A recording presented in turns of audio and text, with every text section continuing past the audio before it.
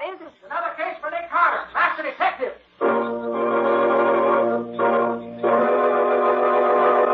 Yes, it's another case for that most famous of all manhunters, the detective whose ability at solving crime is unequaled in the history of detective fiction, Nick Carter, Master Detective.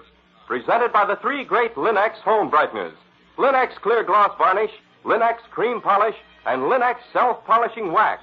Created by Acme, America's great producer of fine Acme quality paints.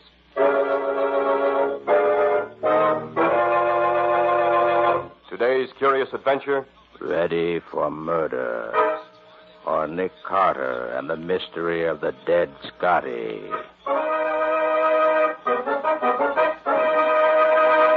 In just a moment, we'll hear how the dead Scotty dog helped Nick Carter solve the mystery of the Ames farm, and of how he saved from death the young heir to the estate who was ready for murder. You know, it doesn't take folks long to learn what's worthwhile. That's why millions of wise American homemakers have discovered Chemtone, the miracle wall finish. That's why they're now discovering this new magic for woodwork, floors, and furniture, the three great Linex home brighteners. Linex Clear Gloss Varnish to give lustrous, longer-lasting protection to every wood and linoleum surface.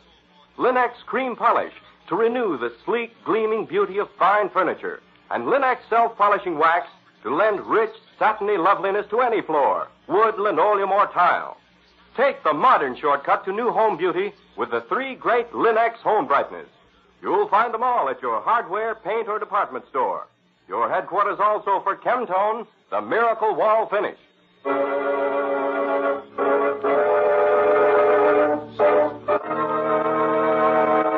And now for today's mysterious adventure with Nick Carter. As our story opens, we find Nick and Patsy just entering the hotel room of John Ames, a young friend of Nick. Oh, hello, Nick. Patsy. Hello. John. Glad to see you. Come on in. Thanks. Good to see you again. Oh, Nick, look at that darling Scotty on the bed. Hey, Mac, get down off that bed. I look so cute there with his head on the pillow. I've never been able to break McTavish of the habit. Oh, by the way, this is Chief Danis of the local police. Nick Carter and Patsy Bowen, Chief. How do you do? Carter? Well, let's get down to business. Chief Danis and I have just come from my Aunt Mary's funeral, as you know. The coroner's verdict was that my Aunt Mary killed herself with aconite. But I don't believe it. Why not, John? Well, first, because she wasn't the suicide kind. Second, because if she'd wanted to kill herself, she would have used poison she was more familiar with. She was a gardener, knew all about nicotine sulfate and arsenic and so on. Well, nothing very positive there. Well, Mr. Carter, how about this? Since John's grandfather, old Henry Ames, passed on at the age of 83 4 years ago, 3 of the heirs have died. Typhoid killed Frank last year. Phil was shot in a hunting accident 2 years ago. And now Mary dies of aconite poisoning. But the Purcells keep right on running the farm, the way they always have. Who are the Purcells? Adam and Paul Purcell were first employed as farm managers by my grandfather. Each successive owner since then's kept them on. So far, everything seems quite open and above board. Yes, but each time one of the last 3 Ameses has died, the word murder has been whispered all over town. But why? I don't get. Well, just a feeling, no proof at all, but the rumor persists that the Purcells know more about than they can let on. And as a medical student, I can say that the chances of 3 healthy people dying off like that, one after another, purely as a coincidence, is less than 1 in 100. Is there any question about your grandfather's death being natural? Well, no, none at all. And how about Phil? He shot himself in the chest while out hunting with the Purcells. And it was his gun, with only his fingerprints on it. I see. And how about Frank's death? Died in bed of typhoid. Nothing to show it wasn't on the level? Not a thing, Mr. Carter. Uh-huh. Well, now tell me about your Aunt Mary's death. Anything wrong there? Well, nothing you can put your finger on. Oh, here are the facts. And I want to say that they've been checked and proven in every detail. That's right, Mr. Carter. What John will tell you is nothing but facts. All right, let's have 'em. Aunt Mary lived alone in the big house. The Purcells and Lizzie Gregg, their hired girl, lived in the tenant house. Lizzie took care of the big house and got the meals for Aunt Mary, but she didn't sleep there. Well, this particular morning, Lizzie walked over to the big house at 7 in the morning, called my aunt, got no answer, and investigated. My aunt was in bed, dead. And it snowed that night before all night. And the tracks we found when we got there proved, mind you, that no one was in the house that night with his aunt. And the post-mortem shows she died of aconite poisoning, huh? Yes, a minute dose, but fatal and positive. Just enough to kill her. Where'd you get this aconite? Now, Lizzie used it for a heart condition for years. Kept the bottle in the big house in the kitchen cabinet. Oh, I see. The bottle was found on his aunt's bedside table, with her fingerprints plainly showing on top of Lizzie's. But it couldn't be an accident, because aconite is neither odorless nor tasteless and couldn't be taken without knowing it. And the poison was administered to my aunt through her mouth. Oh, it certainly looks like suicide to me. Except for one thing, Patsy. What's that? A person going to commit suicide would pour themselves out a good sizable portion of the poison they intended to use. Not just barely enough to kill them. She wouldn't know enough to do that. If she didn't leave any suicide note either. But if it wasn't suicide, and if she couldn't have taken it by accident, and if nobody could have forced it on her without her knowing it was being done, where does that leave you? Exactly, Patsy. It proves just one thing in my mind. It proves a cold-blooded, deliberate murder, carefully planned and executed. I don't know how it was done, but it was. The same goes for Phil's death and Frank's.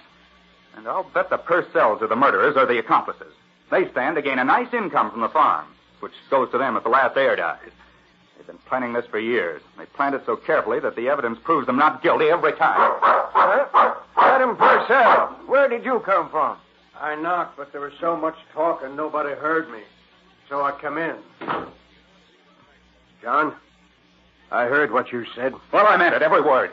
How do you happen to be here, Purcell? I heard John was coming down here to meet Chief Dennis and you, Mr. Carter. I guessed why, so I followed him. To spy on me? No, young man, not to spy, to resign. Paul and Lizzie are against the idea. I'm the elder brother, and what I say goes. You mean you'll all move off the farm? Just that, and right now. Mr. Purcell, I meant every word I said just now, and I'm not taking back a word of it. But you can't resign, and I can't let you go. No. Why not? Because if they go now, it means either they're quitting under fire, or I'm afraid to live on the farm with them. Besides, I need farm managers, and the Purcells are the best managers I know. I think you're right, John. Well, how do you feel about it, Mr. Purcell? I don't know.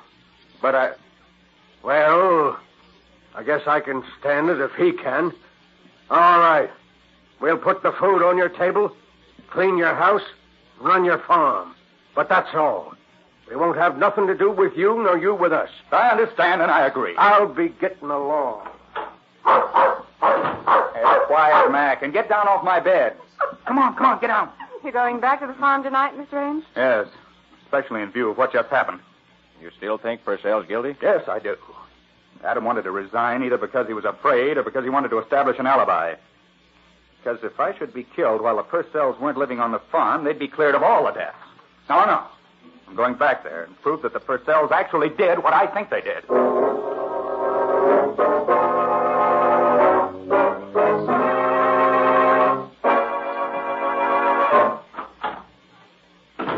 Well, Mac, this seems to be the kitchen. Oh, there's nobody here.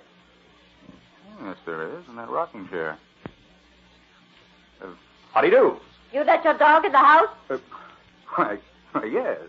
Because Max always lived with me in my room. Tain't fitting. Where do you sleep? Why, in the master bedroom, of course. Good. Best room in the house. What time you want breakfast? About 8 o'clock. I'd like eggs, bacon, and coffee. You set the time, young man, and I'll furnish the meals. Good night. Well, yes, Mac, that was probably Lizzie. Well, if that's the way they want it, okay. Come on, let's have a look at our house.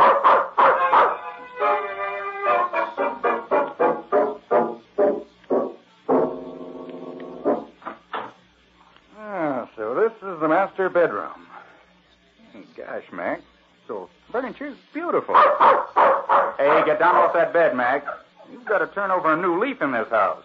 Lizzie won't have you sleeping on beds, I know. Oh, all right. Stay there for now. Gosh, I wonder why the whole house smells so strongly of alcohol. Smells like a bottle. The phone's here in the bedroom. Swell. Hello? Hello, John. I just thought I'd call and see how you're making out. Oh, gosh, Nick, it's good to hear your voice. This is a grand old house, but it's so quiet you can cut it with a knife. Any new ideas yet? Yes, one or two. Nick, I'd like to have you get me a permit to exhume Frank Ames' body and autopsy the remains. If arsenical poisoning was wrongly diagnosed as typhoid, that can still be checked. All right, John. I'll bring the permit out with me when I come tomorrow. Oh, by the way, if the Purcells were to inherit the farm, where would Lizzie come in? She wouldn't. She has no interest in it at all. She wouldn't get to touch a dollar of it. Why? Oh, just wondered. I understand Lizzie and Paul were talking of getting married about 5 years ago, but nothing came of it. I see. Well, all right, John. I'll see you about 11 in the morning. Good night. Good night, Nick. Well, come on, Mac. You'll have to get off the bed now because I'm getting in it myself.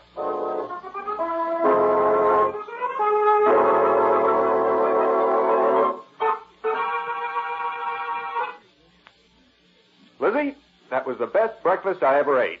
And I mean it. Yes, maybe you do. I know when I'm being made fun of. Lizzie, I wonder if you could manage to get rid of that barrel of alcohol I saw in the cellar this morning. I can smell it all over the house. You better speak to Paul, young man. I've been trying to get rid of that barrel all winter. It leaks. Yes, it certainly does. You'll have to get Paul to get rid of it. And he's real stubborn. Hey, where is Paul now? Plowing, of course. Where else this time of year? Well, thanks, Lizzie. See if I can find him.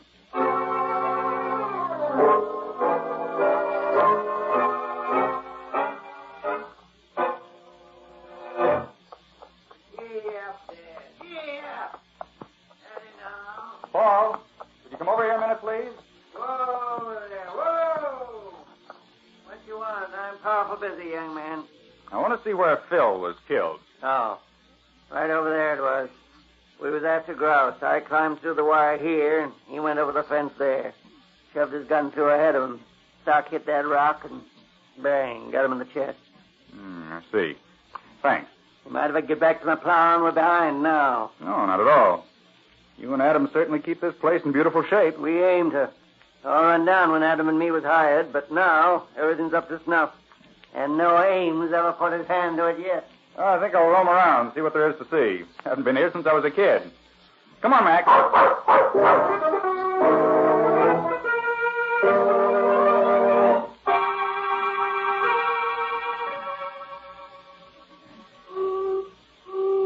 Hey, Mac, look at the time. 11 o'clock. Must be Nick blowing for us. Come on. We'll go back through the cattle lane. Ought to be the quickest way to the house. Oh, gosh, this cattle lane's a beautiful job. Almost 200 yards straight from the barn out to the fields where the cows are put out to pasture. Fenced on both sides with 5 strands of barbed wire. Oh, each one of them as tight as a banjo string. That, Mac, is a model fence if I ever saw one. Yes, Mac, I see him. It's Nick, all right. Oh, he's got Patsy with him. Watch out! Watch out now! Hey, under the fence, guy, quick. I'll have to go over the top if I can jump that high.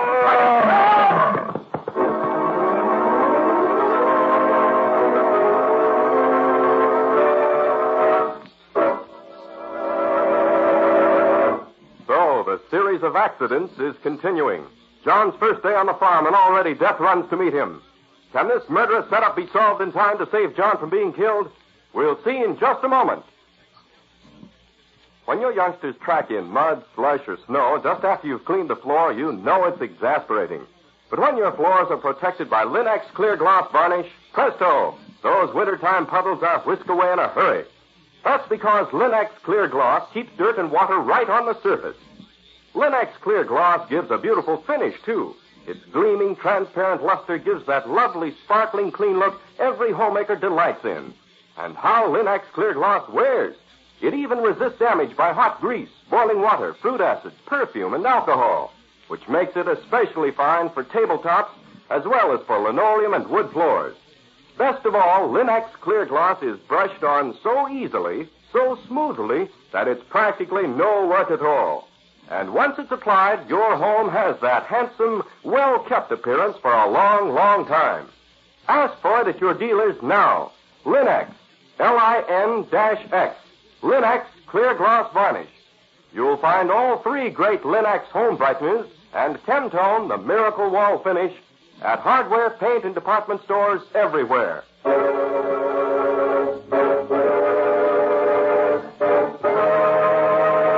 And now back to our story. As we left John, he was in a narrow lane, hemmed in on both sides with high barbed wire, trying to escape the mad rush of a bull charging down on him from the farm. It is now a few minutes later. The bull get you, John? No, I'm all right. I never saw such a pretty bit of balding as you did over the top of that fence. I can't understand it. The bull couldn't break out of his pen. Somebody must have left the gate to the pen unlatched. Well, it doesn't matter now. No damage was done. I told you that bull to get away someday. Told you to padlock the pen. But no, you men knew it all. What are you doing here, Lizzie? Get back to the house where you belong. Come down here to tell the young man he's got company. I see he's found out for himself. Yes, I found him. Well, John, shall we go somewhere and talk? We won't be disturbed there.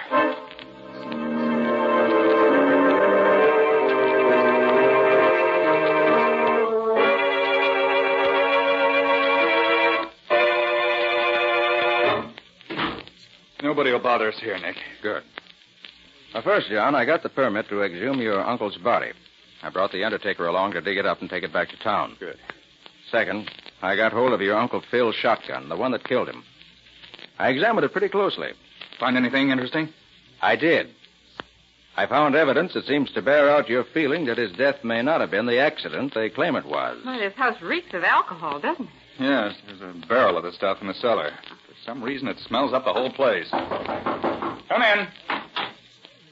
Young man, you'll leave this farm tonight. Otherwise, you're going to get yourself killed. Killed? By whom? Maybe I don't know, and maybe I do.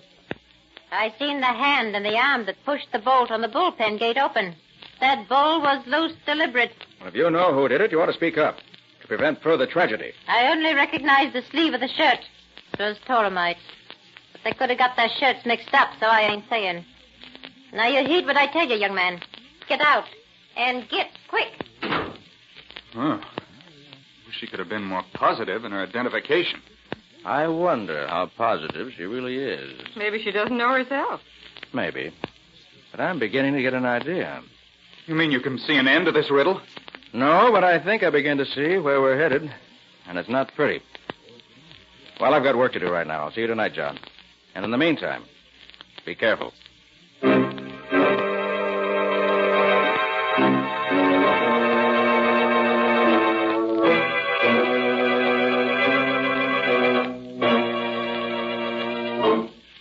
Hello?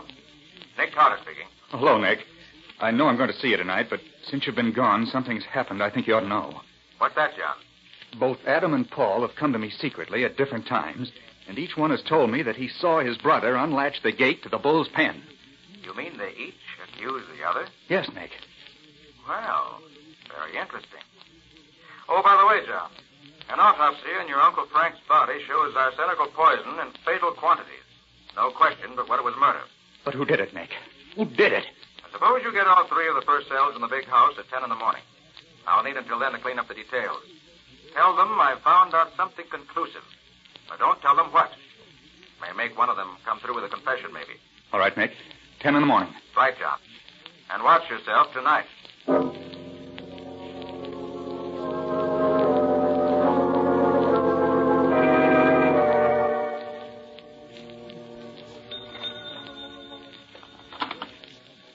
Operator. Emergency. I'm poisoned. Get me a doctor quick. And then get Nick Carter at the hotel. You got that? Get a doctor. And then call Nick Carter.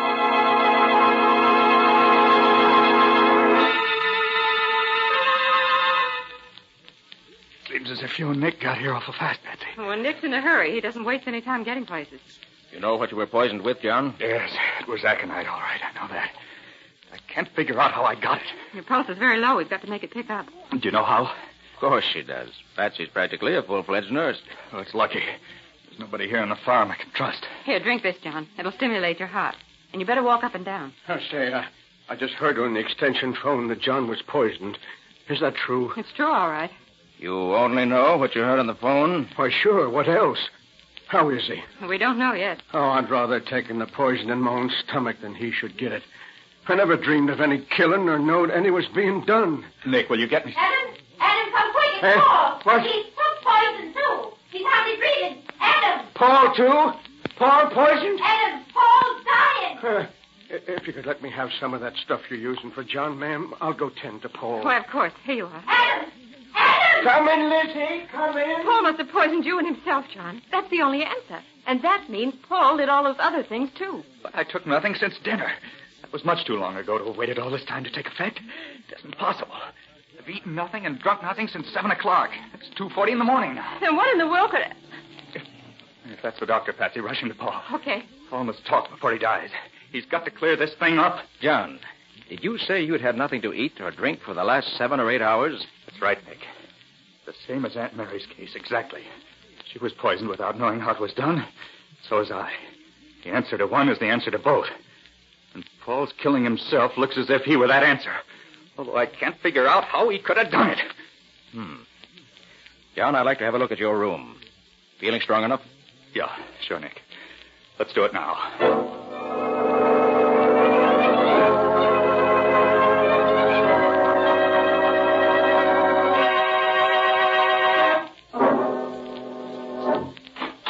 Nick, do you think that... Hey, Mac, get off that bed. Hey, Mac, come on. Mac! That's funny. Usually... Nick! He's dead. Don't touch him. Why not? Look, John. His head's on the pillow in the same place yours would be if you were in bed. Yes, Nick, but so what? You slept on that pillow and almost died. Mac sleeps there and does die. Doesn't that mean anything to you? No, I'm afraid not. What should it mean? Aconite was poured on the pillowcase before you went to bed. What? Remember, aconite is so powerful it can be absorbed through the skin, particularly the thin, damp mucous membrane of the lips. That's right, Nick. A person sleeping on that pillow with aconite spilled on it would poison himself in a couple of hours. Because you were restless, you got up before the dose was fatal. But Mac, with his very bad habit of sleeping on your pillow and sleeping very soundly, slept there once too often. But, Nick, why didn't I smell it? What does aconite smell like? Well, alcohol. Right. Oh, of course, the house reeks of alcohol. Naturally, I'd never smell it. That alcohol smell is part of the plot, John. But who, Nick? Who? Let's get everybody together and talk it over. Maybe that way we'll get along faster.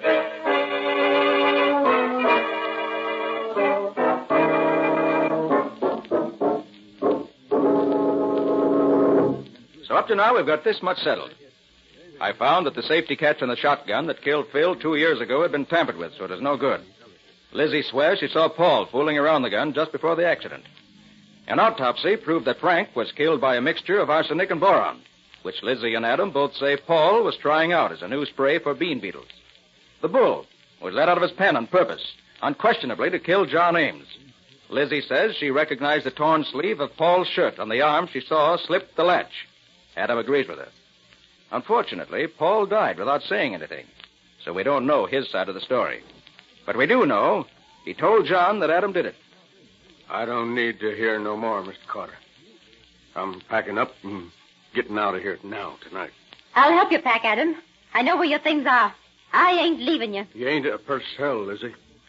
Tain't fair to ask you to share my troubles. But I want to, Adam. I've always looked after you. You think I'm going to stop now? Lizzie, you're real kind, but I can't allow it. I can take care of myself. Adam, if I were you, I wouldn't refuse Lizzie like that. Huh? She's in love with you. She ain't neither. Lizzie's an old maid. That's where you're wrong. And that's where everybody went wrong. Lizzie is in love with you. That's how all this came to happen. Oh, Nick, you aren't making any sense now. Yes, I am, Patsy. Lizzie hated Paul for not marrying her that time they were engaged. Now she's grown to love Adam, and she wanted him to have the farm because she thought that was what he wanted more than anything else in the world. So she tried to kill off the heirs, one after another, and throw the blame on Paul. But the safety catch on Phil's gun, the poison that killed Frank. Oh, John, any farm woman knows enough to do those things, and she killed your Aunt Mary the same way she tried to kill you. No trace of aconite was found on your aunt's pillow because Lizzie changed the pillowcase before calling for help. She'd have changed yours, too, if things had gone right, but she didn't have time. And every once in a while, she spilled a little alcohol out of the barrel in the cellar to keep the house smelling of it. But that's not proof, Nick. No, it isn't. But I'm willing to bet that if you look, you'll find she just changed Paul's pillowcase. And I don't doubt you'll find that pillowcase still smelling of aconite somewhere in the house where the Purcells live. And that will be proof. You don't need to look. Of course I done it. All of it. Just like you say. It was easy. You're all so dumb. Just like old men. Never thought a woman could do anything for you but cook and sew. Letting the bull out of his pen. You couldn't have done that. Oh, couldn't I? Look at my hands. They look just like a man. I put one of Paul's shirts under my skirt when I went out to the barn and slipped it over my arm when I opened the bolt. Nobody knowed it was me.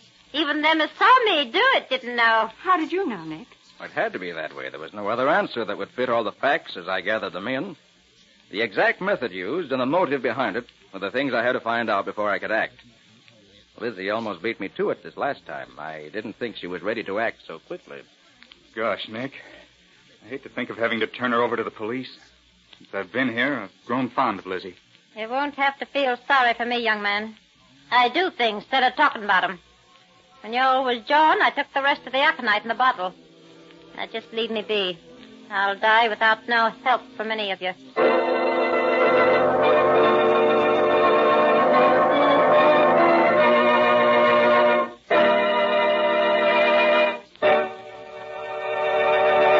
In just a moment, Nick and Patsy will bring you a preview of next week's exciting case. But first, a word to the ladies. Homemaking is an art that brings genuine happiness to everyone who lives in a well-kept home, everyone who visits it. It's a real achievement to keep your home attractive. So it's worthwhile to know how much help the three great Lin-X home brighteners can give you. Lin-X cream polish, for instance, restores the original shining beauty of your fine furniture, disposes of blurry fingerprints almost by magic, gets rid of that cloudy film left by dust and old polish. Lin-X cream polish helps hide ugly scratches, too. Yet it takes only one quick application, because Lin-X cream polish actually cleans your furniture as it polishes, leaving it spick and span, bringing out the true beauty of the wood. What's more, Lin-X cream polish dries to a hard surface without oiliness to attract more dust. Ask your dealer for the modern furniture polish which cleans as it polishes, saving one whole step in your cleaning routine. Ask him for Lin-X cream polish for fine furniture. You'll find all three great Lin-X home brighteners, Lin-X self-polishing wax, Lin-X clear gloss varnish, and Lin-X cream polish at your nearest hardware, paint, or department store.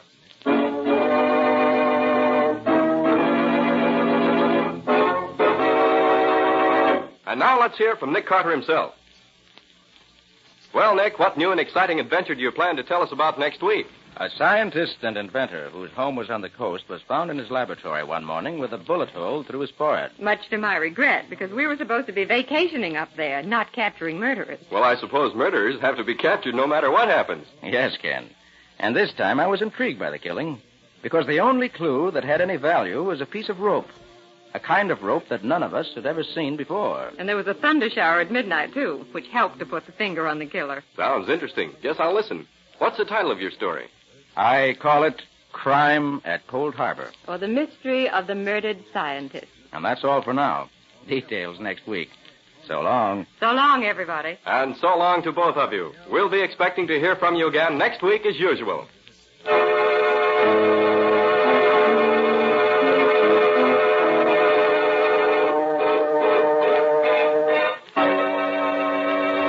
Next week at this same time, listen to another curious experience of Nick Carter, Master Detective, entitled Crime at Cold Harbor. Or Nick Carter and the Mystery of the Murdered Scientist.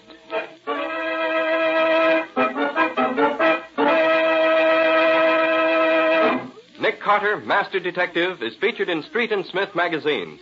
Lon Clark is starred as Nick with Helen Choate as Patsy. Original music is played by Lou White, and the programs are written and directed by Jock McGregor. Nick Carter, Master Detective, is presented at this time and over these same stations each week by the three great Lin-X home brighteners. Lin-X clear gloss varnish, Lin-X cream polish, and Lin-X self-polishing wax, created by Acme, America's great producer of Acme fine quality paints. This is Ken Powell speaking for the thousands of Lin-X dealers all over America and saying so long until next week. This is Mutual.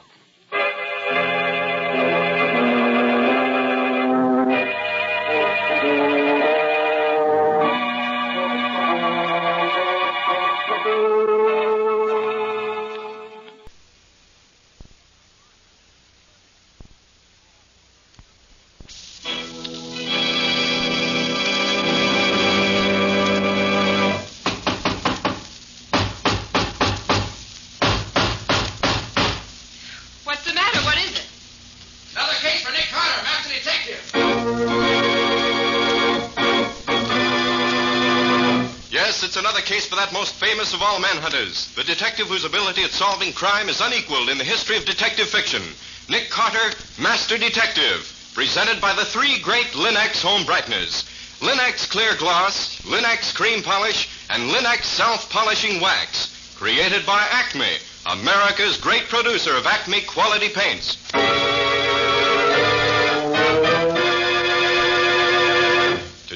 mysterious adventure?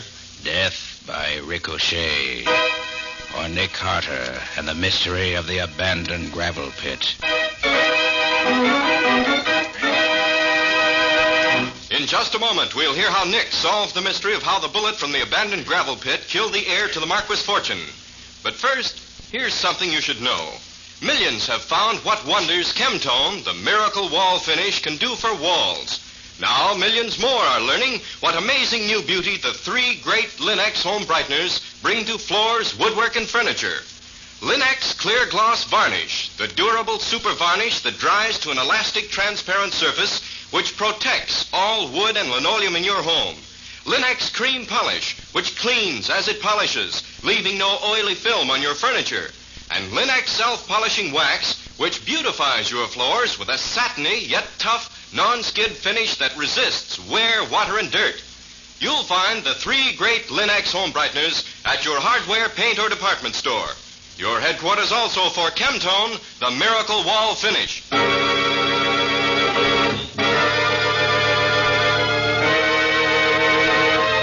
And now for today's mysterious adventure with Nick Carter. As we open our story, Nick is talking with a young friend of his whom Patsy has just brought in. But if it's not a criminal case, John, why come to me? Because it's the next thing to it, Nick. Well, all right. Let's hear it. We'll better take notes, Patsy, in case we want them later. Of course, Nick. Go ahead, Mr. Man. Nick, I killed a man this morning. What?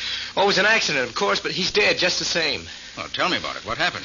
Well, I was shooting in the old gravel pit back of my place on the highway. I've been shooting there a lot, getting ready for the pistol meet that's coming up. Well, this morning I was practicing out there when one of my slugs hit something and ricocheted. I never dreamed that a ricochet could get out of the gravel pit, but this one did, and traveled as far as the Marquis estate. You mean the Clara Marquis estate? Yeah, that's right.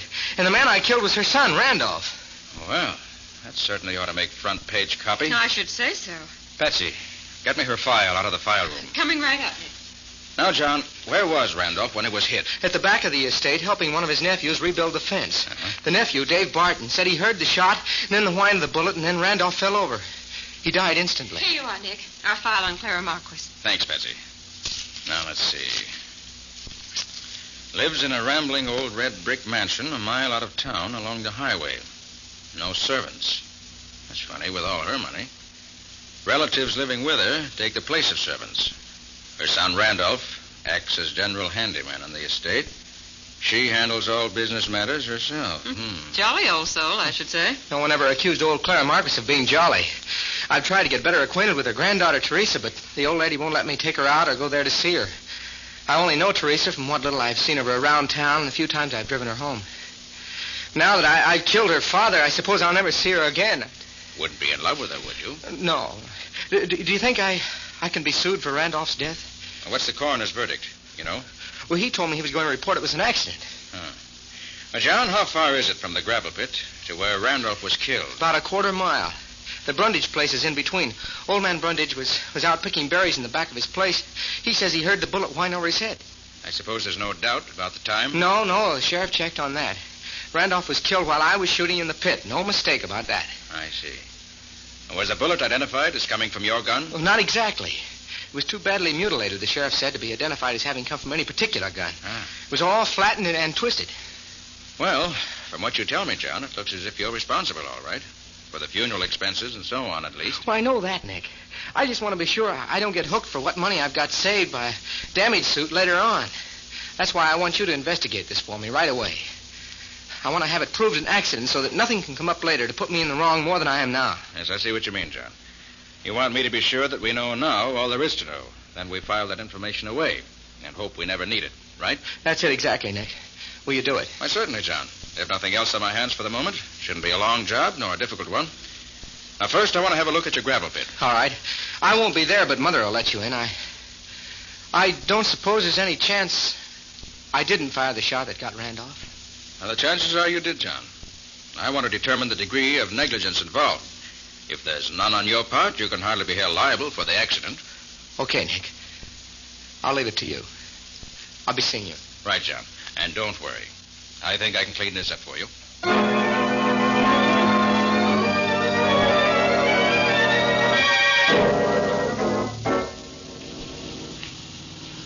It doesn't seem possible that a .45 bullet could get out of that gravel pit. And especially not going fast enough to travel a quarter of a mile afterwards. Strange things happen with bullets sometimes, Patsy. I suppose. You heard what Mr. Brundage said. Yes, according to him, about as many bullets come out of the gravel pit as stay in. He said he's heard them whizzing over his head many a time. Well, he was probably exaggerating. But there's no question but what he heard the one that killed Randolph Marquis this morning. Said it went only about a foot or so over his head. Is that possible, Nick? Oh, yes, indeed. Perfectly possible. And from the way John May's target is set up in the pit, a bullet that did get loose might very well come right across Brundage's berry patch. Well, I certainly hope you find some way to prove Mr. May didn't do it. He's such a nice fellow. I don't expect to prove that, Patsy. You don't? By the way, how well do you know Teresa Marquis? Not too well. Think you could use her name to get us in to look over the grounds, in case the old lady objects? Oh, gosh, Nick, that's a big order. Nobody has any say around there but old Clara herself, so I understand. I'll try it. What can we lose? Atta girl. Let's attack them from all sides at once.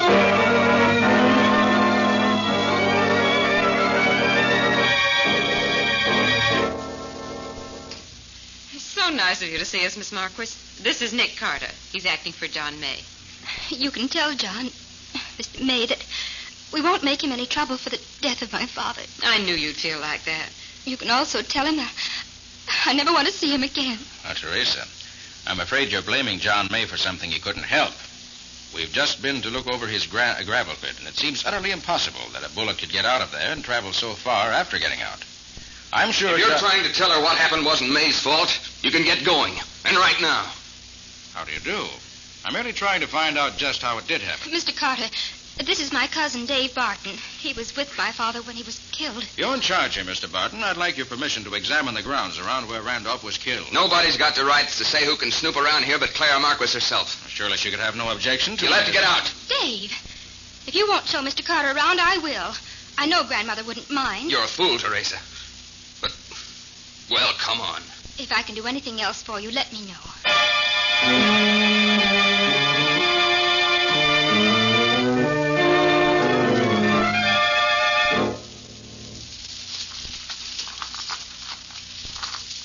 We were putting up a new fence here, Brandy and I.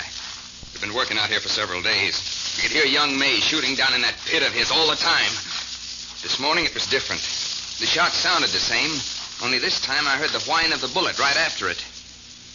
Now there, here's where Randy was standing. I was down there. The time I got to him was deader than a doornail. If I could get my hands on that young May... Mr. Barton, is that fence over there about 30 feet? The edge of your property? Yes. The bushes there on Brundage's side. He was picking berries out there somewhere this morning when Randy was killed. Nick, would you hear the shot before you heard the whine of the bullet going by? Certainly, Patsy. You would with an Army 45, which John was using. Because of the size of the bullet, its velocity is slower than that of sound. So you'll hear the report before you hear the bullet.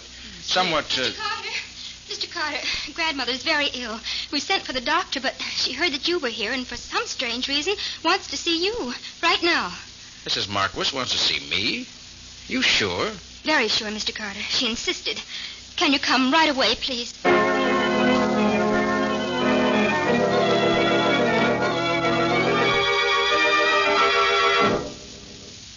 I've heard about you, Nick Carter.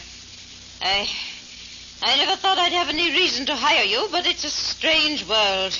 I think heaven sent you here today. Well, Mrs. Marquis, I've been called many things, but never heaven sent. There you are this time.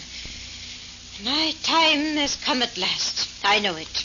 Dr. Sutton always said a shock would finish me, and Randolph's death has done it. I know. Nonsense, Mrs. Marquis. You'll live for years yet. Rubbish. I'll be dead by tomorrow. And I want you to make a will before I go. That's why I wanted to see you alone like this. But, madam, I'm not a lawyer. I know what you are. And I know you're honest. You can draw up a will, can't you? Yes, of course I can. Very well, then. Do it. I've never had a will, and I want one. Very well. You'll tell me what disposition you want made of your property. I'll draw it up for you. Well, that's easy. Half my estate goes to Teresa. The other half is to be divided equally between my other 5 grandchildren. I see. And who's to be executor? Teresa. She's the only one of the whole bunch I'd trust. Of course, I'll have to have the names of the 5 grandchildren. Of course you will. Of course you will. They're Bartons. David, Forrest, and Jack. And the twins, Myrtle and Hazel. Very well, Mrs. Marquis. I'll have this ready for your signature in the morning. No, morning nothing. You'll have it ready for me just as soon as you can get it written down on paper. There's an old typewriter in the library you can use. Now, hurry up, Mr. Carter, and let's get this over with.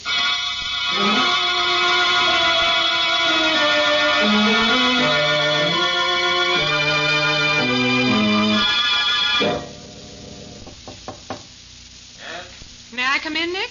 Oh, yes, Patsy. I've finished what I'm doing. You've been writing out the old lady's will? Why, what makes you think that? I can't think of any other reason why you should lock yourself up in this musty old library and spend an hour pounding on a typewriter. You're quite right, Patsy. But keep it to yourself. Does she take good care of Teresa? None of your business, my inquisitive young assistant. All right, suit yourself. I came to tell you the doctor's here. He says you'll have to wait before you can see Clara. She's lapsed into a coma. What? Says she may come out and she may not. But if she does, her mind will be clear enough to sign the will, in case that was what you wanted. Oh, what a bunch of mind readers around here. Okay, I'll wait. Oh, by the way, Nick, we're invited to dine with the Bartons tonight. Oh, good. I'm getting hungry. You haven't seen the rest of them yet. Maybe you won't be so happy about it when you do. Why? You seen them? I'll say I have. Besides Dave Barton, the man we met when we first got here, there's Forrest. He's sort of a dope, apparently. And there's Jack, a rather good-looking kid of about 20. And, last but not least, there are the twins, Myrtle and Hazel. They cute? Cute. They're 30 if they're a day. They look 40 and act 50. They're a pair, no mistake. And incidentally, we're eating in the kitchen, if it interests you. Where we eat is secondary, Patsy. It's the eating part of it that really interests me. That kitchen is something, too. I just saw it. It's the most home-like part of the whole house. Cozy and comfortable. I don't think it's a bit bigger than Madison Square Garden. And with a shotgun behind the door to add just the right touch. Now, Patsy, I want you to take care of this will I've drawn up. The moment old Clara comes to, have her sign it. And if you're fond of Teresa, pray that the old lady does come to before she dies. All right, Nick, I'll take care of it. Good. Now I'm going to call John May and tell him to come here to the Marquis estate about 8 o'clock. Well, why do that, Nick? You may start something. Maybe, but I think it's the wise thing to do. I want you to find Teresa and persuade her to go and meet him in the drive when he blows his horn twice. Now, that's important. Okay, Nick. She's to meet him in the drive when he blows his horn twice.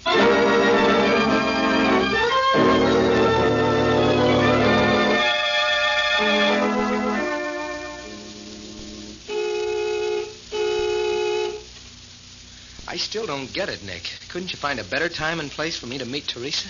A better time, perhaps, but not a better place. John, I want you to take Teresa away from here at once. Are you kidding? I am not. The odds are that you'll be saving her life. Before morning, she may be in deadly peril. Believe me. Okay, Nick. I'll take her. If she comes. Oh, John. John. Teresa. Oh, darling. John. Which is my cue to...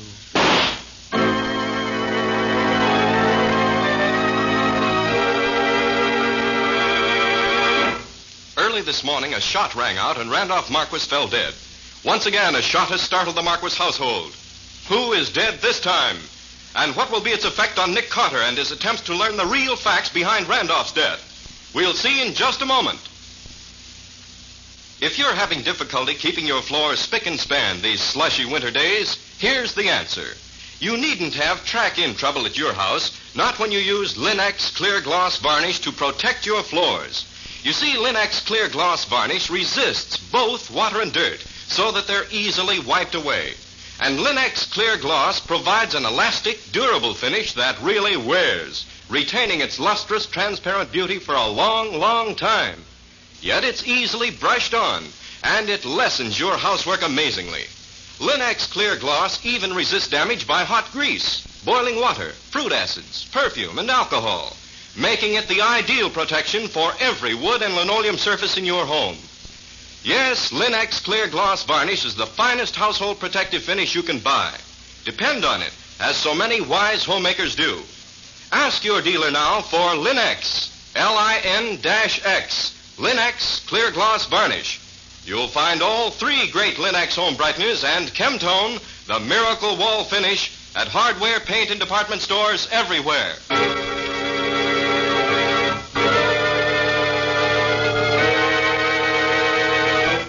now, back to our story. The report of the shotgun, which startled Nick and the rest of the Marquis household, seemed to come from the room where Clara Marquis lay dying. Nick and Patsy raced to the door of the room, only to find the twins, Myrtle and Hazel, standing in the doorway, staring fascinatedly at the old lady's bed. What's happened? What was... Don't look at her, Patsy. Oh. Oh, it's ghastly. Her face has been blown away. Why, she's... Why, Dr. Sutton. Dr. Sutton. What's happened to him, Nick? Why, he's out cold, Patsy. Oh. A blow in the back of the head, I should say. Dr. Sutton. What's happened to you, Doctor? I don't know. I was alone here with a patient. Something hit me. That's all I know.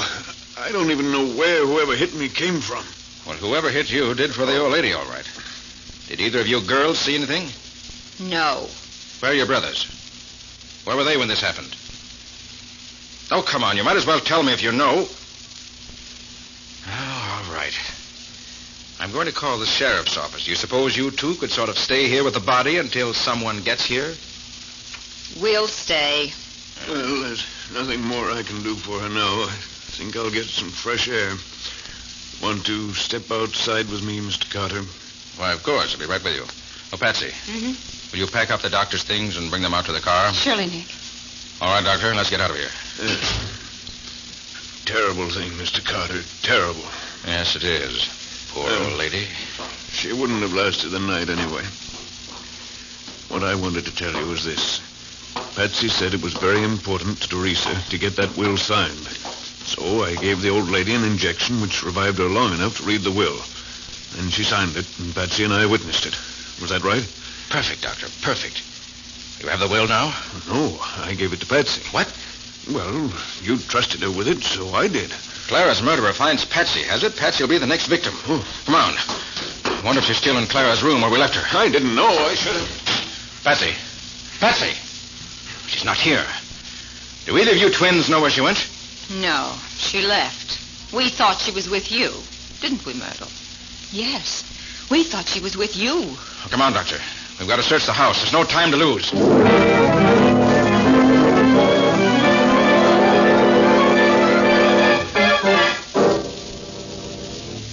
Well, Doctor, we've been through this house from cellar to attic.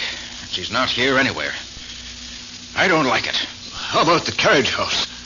There's a light upstairs there. Oh, yes, sure there is. Well, let's have a look up there. Oh, that's funny. John May's car's still here. Yes. Didn't take Teresa away after all. I wonder why. Well, I hope we find Patsy up here. Merciful heavens. Oh, Martin, stop that. Let John alone. You keep out of this. This dirty murderer's getting what coming to him. The law won't do nothing to John May, but we will. Martin, if you touch him again, I'll shoot to kill. You wouldn't have the nerve. There's plenty of nerve for cowards like you. All right. You're on top for now. But we'll get him later. See if we don't. How do you two? Forrest and Jack, let Teresa go. All right. Take that gag out of her mouth. Be quick about it. Oh, Mr. Carter. Oh, thank heaven you've come. Oh, Doctor, you better have a look at May. He's pretty badly beaten up. Only thing holding him up are the ropes tying him to that post. Yes. He's in a pretty bad way. Dave must have hit John at least 20 times. What happened, Teresa? Well, they got John right after you left and made me come with them. They brought us up here and tied John to the post so that he couldn't defend himself. Then they gagged me. Hold on. You mean that all three of them, Forrest, Jake, and Dave, have been with you since right after I left you with John? Why, yes. Why? Has anything happened? I'll say there has. Take care of things, Doctor. I've got a job to do.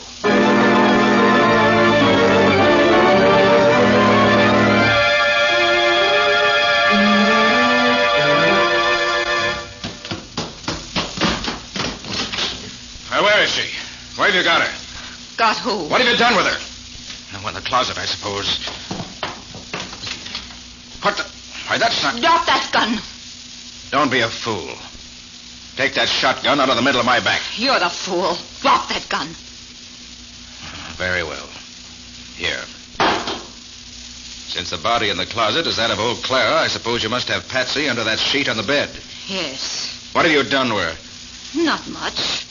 We had to twist her arm a little to make her tell us where she put the will, that's all. Isn't it, Myrtle? Yes. We have it now. It's torn in little pieces. All right. So you've got what you wanted. Now let us go. No. We got us a lawyer, too. We know you and your girl could go to court and tell what the will was, and that would be as good as a will. Yes, we aim to take care of you both. You can't get away with this. I warn you. Yes, we can. Easy. We'll say Teresa did it. Yes, we will. You didn't suspect us, neither will anyone else. We'll blame Teresa. Well, Patsy, I've heard about enough, haven't you? Oh, you don't? Sorry to hit a woman, but... All right, Patsy. That takes care of the twins for now. Now, let's see what you look like under that sheet. Wait a minute. Wait till I get this gag out of your mouth. There. Oh, Nick, I thought you'd never get here. How'd you ever get away from that gun she was holding in your back? I've studied commando tactics, Patsy. One thing I learned was that if someone is holding a gun at your back, you can twist away from the gun faster than if someone can pull the trigger. Oh. Try it sometime. Thanks. I'll take your word for it gladly. So, with Hazel, or Myrtle, knocked cold from the recoil of that 10-gauge shotgun, and Myrtle, or Hazel, out cold from the sock on the jaw I was supposed to give her, we have peace. Temporarily. Peace. Blessed peace. Even temporary peace. I hope the sheriff gets here pretty soon now. I'd like to get rid of these two vipers. Viperesses, Nick. Viperesses. Before they try biting someone else.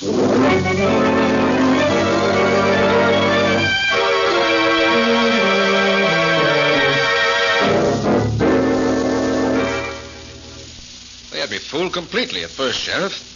I didn't believe either of those twins could handle as big a gun as a 10-gauge shotgun. And yet I felt sure, as soon as I saw that shotgun, that the .45 bullet that killed Randolph Marquis came from its barrel. But why? Old man Brundage said he heard it whine over his head. Well, the whine of a ricocheting bullet, John, is one of the most deceptive sounds in the world. You can't tell really where it comes from. But I was right with Randy. I didn't hear any gun fired close. It was fired from the gravel pit, and the bullet came whining. Of course it did, Barton. The twins were clever enough to pick a mutilated bullet out of the gravel pit where John May shoots. They loaded it into a 10-gauge shell and fired it from behind the bushes on Brundage's property. The bushes acted as a silencer, probably. Both Brundage and Dave heard the whine it set up and assumed it was a ricochet from the pit. Who'd ever think a woman would figure out a way to load a 10-gauge with a banged-up bullet and then lay for a guy and shoot when somebody else shoots a quarter-mile away? Why did they do it, Mr. Carter? Money, Teresa.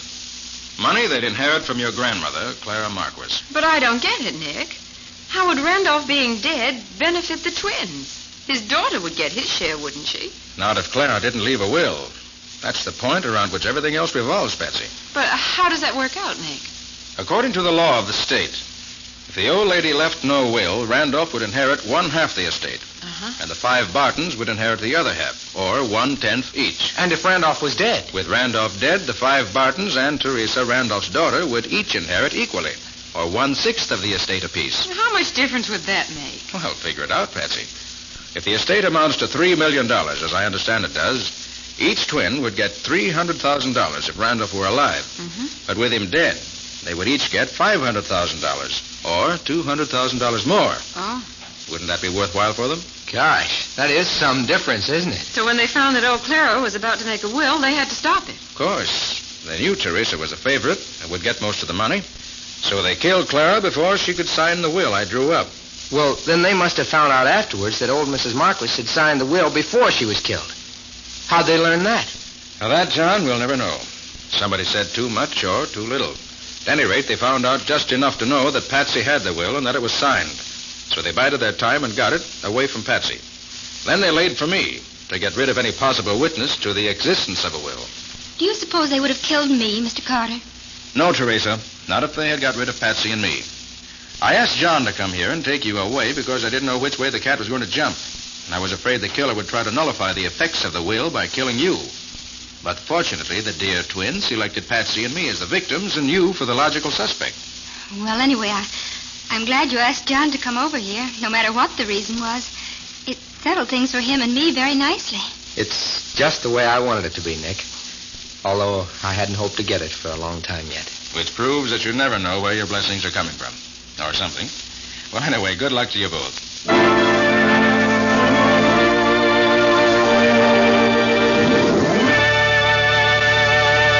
In just a moment, Nick and Patsy will bring you a preview of next week's exciting case.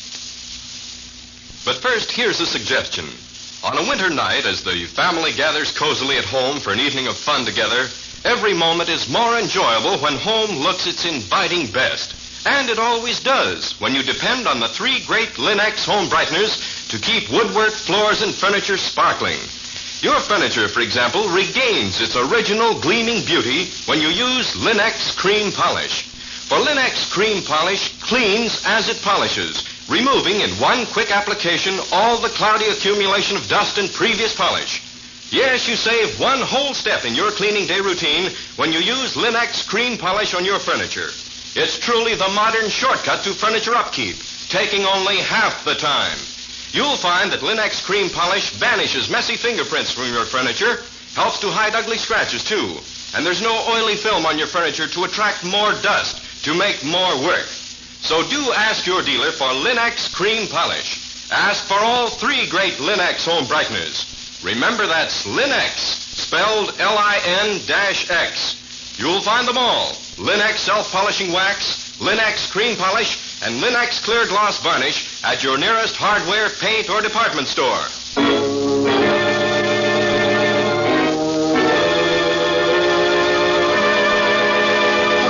And now let's hear from Nick Carter himself. What about it, Nick? Have you an exciting story for next week? Well, next week, Ken, I want to tell you what happened when I stopped off in a little town upstate to tell a rookie cop's family how sorry we were that he'd been killed in line of duty. Well, that doesn't sound very exciting to me.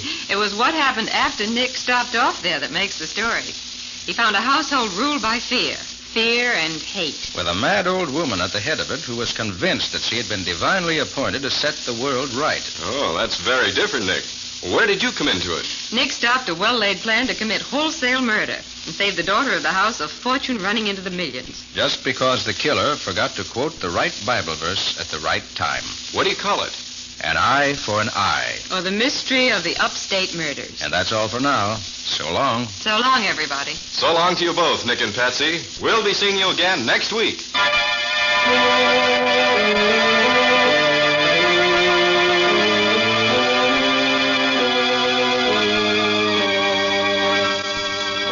Next week at this same time, listen to another curious experience of Nick Carter, Master Detective, entitled An Eye for an Eye. Or Nick Carter and the Mystery of the Upstate Murders.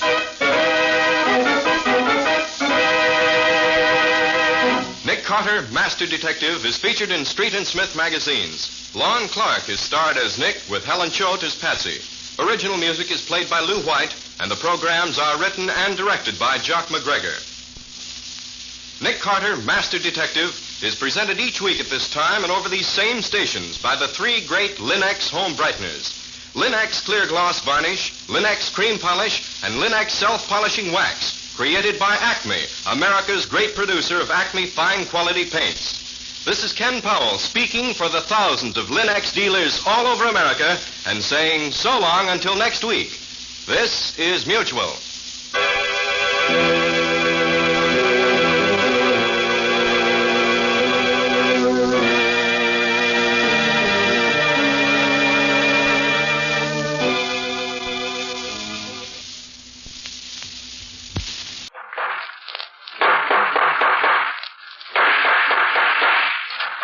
What's the matter? What is it? Another case for Nick Carter, Master Detective.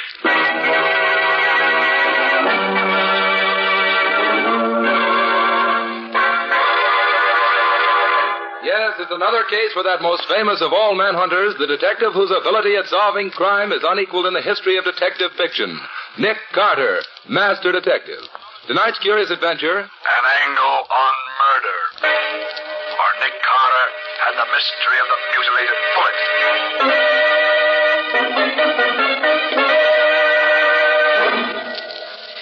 Then I grabbed her, and I wound my fingers around her throat. I squeezed her windpipe tight. Tighter and tighter. What's the matter, Patsy? Oh, Nick, put the lights on. All right. And I said I wanted to hear the recorded confession you made of that mad murderer who killed his wife. I didn't think I'd have to listen to it in the dark. Well, that's the way we got him to confess in the first place. Oh, I'll take it, Patsy. Okay, Nick. Nick Carter's office. I'd like to talk to Mr. Nicholas Carter. This is Nick Carter speaking. Oh, hello, Nick. This is John Hamill, the banker's associates. Oh, hello, John. How have you been? Nick, I'm in trouble. I can't discuss it over the phone. How soon can you meet me? Where? On West Street, around the corner from the Greystone building where my offices are. Please get there as fast as you can. All right, John. I'll be there in 10 minutes. Thank you.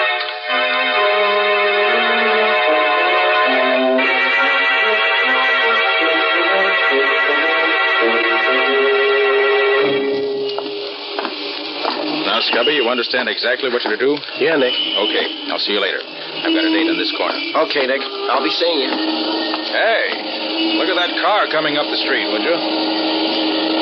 Hey, Nick, watch out. That car's headed right at you. Jump, Nick.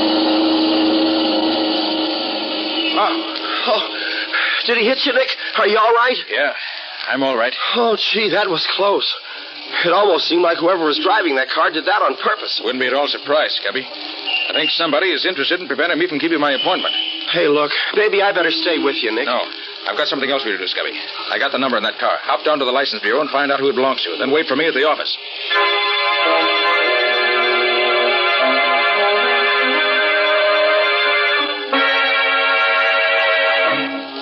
Oh, Nick. Sorry I'm so late. Oh, hello, John. I've been on this corner waiting for you for 20 minutes. Where have you been? Trying to get here without anyone seeing me. Well, why all the mystery? What's up? Wait a minute, Nick. Here, get back in this doorway, quick. Don't let him see us. Well, who was that? Somebody trailing you? I don't know. I never saw him before. Well, then why'd you want to dodge him? You haven't done anything wrong, have you? No, Nick. Absolutely nothing. Now listen, I don't want the police in on this just yet, if I can help it. A banking firm like mine can't stand any unnecessary notoriety. Well, yes, I know, John, but what's this all about? Well, let me explain. I wanted to tell you out here where I can be sure no one will hear us.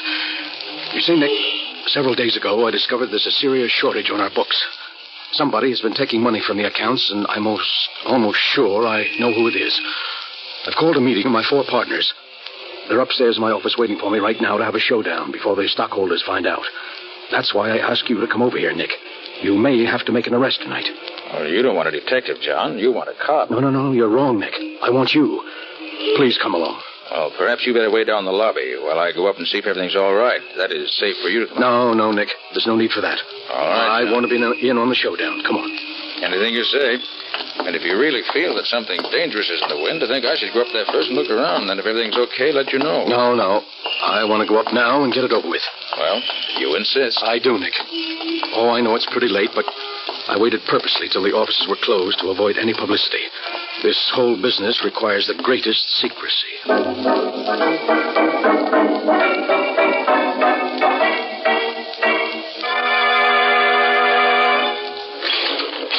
24th floor. Oh, this is our floor, Nick. After you, John. Oh, thank you. Kind of dark in this hallway, isn't it? Yes, the lighting isn't any too good here, but... John, are you hurt bad? Nick. What is it? I mean, what's happened? Why is it John? Quiet, please, quiet. Gentlemen, John Hamill is dead. John Hamill's dead, but that's terrible. How did it happen? That's what I want to know. You seem to know him. Who are you? I could ask you the same question. Who are you? I'm Nick Carter. Nick Carter, the detective? Yes. Oh, well, my name's Tom Burdick. I'm one of Hamill's partners, and these are the others. Mr. Carter, I'm Emil Garrick, and this is Arthur Nelson and Alan Cornish. How do you do, Mr. Carter? You're Cornish, huh? Yes, Mr. Carter. What do you know about this? Nothing. I was in my office all the time. Oh, that's not true, Cornish. I saw you go out in the hall just a few seconds before Hamill was shot. That right, Cornish? Yes, I did go out for a moment. But when the shot was fired, I was back in my office. But why question me? Why don't you ask Burdick where he was, or Nelson McGarrick? Well, I can easily explain where Mr. Nelson and I were. We were both together in my office preparing some papers for tonight's meeting. That's right, Mr. Carter. I was with Mr. Garrick. Which of you men belong to which office? Well, you can see the layout yourself, Mr. Carter. They all open off this L-shaped corridor. First comes Nelson's office, then Burdick's. They're on the long leg of the L. Then on the corner at the end is Cornish's office, directly in line with the corridor to the elevator. And Garrick's office is around the corner on the short leg of the L. That's right. That's out of sight of the elevator completely, isn't it? Sure, you can't even see the corridor from my office. So I see. Then, Cornish, your office is the only one which faces the corridor. I'd like to have a look at it. All right. This way.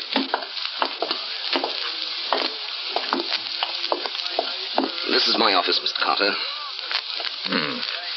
Peculiar order here. Let's see.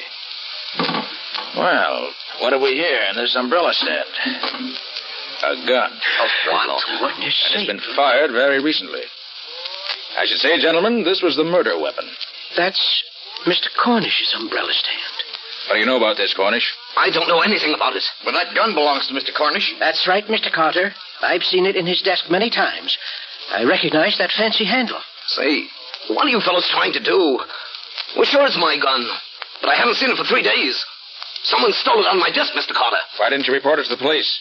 Because I didn't carry a permit for it. I was afraid of getting in trouble. Cornish, I regret that appearances are against you. I'm afraid I'll have to turn you over to the police. You won't turn me over to the police? Well, what happened to the light? Cornish, turn them out. Turn those lights on, somebody. Be honest, Carter. There he goes, Carter. It's Cornish. He's escaping down the hall. Stop, Cornish. Stop or else...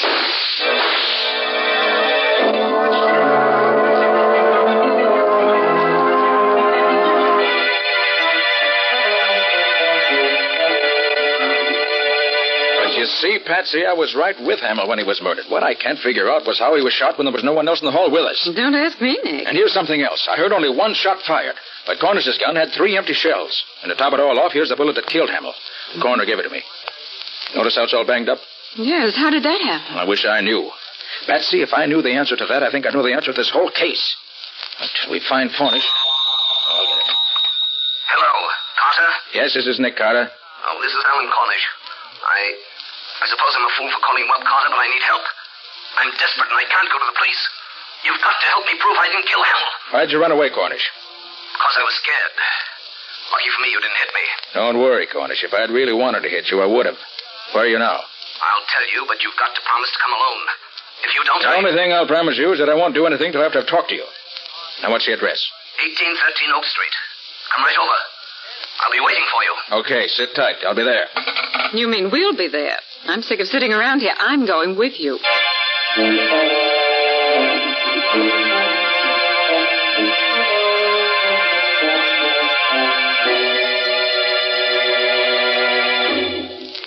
"1813 Oak Street. This is it, Betsy." Gosh, what a creepy-looking place. Certainly not very attractive. Well, come on, let's go in.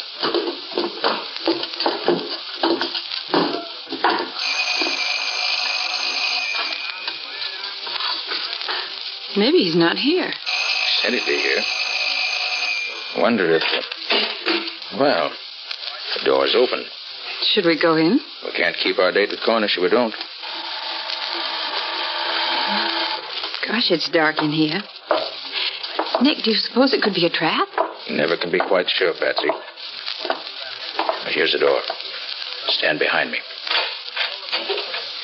Can you see anything in there, Nick? Wait till I get my flashlight. No. Looks deserted. Oh, come on, let's try another room. Gee, this place gives me the jitters. It's practically deserted. Maybe he's in here. Stand back, Patsy.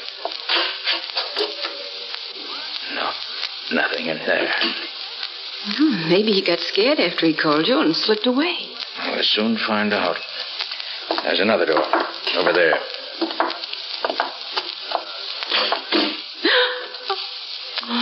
Look, Nick. Is that... Yes. He's hanged himself.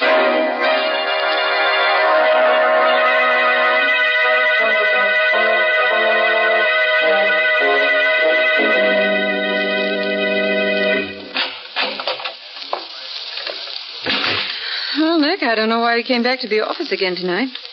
Cornish is dead. I guess that closes the case. Patsy, I'm not satisfied. When I talked to him on the phone, he certainly didn't sound like a man who was going to kill himself.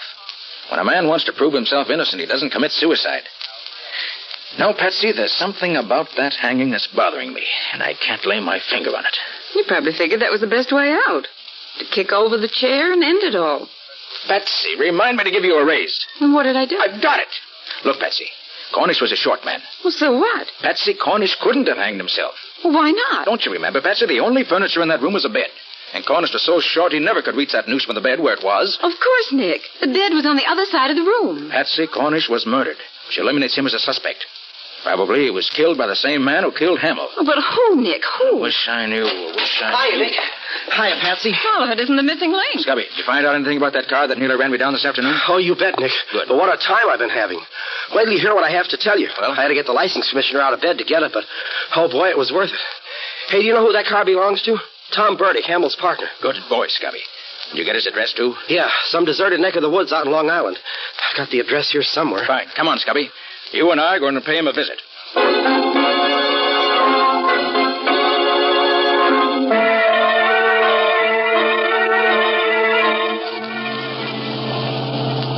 You know, Scubby, the more I think of it, the more it looks as if Tom Burdick might be mixed up in this some way. Oh, I hope so, Nick. Otherwise, we're using up a lot of gas in this jalopy of mine for nothing. Hey, have you noticed anything funny, Nick? You mean that car that's been trailing us for the last few minutes? That's it. What do you make of it, Nick? I don't know, Scubby. And I think we'll be finding out quickly enough. They're overtaking us. Better step on it. Okay, Nick. Here we go. How are we doing? Not so good, Scubby. They're still gaining on us. Can you give her any more gas? I'll try. There. They still coming up? Yes, Scubby. And fast. Dutch, Scubby, they're shooting at us. You're telling me? Watch it. Here they come. Well, I've done all I can, Nick. This old bus won't go any faster. Well, let's try no tricks, Scubby. When they get close to us, slam on your brakes and pull over to the side of the road. Yeah? They won't be expecting that. It may throw them completely off balance and spoil their aim. Okay, Nick. You say when. Now, pull over. Okay.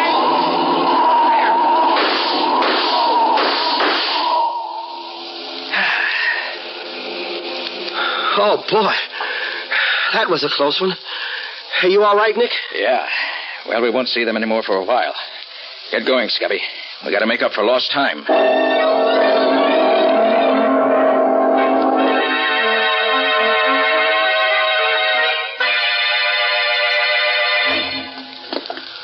Well, Nick, I've got to hand it to you. You have the darndest way of getting into a cellar. Well, we had to get into Burdick's house somehow. This cellar with its trick entrance from the garage looked like the safest way. Especially with those two vicious-looking dogs posted at both the front and back doors to the house. Well, they sure were big ones, too. I'd hate to meet one of them. Hey, where do you think this is going to lead us to, Nick? We should find a stairway going upstairs, unless I'm very much mistaken. Yeah? Yeah. Here's one. All right, let's go up. But careful. All right, Nick, you lead the way. I'm with you. Here's the door. Well, I hope it's open. No, darn it, it's locked. I'll soon fix that. There. All right, Scubby, come on. Oh, wait. Someone's coming to the room, Scubby. Get back. We can hear through the crack of the door. I'll leave it open a little. Well, Mrs. Burdick, I'm certainly glad you called me up. I'm only too happy to be here at a time like this. After all, we're practically neighbors, aren't we? Oh, I just had to talk to someone, Mr. Garrick. I'm so worried about Tom and those horrible things that have been happening at the office. What do you make of all this? Well, I wouldn't worry about it too much, Mrs. Burdick. I'm sure Tom can take care of himself, if he has to. What do you mean, Mr. Garrick? Nothing. But he has been acting rather strangely lately. Well, that's just it. I'm so worried. I haven't seen or heard from him all day. He's never been so late coming home from the office. Why, it's after 11. Oh, there's really nothing to worry about, Mrs. Burdick, even in a case like this. Of course, it looks very peculiar for Tom to be missing his way, especially at this particular time. Mr. Garrick, you don't think Tom had anything to do with all this sort of... Well, Mrs. Burdick, I like Tom very much. I would hate to think that Tom had anything to do with this murder. Of course, Oh, Scubby, we don't seem to be learning much this way. Might as well go in and let him know we're here. Sure, Nick. Good evening, Mr. Garrick. Why, Mr. Carter, what are you doing here? I just came along with one of my assistants, Scubby Wilson, to talk to Mr. Burdick. We came in this way because we didn't want to disturb the dogs. Oh, really? Who are you? Oh, Mrs. Burdick, this is Mr. Nick Carter. He's in charge of investigating Hamill's death. Mr. Carter, the detective? Nothing's happened to Tom, has it? I don't believe so, Mrs. Burdick. I just want to ask him a few questions when he arrives. Well, maybe that's why Tom hasn't come home. Maybe he's afraid of... Maybe that's he now. Wait, I'll go look out the window to see if that's his car. Carter, I must warn you to be careful. Burdick's a dangerous man. Tom, Nick Carter's here. Please, Mrs. Burdick, come away from that window. Here to see you. You won't do him any good that way, Mrs. Burdick. Tom, Stop it, you hear me, please. That's his car, Mr. Carter. Look, he's getting away. Come on, Scubby, let's get after him. Okay, I'll go with you, Carter. Hurry up. I want to know why he runs away when he hears my name.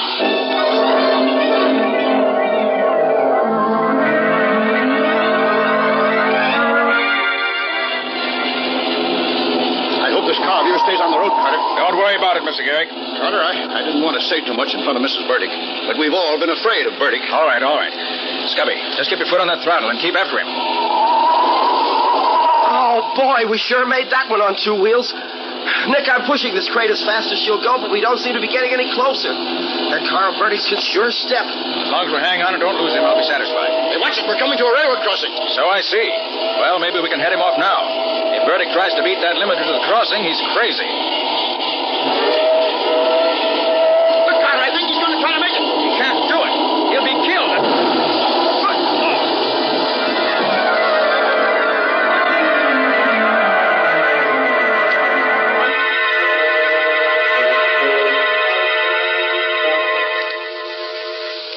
Oh, Nick, that nurse that just came out of the operating room is signaling you. Oh, yes. She wants me to go into Burdick. You wait for me here, Scubby. Okay, Nick.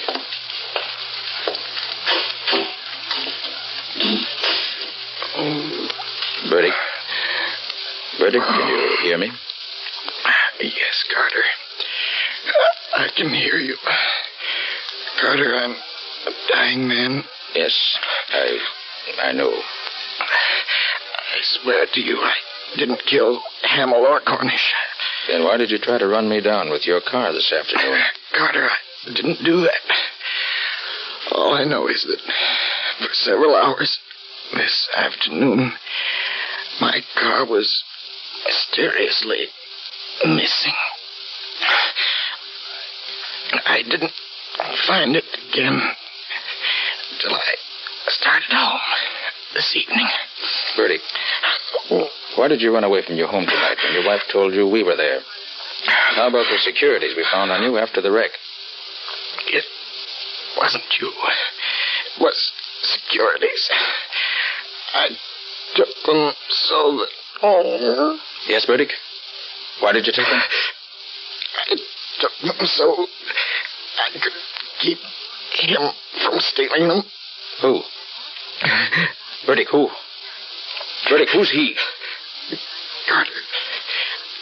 Front office. Bottom drawer of desk. Something will lead you to murder. Yes, Burdick? Who's the murderer? He is... Oh. Burdick. Oh, poor chap. If you had spoken sooner, you might have lived longer.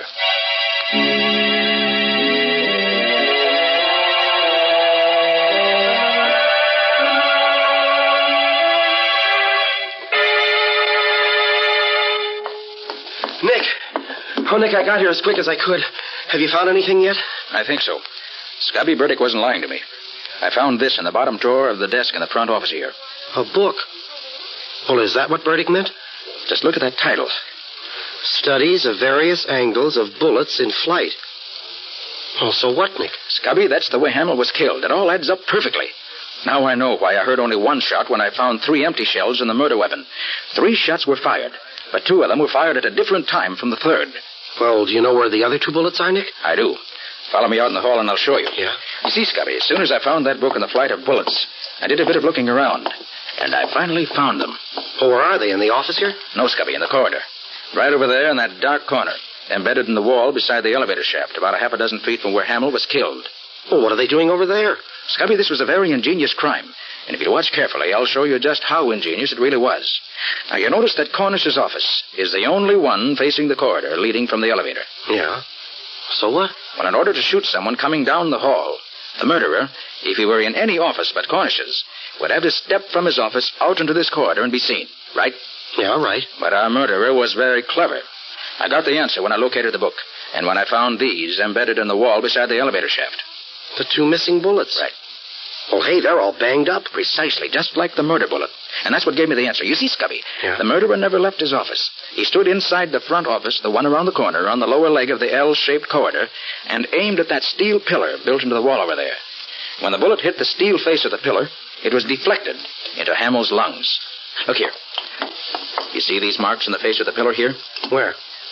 Oh, yeah. Those are the bullet marks. Oh, well, gosh, Nick, that's fantastic. Hey, are you sure you're right? Positive. Don't you see, Scubby? That explains the other 2 shots that were fired. They weren't fired at Hamill, and they weren't fired at the time the murder was committed. They were practice shots used by the murderer to be sure he had the correct angle from which to shoot Hamill. Gosh, Nick, I've certainly got to hand it to you. Yes, but we still have to get the murderer. But how? And who is it, Nick? I rather think that if we step back in the office and wait, we'll find out soon enough, Scubby.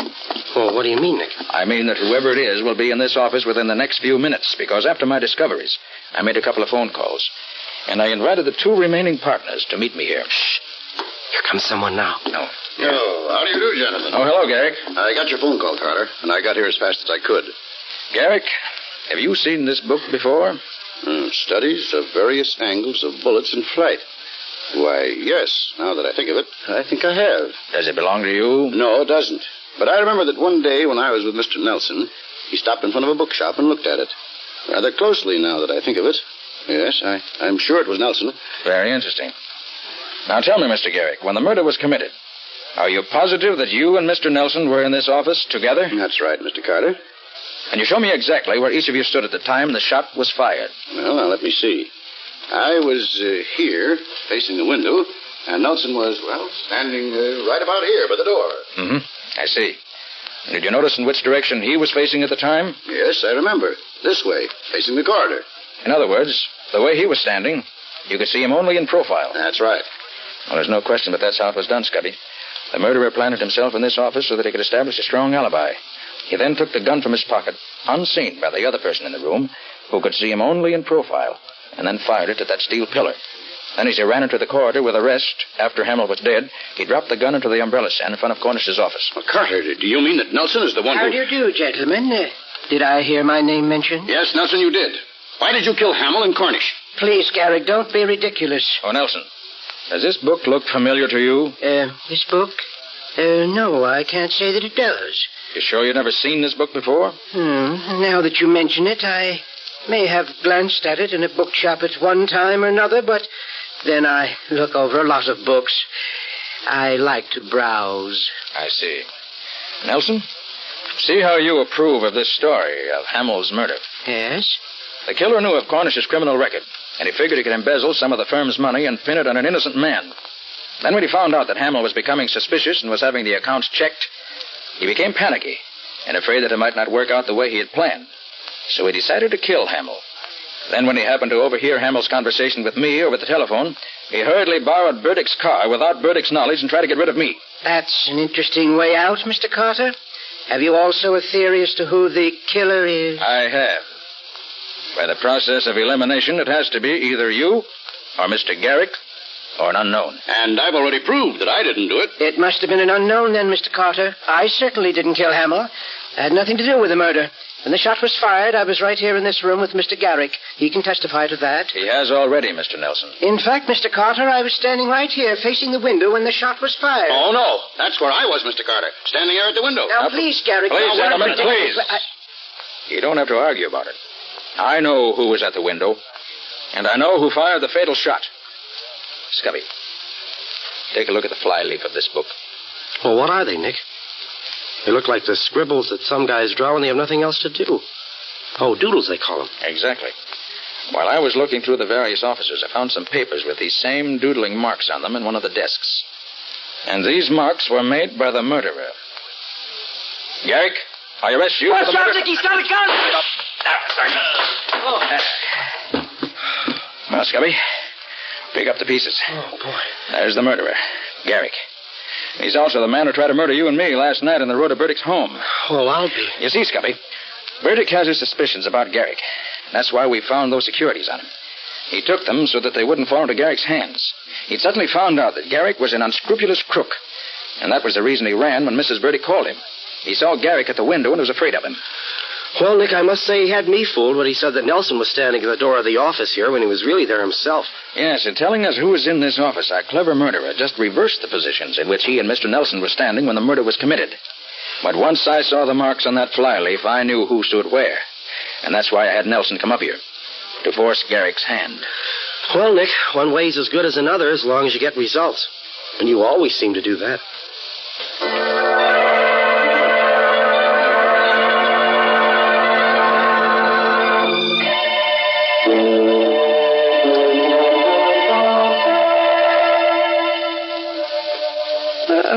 So you finally decided to come back, did you? Yes, Patsy, it's all over. Well, I think you can go home now. Why, Mr. Carter, are you sure you can spare me? Why not?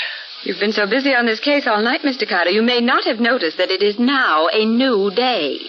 And a good secretary is always on the job the first thing in the morning. Shall I take a letter, Mr. Carter?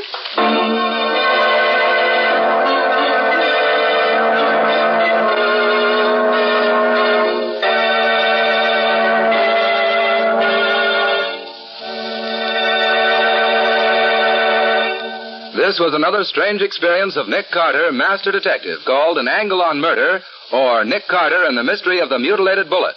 Another of the curious adventures of Nick Carter, which are brought to you by WOR Mutual. And now, Nick, what's next week's story all about? Well, when this case was first brought to me, it seemed so routine and uninteresting that I practically turned it down. But it was far from routine once you got into it, wasn't it, Nick? Yes, indeed. So far from it that I almost got myself bumped off investigating it. It's really the story of a man who thought he was so much cleverer than Nick that he could outwit him every time. I don't suppose he got away with it. No, he found he wasn't really so clever after all. Like practically every criminal I ever met, he gave himself away by being too clever. Well, sounds like an interesting tale, Nick. Not only interesting, but downright exciting. But more of that next week. So long, folks. So long. And so long to you, Nick and Patsy. In the strange adventure you've just heard, Nick Carter was impersonated by Lon Clark, Patsy by Helen Choate, and Scubby by John Kane. The story was written for Nick Carter by George Gordon. Original music was played by Lew White. The entire production was under the direction of Jock McGregor.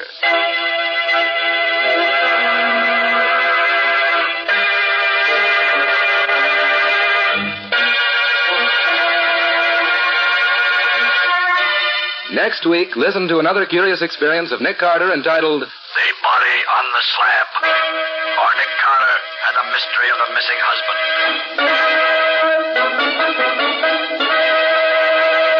This story is a copyrighted feature of Street and Smith Publications, Incorporated. Beginning Wednesday, November 3rd, The Return of Nick Carter, which is produced in the studios of WOR, will be broadcast over most of these stations on Wednesday evenings at 8:30 Eastern Wartime. Remember the new time, Wednesdays at 8:30 Eastern Wartime, beginning Wednesday, November 3rd. This is Mutual.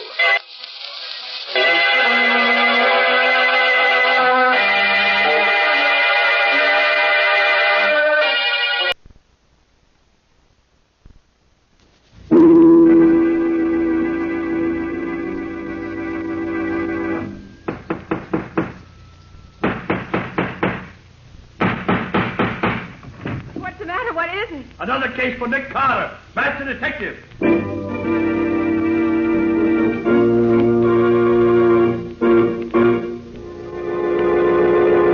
Yes, it's another case for that most famous of all manhunters, the detective whose ability at solving crime is unequaled in the history of detection fiction.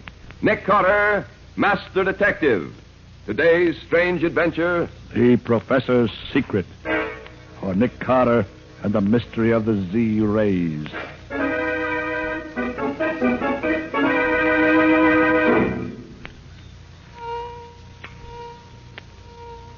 Working, Dad. Why, that wound in the guinea pig's shoulder is healing. Why, it's only about half the size as it was before. Yes, Jean. It looks as if my new invention was a success.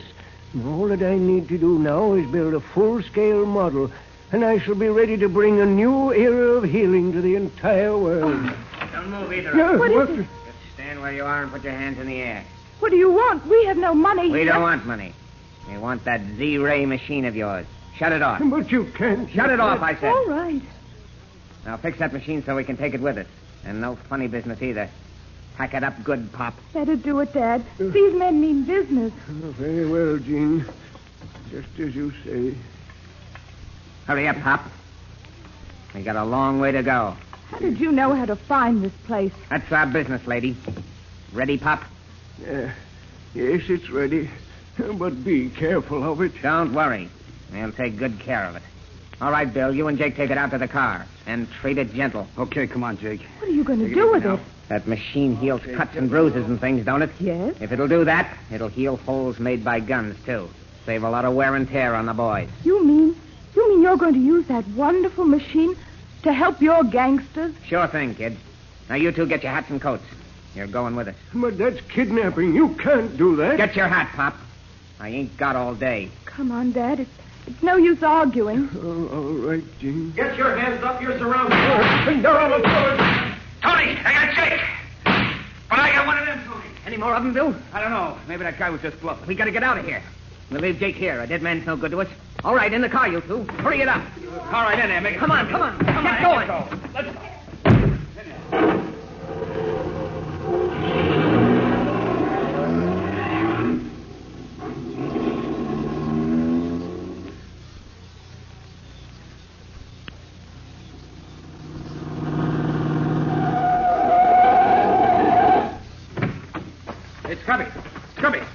Scubby.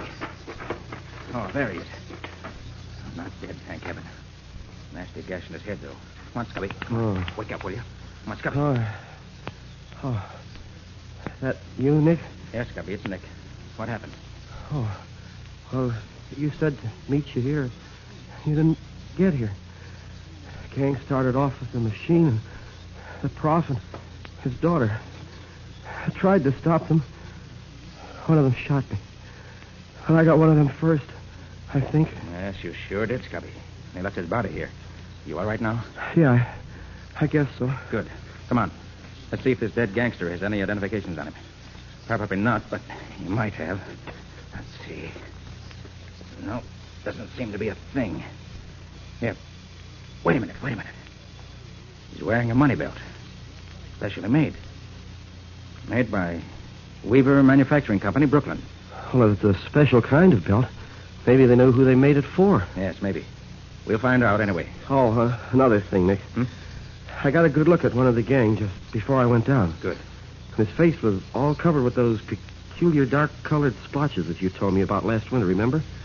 That Asiatic skin disease. Oh, yes. That's a real clue, Scubby. Very few doctors can treat that disease, and it requires regular treatment.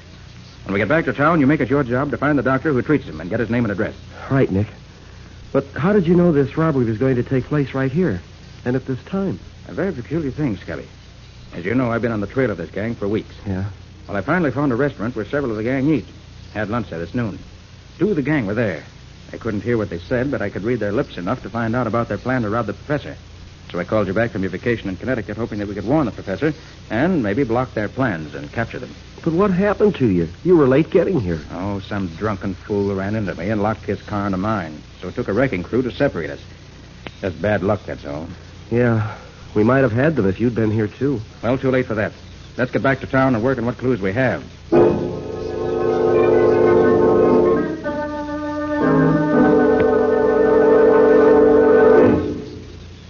All right, Pop. Get that machine of yours going. I want to try it out and be sure it's okay. Shall I untie him, Tony? Sure. He's got to use his hands to make that thing work. But leave the girl tied up. Okay. There you are, Pop. I'll get busy. Jean, you think I'd better... Better do as they say, Dad. If you don't, they may kill us. The kid's right, Pop. Better do as we say and make it fast. Very well. Give me the machine. Yeah, Pop. Make it work. Why, I can't make it work. Huh? The main adjuster coil is missing. You mean it won't work without something that ain't there? As long as that coil is missing, I can't demonstrate it for you. It won't work. Look here, Pop. Are you trying to kid us? No, I assure you, I'm quite serious. That machine won't work without the coil. If Bill brought that thing down here just the way you gave it to him, you must have left it up there yourself. Perhaps I did. I was very nervous. Why, you old son of a dried-up mummy. I believe you did this on purpose. I believe you've tricked us. What's the diff, Tony? If he's got to have the coil, he's got to have the coil. If it ain't here, we got to get it. Yeah, you're right, I guess. What does it look like, you old goat? It's a small coil of green-covered wire, about 4 inches across. The last time I saw it was lying on the bench near where the machine was. Take a couple of the boys, Bill, and get it. First thing in the morning. And, Pop, you better pray they find it.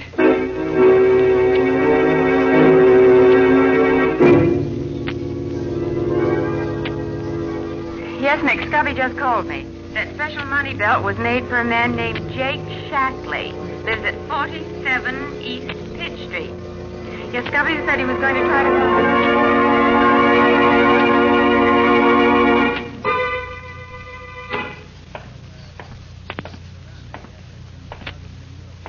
Here it is. 47 East Pitch Street. Fine old dump. Wager Shackley's not the only crook who lives here.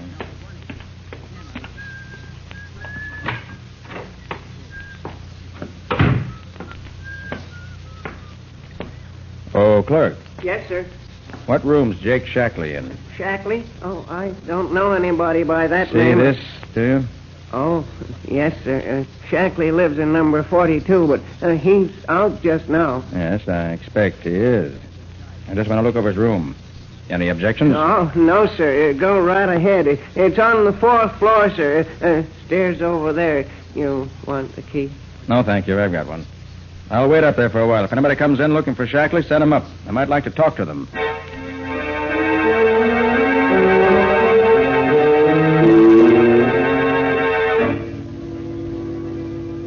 Yes, the man you describe is one of my patients. He comes here twice a week for X-ray treatment. If you have the proper authority, I can give you his name and address.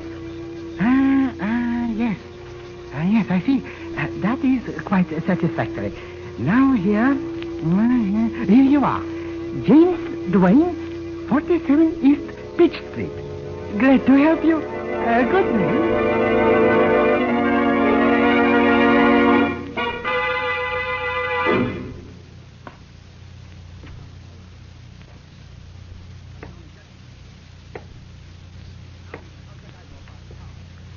Number 37. Yeah, this is the room. I wonder if anyone is in. We better be leaving, Jim. It's the wrong way up there. But, Bill, how come the coil wasn't with the rest of the stuff when you brought it down? That old fat-head of a professor left it behind on purpose. Oh, when do we leave? Just as soon as Trapp gets here. Do right now. Somebody else coming. Maybe I better get out of the... Looking for somebody, Bud? Oh, I was just trying to find room 9. I'm nearsighted. Go on inside. We'll talk about it there. Go on inside. Oh, sure. Sure. Hey, Trapp. Hey, where'd you get that guy? He was listening outside your door. Know him? Know him. I thought I killed him up at the professor's place. You mean this is the dick who tried to stop you up there? Yeah. That pretty bandage on his head covers up the place where I put my slug. Well, he's here now anyway. Yeah, and we better get rid of him so we can be on our way. How about leaving him here and turning on the gas? Simple and efficient. Not here. This is my room. But there is a small empty room across the hall. Only one window. We can stuff the cracks with newspaper and leave him in there, tied up. That's a good idea. With the gas turned on, he won't last long. When they find him, we'll be miles from here. We won't be in the picture at all.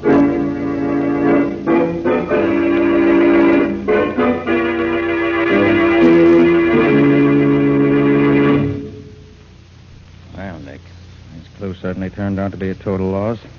Not a thing in the room that's of use. Nobody dropped in. Well, Mr. Jake Shackley must have lived a very lonely and uninteresting life. Nick, you better try another lead.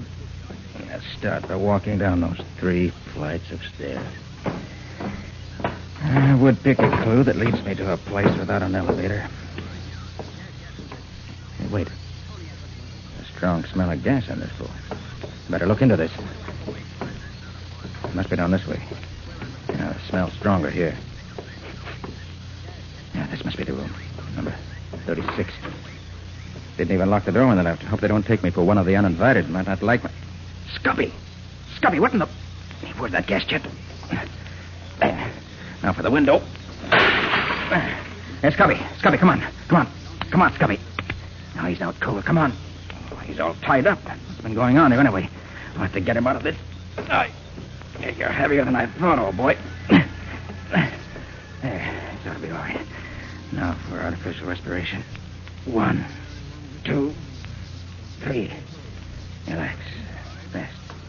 1, 2, 3. Hey, what's going on here? I smell gas. Any trouble, Mr. Man overcome.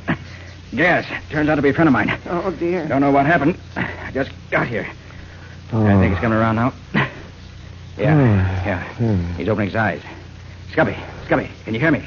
Scubby. Nick. Nick. Gang going back. Left something. Professor's house. Machine no good without it. Nick, hurry. Hurry, Nick. They can't get away. Passed out again. Clerk, is our doctor around here? Yes, right in the next room. Get him. Doc, hey, Doc. Come on out. You wanted Doc. All right, he'll be all right now. You and the doc take care of him. When he's okay, send him to my office at 3rd and 5th. I'll get back there as soon as I can. I've got a job to do that can't wait.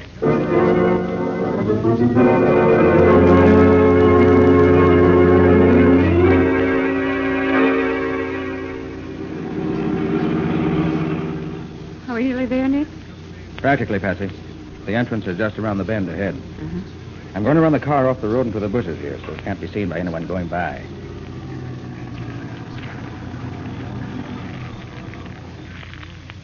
How far is the professor's house from here? About 100 yards through the woods there. You going to wait here? No.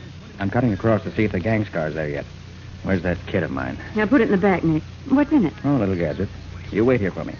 I'll be back as soon as I can. Oh, but, Nick, you're not going to try to catch the gang single-handed, are you? No, Patsy, I don't expect you, but you never can tell.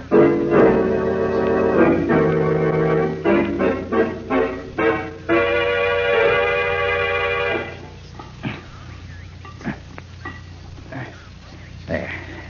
That ought to do it. Now. There, now, if I can get away from here before anybody sees me. Hey, Tony. Somebody's monkeying with our car. I gotta get out of here. What's going on, Jack? What? Oh, here. Two can play at this game. There, I got him. I can see you. Okay, here. If I can get behind this bush. Oh, got me. After all, I get... You get him, Bill? I think so, but he got trapped first. Trap's dead. Want me to finish off the dig? No, we got the coil we come after. Nothing to keep us here any longer. I don't want to waste time hunting for a copper who's probably dead already. What about Trap? Leave him there. It's a long way back to town.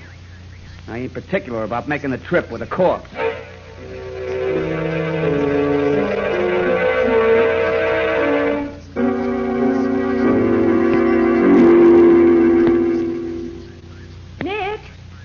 Nick, where are you? Oh, Patsy. Patsy. Yes, Over Nick? here. In the bush. Oh, Nick. Nick, are you hurt? No, not seriously, Patsy. Oh, thank goodness. They caught me off guard. Creased the back of my head with a shot. Oh, Nick, I was so scared that you were dead. Oh. Heard all the shooting, and then when their car rode off down the road and you didn't come back, I didn't know what to think. Oh. So I waited a little and then came over here to find you. Come on. Let me help you up. All right, thanks.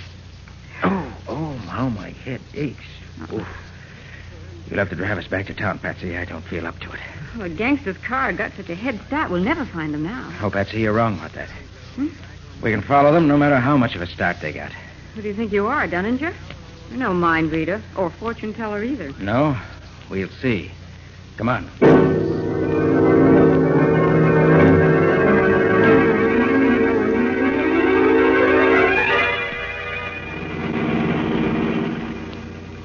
Sure we're on the trail of the other car, Patsy? Don't be funny, Nick. Of course we are. There hasn't been any crossroad or side road yet where they could have turned off. Well, that's a great weight off my mind. Nick, how can you be so sure we can follow them no matter what roads they take? Wait until we get to a place where there's another road they might have taken. Then I'll answer your question. Oh, you. I think I better call Scubby on the short wave and give him some instructions. I left word for him to wait till he heard from me. KR calling YN. KR calling YN. Come in. YN to KR. Ready here. Go ahead. KR to YN. Pick up reinforcements according to plan previously arranged. Have men and machines ready in 1 hour. Stand by for further orders. We'll call you again 1 hour from now. That's all. YN to KR. Okay. We'll wait your call in 1 hour. Signing off. Nick, you never told me. What are the code letters you use for identification? We use the last letter of our first name and the last letter of our last name. For instance, Nick Carter is KR. And Scubby Wilson is YN. Mm-hmm. Mine would be YN, too. Patsy Bowen. Well, if Scubby is YN, what would my letters be? Just add the first letter of your first name. Oh, the first letter. Mm-hmm. Well, you mean my letters then would be PYN. That's right. Simple, isn't it? Look, Nick, we're coming to a crossroads. Which way, Maestro? Well, if they're going where I think they're going, they'd take the right fork. So try that one.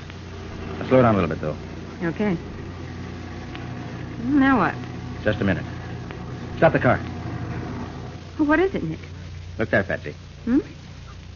Looks like a firefly on the pavement. That's the answer to your question. Meaning what? It's not a firefly. It's a drop of luminous paint. Nick, you mean the other car is dropping those as they go along without knowing it? Exactly. All right, you can go ahead now. Oh, that's what you were doing when they shot you. Yes, Patsy. I rigged it up before we left the office. Then when I left you to see if they'd arrived yet, I found their car. No one was in it, so I fastened it on the chassis. Yeah. They came out and found me just after I'd finished the job. So that's why you weren't in any great rush. What is it, Nick? A phosphorus solution in a metal can with an adjustable nipple. Enough to last for 100 miles. They can't lose us this time.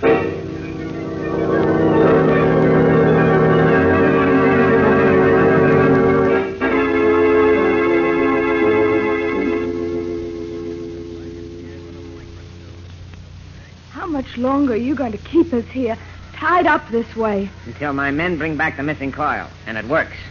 They should be back here by now if nothing's happened to prevent them. And for your sake, I hope... Here they are now.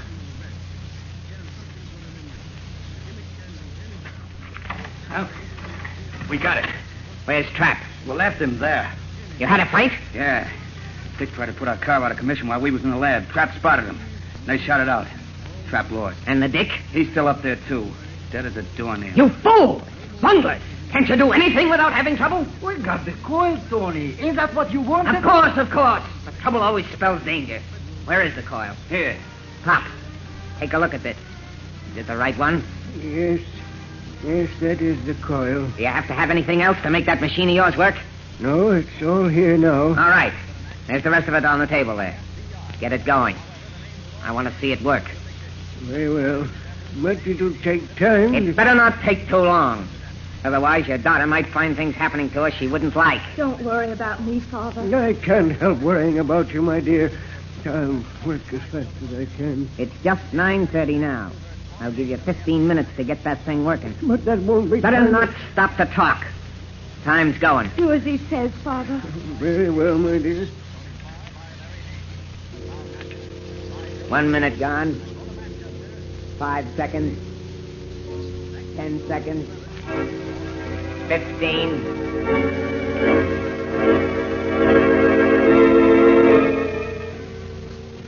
KR to YN. KR to YN. Come in. YN to KR. Ready. Go ahead. KR to YN.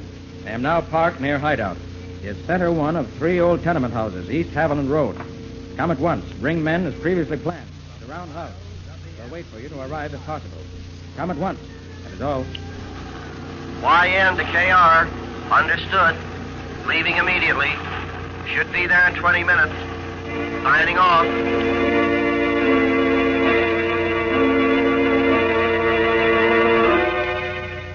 55 seconds. 12 minutes. 5 seconds. Father, can't you hurry? I'm almost ready. Just a second. 25 seconds. There. I think it'll work now. Ready, Pop?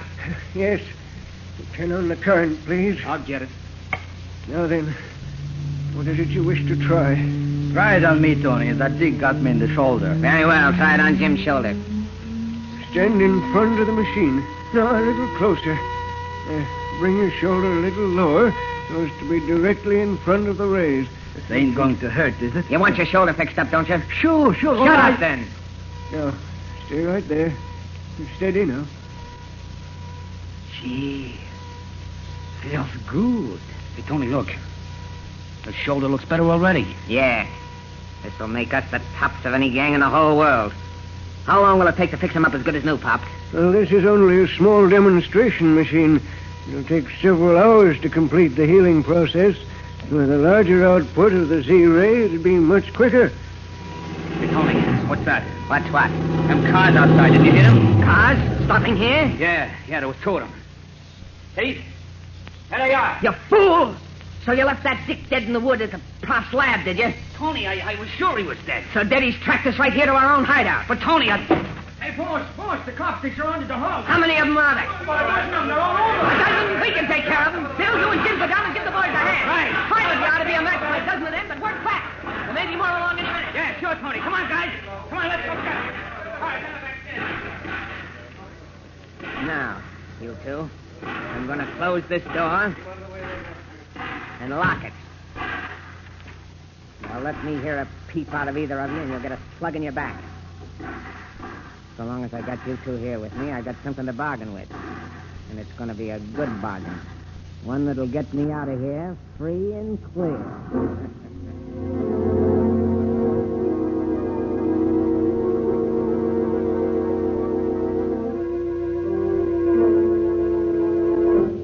They all accounted for, Scubby? Yeah, Nick. Crowley got them all. One dead and 4 wounded. Oh, what fools they are. So busy defending the front and back doors that they forgot that little side window. Yeah. Once we got a man in there, it was easy. Were they surprised to be attacked from the rear? Did you find out where the head of the gang is? No, Nick. We've searched every room in the house except this one. He and the old man and his daughter must be in here. Well, I know they haven't gotten away. I watched the house from the time I called you until they got here. I'm positive nobody left the house. Now, let's find out. All right, you in there. You might as well come out. You can't get away. You think so, Mr. Carter? So you know me, do you? Yes, I know you. And you know that you can't get away. I think you're wrong about that, Carter. What do you mean? I have a proposition to make you. All right, what is it? If you let me go free and give me a half-hour start without trying to stop me, I won't harm either the old man or his daughter. But if you refuse, if you try to break down the door to get me, they'll both die before you can save them. Are they all right now? They are. How long they stay that way depends on you. Say, what can we do, Nick? We can't let him kill the old man and the girl. I have a plan, Scubby. Yeah? Miss Pender, are you all right? I told you she was okay. I want to hear it from her own lips. Miss Pender, are you all right? Go ahead, kid. Tell him. Yes, Mr. Carter. We're all right. Professor Pender, are you all right? Oh, what's the idea of all the talk, Nick? Let's do something. Right, Scubby. I'm running it. Oh, okay, Nick, just as you say. Professor Pender, are you all right? Yes, Mr. Carter. Nothing's happened to me. Your invention perfectly safe? Yes, it's quite safe at present. If you try to do anything except let me go, you'll find the machine wrecked and both of them dead. Is your father all right, Miss Pender? Nick, what in heaven's name are you trying to... Quiet. Miss Pender, is your father all right? Yes, he's all right. Well, Carter, now that you're sure everything's all right, are you going to accept my proposition or not? No, I'm not going to accept it. Then I'm afraid I'm going to have to kill both.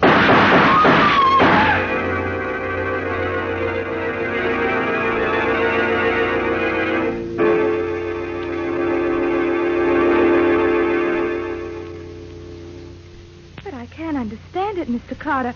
Why, you couldn't see him through the door, and yet you shot him dead. Yes, Mr. Carter, it's incredible.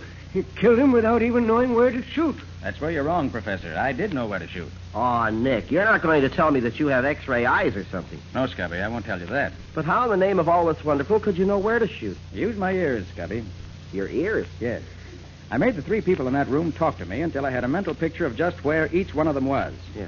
Then when I was sure in just what direction the crook's voice was coming from and was sure that neither the professor nor his daughter were near enough to be hurt, it was a simple matter to shoot right through the door at the crook's voice. And I was right. Sorry I had to kill him, but it was the only way I could see to get him without danger to either of them. Well, I'll be a monkey's uncle. So you shot him by the sound of his voice? Exactly, Scubby. If he'd kept his mouth shut, I'd have had to agree with his terms. But he talked. And he talked himself right into the hereafter. And I wonder if he can talk himself out of whatever he finds waiting for him there.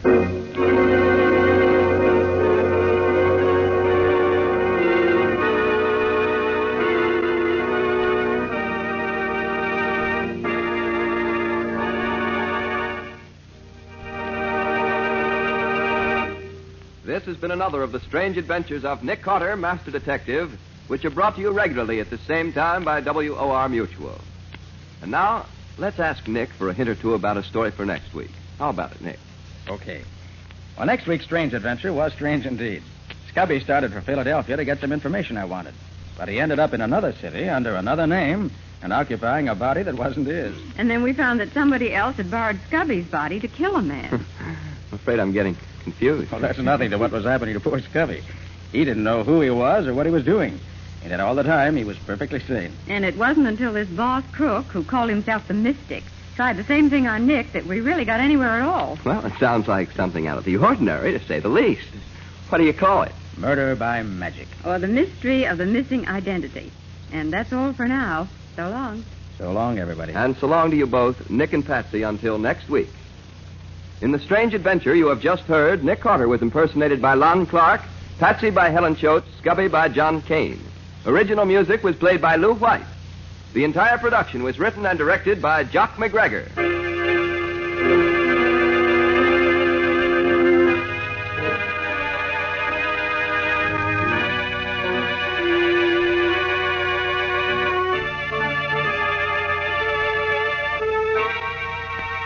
Next week at the same time, listen to another curious experience of Nick Carter entitled Murder by Magic, or Nick Carter and the Mystery of the Missing Identity.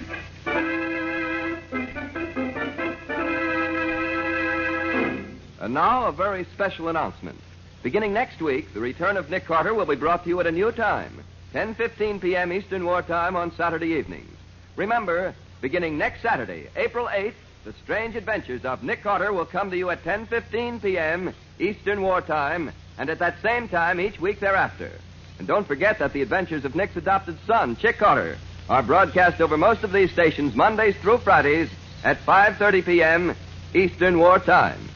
This story is a copyrighted feature of Street and Smith Publications, Incorporated. The return of Nick Carter is produced in the studios of WOR. This is Mutual.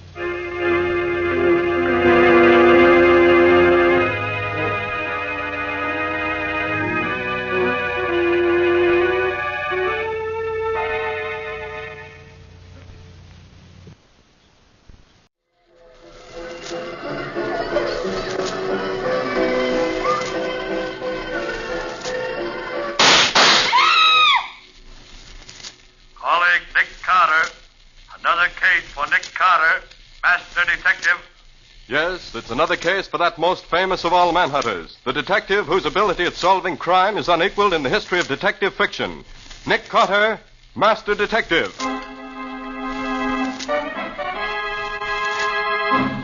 Tonight's curious adventure is The Echo of Death. Or Nick Carter and the Phantom Clue.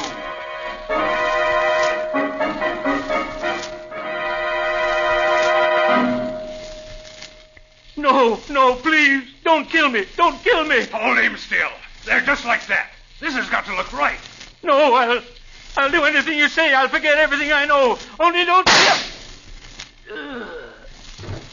All right. He's dead. Now come on.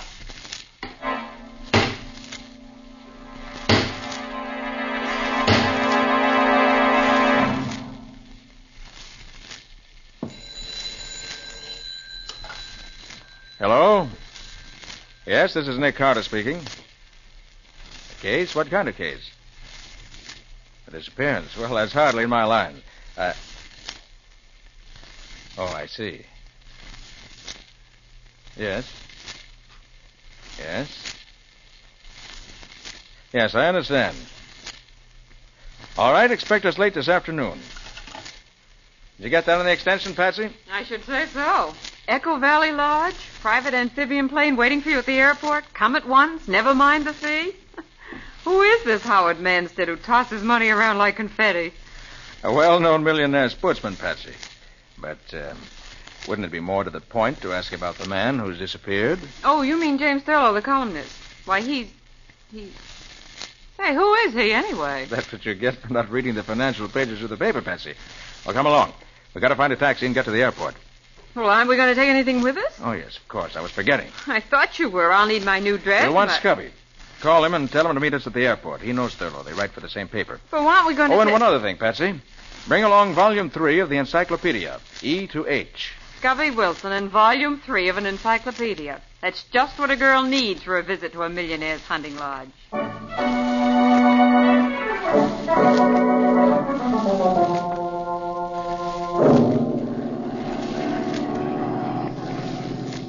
Though seldom visited because of its somewhat inaccessible location, Echo Valley is a natural freak of singular interest. I have friends you could say the same thing about, but the encyclopedia doesn't mention them. Quiet, Scubby. Let Patsy finish reading. Echo Valley is of great interest to scientists. Sounds occurring in certain areas of Echo Valley may be repeated as many as 13 times, echoing from cliff to cliff in gradually diminishing volume. Why do encyclopedias always use so many words to say so little? That's what I wonder about newspaper reporters sometimes, too. So we'll change the subject? What else does it say? That's all. Well, that's no help. Thurlow certainly wasn't carried off by an echo. Oh, he's probably just lost in the woods. In any case, I don't see why Manstead insisted on you coming out to look for him, Nick. You're no Indian guide. Patsy, if Thurlow isn't found alive, it may cost the public millions. Millions? Well, he's just a columnist, isn't he? Just a columnist? He's the smartest financial reporter in New York. Thurlow's more than just a reporter, Patsy. In the financial column he writes, he sometimes tips the authorities off to big stock swindles and other kinds of financial skullduggery. Right. It was Thurlow who broke open the Nemo Bank scandal 3 years ago and sent the whole board of directors to prison. And for some time, Patsy, Thurlow has been hinting in his column that he was on the verge of revealing some kind of tie-up between certain politicians and one or two big operators that would rob the public of millions. Oh, then if anything happened to him now, before he's had a chance to tell anybody what he knew, the scheme would go through his schedule. Right. That's why he went to Echo Valley Lodge. Manstead, an old friend of his, invited him out so he could work in peace for a few weeks. Scubby. Huh? Is it true that Thurlow was on the verge of a nervous breakdown when he left? Oh, he was walking around in circles talking to himself, Nick. He had almost all the dope he wanted, but he still hadn't got the name of the guy behind the whole scheme. He took along a whole bunch of records of stock transactions. He said they might give him the clue he needed. And, hey, look, ahead of us. Echo Valley. It is, isn't it, Nick? No doubt of it, Patsy. But look, that isn't any Echo flying toward us. A plane. Nick, it's a plane flying up out of Echo Valley. Yes. Yes, it's a private amphibian. I thought this plane of Manstead's was the only one in these parts. Now, the pilot's seen us. Huh. He's turning out of our line of flight. You suppose he wants to avoid us? I'll bet he doesn't want us to see his markings. He is trying to avoid us. Oh, pilot, swing over so we can get a look at that plane down there. Right, Mr. Carter.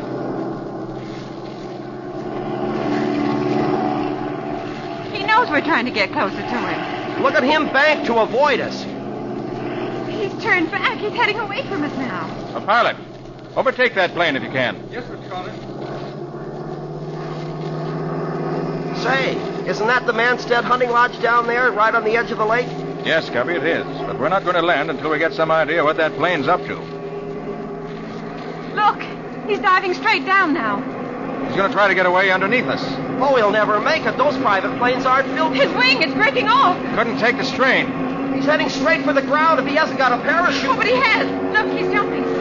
There, the chute's opening. And there goes his plane into the trees. Well, that was a narrow escape. He didn't have more than 500 feet of altitude. Oh, he's come down on the top of that tall pine. He's caught there. See, his parachute won't come loose. Yes. Well, we'll have to land and rescue him. Besides, I want to know why he was so anxious to avoid having his plane identified. Oh, pilot. Yes, Mr. Carter. Land in the lake and taxi up as close as possible to the place that fellow came down. Yes.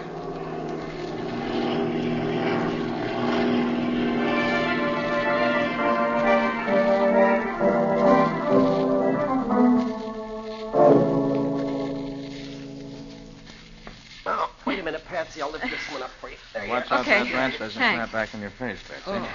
Well, aren't we almost there? Yes, there's the clearing. Just ahead. Only a few more steps. Oh, and they say exercise is good for you. Oh, there. There's his parachute. I think I can see him hanging among the branches. He's hurt or he'd call to us. Come on. His shroud lines are caught among the branches. I can see that much. Well, he's just dangling there. Yeah. Hey, you up there. Can you hear us? You all right? He doesn't answer. Look, I'll climb up and see if I can... No. Wait. What is it, Nick? Look at those shroud lines. They're wrapped around his neck. Yeah. Look at the way his head is twisted to one side. Yes. His neck's broken. He's dead. What? Oh. When he landed in the tree, he got tangled in the lines and... I wonder. Nick, what do you mean? Look down at your feet, Scubby. Huh? Cigarette butt. What? Somebody must have been here before us. Maybe. But its position makes me think the cigarette was smoked by him up there. Oh, but that's impossible, Nick. It's been just about an hour, Scubby, since he crashed. He knew we'd come after him. So if he was hurt and couldn't get out of his chute harness, what would be more natural than for him to smoke a cigarette and wait to be rescued? But he's dead. Because somebody reached him before we did. And murdered him.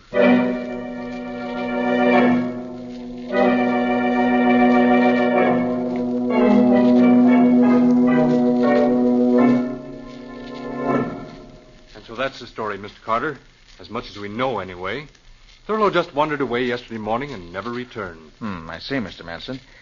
And you don't think this mysterious airplane we met just before we reached here has any connection with Thurlow's vanishing? Well, I don't see how it could.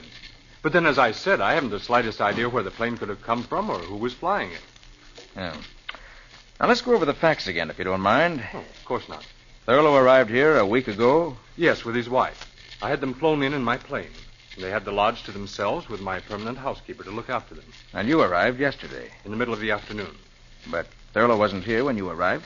No, he'd already gone out. He told his wife he was taking his revolver along and would take pot shots at the trees and rocks. So you never actually saw him? That's right. The woodsman I employ to look after the property asked me to come and examine some trees he wanted to cut down. About sundown, I got back to the lodge, and Thurlow still hadn't returned. Mrs. Thurlow was becoming worried. I ordered the floodlights we used for landing the plane at night, but he didn't show up. And then in the morning, you called me. Well, first I phoned the nearest forest ranger station. And after that, Mrs. Thurlow was so agitated, I had promised I'd send for you. Where is Mrs. Thurlow? I'd like to ask her a few questions. Well, she's sleeping now. She was up all night, and this morning the housekeeper gave her a sleeping tablet.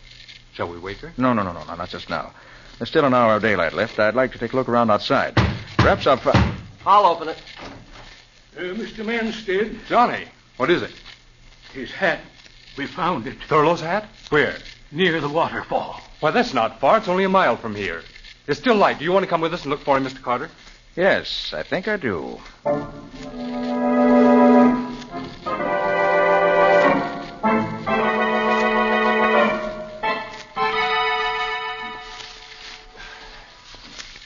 Oh, gosh, my ankle.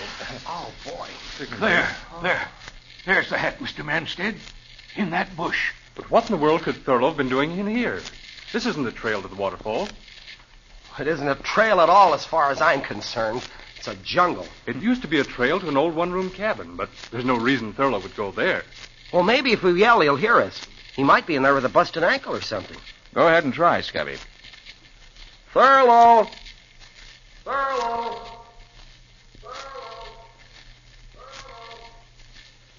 Good gosh, will you listen to that? Well, that's one reason this is called Echo Valley.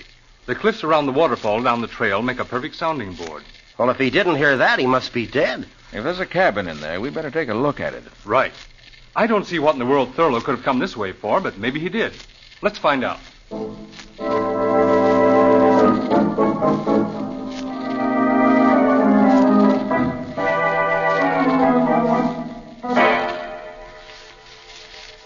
There it is. Where, Manstead? Oh, there, between those two trees. See it? Oh, yes. It's only another 40 yards. Well, come on, then. Oh, Scubby. Wait. Well, sure, Nick. What is it? That bare patch of ground there. Those footprints. Thurlow's footprints. You sure, Scubby? Sure. I've seen those pointed shoes of his too often not to recognize the footprints anyplace. Come on, Nick. Yes. I'm coming. Thurlow's a tall man, isn't he, Scubby? He's a tall man like I'm Henry Ford. He's about 5'5". Why? I thought that... Well, never mind. There's the cabin. Gosh, it doesn't look as if it had been opened in years. Well, it hasn't that I know of. But there are Thurlow's footprints going right up to the door. And somebody's opened the door recently. Look at these broken spider webs around the door jamb. And it won't open now. Here, let me try. It ought to open without any trouble. Yeah, but it doesn't budge. That's strange. Let's take a look through the window. The window's boarded over. The boards haven't been touched. I nailed the window up myself 3 years ago. Nobody came here since. And someone has come here. Thurlow. And he must be inside now. But the window hasn't been touched, and the door is barred on the inside. Looks bad. We'd better break the door down. Suppose we have old Johnny use his axe on it. That'll be quicker. Of course. Johnny, smash the door open for us. Stand back, please.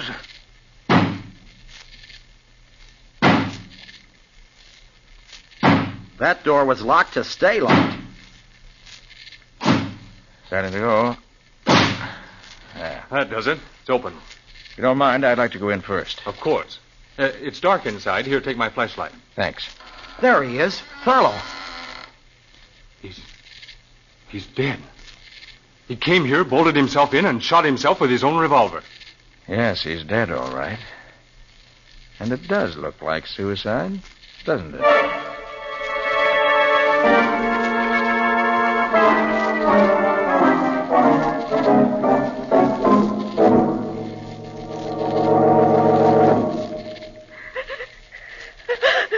Now, Mrs. Thurlow. Jim couldn't have killed himself, Mr. Carter. He couldn't have. I'm sorry, Mrs. Thurlow. I wouldn't intrude on your grief if it wasn't necessary. Now, first of all, what kind of mood was your husband in yesterday morning just before he disappeared? He was very agitated. Agitated? Well, do you know any reason why he should have been? I think he just found a clue to the identity of the man he was seeking. The one behind this plot to upset the stock market. Did he say who it was? No, he just said he'd stumbled on a clue. And he was so shocked he could hardly believe the evidence. That was why he went out into the woods. He wanted to be alone to think the matter through. Perhaps his notes will tell us what he found. Yeah, I thought of that, Nick.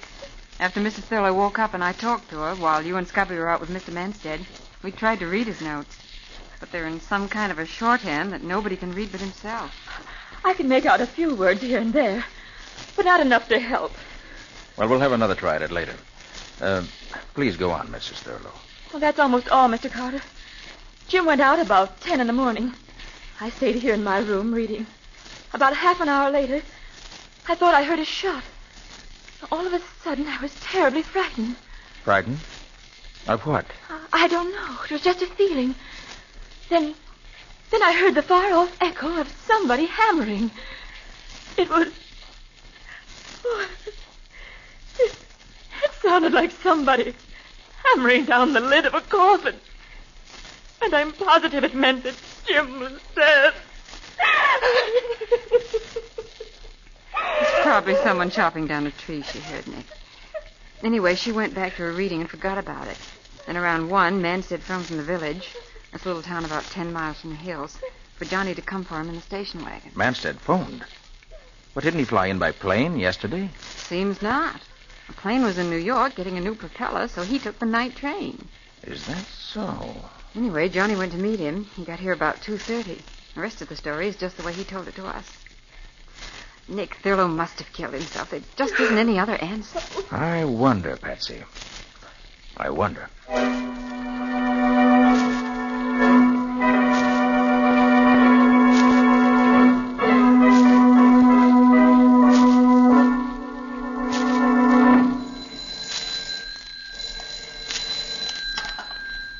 Hello?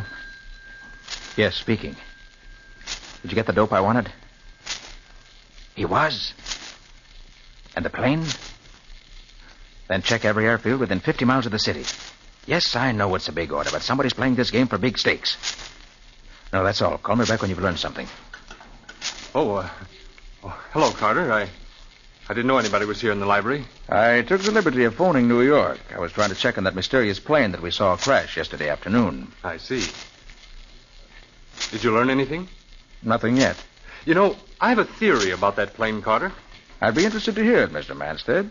Well, we're only 100 miles from the border, and in the past, planes engaged in smuggling aliens into this country have landed in this region.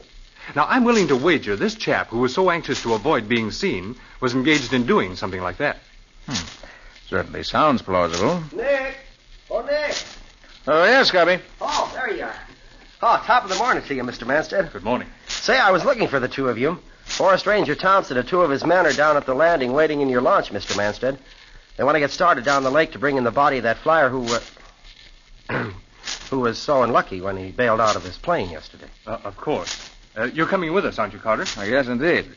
I'm just as interested as you are to see if your theory turns out to be right. Oh, what about Patsy? Shall I go find her? Oh, no, Scubby. She's staying here in the lodge with Mrs. Thurlow. They're going to spend the morning going over Thurlow's notes, trying to decipher them. Well, let's get going. I want to get back in time to phone a story to my paper.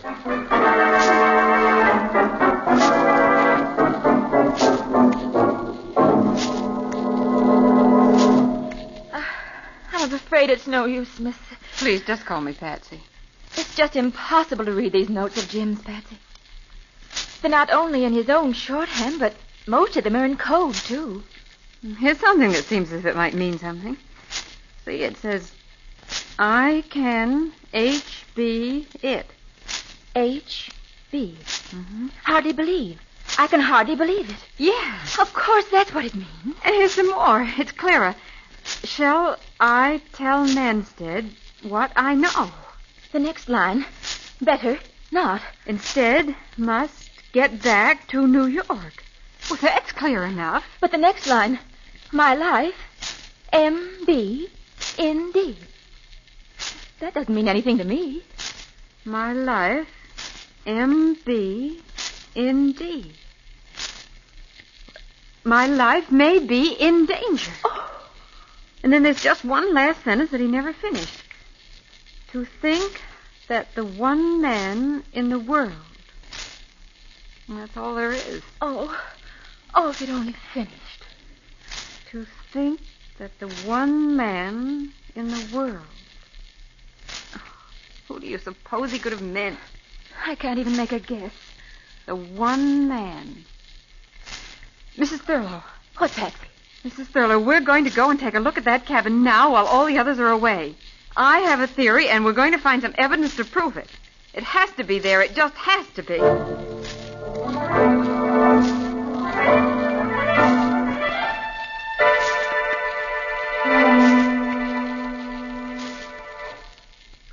Hello, Nick, my friend. Hey, what's troubling you? You've been sitting out here on this rock for an hour ever since we got back, looking mean enough to bite your grandmother. Scubby, that poor devil of an aviator whose body we brought in was murdered. And Thurlow was murdered. And I can't prove it. But, Nick, couldn't you be wrong? The aviator certainly looked like a natural accident. And Thurlow, if I ever saw a case that looked more like suicide, well, I don't know where it was. Well, that's just it. The aviator I can explain. Someone slipped through the woods, reached him before we did, climbed the tree he was caught in, and strangled him with the shroud lines in his parachute while pretending to help free him. But Thurlow, his own footprints leading into the cabin. The window boarded over and the door bolted on the inside. If somebody killed him, well, how did they get out? I don't know, Scubby. It isn't possible. Yet it was done. I'm going to break the... Hey, Scubby, what's that in your hand? Oh, just a shiny new nail I picked up somewhere. Somebody must have been fixing something. A nail. And Mrs. Thurlow said she heard the echo of hammer blows the morning her husband died. Yeah, said they sounded like somebody hammering down the lid of a coffin. They sure have imaginations. But that's just what she did hear. Huh? She heard the echoes of somebody nailing down the lid of a coffin.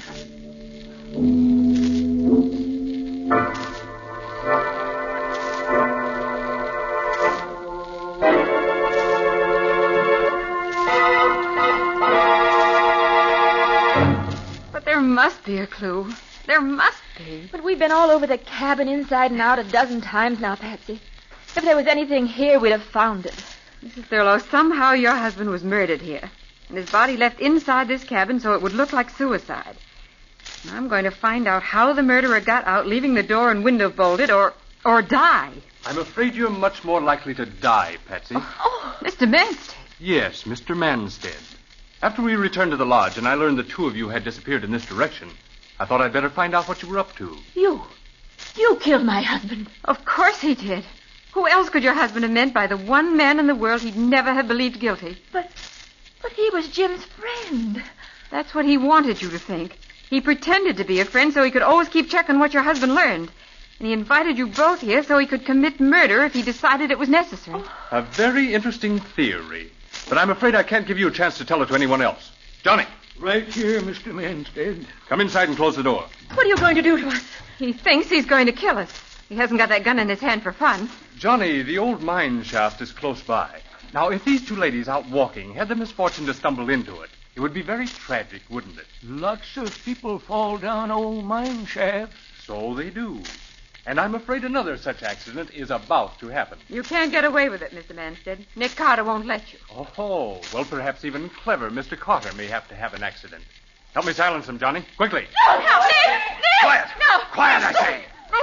All right, now, Johnny, knock them both on the head and keep them quiet. All right, Manstead. Let go of her. You, Carter. Nick, look out, his gun. Drop it, Manstead. Johnny, kill him. Johnny, put down that axe or I'll shoot. Yes, sir. He's dead. I'm afraid so. Patsy, either of you hurt? No, Nick. You came just in time. But how? How did I know Manstead was a murderer? I knew that from the time we found this cabin. But it took an echo to prove it. The echo, Mrs. Thurlow, that you said sounded like someone hammering. But I don't understand. Scubby's bringing Ranger Thompson. As soon as they get here, I think I'll be able to clear up a lot of mysteries. So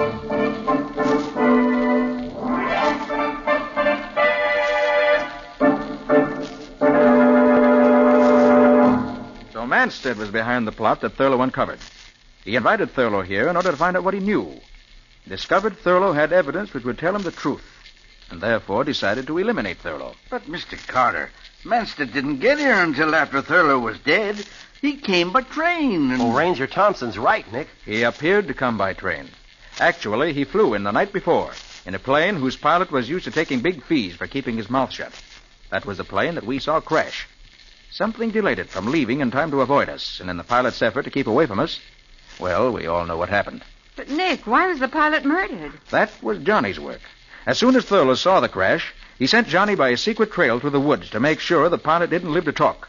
Otherwise, his murder scheme would have collapsed. Isn't that right, Johnny? Yes, sir. So Manstead flew here the night before he murdered Thurlow. In the morning, when Thurlow left the house, he and Johnny waylaid him. Is that it, Nick? That's it, Patsy. They brought him to the cabin here. Manstead put on his victim's shoes and made a trail of footprints. I see. Then they killed Thurlow, put his shoes back on him, and left him in the locked cabin. A clear case of suicide.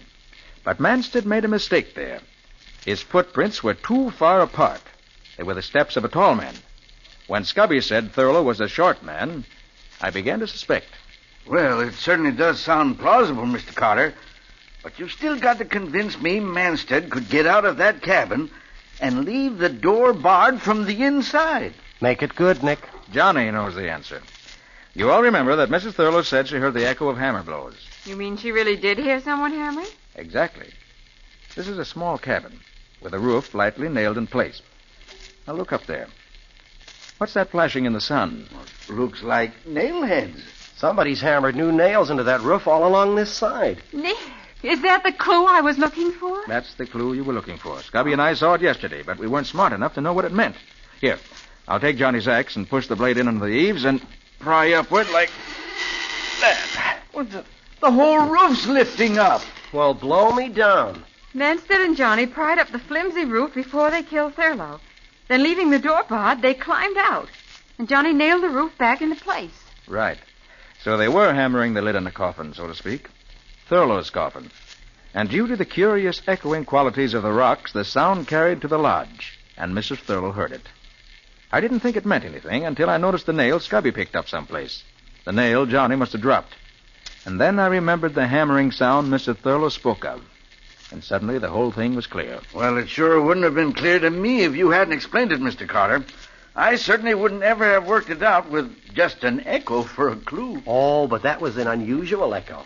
Remember how cleverly it answered? And when it comes to answers, Scubby, Nick Carter is the man who gets them.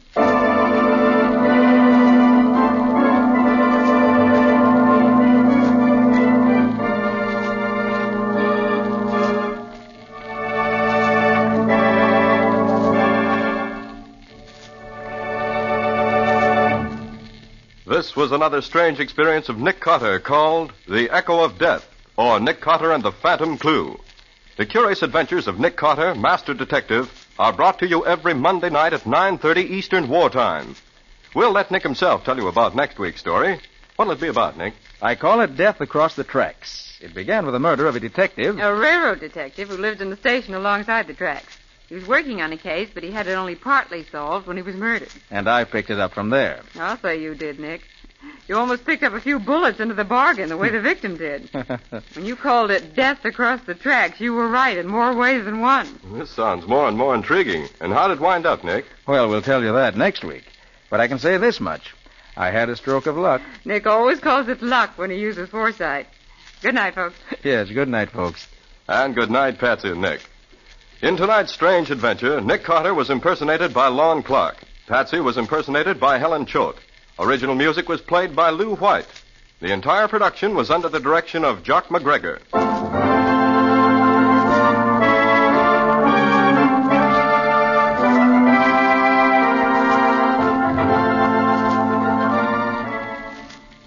Next week at 9:30 Eastern Wartime, listen to another curious adventure of Nick Carter entitled Death Across the Tracks, or Nick Carter and the Mystery of the Midnight Train.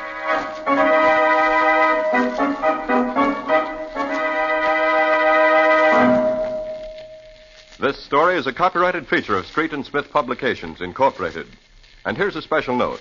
Beginning next week, Nick Carter will be heard over most of these same stations on Mondays at 9:30 p.m. Eastern Wartime. The Cisco Kid will be presented on Tuesdays at 9:30 p.m. Eastern Wartime. This is Mutual.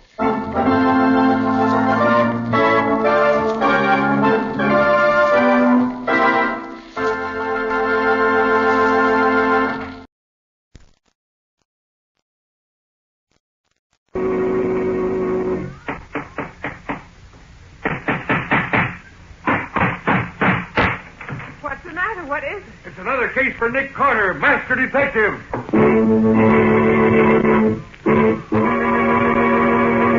Yes, it's another case for that most famous of all manhunters, the detective whose ability at solving crime is unequaled in the history of detective fiction. Nick Carter, Master Detective. Presented by the three great home brighteners, Linex Clear Gloss, Linex Cream Polish, and Linex Self-Polishing Wax. Created by Acme, America's great producer of Acme quality paints. Today's curious adventure, Murder on Mad Mountain, or Nick Carter and the Mystery of the Opera Singer's Dog.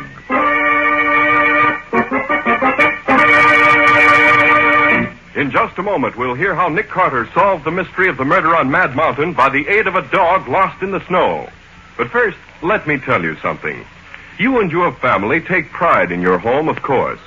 That's why you keep it bright and sparkling with Chemtone, the miracle wall finish that brings new beauty to your walls. With Linex Clear Gloss, the transparent finish that gives lustrous, durable protection to every wood and linoleum surface in your home. Linex Clear Gloss, a favorite in thousands of American homes, flows on easily without brush marks, drying to an attractive gloss that wears and wears and looks beautiful for a long, long time.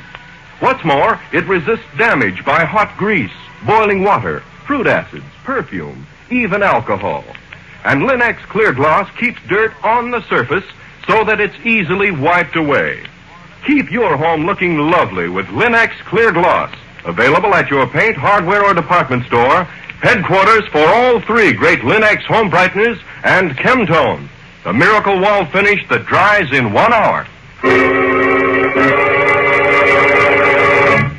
And now for today's mysterious adventure with Nick Carter.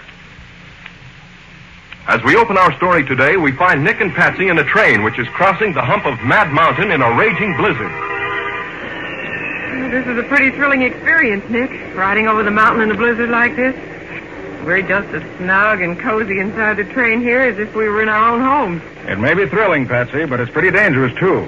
Dangerous? What's dangerous about it? Well, up here on Mad Mountain, there's always the danger of a snowslide sweeping down on us and pushing the whole train down into the canyon. Or we could run into extra heavy drifts and get stalled. In fact, that's where Mad Mountain got its name, from the trouble it's always caused the railroad. Well, I don't care. I'm enjoying it just the same. Wonder how much behind schedule we are. Here comes the conductor. I'll ask him. Oh, conductor? How late are we going to be? Well, I can't tell you, miss. Depends on how long this storm keeps up. Say, conductor, didn't you used to be on the New York to Miami run in the Pennsy about 10 years ago? Why, yes, I did. Left there 11 years ago next March. I thought so. I used to ride with you often in those days.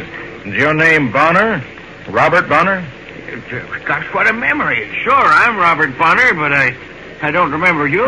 Takes a detective's trained mind to remember names and faces, Mr. Bonner. Nick's a great one for that. Nick? You don't mean you're Nick Carter? Guilty in the first degree. Well, don't that beat all? After 11 years. I would say, Mr. Carter, I'm sort of glad you're riding with us this trip. You want me to help you find the tracks again if the train runs off them? It ain't the blizzard I was thinking of, bad as it is. That opera star we got hitched on the rear of the train. You mean that private car we saw at the terminal belongs to a real opera star? Who is she? Her name's Pauline Hall, and she's a stuck-up, highfalutin queen of them all. Well, why are you worried about her? Well, after we hitched her car on, I went back to see if everything was okay. Orders, you know. Sure, I know. Well, out she comes, wearing more jewels than the Russian royal family. She waves her hand at me and she says, "Conductor, please see that no one is permitted to enter my car at all. I'm not to be disturbed before we get to Sacramento in the morning." That fuzzy little chow dog of hers stands there blinking at me. Collar around his neck, studded with diamonds. Well, a chow is a high-class dog, Mr. Bonner. And then, as if there ain't enough trouble for me trying to keep everything straight around here with a blizzard blowing down my neck, I get this telegram from the chief. Says I gotta take care of the dame and her sparklers as if they were my own. Says the stuff she's carrying is worth about 100,000 cash. That's a lot of jewels to be lying around loose. Maybe she won't be disturbed in Sacramento in the morning either if that dumb engineer of ours don't use more sand. We was an hour behind crawling up the other side. Now we ain't even crawling. Why, Nick, we've stopped. We aren't moving at all now. Sounds as if we're in trouble. Yes, sir. We are in trouble. Engineer's whistling for a flagman. Got to get him out fast. Won't he like that on a night like this? What do you need a flagman for up here in the mountains? Well, the second section of this train's right behind us. And this knows she could plow right into us before she knew we were here. Hey, Carney, wake up, you. What's the matter now, Bob? Get your flag and get going. We're stuck. Oh, look, on a night like this... There's no time to argue, Carney. Now, you get ready and start on your way back. And you'll be sure to get back a full half mile, too, before you set up your flares. Be watching, so shake it up. I suppose I gotta climb out and wade around that opera star's car. She won't let me go through. You bet she won't. When you go by her car, don't cuss so loud you wake her up either. I don't want to be hauled on the carpet for disturbing her nibs. Snow must be up to my waist by this time. Yes, and watch out you don't fall over into the canyon. There ain't much room to spare between the track and the edge of that cliff, you know. Of all the doggone dirty jobs on a railroad, this being a flagman. He doesn't look very happy. No, and I ain't very happy either.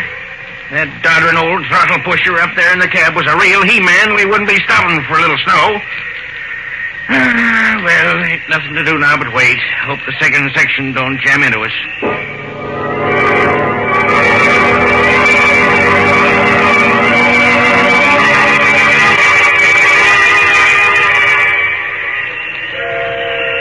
What's the engineer trying to do now, Bob? Well, sounds like he's signaling to the other section.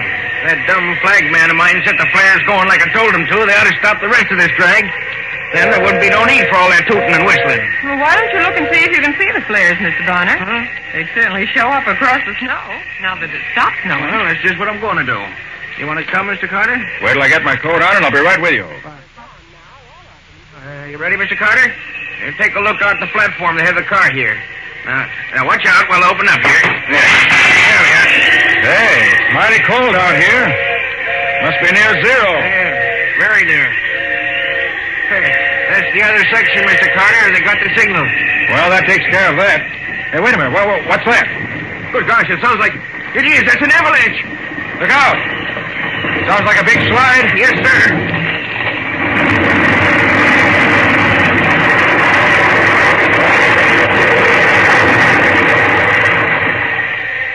Hey, that was awful close. Too close for comfort. Yes, sir, indeed. Missed us, though. Went right by us. And what about the flagman? You suppose that he might have been... Carney. He must have been right in the path. I better see if he... I'll go with you. Come on.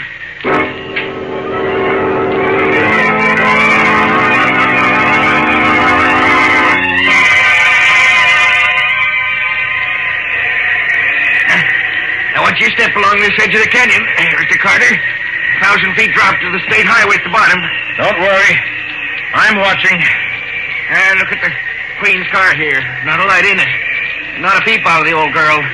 I'd have thought the noise of that slide would have woken the dead. Didn't you say she had a maid and a porter with her, too? Funny they're not awake. Yeah. Probably she's got them both so scared. Don't dare make a sound while she's asleep. The dog, too. Didn't hear a peep out of him either. Hey, Bob, look ahead there. Yeah? That slide cleared off a place about a quarter-mile wide. Yes, sir. Only missed us by about 100 yards. Wait a minute. I've got my flashlight here. Let me see if we can see anything of Carney anywhere. Thanks, Mr. Carter. There ain't no use looking for him. Not after that. Here, listen. I don't hear nothing. There it is again. And it's down there over the edge of the canyon. Here, flash your light down there. See if we... I can't see a thing. Must have... Hey, Bob, look there. The flagman. Carney. Yes. Caught on that little tree down there. Must be 50 feet down the side of the slope. What's he doing down there? He must have slipped and fallen over the edge on his way back. Yeah, but that's not Carney making that noise. No, it isn't, but I can't see anything else down there that's making it. No wonder they named this Mad Mountain. Well, go get a couple of porters and some rope. All right. We'll have to get Carney out of there quick if he's still alive.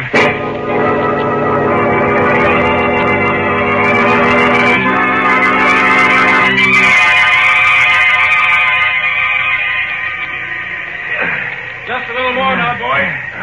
Take it easy. Oh, pull, can you? Pull. Here, let me help you. Now, all together. Yeah. Right. No more. There. That's it. Now, give me a hand with the body. Mr. Carter, is he dead? Yes, he broke his neck when he fell. Ah, poor Carney. Many's a long ride we've had together. You two porters stay here with the body for a bit. Yes. Bob, you and I have a job to do. Come on, quick. A job? What do you mean? Hey, where are you going? If it's what I think it is, we got a real job on our hands. You got a key to the Queen's private car? The Queen's? Well, no. What do you want that for? You know what I found down there when I was getting Carney's body? No, I ain't got any idea. Well, that chow dog of hers is caught in a clump of bushes just below where Carney was. Yeah? The dog was doing that crying we heard before. He stopped now. Yeah, I'll bet that darn dog got out of the car and chased Carney, and Carney fell over the edge trying to get away from him. Certainly hope you're right, Bob, but I don't think so. Well, what do you think did happen then? I'll tell you in a minute. Here's the end of the Queen's car. Yeah. Maybe I've got a key that'll fit this door.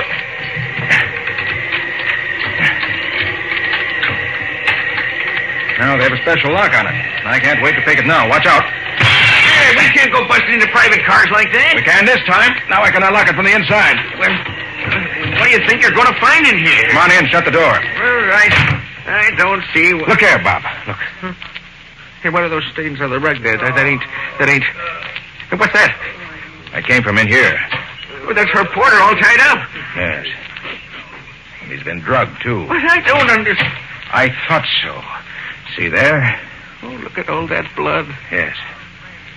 And the Queen put up quite a struggle for her life, but she lost. Oh, I'll say there was a fight here. Look at this room, everything upside down. Yes. And everything valuable gone. Nothing left but some toilet articles. Where's the maid's compartment? It's over here. Oh, gosh almighty. She's dead, too. Strangled to death, looks like. Those purple marks around her neck couldn't mean anything else. Oh, what a smell. What is it, Mr. Carter? It smells like perfume. Yeah, see there? Broken perfume bottle. Got smashed in the struggle. Phew. The smell is so strong, it's sickening. Oh, I'm going to catch it for this. What's in the other compartment? I wouldn't know. I just hope it ain't more bodies. Well, we'll see. Aha, just as I suspected. See those cigarette burns on the dresser and the empty bottles? 2 men hid in here, waited until the time was right, then killed the Queen and her maid and stole the jewels. How do you know there was 2 men? 2 different brands of cigarettes here. Oh, yeah. Hey, where do you suppose they got aboard? Probably hid in here before the car left the junction. Well, do you suppose they're still on the train? See if the front door of the car is unlocked. Oh, sure. Yes, Mr. Carter, it's not locked. Well, they probably went out that way and are somewhere on the train now. Bob, they must have figured that nobody would enter this car before it reached Sacramento. Uh-huh. They were all set to drop off at one of the way stations before that. But undoubtedly, the snowslide interfered with their plans. And in this deep snow, there's no place they could go without being in danger of their lives. Oh. Yes, I feel sure they're still on the train. Well, can you find any clues to tell us who they are? Well, I hope so. Well, could you take some fingerprints, maybe? It would take too long to fingerprint everybody in the train. No, we've got to find some other way to do it. Yes, but how? I don't know yet. Oh. But I think I have an idea. Well, what do we do now? Bring Connie's body in here. Let the passengers think he was killed in the slide, but don't let them know he was murdered. Murdered? You say Carney was murdered, too? I thought you said his neck was broken. It was. But the back of his head was crushed in, too. And that was no accident. Oh, poor That's Carney. what led me to believe that there might have been trouble here in the Queen's car. Bob, as I see it, the Chow made trouble for the killers when they started their work. So they took it outside to get rid of it, but they ran into Carney. Uh-huh. They killed him and threw him and the dog into the canyon. And that so long as the killers think that Carney and the dog are both dead, we'll let them keep on thinking so. At least until I can rescue that Chow. Are you crazy, Mr. Carter? That mud ain't worth risking your neck for. No. I have an idea. Maybe he can tell us who the killers are. Oh, what the heck? Chows can't talk. I have an idea. Maybe this one can't. At least I'm going to find out anyway.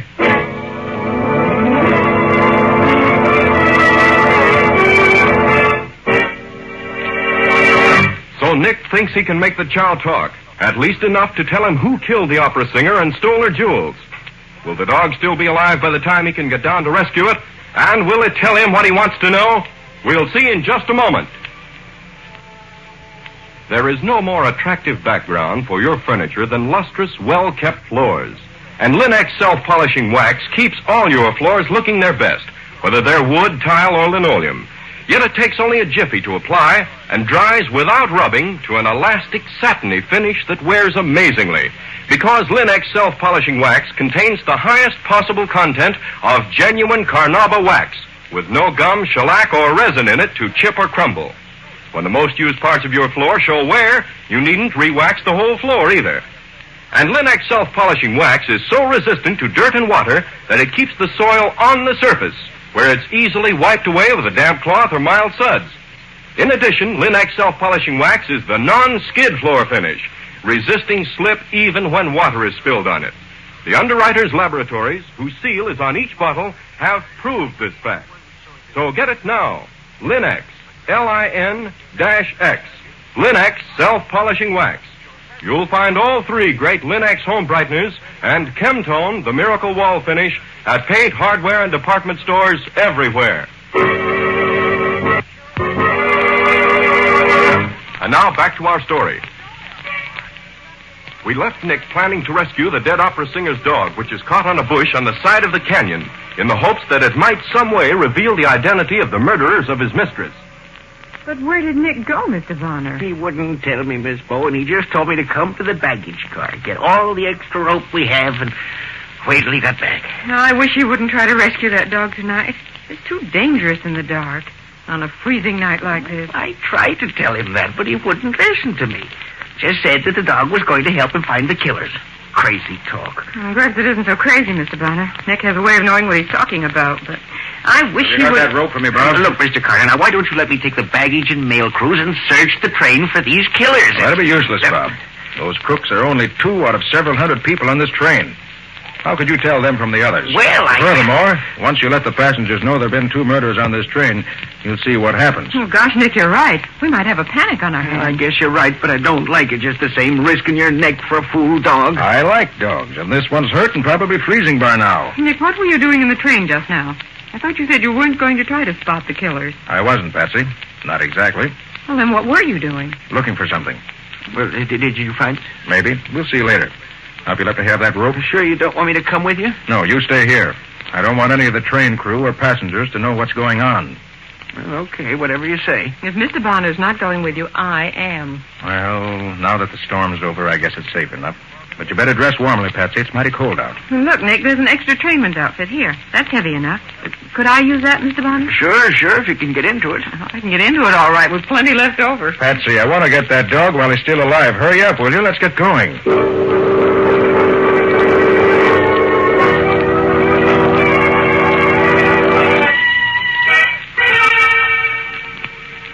I'm glad that wind died down. Not quite so cold now. That's right. Is this where you found the brakeman? Oh, yes, I can see the marks in the snow. Is the dog here too, Nick? Yes, Patsy. He was caught in a small bush just below where the brakeman was. How are you going to get down to him? I'm going to tie this larger rope to the rail here if I can find it under this snow. Yes, here it is.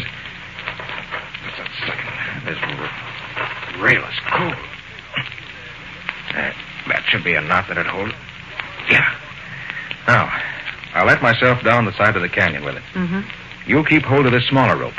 When I've tied the dog to it, you pull it up. Okay. I can climb back up the other rope myself. It's a good thing we have the headlight from the locomotive on the second section to help us.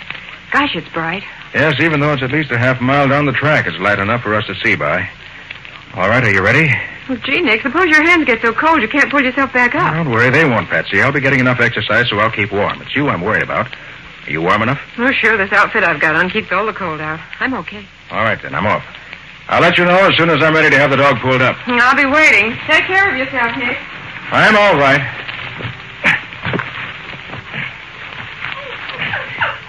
Careful, Nick. Now, here he is, Patsy, and he's still alive. Oh, good. Oh, poor little fella. All right, steady, Billy. We'll have you up where it's nice and warm in no time. There we are. Now, just put this little rope around your belly. There we are. Hold still. There. Now, tie it around your forelegs so it won't slip. There. I don't want to lose you now. You're too valuable to me. You ready, Nick? Just a minute. Here, take it easy, will you? You'll be all right.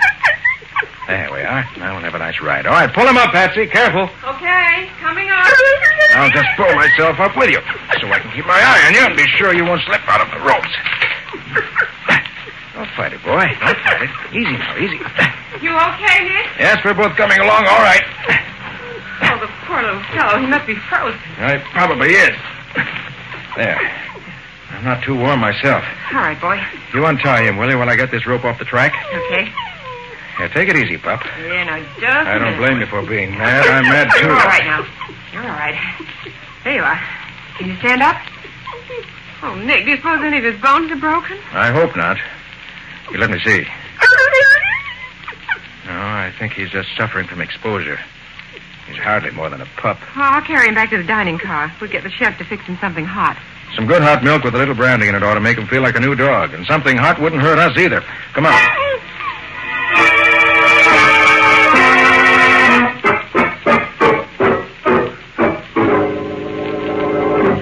Oh, look, Nick. He feels much better than he did. Why, he walks around almost normally now. Yes, a little something warm to eat fixed him. Here, and that rub down you gave him. Oh, what are you planning to do now, Nick? Let me have that small piece of rope, will you? Want to make a leash for him. You're not going to take that poor pup out for a walk, are you? Take him out? No. Take him for a walk? Yes.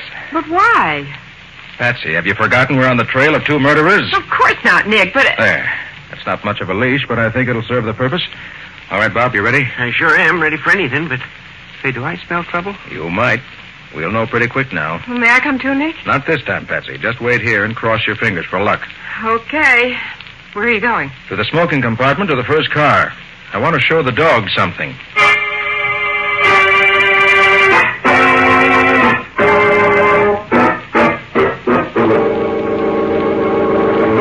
Easy now, Bob. All right. The smoking compartment's just ahead here. Okay. Quiet, boy, quiet. You'll get your chance in just a minute. I remember back some 20 years ago, we were held up for 4 days in a slide on a railroad up in Canada. Yeah. Somebody's always been where it's worse Now, than it listen, is Bob. now. I'm going to let the dog loose when we get to the door of the compartment. I'll follow him in, and you stay back of me. I don't want to seem to brag. I was just going to say... Shut up. It's bad enough now without you making it worse. Hey, Bob, you hear that? Yeah, but what? Quiet. I'm letting him loose. Well, of course, if you don't want... Wait down. Button your lip. Ready, Bob? Yeah. All right, here goes. We stay here until I say so. Guys just can't keep their trap shut when they're... What the devil? Take them off me, will you? Take that old thing, don't you? Also, never much plug him, Mike. Plug him. Get out of the way, Pete. I can't plug him. I'm hitting you. Please, bit me. Get them off me, will you? Come on, Bob. All right, you two. Get your hands up, quick. Get this dog off me, will you? Drop it. Okay. Get the dog, Bob. Come on, fella. Steady now. Now, he won't hurt you. That's the idea. Get your hands up, now. You ain't got no right to come in here that way. Don't try to get your gun or I'll let you have it right. I got my hands up. That's better. I don't like shooting. All right, Bob, take their guns away from them. Yeah. Be sure you get all of them. And see what else they have on them at the same time. Sure, Mr. Carter, sure. I'll give him a good going over. Carter, You ain't Nick Carter. I certainly am. Wouldn't you know, Pete? We pull a job way up here in the mountains, and Nick Carter has to be on the train. Oh, shut up. You ain't got nothing on us, nothing. No, I think I have plenty. Prove it. You want to search us? Found anything interesting, Bob? Nope, nothing. Just these 3 guns, nothing else. Yeah, you say we ain't done nothing. I told you got no right. You and your pal murdered the opera singer and are made in their private car tonight. You slugged the brakeman and threw him over the cliff. You stole all the singer's jewels. You call that nothing? This guy's nuts, Pete. Yeah. Go on and prove it, copper. But get me a doctor first, will you? My leg's all bent up. Look, I'm bleeding. I'll get you a doctor after I get your confession. We don't know nothing about it, do we, Mike? No, we don't know a thing. It wasn't even there. All right, very well. We'll all sit right here and wait until you two decide to give us the information we want. All right, Flatfoot, sit. You can wait till next year, but you won't lay nothing from us. Okay. I'll wait.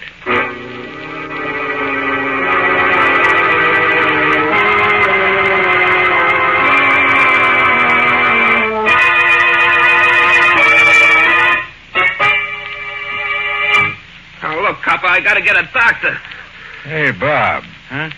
You know how quick hydrophobia sets in after a dog bites? I know I don't. Pretty quick, I think. Let's see. If I remember correctly, there's no cure for it after it does set in, is there? No, sir. I don't believe there is. No cure. Oh. How long would you say it is since the dog bit Pete here? It must be about 10 minutes now, I'd say. 10 minutes, huh? And it only takes hydrophobia about 5 minutes. Yeah, all right. I'll tell. Only get me a doctor. You'll get a doctor when I get your confession. Okay. We killed him, Mike and me. We hid in the old dame's car before it left the yard. Where are the jewels? We made a bundle out of them and threw them clear off the cliff. They're down near the state road at the bottom. Get me a doctor, will you? I'm dying. You're not dying. Not yet. Yeah, I am. I got hydrophobia, sure. Get a doc, will you? You're a fool. You can't get hydrophobia from a dog bite unless the dog has hydrophobia before he bites you. And this dog is as clean and healthy as a dog could be. You're no more danger from those bites than I am. You mean I ain't gonna get sick from the bites? Not in the slightest. He tricked us. That dirty double-crossing rat out of... You ought to keep quiet. Bob. Yeah? See if you can find a doctor. And take the dog back to Patsy. He's done a good night's work. And bring some rope to tie up these cheap thugs. Sure, Mr. Carter. Come on, Pooch. Come on, fella. Come on. I beg your pardon, Mr. Carter, is it? Why, yes. Hey, where are you? I'm here under this seat. Is it safe to come out now? Yes, indeed. Come on out and join the party. Thank you. It's much more comfortable out here. Yes. Mr. Carter, may I ask you a question? Why, certainly. Go right ahead. How did you know these were the men who killed somebody? Oh, very simple. When I walked through the train a while ago, I noticed that the tobacco smoke in this compartment was scented heavily with perfume.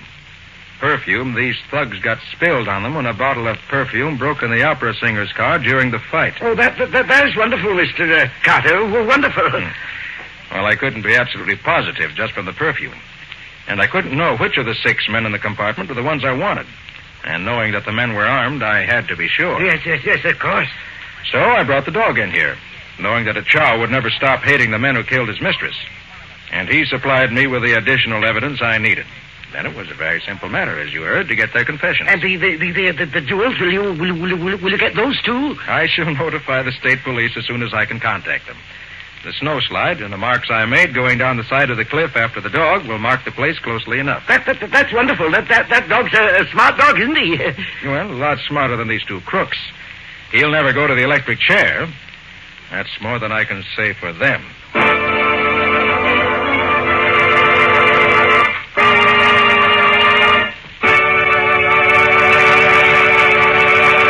In just a moment, Nick and Patsy will bring you a preview of next week's exciting case.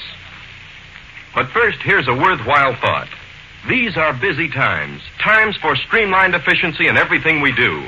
And American homemakers everywhere are learning how much time they save when they preserve the natural beauty of their furniture with Linex Cream Polish, which cleans as it polishes in one easy process. Linex Cream Polish requires no tiresome rubbing, and in one quick, easy application removes cloudy dust and polish accumulation. It banishes messy fingerprints and helps conceal ugly scratches. Linex Cream Polish dries hard, too, leaving no oily film to attract more dust and make more work for you. So by all means, keep your treasured furniture lovely the easy way with Linex Cream Polish. Remember to ask for it at your dealers. If he hasn't received his supply of the 3 great Linex home brighteners, he'll probably have them soon. Ask him to save one or all of them for you. Acme will see that he gets them and you get them as quickly as possible. And now let's hear from Nick Carter himself. How about it, Nick? What thrilling story are you going to tell us next week? Well, next week, Ken, I'm going to tell you a simple little story which begins when a milkman arrives at a customer's house to find the young wife tied up in the kitchen of her home and her young husband shot to death in his bed. The local sheriff couldn't seem to make head nor tails out of the case. But when Nick took hold, he picked up a small clue here and another one there and got the right answer. An answer, I may say, that was somewhat unexpected. Is it an exciting case? Well, tracking down a murderer is always exciting to me. Well, what do you call the story, Nick? I call it the two-pillow murder. Or the mystery of the milkman's discovery. And that's all for now. So long, everybody. So long. And so long to you both, Nick and Patsy. We'll be looking forward to seeing you again next week.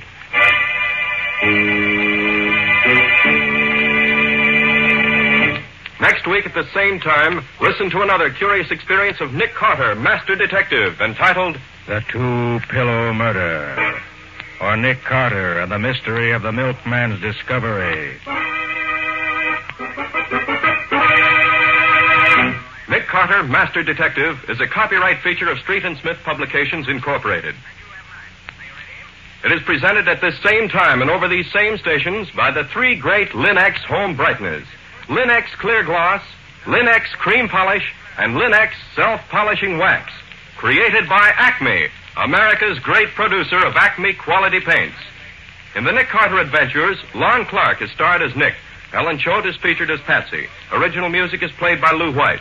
The programs are written and directed by Jock McGregor. This is Ken Powell speaking for the thousands of Linex dealers all over America and saying so long until next week. This is Mutual.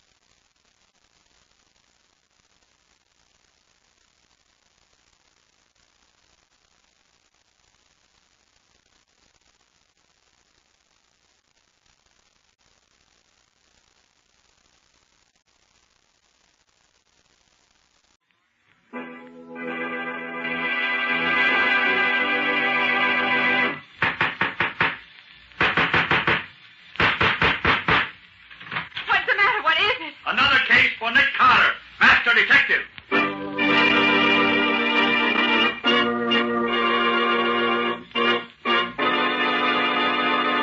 Yes, it's another case for that most famous of all manhunters, the detective whose ability at solving crime is unequaled in the history of detective fiction.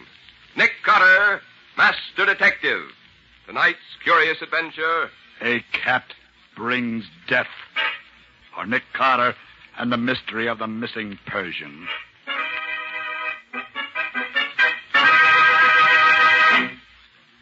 The confounded doggone things to have Riley, you don't seem very happy to see me this morning. I ain't. Something I've done, or just things in general? Things in particular. Here's your glass of water, Lieutenant. All right. What you get it so cold for? Lieutenant, it ain't... All right. Get out. Now, where'd I put them pills? Take your vitamins regularly, I see. Excellent idea for anyone inclined to be nervous. Vitamins, nothing. Them's aspirin tablets for headaches. Lieutenant Riley, do you mind if I sit down this lovely morning? Sit down, but don't bother me. I've got too many troubles of my own to be bothered with yours. But I have no troubles, Lieutenant. I feel free as a bird. You would. Care to tell old Uncle Nick what the trouble is? In case you're interested, Mr. Nicholas Carter, I am. Shut up if you want to hear this. Oh, sorry. In case you're interested, I just had to release Cully Greer from his temporary residence in my jail. Oh. I couldn't get enough on him to hold him for a jury in spite of the fact that every cop in town knows he's guilty. And we've been trailing his sidekick Sabin for more than a week steady without a sign of results. The same with that blonde, what do you call her, Reba Dawes. We're right back where we started. 2 jobs pulled this month without a smell of a clue. 3 big jewel robberies, and my little Boy Scouts are still out chasing rainbows.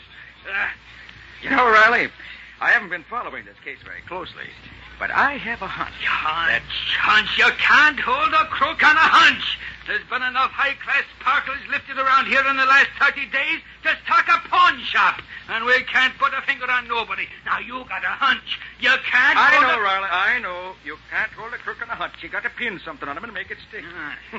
I've heard you say that before. Well, it's true. Why, Nick, I ain't even had... Lieutenant. All right. Lieutenant Riley, Police Headquarters. This is Commissioner Clark, Riley. Oh, yes, sir, Commissioner. Now, look, if somebody doesn't turn up something on these jewel robberies pretty quick now, there's going to be some changes around here. We've been working hard on it, Commissioner, and I ain't hardly been home long enough to eat, sir. That's a fact, sir. The trouble with you, Riley, is in your head, not in your stomach. Maybe we need some new blood in that department. Oh, now, Commissioner, we can't find clues when there ain't none to find. We're doing all we can. You'll have to do better. I expect results within 48 hours. Goodbye. Goodbye, Commissioner. I take it that was the commissioner. You take it... Oh, look, Nick, couldn't you go someplace else for a while? Why, Riley, your lack of hospitality amazes me. I only came down to... the buzzer, Lieutenant. All right. Well, what is it now? More trouble? There's a woman out here demanding to see you. And I mean demanding. I ain't receiving visitors today. You'd better be. It's Mrs. Dudley Banks herself. Mrs. Dudley Banks? You know, the commissioner's favorite aunt. I know who she is. What does she want? Some more contributions She for says she's been robbed, Lieutenant. Robbed? Oh, don't tell me we got another case to break. I can't stand much more of it. All right, send her in. You know, Riley, I remember reading recently that Mrs. Dudley Banks had the finest collection of rubies in the country. Oh, no, Nick. Not rubies. You don't suppose that Mrs. Dudley Banks, Lieutenant Riley. Lieutenant Riley, I have come to you personally to report a most distressing thing. I've been robbed in broad daylight and under the most distressing circumstances. You've been robbed? I most certainly have, and I shall expect you to take immediate action. Now, you can depend on us, Mrs. Dudley Banks. You know, just what was the nature of your loss? My cat. Your cat? You said your cat? Precisely, my cat. A lemon-colored Persian of the female sex. She's known as Fluffy. She disappeared from my upstairs living room sometime this morning. Well, isn't it just possible that the cat just strayed off the premises like... Fluffy was stolen, of that I am certain. She's not given to wandering away. Yes, of course, ma'am. Well, what do you expect me to do? Do? Why do you suppose I came down here for sympathy? Well, I expect you to recover the animal, apprehend the criminal, and punish him. Oh, sure. I shall be home after 4 o'clock. At that time, you will be at liberty to inspect the premises. You have my address, of course. Good day. Cat. A Persian cat. Of all the confounded nonsense! Oh, but Riley, think how lucky you are that it wasn't her rubies. Lucky, you call it. Well, Lieutenant, what are you going to do about this, pardon my pun, catastrophe? Do about it? As if I didn't have enough troubles now. That old cluck may be the commissioner's favorite aunt, but if she thinks I'm going to assign anybody to round up a stray cat, she's a lot... You know, Riley, this case interests me. What? Yes. Why, a case like this might develop some startling angles before we get through with it. Oh, Nick, quit your kidding. No, really, Riley, I'm serious. This, I feel sure, is a case worthy of my talents. It'll be a pleasure for me to turn from the pursuit of murderers and other such small-time criminals to the really important work of discovering who walked off with the lovely feline pet of Mrs. Dudley Banks. Are you kidding, Nick? Definitely not, Riley. At 4 o'clock this afternoon, I shall ring Mrs. Dudley Banks' bell, wipe my feet on a doormat, hand my hat to the butler, and see what I can uncover about the mystery of the missing Persian. Oh. So long, Lieutenant.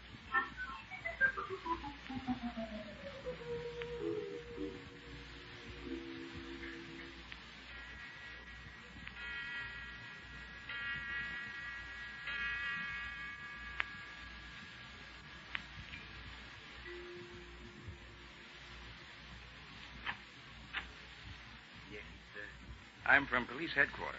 Lieutenant Riley sent me to investigate the loss of Mrs. Dudley Banks' cat. Oh, yes, sir. Mrs. Dudley Banks is expecting you. Come in, please. Thank you.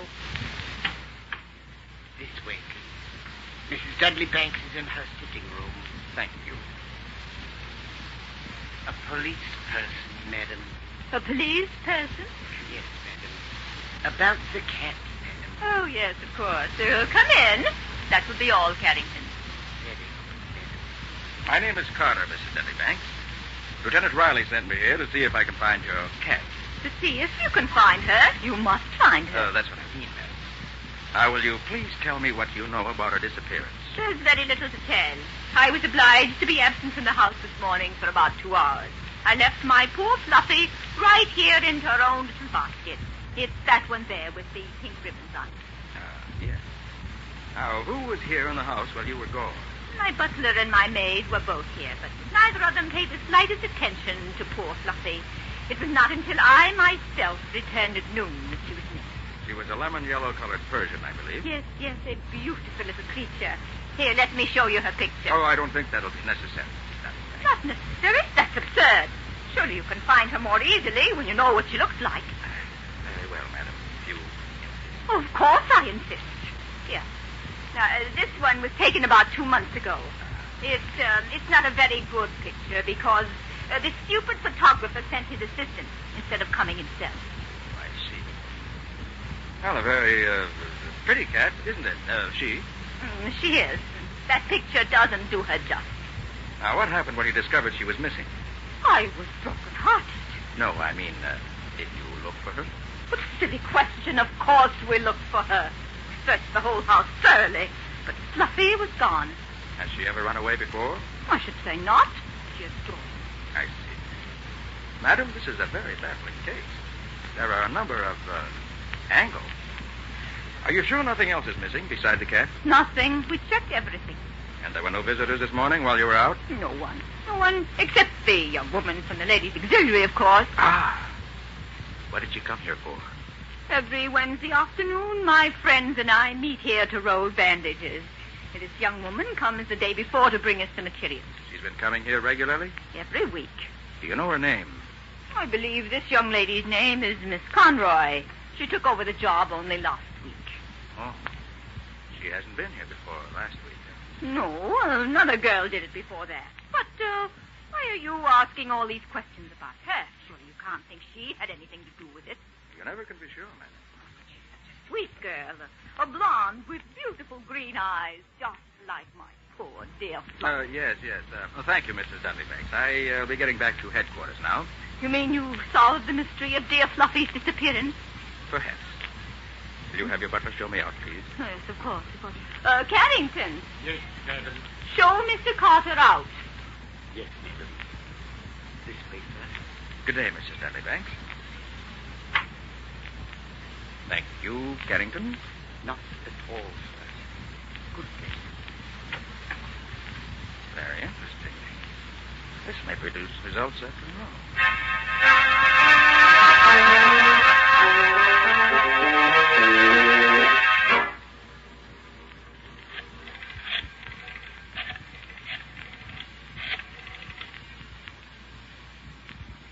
This is the headquarters of the Ladies' Auxiliary. This is the office of Brown, White, and Brown, attorneys. Yes? Could you give us the address of a Miss Conroy who works with you? We have a legal communication for her. Miss Conroy? 1 moment, please. Stranger things have happened. Miss Conroy lives at 76 East Dover Place. Thank you. Not tall.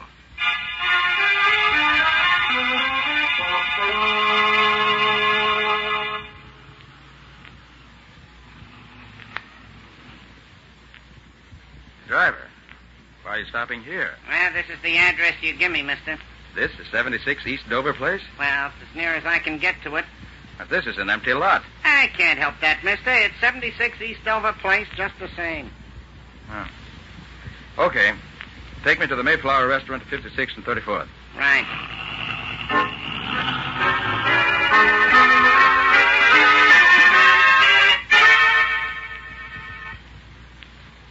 You're a little early for dinner tonight, Mr. Carter. Nobody gets in here before 6 generally. Now, never mind, Katie. Bring me a nice, thick slab of roast beef. Oh, you're just fooling, Mr. Carter. This is Meatless Tuesday. Oh, yes, so it is, Katie. I never seem to remember that. Well, what's on the menu? Here, you can look for yourself. If you had to buy meat for a family the way I do, you'd remember. It's a job getting things these days. Yeah, I suppose it is. Why, just this afternoon, before I come to work, I went to the butcher shop to get some liver. My husband calls it cat food, but he eats it just the same. Well, I got some, and a nice piece it was, too, but I had to fight for it. Fight for it? Yeah, blonde little chick tried to get it away from me. Last piece there was, but I got it. I slapped her face, too, I did. And she didn't want it for herself at all. Wanted it for a cat, imagine. For a cat? What kind of cat? What's the difference what kind of a cat it was? The idea of hard-working folks having to go without so some cat can eat the best there is. This blonde, she wouldn't be young and pretty, would he? Lives in the neighborhood, maybe? Oh, she's pretty to look at, but the language she used, it'll make your hair curl. Yeah, she lives around here. I've seen her going in and out of the Mecca apartments across the park. She's a movie actress, maybe. Mecca apartments, huh? Mm-hmm. Well, I wonder if she's home now. Here, don't you want any dinner? I thought you'd come in here to eat. Oh, sorry, Katie. I'll be back later. Right now I have to follow a hunch and see a girl about a cat. So long.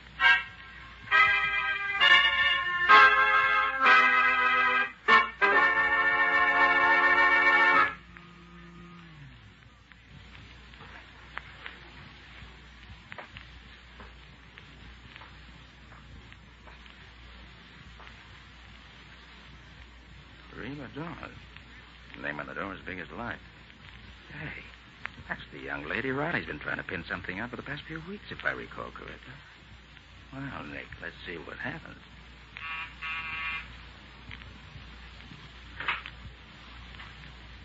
Well? Very well, thanks. Here, what's the idea of pushing into my apartment like that? Well, just dropped in to say hello. What do you want here? Kitty was right. You are good looking. Listen, fella, if you don't clear out of here, I'll... Pretty cat you got there, too. Persian, isn't it? Never mind the cat. What's the game? Come on, talk up or get out. All right, here it is. You call yourself Conroy, get to be a worker for the ladies' auxiliary, get chummy with Mrs. Dudley Banks, and then walk off with her pet Persian under your raincoat. What's the answer? Oh, a dick, are you? Could be. I think Lieutenant Riley would like to have a chat with you down at headquarters. Lieutenant Riley had me down at headquarters and had to let me go. He's got nothing on me. Then you won't have to worry, will you? We'll go down and confer with him anyway. We'll take Fluffy along with us. You let that cat alone. I'm not leaving here for you or anyone else. No? Mrs. Dudley Banks didn't like the idea of you taking her. You better answer that. Get somebody I'd like to see and be yourself. I don't want to have to get rough. Watch yourself. I'll be right behind these curtains watching you. Oh, Scully, it's you. Sure, it's me, babe. Who'd you expect? Oh, I don't know. I just... What's the matter, babe? You look scared. No, I'm not scared. You ready to travel? We're rolling tonight. Scully, Say, you did a nice job getting us the layout of the old lady's place. I'm proud of you. You know, that ladies' auxiliary racket worked out okay. Me and Sabin turned the trick in no time. The wall safe was a pipe to crack, and we cleaned it. We put the maid and the old lady to sleep and dumped them in the closet. They never got a squint at us at all. We had to get rough with the butler. The old coot tried to make a getaway. Yeah, we had to give him the works. Scully, Say, are you sick or something? I got something to tell you. There's a dick behind the curtain. Both of you. Turn around and keep your hands in sight. Get him up, Scully. Now, let's see if you're carrying a gun. What the... Just keep them up, Scully. And you too, Reba. I'm not pointing this gun of mine at you for exercise. Oh, so no gun, huh? What's the matter? Don't you wish I had one? And you could pull me for carrying a concealed weapon. Nothing doing, copper. I don't carry any hardware outside of business hours, see? Hey, what are you doing here anyhow? Just been waiting around for you to show up. Hey, look, babe. How come this dick's parked here in your place? I tried to tell you, Scully. He just busted in on me just before you came. Must have had some reason for busting in. Well, never mind that now, Scully. Let's all go down and see Riley. He should have held you in jail a little longer today. It would have queered the job you just pulled at Mrs. Dudley Banks' residence. Well, that's the answer to my problem, anyhow. Now just stand there, you two, while I give Riley a ring. Life will be a great deal happier for him when I tell him who's coming down to see him. Police headquarters. Lieutenant Riley speaking. Oh, Riley, I have a surprise for you. I already got one, Nick. You know what was pulled off not half an hour ago? I do. You found Mrs. Dudley Banks and her maid bundled up in a closet, and the butler shot to death. Probably the wall safe had been cleaned out, and Mrs. Dudley Banks' prized collection of rubies is missing. Nick, where did you... how Very come you... simple, Riley. Katie had liver for supper tonight, see? And, hey, put on those lights again. Don't try anything. Nick! Okay, Reba. Turn the lights on. What's going on there? There's a gun. Hey, Now, what's all that Papa, noise? you stay put, right where you are. Okay, Scully, just as you say. Good work, babe. You turned these lights on just at the right time. You better pick up the table and put that phone back. Okay. Light switch was just behind me. I figured we'd have a better chance in the dark. You're awful quick, Scully. You're too quick for that copper. He didn't get a chance to spill anything to Riley. We ain't in the picture at all, and we won't be either. I was pretty scared for a minute. Hey, where's Sabin? We're meeting. I had Jake bring me here to get you. Oh. He's waiting for us downstairs. Now, you ready to travel? Sure, I've been ready for the past hour. Thought it was you at the door when this dick knocked. That's why I opened it so quick. Yeah, let's get going. Hey, ain't you going to take care of that flatfoot before we leave? Not here. Don't want any dead dicks found with a bull. Just they might have to tie you up with it and maybe hook me in, too. Just take him along with us for a while. And keep Riley guessing, too. How mighty nice of you to take me along to meet Sabin, Scully. Then I'll have all three of you together in one place where it'll be easier to take you in. You know, Riley'd hate to see you leave town now. Cut the comedy, copper. You're going along, but not far. So pick up your hat, big boy, and march yourself downstairs. And don't forget, I'll be right behind you, all the way. Okay, Scully. You're the boss, now that you've got my gun. Oh, don't forget your cat, Reba. Gosh, that's right. I almost did. Come on, Fluffy. Hey, where'd that thing come from? It's mine. Isn't she a dear? Picked her up today. Just couldn't resist her. You gonna drag that along with you? Sure, I can't leave her behind. She won't be any trouble. Okay, let's get going. I don't want to keep Jake waiting.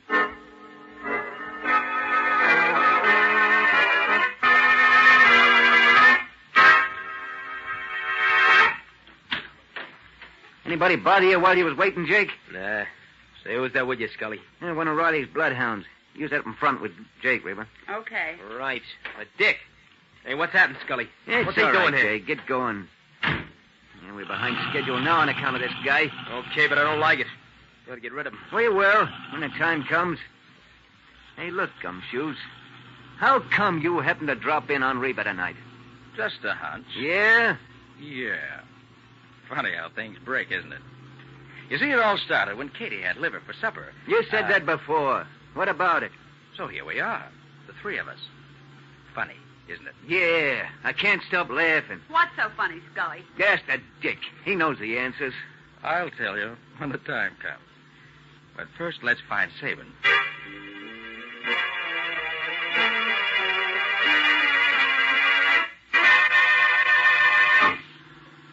Yeah, this is the place, Scully. The garage here. Yeah, pull right inside. Sabin will be waiting there for us. Right. That you, Scully? Yeah. Hey, where you been? If we don't get upstate before morning, we're going to be... Hey, who's that with you? Keep your shirt on and close the garage doors before some fool cop shows up and begins asking questions. Yeah, okay.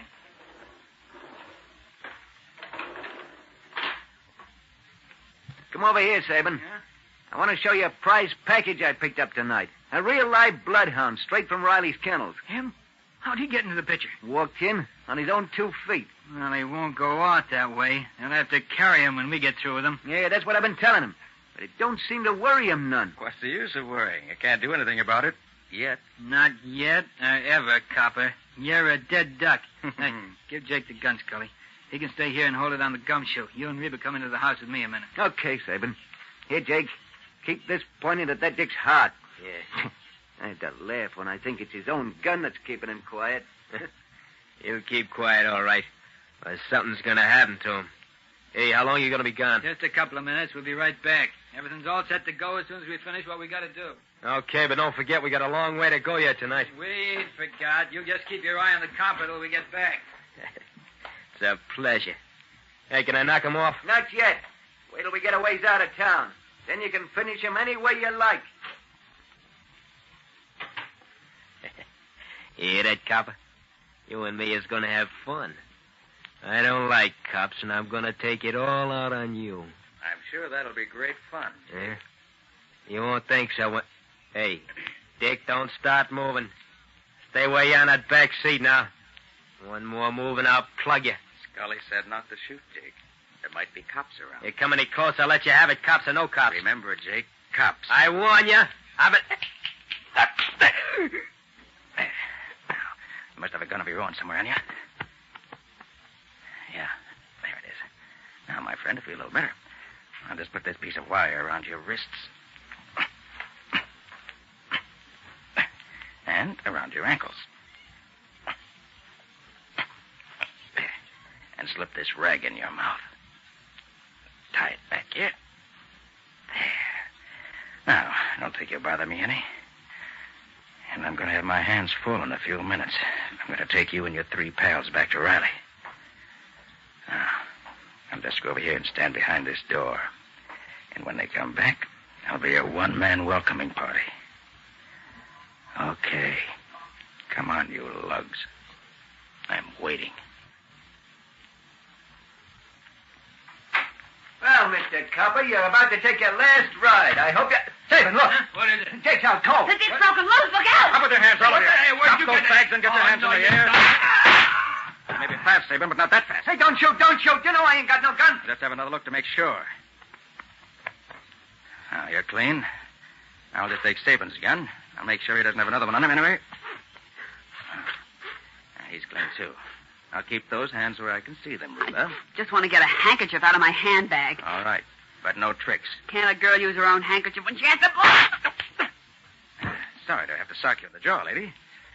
Suppose I might have known you'd have a gun in your handbag. All right, you two. Pick her up and put her in the back of the car, and then get in yourself. Scully, you drive. Sabin, you sit in back with Reba and me.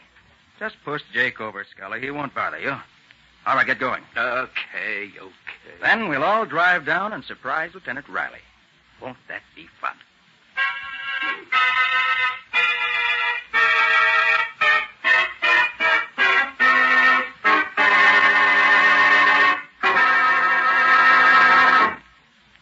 And after they left you alone with Jake, then what? Well, Patsy, when the 3 of them went into the house, I knew the chance I'd been waiting for had come. Mm-hmm. I was in the back seat, and Jake was in the front seat, holding my gun on me. Mm-hmm. So I got up out of my seat, moved over to Jake, took the gun away from him, and punched him in the jaw. He went out like a light. Nick, you moved up on a man holding a pistol on you? Why in the world didn't he kill you? Sounds to me like a hairbreadth Harry story. He tried to kill me, all right, Patsy. But he didn't know what I knew. That's why I had the advantage on him. Now, stop teasing, Nick. Tell me, why in the world didn't he shoot you? As I said, Patsy, he tried to. But the gun wasn't loaded. Wasn't loaded? No. That's why I felt perfectly safe in just taking it away from him. Patsy, you should have seen the look in his face when he pointed the gun at my heart and pulled the trigger 3 times. But I thought you said it was your gun. He did, Patsy. And it wasn't loaded? No, Patsy. With shame and remorse, I admit it wasn't loaded. You see, when Scully jumped on me in Reba's apartment, I tried to shoot him with it. But the trigger simply clicked. Then I suddenly remembered that I'd been cleaning it the night before when I got that long-distance phone call. And I just forgot to load it again. That's a dangerous mistake to make, Nick, even if it did save your life this time. Quite right, Patsy, quite right. Well, I certainly had a lot of fun watching Scully pointing that empty gun at me all the time we were going to meet Sabin. You know, I really enjoyed it. I wish all my mistakes could turn out as well.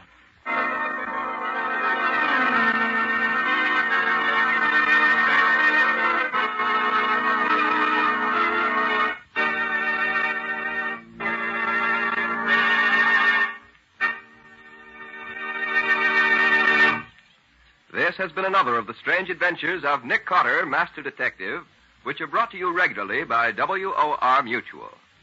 Well, Nick, what's next week's story going to be about? Before I tell you that, John, there's something else I want to say. Something very special. And this is addressed to you, our audience. We've been with you every week for the past year now, bringing you the strange and exciting adventures of Nick Carter.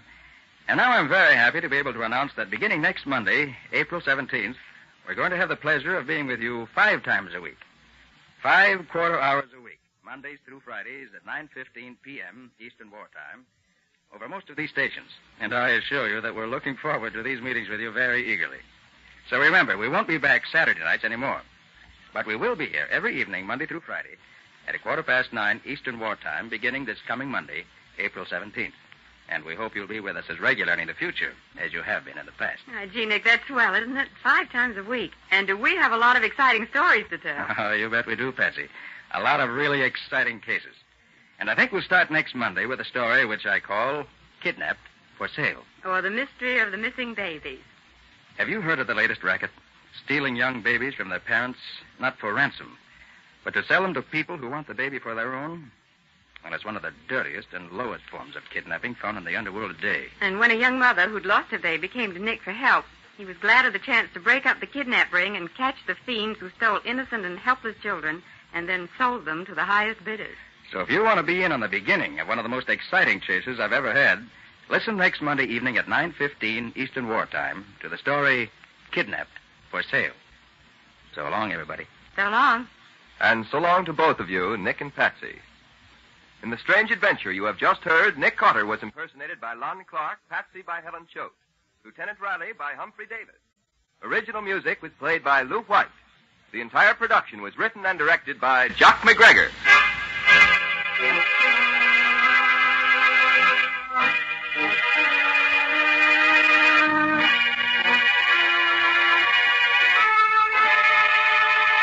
Next Monday evening at 9:15 Eastern Wartime, listen to the beginning of another curious experience of Nick Carter entitled Kidnapped for Sale, or Nick Carter and the Mystery of the Missing Babies.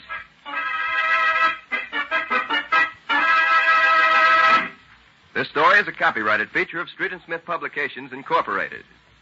The Return of Nick Carter is produced in the studios of WOR and is broadcast over most of these stations Mondays through Fridays at 9:15 p.m. Eastern Wartime.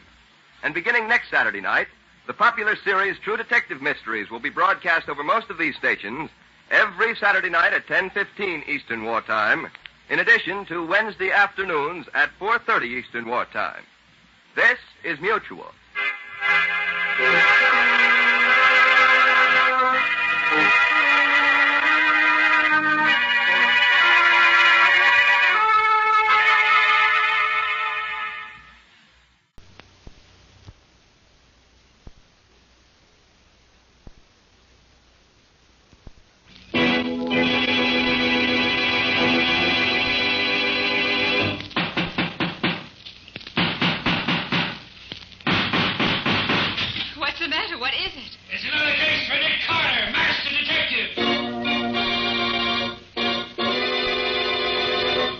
It's another case for that most famous of all manhunters, the detective whose ability at solving crime is unequaled in the history of detective fiction, Nick Carter, Master Detective.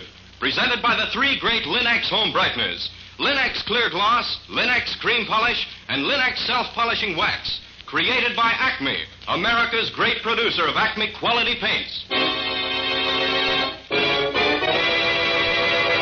Today's curious adventure, Death in the Pool, or Nick Carter and the Mystery of the Mink Coat. In just a moment, we'll hear how an expensive mink coat helped Nick Carter solve the mystery of the dead man found floating in the lily pool. But first, here's something you'll want to remember. A home is a place to enjoy. That's why you keep it as lovely as you can. Thousands of American homemakers have discovered that Chemtone, the miracle wall finish, is the way to new wall beauty. Now, renewing the beauty of your floors, Lin-X Self-Polishing Wax gives a satiny luster without tiresome rubbing. And it resists wear, water, and dirt amazingly, for it contains real carnauba wax. You can actually clean with a damp cloth or mild suds. What's more, Lin-X Self-Polishing Wax, the non-skid floor finish, resists slip even when water is spilled on it. Get Lin-X Self-Polishing Wax at your paint, hardware, or department store. Headquarters for all 3 great Lin-X home brighteners and Chemtone, the miracle wall finish.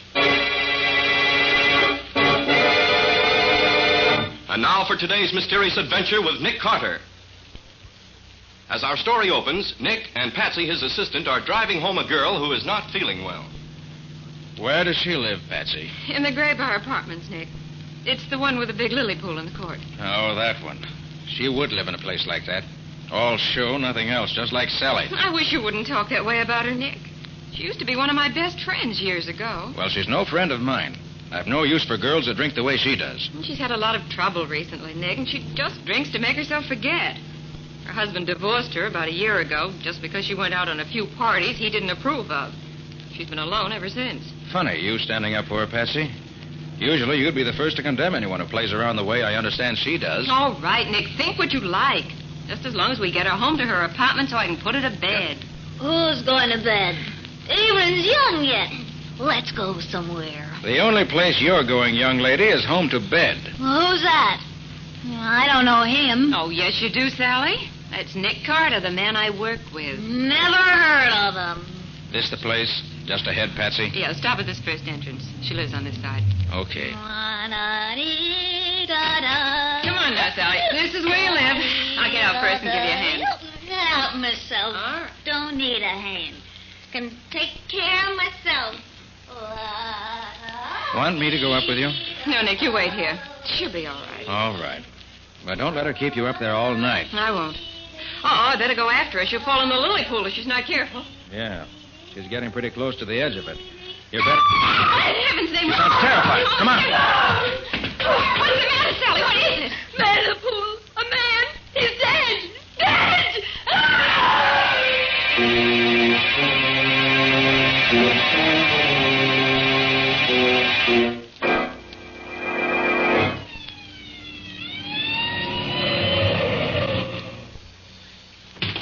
That's you, Nick? Yes, Riley, over here, by the edge of the pool. Patsy phoned me that she found a man's body in the pool. Drowned, was he? Flash your light this way, Riley. Okay. Holy smokes, Nick. Look in his back. Yes, a knife. Right between the shoulder blades. Did you find the body, Nick? Not exactly. It was Patsy's girlfriend who found it, really. What's her name? Sally Reeves. Oh, that one. Where is she now? Oh, Patsy's putting her to bed. She lives in this house. She's, well, slightly under the weather. How'd she happen to find him? Oh, Patsy and I were at a small friendly gathering having a quiet evening, and then she walked in. Got well lit up and wrecked the party. Patsy wanted to bring her home, so we did. As she went by the pool, she started screaming. I came over here and found this. Let's have a look at him. Nick, that's Arthur Reeves. What? That's Sally Reeves' ex-husband. And you say she found him? That's right. Very interesting. Maybe she found him because she knew just where to look for him.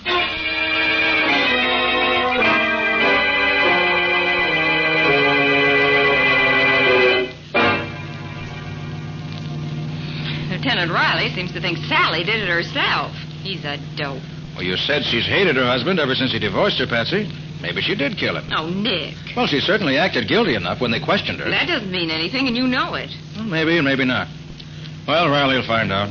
Oh, Nick, you can't leave it to Riley. Well, that's certainly what I'm going to do. This is none of my affair. Nick Carter, you've got to make it your affair. No, Patsy. But I'm not going to see Sally put in jail for something she didn't do. You've got to help her, Nick. And why? Because I asked you to, that's why. Oh, Patsy. Oh, Nick, will you do it?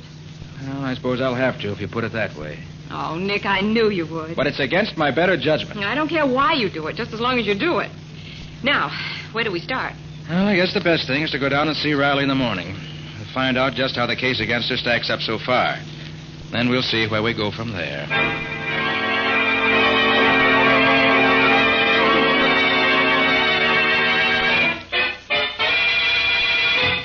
Well, good morning, Nick and Patsy. How are you, Riley? Well, Lieutenant, have you let Sally out of jail yet? Let her out. I should say not, Patsy. She's in for good the way it looks now. She did it all right. Riley, do you mind telling us just what the case is against her so far? No, I don't mind at all. Which side are you on in this, Nick? I'm on the side of the law, just as I always am. Should know me well enough for that by now. Oh, sure, Nick. Well, here it is. Reeves was Sally's ex-husband. He divorced her for seeing too much of other guys, and she hated him for it. In spite of the $500 a month alimony he was paying her, or supposed to be paying her. She said he hadn't paid her anything for the last 3 months. Exactly. You're proving my case for me, Patsy. Now, Reeves' partner tells me that Reeves was having a tough time making both ends meet, let alone paying his alimony. He spent too much on his second wife. And here's another thing. Reeves just took out a $50,000 insurance policy in this Sally's favor. Is that so? He had to. That was part of the divorce settlement. He should have done it before this. Yeah, I know. But that insurance policy is another swell motive for Sally to want Reeves dead. She wouldn't kill anybody. Well, here's another point then. She says she got to your party about 9:30 or 10 o'clock.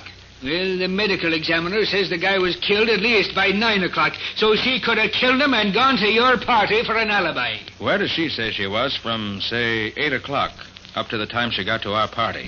She says Reeves called her and asked if he could see her about 8:30. So she said yes and sat in her apartment waiting for him, but he never showed up. So she says. It's a fine alibi, I don't think. It's no alibi at all. Who was the last one to see Reeves alive? Oh, his partner, workman.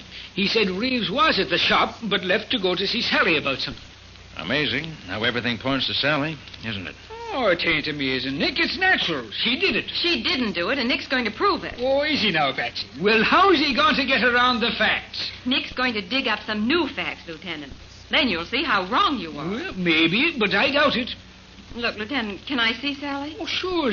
I guess it'll be all right. Would you like to see her now? If I can. Okay, I'll fix it. You go ahead with your investigation, Nick. I'll go back to the office and wait for you when I'm through here. All right. I'll see you then in a little while. Think I'll go down and have a talk with Reeves' partner first.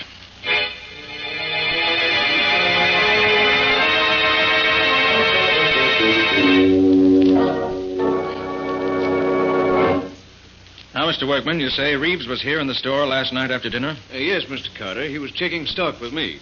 Then he left to see Sally. That was about 8:30. He said he'd be right back to help me finish checking. Did he say why he wanted to see her? He said he was going to ask her to let him out of some of the alimony he owed her. I see. But he didn't come back. No. I stayed here by myself until about 1 o'clock. Mm-hmm. I should judge by the type of furs you carry here, Mr. Workman, that you must do a pretty good business. That's right, Mr. Carter. Then how do you account for Mr. Reeves having such a hard time keeping up his alimony payments? Well, Mr. Reeves is a heavy spender. He spent money freely himself, and his second wife was extravagant. Did Reeves have any insurance in the partnership? The kind, I mean, that leaves you any money if he dies. Oh, no, Mr. Carter. We talked about it, but decided it wasn't necessary. Have you and he ever had any trouble? Oh, not the slightest. We've always been the best of friends. Mm-hmm. Well, thanks for your trouble, Mr. Workman. I guess that's all for now. Anytime I can help you, let me know. Oh, by the way, mind if I use your phone? Oh, not at all. It's on the desk over there. Thanks. Just want to call my office. I'll be in the back room if you want me. Thank you. Nicholas Carter's office. Oh, Patsy, how'd you find Sally? Oh, better than I expected, Nick. She's so mad at Riley for thinking she did it that she hasn't had time to be depressed. How'd you make out? Nothing new. That is, nothing definite. I'm going to see Reeves' wife. Then I have to drop in on the DA, so I may be tied up the rest of the day. Oh, that's good, Nick, because Sally wants me to go and stay in her apartment while she's away. She has a cat and a canary, and she wants me to take care of them. And I think that's a swell idea. What's so swell about it? What, don't you see? It'll give me a chance to go all through her things. I'll bet you I find something to help prove she's innocent. Or guilty. Now, Nick, don't be like that. If you'll drop over there around 8 o'clock tonight, I'll show you what I found. Okay, see you about 8 then. At Sally's apartment.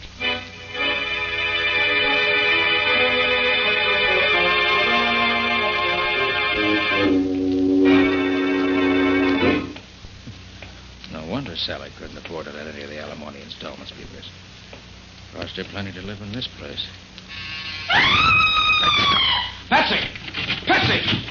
Patsy! Patsy, where? Patsy! What happened, Patsy? Patsy, can you hear me? That you, Nick? Yes, what's the matter? A man, he tried to... Patsy.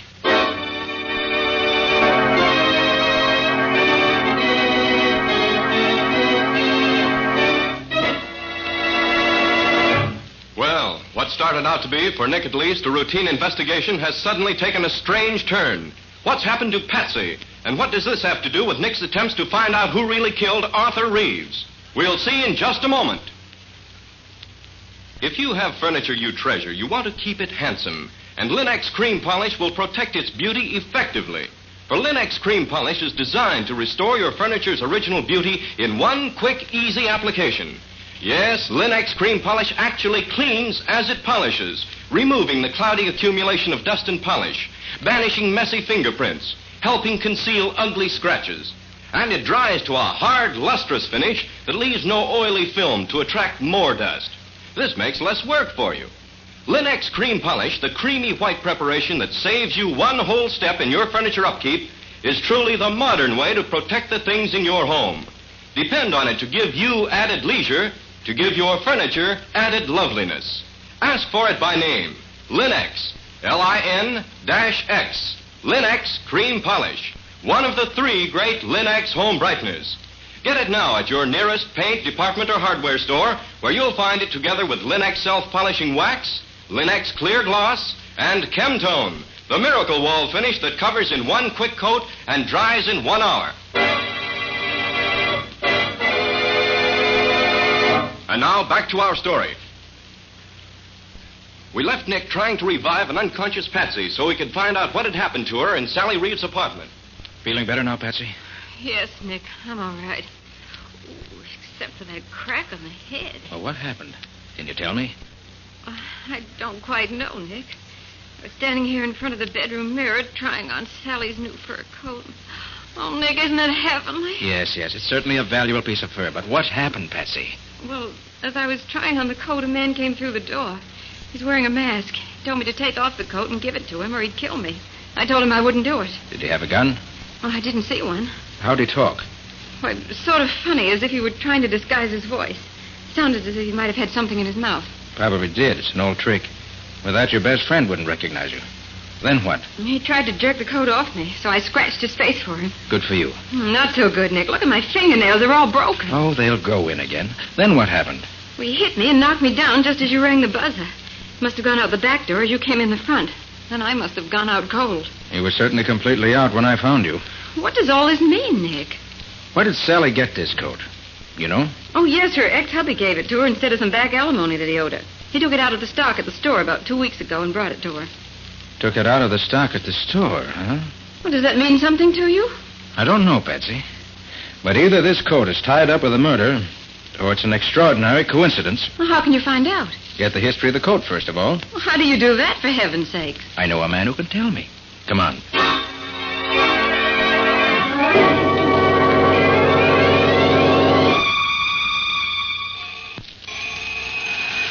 Well, I'm glad you phoned him in advance. I'd hate to have made all this trip for nothing. Hello, Mo. Nick, how are you? Come in. This is Patsy Bowen, my assistant, Mo. How do you do? Hello, glad to see you. And now, what is this puzzle you say you got for me, eh? Here's a fur coat, Mo. Have a look at it. Why, it's beautiful, Nick. Beautiful. What can you tell me about it? Well, it's worth at least $4,000. Well, that isn't what I mean. What can you tell me about the coat itself? Oh, everything I could tell you about it, Nick. But I might have to rip it apart a little here where it's sewed. Go ahead. I want to know as much as you can tell me. Sure, Nick, sure. Now, I rip a little of the lining here. Then I cut a few of the stitches here, where the skins are sewed together. Now, look, Nick. Mm-hmm. Yeah. You see this little blue mark on the skin here? Yes. That means the coat was sold by Fishbone Brothers. Their mark. The skins were sewed together by Herman Schultz, who works for them. Nobody else in the business stitches like Herman. Anything else? Fishbone Brothers make up the coat. They sell it to a retailer. That's all I could tell. Suppose they could tell me anything else about it? You can ask them. They got a store right down the block from me. I could telephone them that you are coming, and they should take good care of you right away. Thanks, Mo. Oh, by the way, that knife there on the counter, is that any particular kind of knife? All for you who make garments used in, Nick. That is a good knife for trimming the skins. Why do you ask? Oh, just saw one while ago, and I was curious. Come on, Patsy. Let's go see Fishburne Brothers.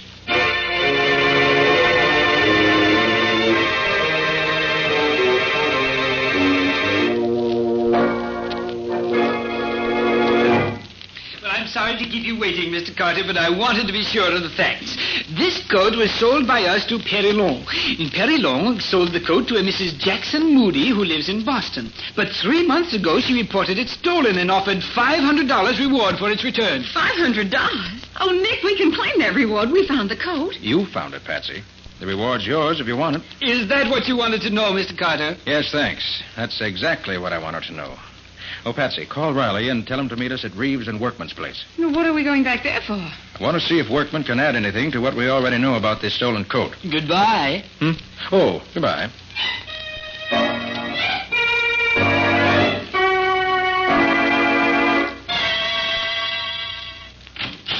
Why, Mr. Carter, I didn't expect to see you again tonight. I just want to ask you a few more questions, if you don't mind. Oh, no, not at all. Come in, all of you. Working pretty late, aren't you? Yes, I am. You see, without Mr. Reeves, there's so much more for me to do. Pretty dark in here for you to be working, isn't it? Oh, no, I can see plenty well in this light. Well, Lieutenant Riley has to make some notes, so... Make notes? On what, Nick? Why, on Mr. Workman's answers to my questions, naturally. Sure you won't mind if I turn on another light, will you, Mr. Workman? Oh, now, really, Mr. Carter, I don't think... Look. His face is scratched right across the cheek.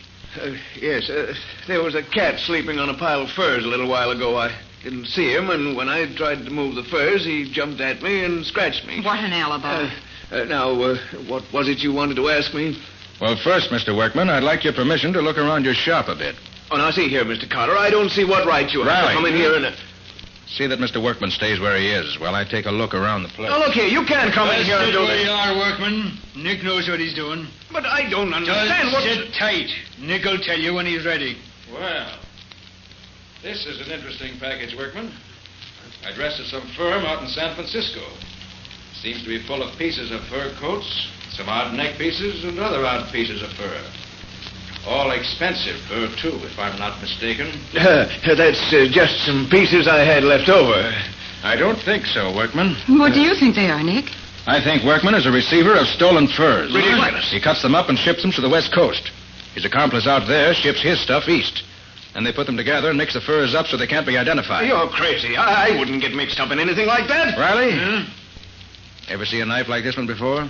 By golly, Nick, that's the same kind of knife that killed Reeves. You're quite sure? Of course I am. That same dark-colored handle, the same two metal bands around it, I'd know that anywhere. That's the same kind of knife we saw at Moe's a little while ago, Nick. Except that the handle is different. Exactly, Patsy.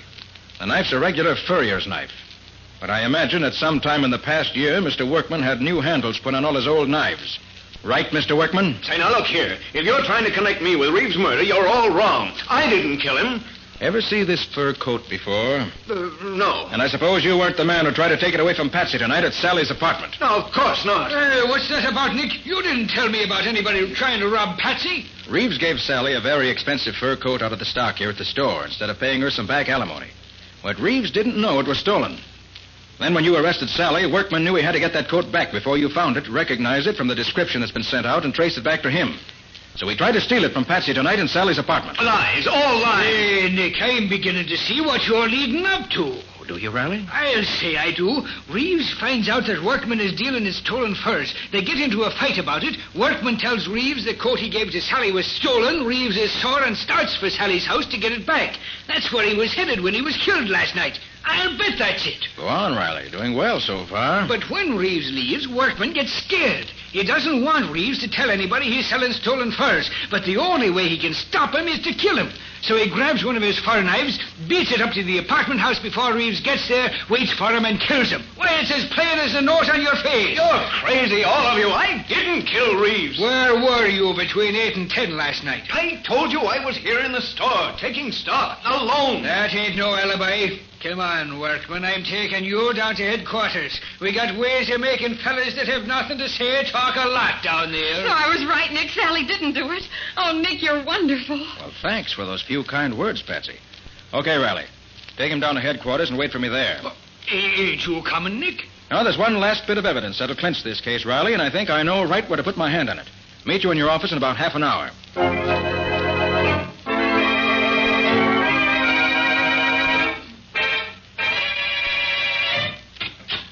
Oh, there you are, Nick. Well, glad to see the four of you gathered here to welcome me. Riley, Patsy, Sally, and Mr. Workman. Now let's sit down and be real cozy. What's all this about, Mr. Carter?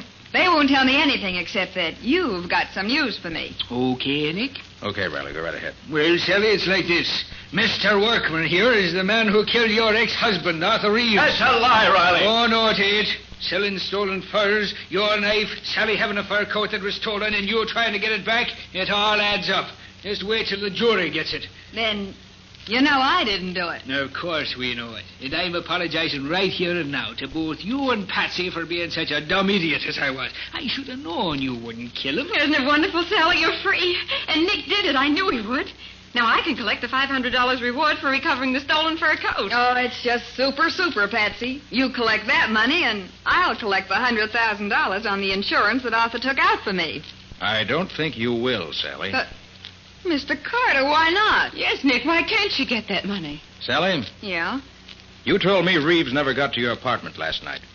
That you didn't see him at all, didn't you? Yeah, that's right. I waited and waited, but he didn't come. Riley.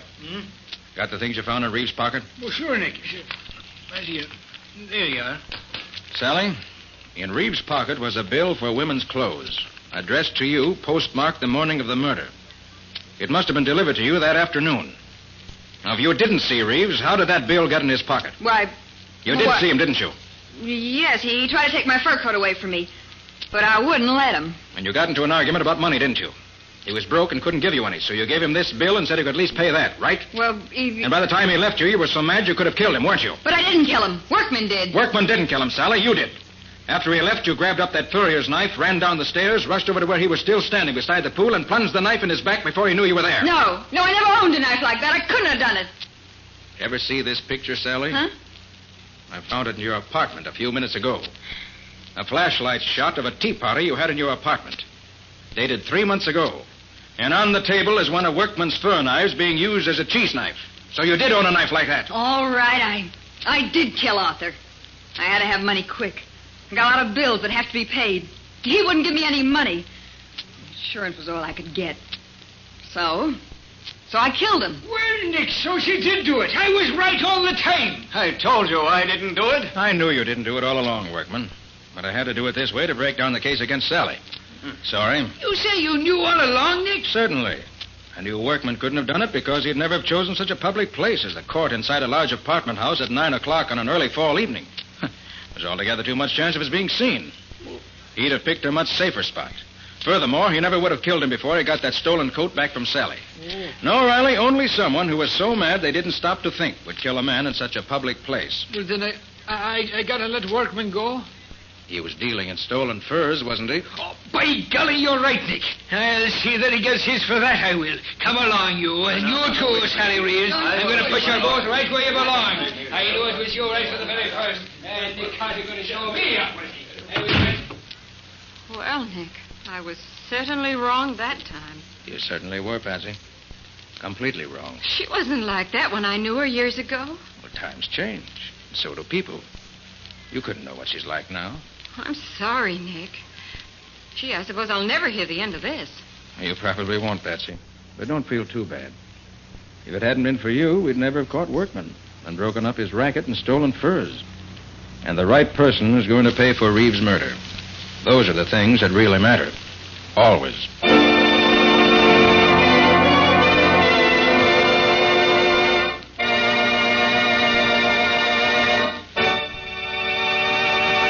In just a moment, Nick and Patsy will bring you a preview of next week's exciting case. But before they do, a word to the wise. When you use Linex Clear Gloss on your floors, linoleum, furniture, and woodwork, they look as though you'd spent hours polishing them. And yet Linex Clear Gloss is so easy to apply, so easy to keep clean. Linex Clear Gloss is a durable, protective coating which is brushed on easily, drying without brush marks to a tough, transparent surface that sturdily resists alcohol, perfume, fruit acids, boiling water, and hot grease. The brilliant beauty of Linex Clear Gloss is a constant source of satisfaction to every homemaker, for it wears and wears, keeping its good looks for a long, long time. Linex Clear Gloss keeps dirt on the surface, too, where it's easily wiped away. So protect and beautify every wood and linoleum surface in your home with Linex Clear Gloss. It'll add sparkle to your home and save you hours of housework. Thousands of American homemakers have already learned what a time-saving, labor-saving product Linex Clear Gloss is. Learn for yourself what a household help it can be. Ask for it by name. Famous Linex Clear Gloss. Available at your paint, hardware, or department store. If your dealer hasn't received his supply of the 3 great Linex home brighteners, he'll have them soon. Ask him to save one or all of them for you. Acme will see that he gets them, and you get them, as quickly as possible. And now let's hear from Nick Carter himself. What exciting story have you got for us next week, Nick? Can you tell us a little about that? Well, Ken, next week I'm going to tell you about a murder in a little country town. Patsy and I had gone there for our vacation. But for that one day, we got very little vacation. A friend of the sheriff's was shot to death in his home in the early morning, and the sheriff made Nick take over.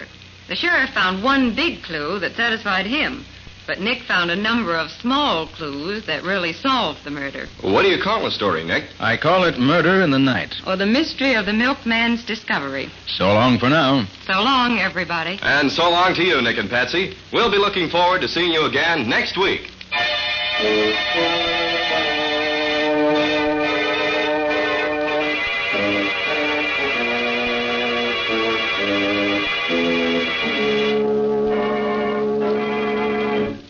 Next week at the same time, listen to another curious experience of Nick Carter, Master Detective, entitled Murder in the Night. Or Nick Carter and the Mystery of the Milkman's Discovery. Nick Carter, Master Detective, is a copyright feature of Street and Smith Publications, Incorporated. It is presented at this same time and over these same stations by the three great Linex home brighteners. Linex Clear Gloss, Linex Cream Polish, and Linex Self-Polishing Wax. Created by Acme, America's great producer of Acme quality paints. In the Nick Carter Adventures, Lon Clark is starred as Nick. Helen Choate is featured as Patsy. Original music is played by Lou White. The programs are written and directed by Jock McGregor. This is Ken Powell speaking for the thousands of Linex dealers all over America and saying so long until next week. This is Mutual.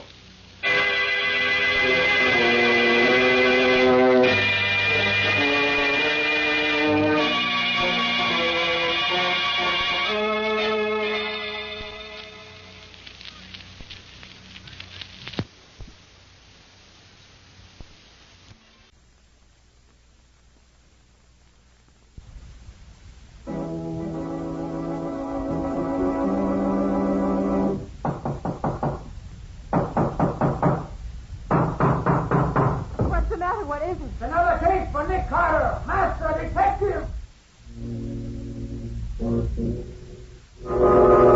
Yes, it's another case for that most famous of all manhunters, the detective whose ability at solving crime is unequaled in the history of detective fiction, Nick Carter, Master Detective, presented by the three great Linex home brighteners, Linex Clear Gloss Varnish, Linex Cream Polish, and Linex Self-Polishing Wax, created by Acme, America's great producer of fine Acme quality paint.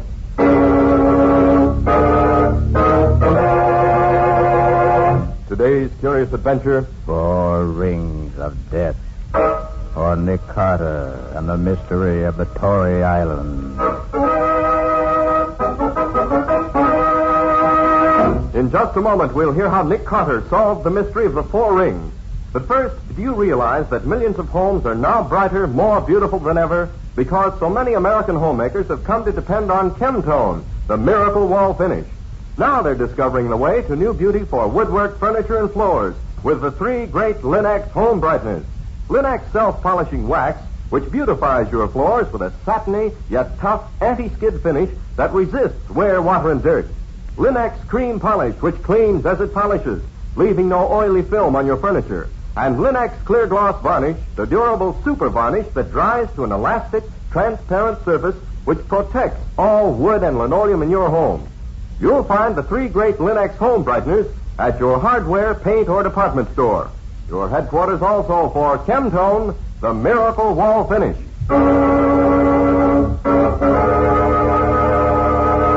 And now for today's mysterious adventure with Nick Carter. As our story opens, we find Nick and Patsy on board a small motorboat headed for Tory Island, a small island just off the Long Island shore. If I'd known the weather was going to be like this, I never would have accepted this job. Why are you doing it, Nick? Oh, special favor to Colonel Howard. A friend of his, Andrew Jessup, asked him to find the best code expert he knew. And he said I was the man for the job. So when the colonel called me, I agreed to do it. Just what is it you're going to do? Well, it seems that back in 1776, 4 wealthy Tories who were afraid that Washington was going to capture Manhattan Island got all their valuables together and went to this little island where we're going now. Uh-huh. They buried everything somewhere on the island and recorded the burial place in a secret code or cipher. They lived there for a while, and later were all lost in a storm while trying to get back to the mainland. That sounds pretty fantastic, Nick. Is there any real truth in it? And his lawyer, Andrew Jessup, recently came across something that convinced him the story's true. So he rounded up the heirs of the 4 original Tories and arranged for them to meet on the island this afternoon. If I can decipher the code, they'll dig up the treasure and divide it. This is some night to dig up anything, I'd say.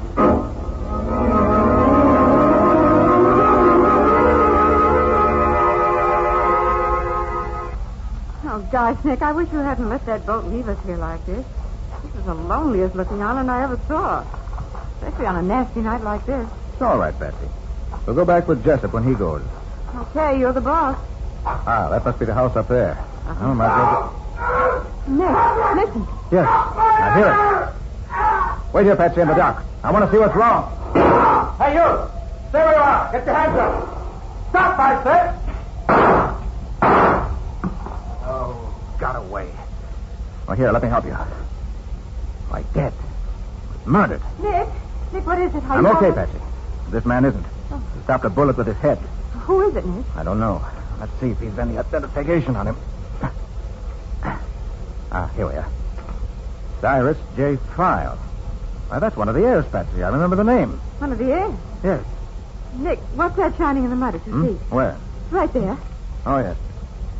Why, it's a napkin ring. A napkin ring out here? What in the world? I don't know, Patsy. But let's get this man's body up to the house. They may know what it's all about.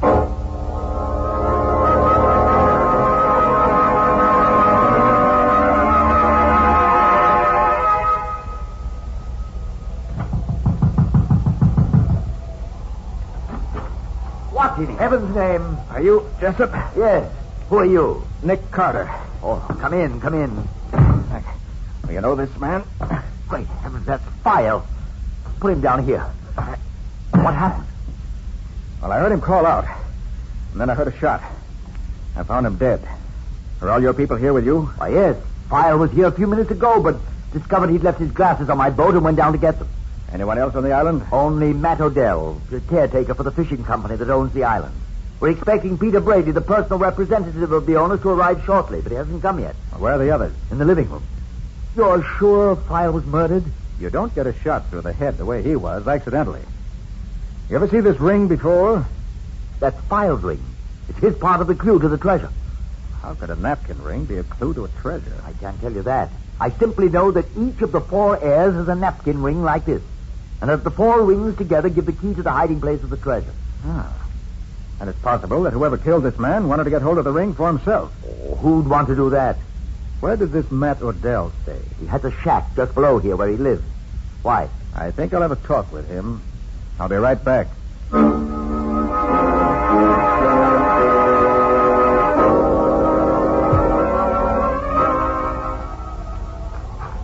Now, this must be Odell's shack. The only one around here.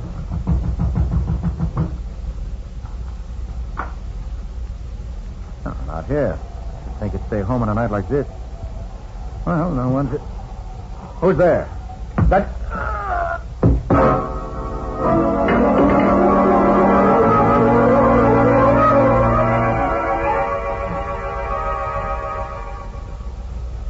Oh, fine way to start on a case.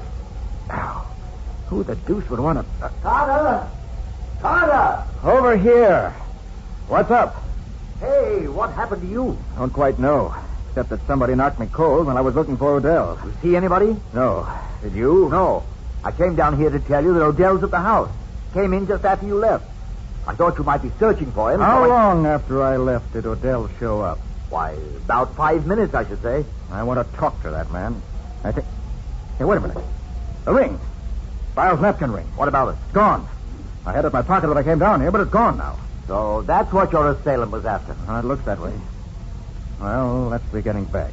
Fine business. One of the rings missing before we can... Hey, hold on. There's a hole in my coat pocket. Maybe I... There it is. I just caught the glitter of it in a flashlight. Oh, you're right. That's it. The murderer has missed again. Hello there. That you, Jessup? Yes, who is it? Peter Brady. Oh, hello, Brady. This is Nick Carter, who's going to solve the cipher for us. You hope. Well, the way things are going now, there may be no cipher left to solve. Well, let's get back to the house. I want to talk to Odell.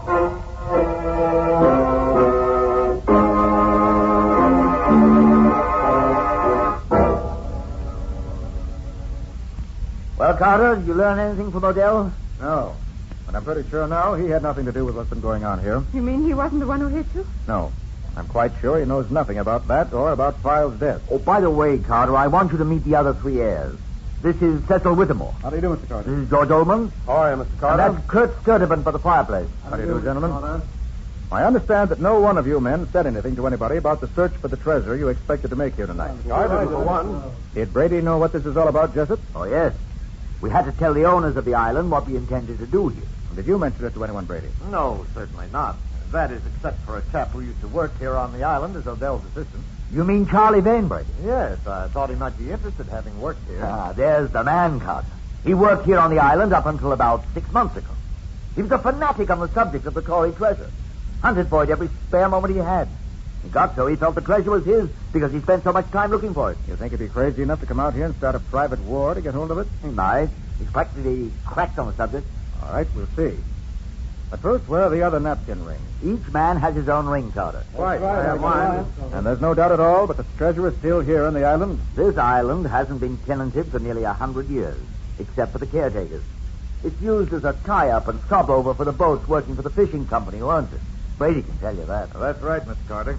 There's every reason to believe the stuff is right where the original owners buried it. How much is it worth?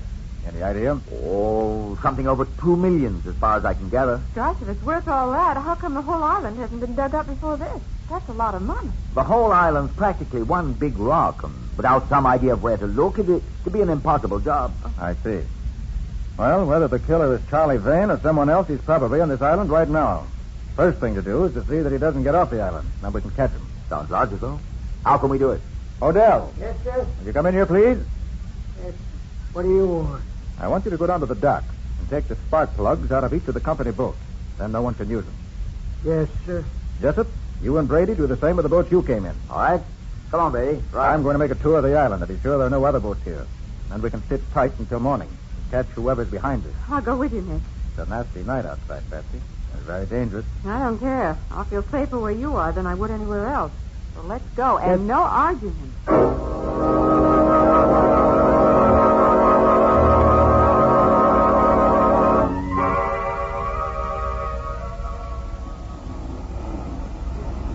I'm glad that rain stopped. It's a little more comfortable out here. Well, there's the house, Patsy, right up there. Uh-huh. We've been almost round the island, and we haven't found a trace of another boat. Maybe... Wait. Huh? Aha! Look here, Patsy. On this rock. Could have been a boat drawn up here recently, Nick. Right. That's the only possible explanation of those scrape marks from the barnacles there. But since there's no boat here now, the killer may have left the island already. I certainly hope so. I've had enough for one night. If he got drowned in the... No! No!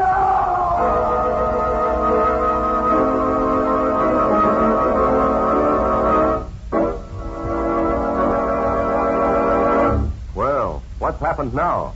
A killer loose on the island on a black, stormy night promised more trouble, and that scream sounded as if the promise has been fulfilled. How is Nick going to find the murderer of one and possibly two men before he does any more killing? And what's the riddle of the old Tory's treasure? We'll see in just a moment. Whatever your family's preference may be in home decoration, your home is bound to be more beautiful when its floors are well kept and shining. And with Linex self-polishing wax, floors always look their very best without tiresome rubbing or polishing. Yes, with Linex self-polishing wax, which is simply wiped on, your floors are handsome for a long time because Linex self-polishing wax dries to a rich, satiny, long-lasting finish that really wears, thanks to its high content of genuine carnauba wax. And the finish may be renewed wherever you like without re-waxing the whole floor. What's more, Linex self-polishing wax is easy to keep lovely, for you whisk surface dirt away in a twinkling with a damp cloth. And Linex self-polishing wax is the anti-skid floor finish, for the underwriters' laboratories have proved by tests that wood, linoleum, and rubber tile floors are actually less slippery after Linex self-polishing wax has been applied. Be sure to ask for Linex, Lin-X, Linex self-polishing wax. You'll find all three great Linex home brighteners and Chemtone, the miracle wall finish, at hardware, paint, and department stores everywhere.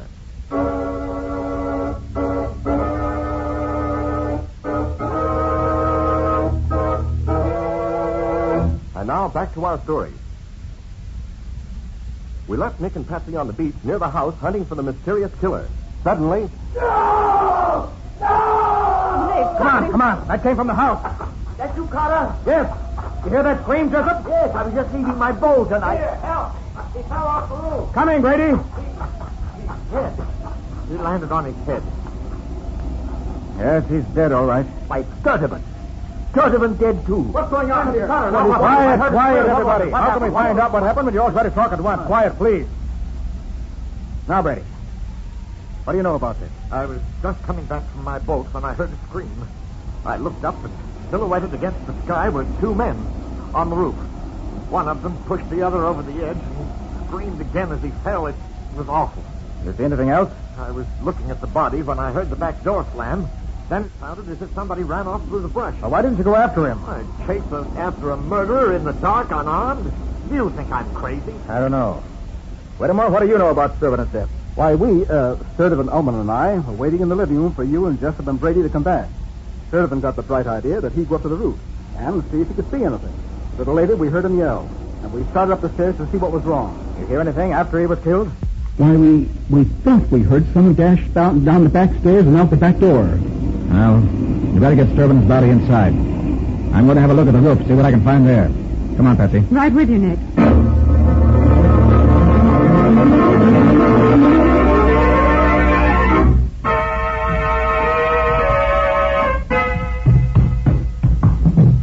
Find anything useful, Carter? No tracks in the ground outside that mean anything. The ground's too cut up.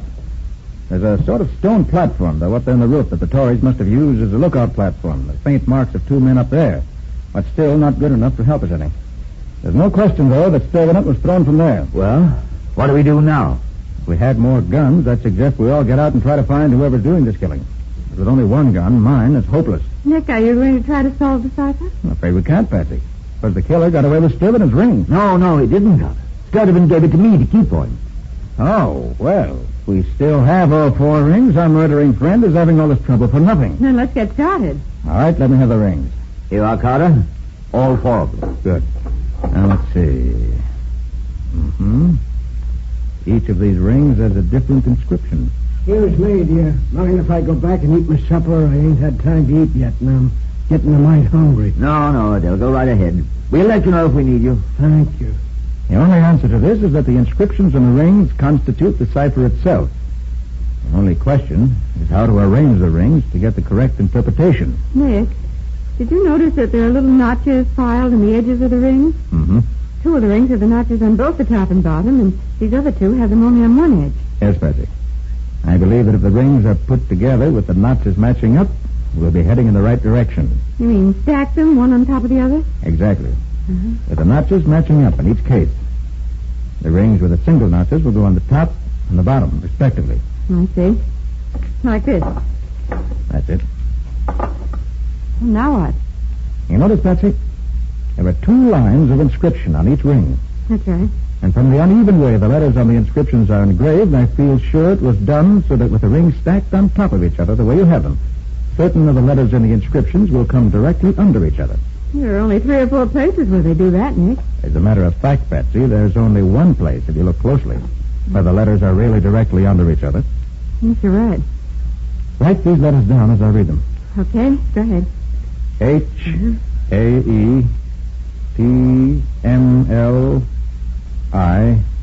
3. Did you say 3? Yes, one of the rings has the date 1730 on the second line. Oh, yes, of course. Hey, wait a minute. Right under the 3 on the bottom ring is another number. Looks like... Yes, says 251. Write that down, too. You think that's part of it? I believe it is. Now, what have you got there? Nothing that makes sense. H-A-E-T-M-L-I 3, 251. Maybe that's in cipher, too, Patsy. Maybe... No. We've got the right ring on the top and the right ring on the bottom. The notches prove that. But we've got the 2 rings in the center in the wrong order. We just transpose them, Why, of course. You're way ahead of me, Nick. Refers to a book. A book just as well known to those old Tories as it is to us. Now, where can I find a copy of it here? Ah, Matt Odell. He has quite a collection of books in his shack. He must have a copy there. Oh, but Nick, do you think... I'll be back in a minute, Patsy. Just long enough to get the book.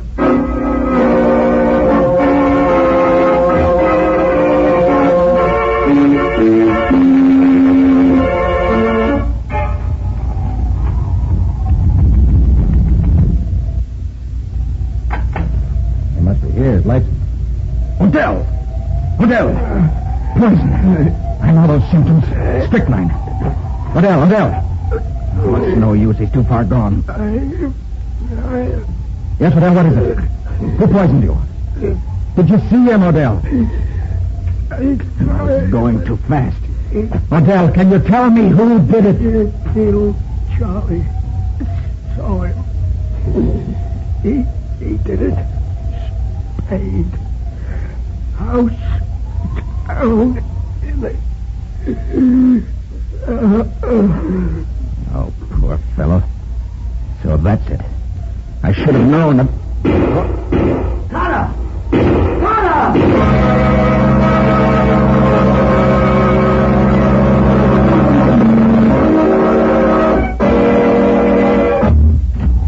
Jessup, what's happened? Why'd you call me? Upstairs! Carter, wait! He went out this way. Through the window. Who did? What happened? The killer. Alderman and I surprised him. He came up here. We followed him. Must have waited for us in here. Shot Alderman. As I'll say he did. Must have killed him instantly. Go on. Then he shot me through the arm. Went out the window. Climbed down that big tree outside and ran off into the woods. Carter! Come here! Hurry! More trouble? I just found it. In the room where the rings were. The rings were? Oh, Patsy, are you hurt? Oh, Patsy. my head. Oh, What happened, Patsy? well, I was sitting here waiting for you when suddenly the ceiling fell in on me. Somebody hit you? I guess so. I didn't see anybody or hear them. Oh, Nick, the rings. They're gone. But it makes no difference. I have the notes we made. I took them with me to be sure. I guess whoever hit me wanted the rings for himself. Did I hear some shooting? Yes, you did. Baldwin is dead. And Brady shot through the arm. Oh, did you get back in time to catch the murderer? No. Brady says he went out the window and down a tree. I'm going outside to see if I can find anything that might be a clue.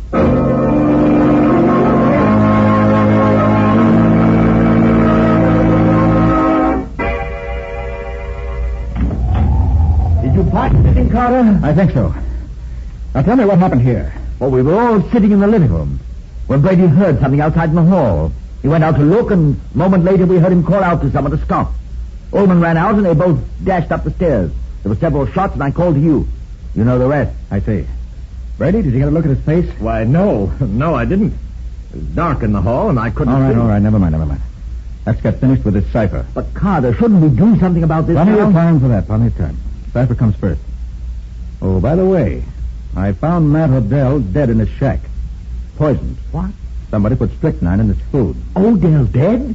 But why would anyone want to kill him? Matt didn't have any of the rings. Right. Odell was killed for an entirely different reason. Well, now let's get this cipher finished. I found this book in Odell's shack, and it gave me the answer. That copy of Hamlet told you where the treasure was buried? It did. You remember, Patsy, we had the letters HAETMLI 3251? That's right. Well, if you transpose the two rings in the middle of the stack we made, you get these letters. HAMLET 13251. That's wonderful, Nick. Hamlet, Act 1, Scene 3, line 251. Is that it? Exactly, Patsy. I looked it up, and the clue gives us this line. Deep in the cellar, seek for our remains. And the treasure's buried in the cellar of this house. Apparently. So let's see what we can find down there.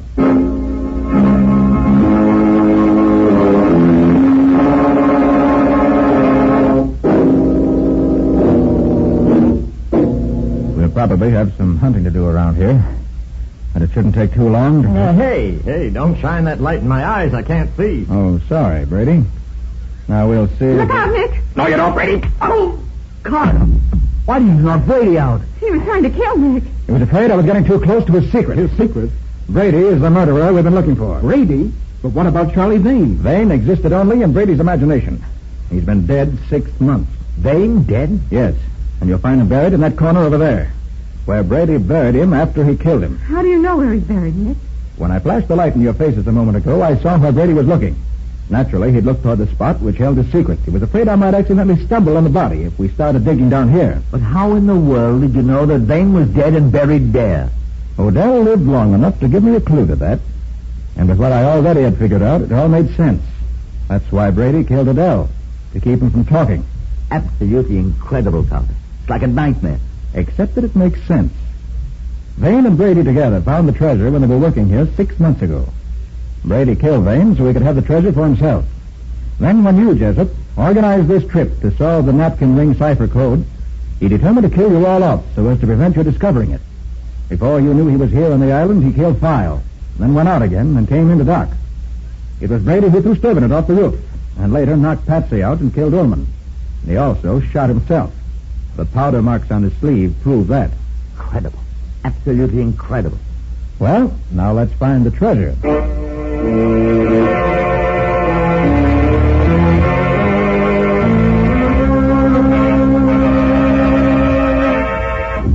But if the treasure's buried in the cellar, Nick, what are we looking up here on the roof for? Oh, didn't I tell you, Patsy? The treasure isn't buried down there. It's up here. What? Up here? But the quotation from Hamlet, Carter, that said... The quotation I read you was not the right one, Jessup. Now, let's see.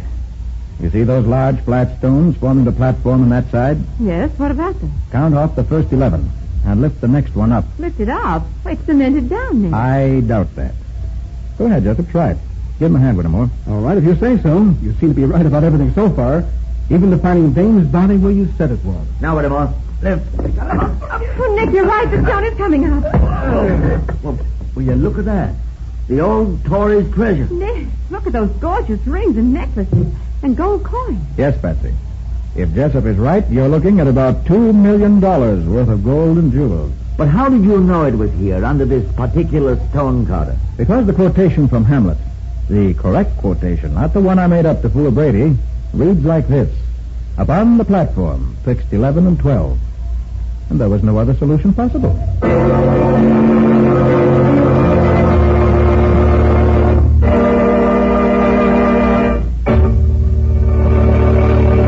In just a moment, Nick and Patsy will bring you a preview of next week's exciting case. But first, let's face the facts. Everybody's days are busy. We've all filled our daily schedules full to overflowing, doing our home front jobs and helping with the all-out effort toward victory in every way we know how. So we appreciate more than ever before what it means to relax, and how much easier it is to relax when a home is pleasant and inviting.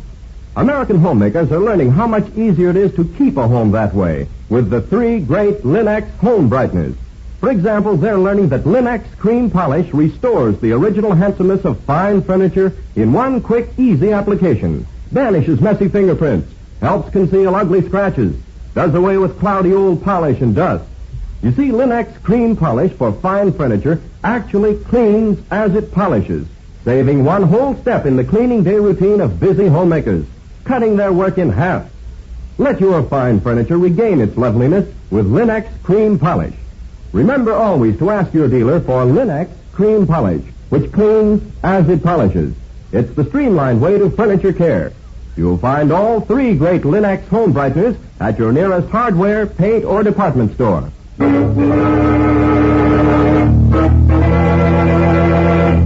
And now let's hear from Nick Carter himself. Well, Nick, what's on the program for next week? Well, next week, Ken, I want to tell you about a man who was killed by an unknown poison, and apparently without opportunity or motive. 4 people were gathered for a discussion on Hindu philosophy, and suddenly one of them fell over dead. None of the others had any idea what had happened. Sounds pretty blind to me. How did it work out? Well, what clues there were uncovered accidentally and unexpectedly. And it wasn't until the second murder that things became clear. And even then, nobody but Nick could figure out what anything meant. But he got the right answer, and the murderer. What's the name of the story, Nick? I call it Poison with a Past. Oh, the mystery of the Vedanta killings. And that's all about that for now. So long. So long, everybody. And so long to you both, Nick and Patsy. We'll be looking forward to seeing you again next week.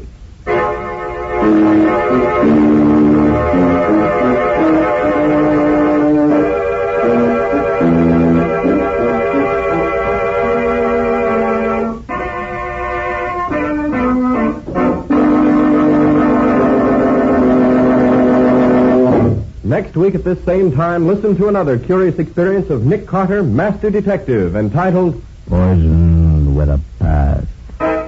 Or Nick Carter, the mystery of the Vedanta killing.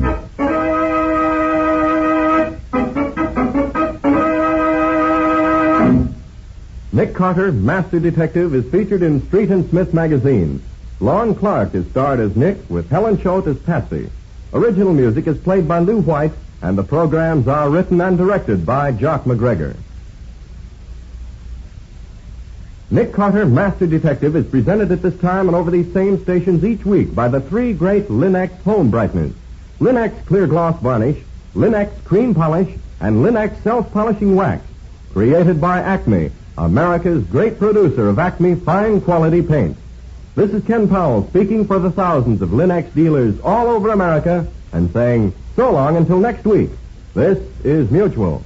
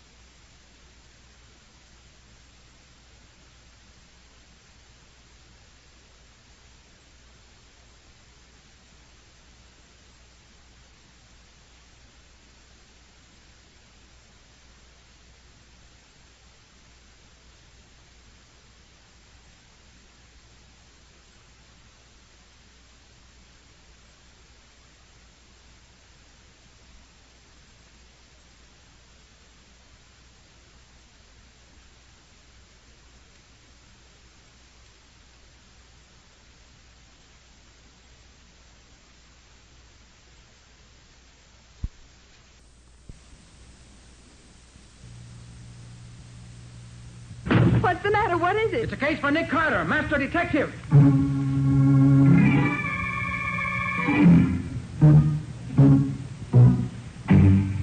Yes, it's the case of the clumsy forgeries. Another case for that most famous of all manhunters, the detective whose ability at solving crime is unequaled in the history of detective fiction. Nick Carter, Master Detective.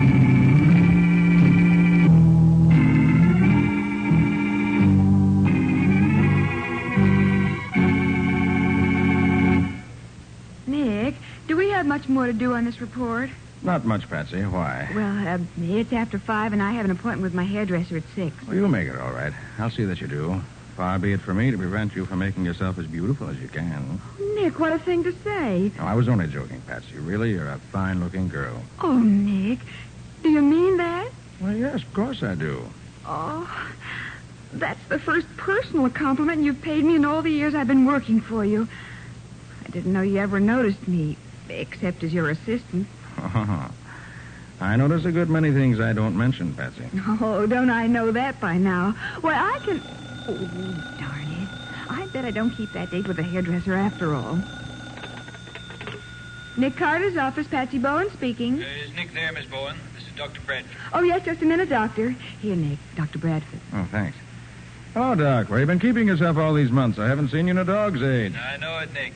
That's the old story. Shortage of doctors makes double work for the rest of us. Especially good ones like you. What's new? Well, Nick, I've just run into a very peculiar thing, and I think you can help me. I'm glad to if I can. Let's have it. Well, I've been treating old Gerald Gould for years.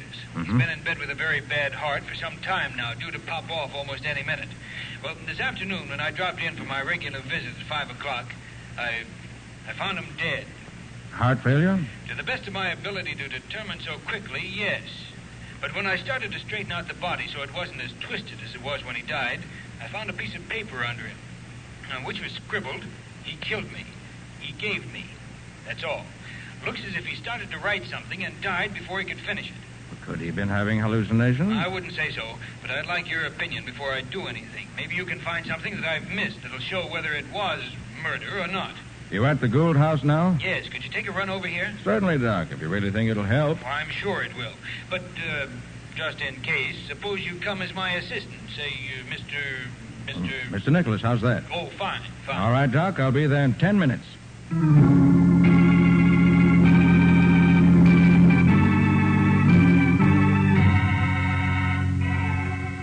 You see, Nick, this note was under his shoulder, just as if he'd rolled over on it in his last moments.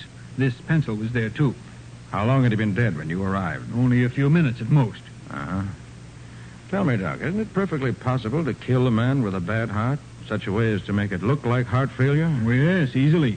Any stimulant that acted on his heart would do it in pretty short order. But does he show any signs of such a stimulant? No, but that wouldn't prove anything. An autopsy is the only way to be sure. Yes, of course. Well, let's see if we can find any evidence here to point in one direction or the other.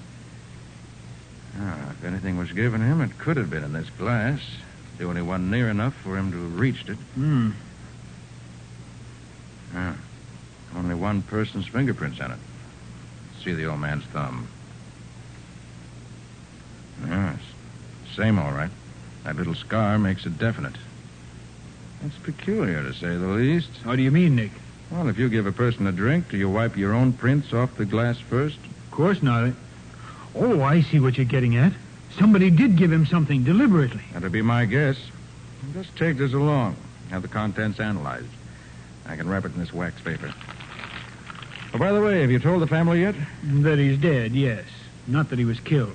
I asked them to wait downstairs until I was ready for them. Let's see. There are two sons, if I recall. Yes, Raymond is the elder, and Peter. What are they like? Well, Raymond is pretty much of a sport, but Peter is a quiet, stay-at-home type. They're both nice fellows, as far as I know. Uh-huh. Did Gould have a nurse? Yes. Would you like to see her? She's in the next room. Yes, please. Oh, I'll get her. Miss Waters? Yes? Miss Waters, would you come in, please? Yes, Doctor. Miss Waters, this is Mr. Carter, Nick Carter. How do you do? Detective? Yes. I regret to tell you that Mr. Gould did not die naturally. He was murdered. Murdered? But, Doctor, you said he died of heart failure. He did, Miss Waters, but somebody induced that heart failure. I want to know. Where were you when Mr. Gould died? Why, in the kitchen, I suppose. You see, every day Dr. Bradford comes to see Mr. Gould around 5 o'clock. So about 4:30, I go down to the kitchen to get his supper ready. He likes to eat right after the doctor goes. And I was there till Dr. Bradford called me to tell me Mr. Gould was dead. Was anyone there with you? Cook was, same as always. You don't think I did it, do you? Just checking up, that's all. Did you give him anything except his regular medicine today? No. You ever use the glass that was here in the corner of this table? Well, that was Mr. Gould's water glass. Anybody could have used it to give him a drink. He drank lots of water. Mm-hmm. Mr. Gould keep any valuables here in this room? The only thing I know about is that box of his on the shelf under the table over there. He used to... Well, I declare, it's open. Was it usually kept locked? Yeah. Never saw it open before unless he was using it.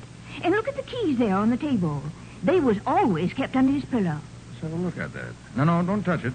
Maybe prints on it that we'll need. Now lift it carefully like this. Yes, this copper surface shows up the prints excellently. Well. What is it, Nick? This is strange. Only one set of prints on this, too. Are they Mr. Gould's? No, I don't think so. I can't be sure. Well, let's see what's inside. Sorted papers, letter from his lawyer, few notes. And a will. Signed and witnessed by Amelia Waters and Delphina Hayes. That's Cook and me. Leaves $1,000 a year to Peter, and the rest to Raymond.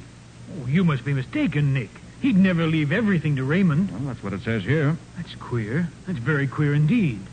Does Raymond know about this will? Oh, no, sir, he doesn't. Cook and I were told to keep it a secret, and we have. I see. Are both the boys here now, Doctor? Well, yes, downstairs in the living room. Good. I'll take the dead man's prints, and then we'll have a talk with the two sons.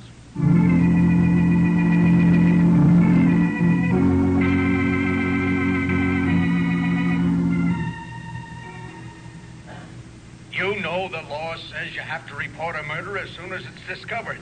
Why ask me a fool question like that? I just wanted to be sure, Matty. Oh, for the love of Pete. Very well, here's the report. Yeah. Gerald Gould has just been found dead in his bed. Apparently died of heart failure. But that ain't murder, Nick. That's oh, phooey. But it is murder. Even though the only real proof at the moment is my own hunch. Well, why didn't you say so? I'll have a man up there right away. No use, Matty. You won't find anything. Won't find anything. Why not? Because I've got all the clues with me, so don't bother sending anyone up here. But, Nick, if there's a murder, Not gotta... this time, Matty. Leave everything to me. We'll see you in a little while. Goodbye. No, wait, Nick. Did you say Father was murdered? Boys, this isn't really my assistant. It's Nick Carter, the private investigator. Nick Carter? Now, boys, there seems to be little question but what your father died of heart failure. Induced by someone who wanted him dead now rather than later. And that's murder. I can't believe it. Do either of you know the terms of your father's will? No, I don't. I've always understood he was planning to leave most of his money to Peter. He didn't exactly approve of me. Where have you two been this afternoon? I've been right here in the living room since after lunch. I came home about 3 o'clock, and I've been in my room ever since. Did either of you go to the sick room this afternoon at any time? I didn't. I didn't leave my room. I haven't been near it. Have there been any visitors? No, if there had been, I'd have seen them come in. Mr. Carter, what makes you think Father was murdered? He left a note which said so. And also, there's additional evidence to support that fact in the fingerprints on the glass he used and on the strong box he kept in his room. Could you explain what you mean, Mr. Carter? Not just now. Then I suppose that if no one came in from outside, all of us here in the house, the cook, the nurse, Raymond, and I, are all suspects? You are. I'd like to take your fingerprints, if I may. Why? I'll need them as evidence. Just put your fingers on this ink pad. So. And on this paper. Like this. Good. All right, Peter, you don't mind? Not at all. That's right. All right, thank you, both of you. Now, neither of you will leave town until I say so. All right, sir. But how do you go about finding a killer in a case like this? Routine investigation to start with. Look into the backgrounds and personal lives of everyone concerned. That brings out the motives and frequently gives us information that'll help determine guilt or innocence. Together with actual clues present at the scene of the crime, of course. Sounds pretty complicated to me. Sounds complicated to me, too, but there's one thing about Nick Carter. He has a reputation for always uncovering the guilty party once he gets on a case. Nothing gets away from him. Well, I wish you luck, Mr. Carter. You better let me wish you luck, because it won't be lucky for whoever killed Mr. Gould. All right, Doc, you ready? Right with you, Nick. Good day, boys. Goodbye, Dr. Bradford. Well, Nick, where do you start this investigation of yours? Well, I think that before I do anything else, I better turn these documents I found in the strong box over to Mr. Lind, Gould's lawyer. Oh, I can take them down for you. I'm going that way. Oh, would you? Thanks. I'm glad to do it. That'll let me get to police headquarters a little sooner. Matty must be ready to hang me by now.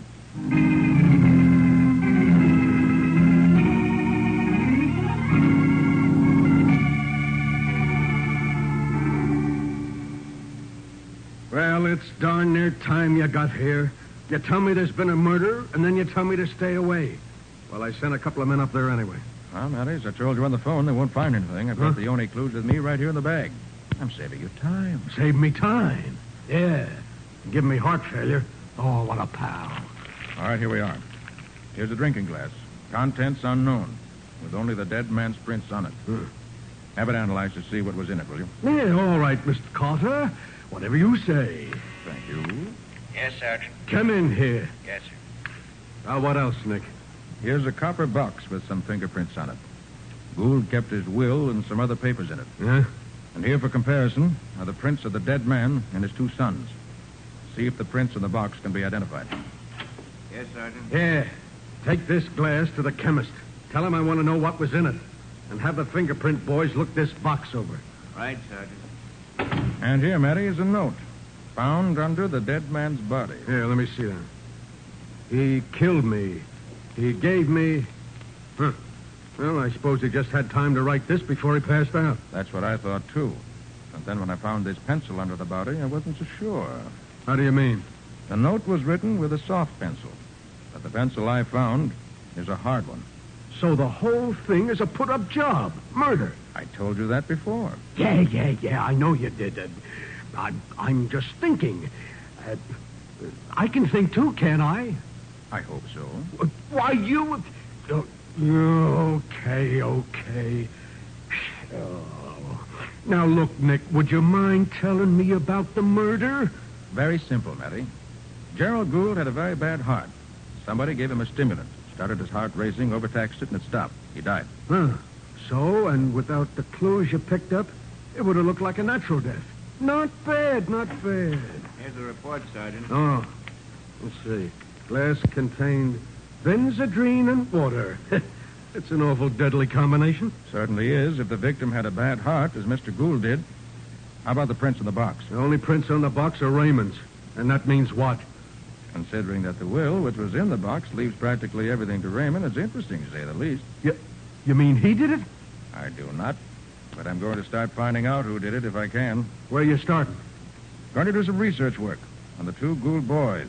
Well, good night, Matty. I'll see you soon. Okay. Hey, now look, Nick, will you keep in touch with me? Oh, by the way, Matty, is Demler Street open again? Yeah, they finished it up yesterday. Why? It's a shortcut for me on my way back to the office. Less traffic, saves time. Okay.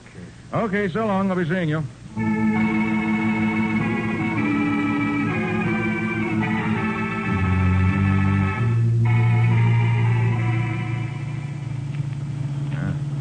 Even less traffic here than usual. I wonder if Patsy's back yet. I'll be just like her to wait for me when there's no need of it. Calling Patsy Bowen, private investigator. Calling Patsy Bowen. Patsy Bowen. Patsy speaking, Nick. Are you in trouble? No, indeed. Just wanted to tell you to go on home. Oh, did you get your hair fixed? No, I've been waiting here. I never know when you're going to need me. Oh, sorry, Patsy. Go on home, go to bed. I'll tell you all about it in the morning. Okay, Nick. Good night. Poor Patsy. Always gets down on him all the time. Hey, you... Hey, what are you doing? Driving through a red light like that? Who's driving through a red light? Well, you big palooka. What's the matter? You colorblind? Look at the radiator of my car and the fender while you smashed the whole front end. I don't see nothing. Show me where I hit you. Show you? Now, look here, man. See the way that...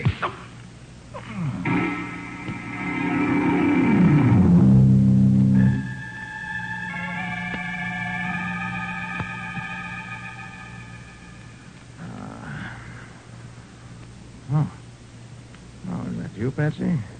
Hello? Hello yourself. Oh, gosh, Nick, am I glad to hear you're talking sense again. Huh? Talking sense? Yes. You've been lying here in the hospital for almost 2 days now, muttering and making no sense at all. 2 days? Did you say 2 days? Practically. That shock you got when you hit your head against the windshield almost gave you a concussion of the brain. When I what? Say that again, Patsy. I said that shock you got when you hit your head against the windshield. Is that what you think happened? Of course. One of the prowl cars found you lying on the wheel of your smashed car with your forehead all cut and bloody. Patsy, it's a plot. I wasn't hurt when the smash-up occurred. Oh, I was... Nick.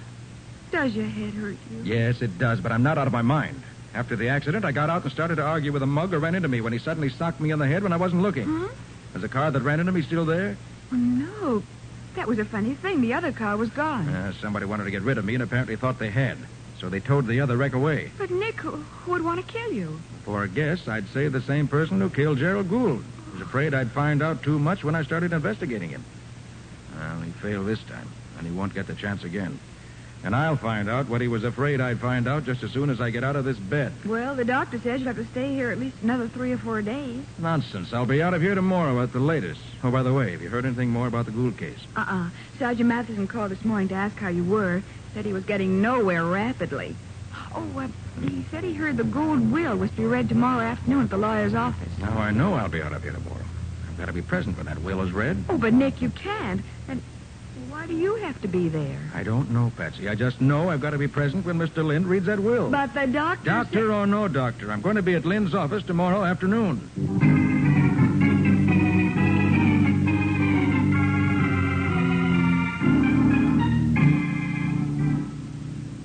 Now that Mr. Carter has arrived, I shall proceed to the reading of the will. What's the idea of having a detective and a cop here?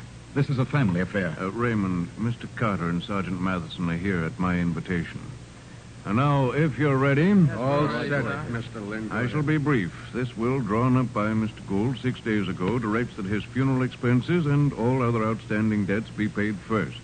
He then directs that $1,000 a year for life be paid from his estate to his youngest son, Peter. What's that?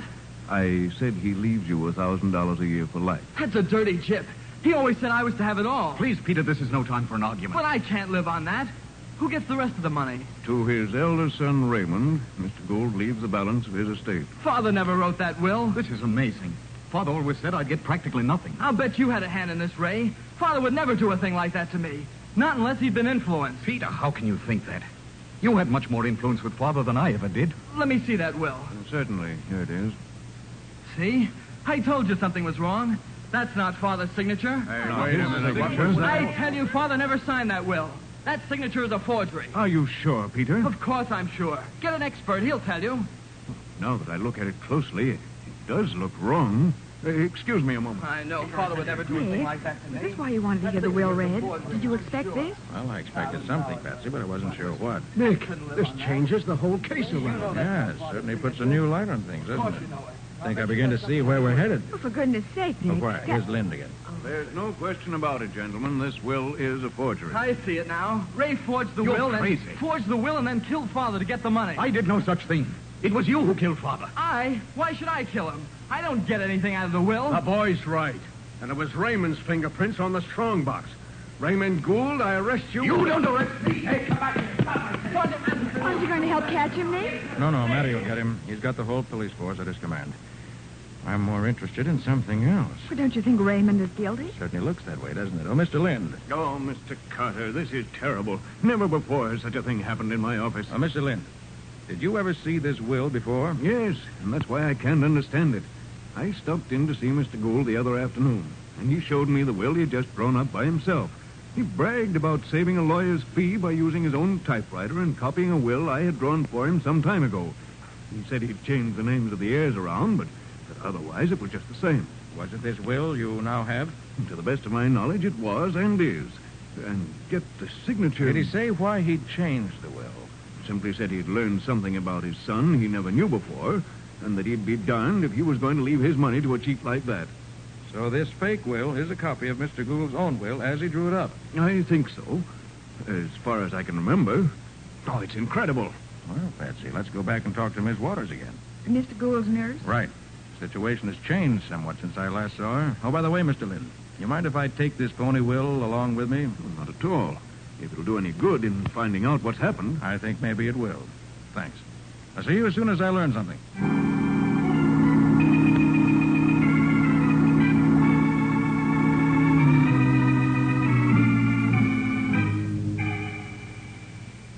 Now, Miss Waters, you said you and the cook witnessed the will which Mr. Gould drew up himself. Yeah, we did. Is this your signature? Why, yes, that... No, it ain't either. I thought not. Why, for pity's sake? Because this will is a forgery, signatures and all. Well, Did either of the sons ever borrow their father's typewriter? yeah, they did. Both of them. Every little while. Patsy, go upstairs and get me a sample of typing from that machine, will you? Of course, Nick. Bring you back every letter there is on it. Good girl. Now, Miss Waters, tell me. Was there any friction between Mr. Gould and either of the boys? Him and Raymond used to argue all the time. Mr. Gould didn't like the way Raymond carried on. But him and Peter got along all right. Mm-hmm. Did Mr. Gould have an argument with anyone shortly before he drew up the new will? Do you know? Yeah, he did. I was going by his room the evening before, and I could hear him giving somebody what for. To whom was he talking? Well, now, I couldn't tell you. The other voice was so low, I don't know who it was. But Mr. Gould got a letter that afternoon, made him all excited. Maybe that was what he was talking about. Yes, maybe it was. And that reminds me, Mr. Carter, another letter come today from that same party. You mean the one that got him so excited before? Yeah, recognize the fancy handwriting. Want to see it? Yes, I think I better. All right, here it is. Dear Mr. Gould, why haven't you answered my last letter? I can't wait any longer. If you don't do what I asked you to, in 3 days, I'm going to start something. And you don't want that, do you? Your friend, Alice Fenwick. Return address, 35 Gladstone Place. Here's your typing sample, Nick. Oh, thanks. Yes. That's the typewriter that was used to type the phony will beyond any question. Good. Well, Patsy, if you'll come along with me, I'd like to introduce you to Miss Alice Fenwick. Huh? Who in the world is Alice Fenwick? Well, after I introduce her to you, you can introduce her to me. I don't know her either, but I expect to shortly.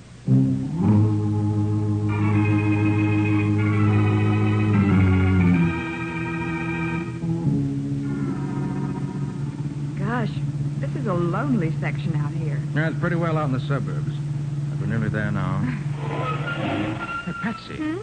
You see that car parked in the dark shadows under that tree? Yes, why? Why, that's the car that ran into me the night I was hurt. Are you sure? Of course I'm sure. I recognize that patch of light-colored paint on the rear fender. What's it doing out here? I wonder. Maybe there's some connection between that car and the Fenwick girl. She lives in the next house. Oh, Nick, hurry, let's find out. Maybe it's more trouble. I hope we're not too late to prevent it if there is. That mug who knocked me out plays altogether too rough. All right, this is close enough. Okay. Don't make any more noise than is necessary, that's it. I won't. Somebody's having a fight in there, Nick. That sounds that way. Let's look there, through the kitchen window. Nick, he's threatening her. I better get in, man, fast. Nick, he's choking her. He's going to kill her. All right, you take your hands off that girl. Up with your hands, fast. Where'd you come from? Keep your hands up and your mouth shut. Patsy, see how she is. Sure, Nick. Now, you. All right. What are you doing here? None of your business. Who sent you? We've got you cold, so your only chance is to tell what you know. Jack sent me. Told me to scare her so she'd shut up about it. Jack who? Jack Gould. Who's Jack Gould? Old man Gould's son, the guy who killed the old man. You sure his name is Jack? Well, how should I know? That's what they call him. How's the girl, Patsy? She'll be all right, Nick. More scared than hurt, I think. Okay, I'll call Matty and tell him we're coming down. If he's picked up Raymond, if he can get Peter to join us, our car party will be complete, and we can settle this case.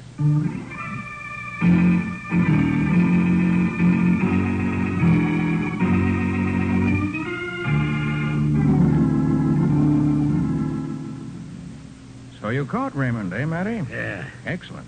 Didn't get far, did he? I'll say he didn't. I'm glad you didn't let him get away. He has to pay for what he did. I didn't do it, I tell you, no matter what you say. All right, all right. You know what, Nick?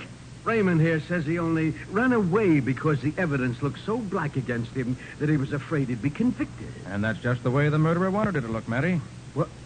You mean he didn't do it, Nick? He did not. Peter killed his father. No, better sit right where you are, Peter. I want to check my story for me. You haven't got anything against me, not a thing. There's a cop outside the door, son, so I wouldn't try nothing. Are you sure you don't want those other two brought in, Nick? Not yet, Matty. Now, here's the story. About a week ago, Mr. Gould got a letter from a girl named Alice Fenwick telling him Peter had promised to marry her, and that on the strength of that promise, she had loaned him almost every cent she had. Several thousand, she says. Yeah? Peter gambled it away, and then told her he was through with her. She told him there was a baby coming and insisted he marry her. He laughed at her, so she wrote his father. After a row with Peter, which Miss Waters overheard, Gould changed his will. Somehow, Peter found out about it and got the idea that if he copied the will, which left everything to Raymond, copied it just as it was and forged the signatures, he could claim just what he later did, that Raymond had forged the will and killed his father to get the money. Nick, that's just what he said in the lawyer's office. That was part of his plan, too. Raymond's running away was the action of an innocent man who was scared. So Peter faked the will, then killed Father. Correct. And if the plan had gone as Peter had expected it to, I would have been executed for Father's death. And Peter would have inherited all the money. You can't prove a word of what you said, Carter. I can, or I wouldn't be saying it. It was you, not your father, who wrote the note saying he'd been murdered. You did that to be sure nobody thought he had died a natural death. And you might have gotten away with it, but you left the wrong pencil with the note. Do you call that proof? And after my interview with you two boys that afternoon, you hired a thug to kill me. And it was just pure luck that he failed. That's a lie. And then this afternoon, when you saw me up and around again, you got panicky that Alice Fenwick might be found to tell her story. So you sent this same thug to kill her, too. Peter did all that? He did. The thug didn't know your correct name, so I asked him to come down here and identify you. All right, get him, will you, Patsy? Of course, Nick. Will you come in, please? Okay. All right, you. Is this man sitting here the one who hired you to bump me off and kill the Fenwick girl? Yeah, that's the guy. You lie. I never saw you before. Oh, so that's the way it is. You're gonna leave me to take the rap alone, huh? Nothing doing, Jack. You're in this as deep as me. Now, wait a minute, you. Nick, you're a wonder. But there's one thing that bothers me. Why were the only fingerprints we found on the strong box Ames? That's easy, Matty. If you were a criminal and wanted to be sure you didn't leave any prints on a shiny copper surface, would you wipe off the box before or after you handled it? Oh, that's a silly question. Why, after, naturally. Well? Huh? Oh, yeah. Yeah, I see what you mean. It was the guy who handled the box ahead of Raymond who was really the guilty one. No one ever wiped the box off before he handled it. Raymond, as a matter of curiosity, when did you touch that box? Right after Father's death, while the doctor was phoning, I looked in the room and saw the box was unlocked. So I sneaked a quick look at the will. That was all. Well, all I gotta say is, son, that your curiosity almost got you executed. If it hadn't been for Nick here. Suppose you watch out next time you feel nosy. You may not get off so easy.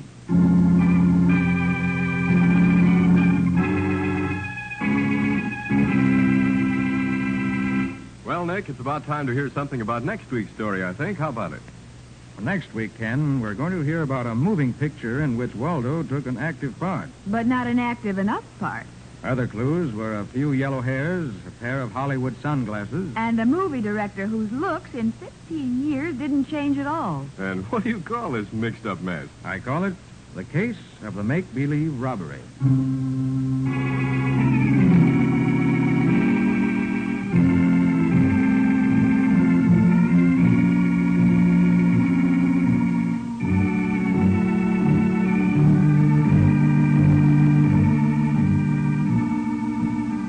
Nick Carter, Master Detective, which is produced and directed by Jock McGregor, is copyrighted by Street and Smith Publications, Incorporated. Pictured stories of Nick Carter appear in every issue of the Shadow Comics. In the broadcasts of Nick Carter, Master Detective, Lon Clark is starred as Nick, Charlotte Manson is featured as Patsy, Matty is played by Ed Latimer. Original music is played by George Wright. Script is by Jock McGregor. Any resemblance in these programs to actual persons, living or dead, or to actual places, is purely coincidental. Nick Carter, Master Detective, is presented over most of these mutual stations each week at this same time. This is Ken Powell saying so long until next week.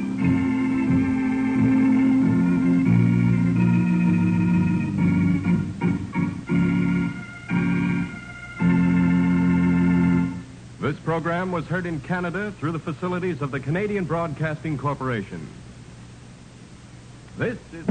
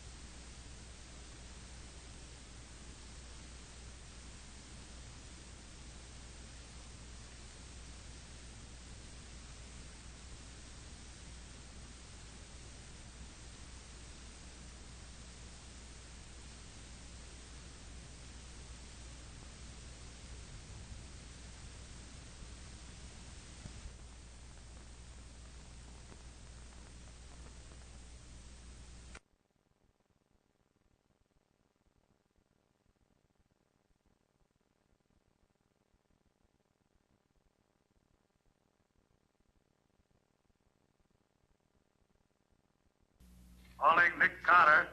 Another case for Nick Carter, Master Detective. Yes, it's another case for that most famous of all manhunters, the detective whose ability at solving crime is unequaled in the history of detective fiction. Nick Carter, Master Detective.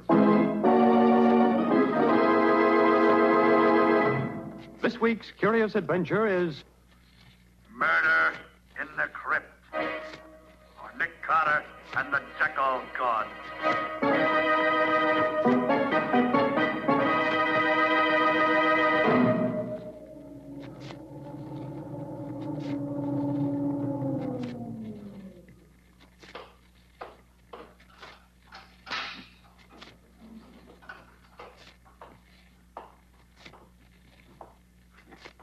There. You'll never know that I came here this time any more than you did the other times I was here. Those footsteps coming this way. It's Anubis.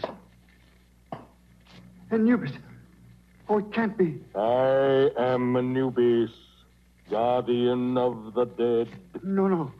I must be dreaming. I am Anubis, the jackal god. But you're not. No. No, no.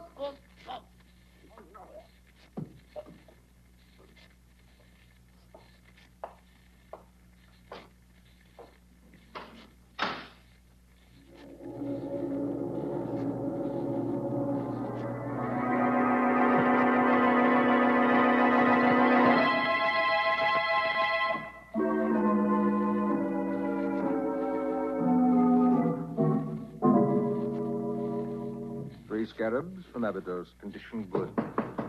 Come in. You, Dr. Waldemar? I am. I'm Lieutenant Riley from headquarters. You called me about a museum guard who disappeared? Of course. It's about Shelby, the chief attendant here at the Egyptian Museum. Where and when did this Shelby disappear, Doctor? He failed to report to me as usual before leaving last night. And the guards on the door say he did not leave the building. We've hunted everywhere for him, but we haven't found him. Oh, you've hunted everywhere, have you? Yes, Lieutenant. Everywhere except in the crypt of Snefru. The what of who? The crypt of Snefru, an Egyptian king of the 4th dynasty. And where is this crypt? In the basement? No, it's on the 2nd floor, directly above this office. It was installed especially for Professor Glidden, the archaeologist. He alone has access to the crypt. It has a special lock on the door. Oh, you mean he has the only key, huh? Precisely. I called Professor Glidden's apartment a while ago, but he did not answer. I presume he is on his way down here now. I hope he can shed some light on this mystery.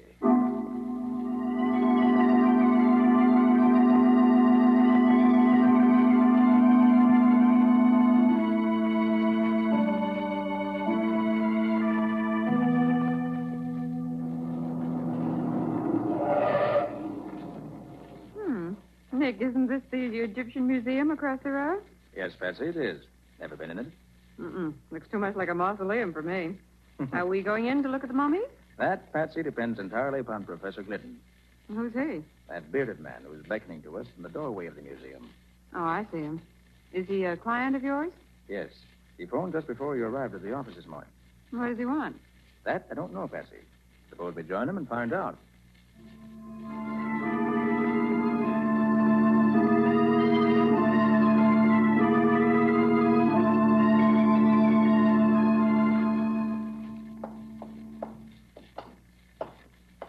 And you say, Professor, that the Archaeological Society gave Dr. Waldemar the money to complete the museum. Yes, Mr. Carter.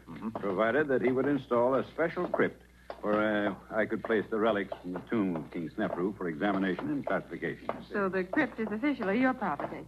For the present, yes. When my work is finished, it will be open to the public. I see. And just where do I come in? I want you, Mr. Carter, to be present when we search the crypt, so there will be no question that Shelby is not there. This is Dr. Waldemar's office? It is. Oh, good morning, Glidden. This is Lieutenant Riley from headquarters.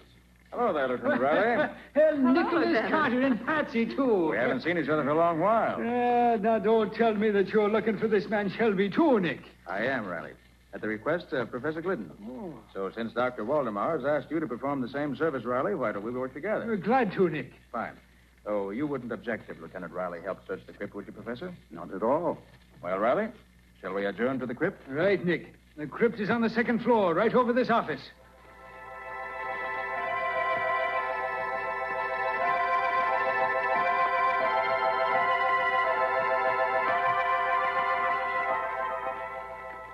Come, Glidden, unlock the door. This is an intricate lock, Waldemar. It takes careful handling of the key. There. Where's the light switch, Professor Glidden? Just inside the door to the right. Very well, I'll... There. Well, would you look at that now? I never saw a statue to resemble that beast. The body of a man and the head of a dog it has. I'd call it the head of a jackal, Riley. Am I right, Professor Glidden? You are, Mr. Carter. That bronze statue is a life-size figure of Anubis, the jackal god. Anubis was the guardian of the dead, and his statue was set at the entrance of ancient tombs to keep out thieves. A jackal face is enough to scare anyone away. Come along, Riley. Let's look around inside the crypt. Okay.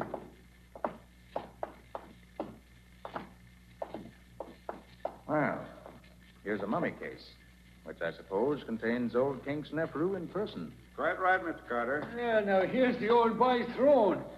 It looks like the original Morris chair. Let's see. There's nobody hiding under it, Riley. Okay, Nick. Here, now look over there. In the alcove over behind the statue.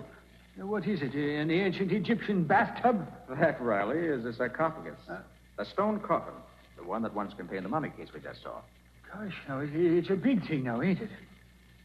What's all this crazy writing on the front of it? Those are hieroglyphics, Riley. Inscriptions about old King Snefru. Oh. What's inside this thing, Nick? Oh, probably nothing now, Riley. Just the big open. What is it, Nick? This sarcophagus is not empty, Riley. Huh? Shelby's in it. Oh. And he's dead.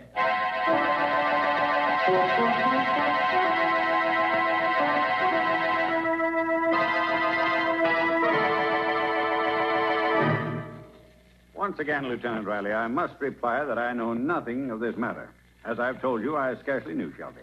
Now, look here, Riley. Your evidence against my client is purely circumstantial. Nick, it's a disgrace to the memory of old Sim Carter, the way his one and only son tries to misinterpret the bald facts. The bald facts in this case is this, Riley.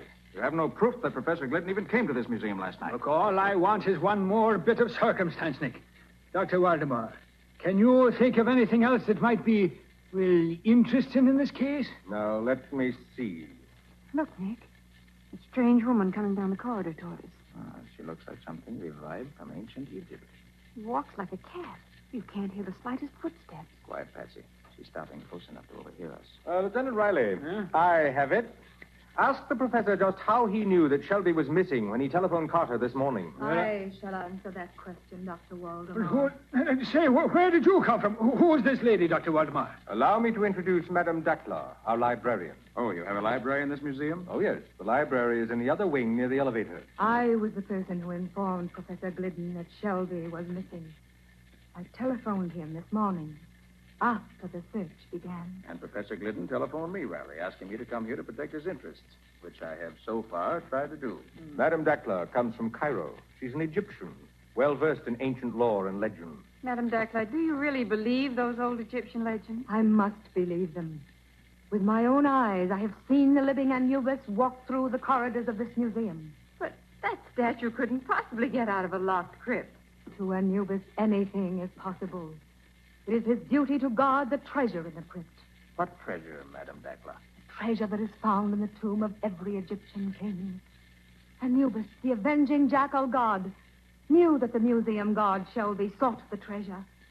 So Anubis sought Shelby and killed him and put his body in the crypt as a warning.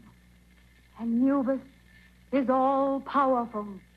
You mean you've actually seen this jackal god walking around this museum recently? Anubis, the guardian of the dead, leaves the crypt of King Snefru and prowls these corridors every night. I have seen him do it. Gosh. That will be all, Madame Dackler. Thank you very much for coming. Nick, suppose we go through that crypt again and see what we can learn. An excellent suggestion, Riley. Patsy, suppose you go around and wait in the library with Madame Dackler. We'll join you there later.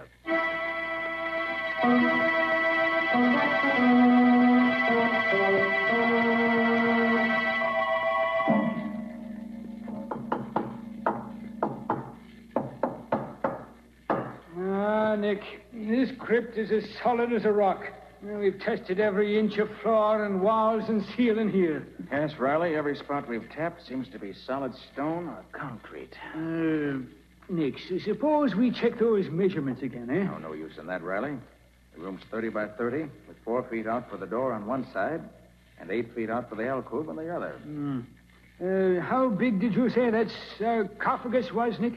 It's 8 feet long and 6 feet wide. Practically the same size as the alcove it's standing in. And it's 4 feet 6 inches high. Why? And I was just thinking, Nick, that's an awful big chunk of rock there. Well, Professor Glidden says this one weighs over 1,100 pounds. It's over half a ton. Just goes to show that the floor in this crypt must be solid to support such a weight day in and day out. There's an answer to this case somewhere, Riley. Even if I don't know yet where it is. Come on. Let's get back to the office. Yeah. If I'd followed my better judgment, I'd have locked Professor Glidden in a jail cell first. It wouldn't be wise just yet, Riley. You're wrong there, Nick. And I'll tell you why. This door here is the only way in and out of that crypt. And this key, the only key there is now, belonged to Professor Glidden. Riley, I want to learn the motive behind Shelby's murder. There were some strange things going on around this museum.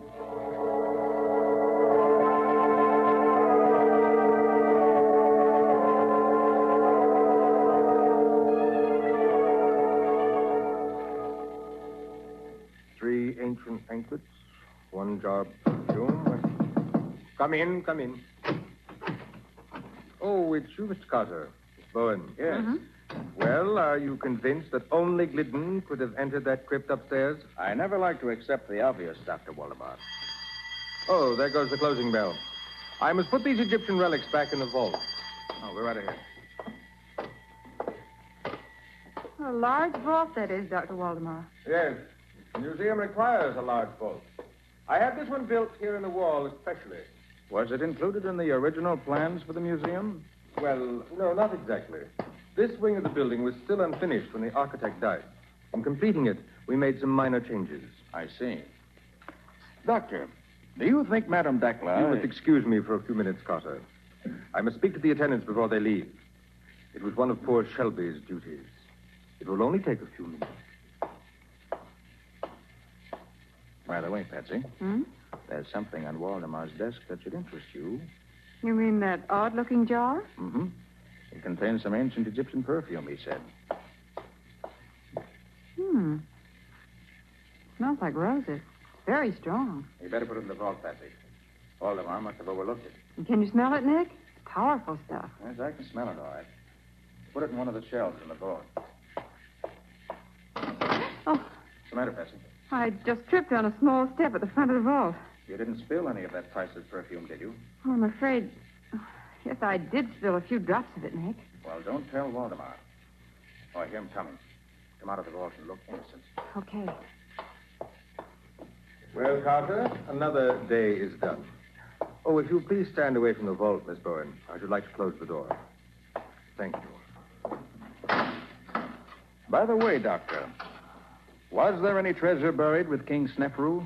Probably. It was the custom. But it is also probable that such treasure was stolen centuries ago. Well, isn't Glidden interested in the matter of treasure? Possibly.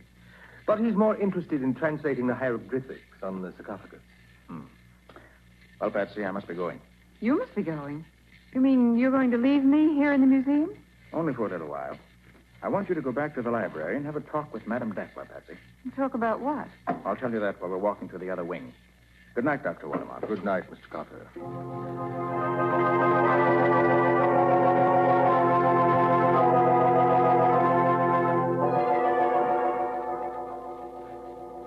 Mr. Carter isn't interested in ancient manuscripts, Madame Dakla. He wants to see the architect's plans for this museum. Oh, but he should ask Dr. Waldemar for those. I don't think Dr. Waldemar has them.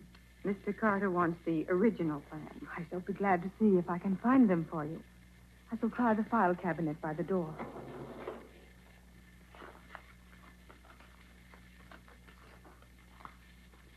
Well, they're not under A for architect. And they are not under B for building plans either. I shall try under M. Museum plans. What's that clumping sound out in the corridor? Yes, here they are. In this folder. Plans for Egyptian Museum to be erected Look, coming through the door. Anubis. Welcome, Anubis. Anubis gives no greeting to those who defy him. I have never defied you, Anubis. You have sought the treasure that I guard. Never, never. I have always...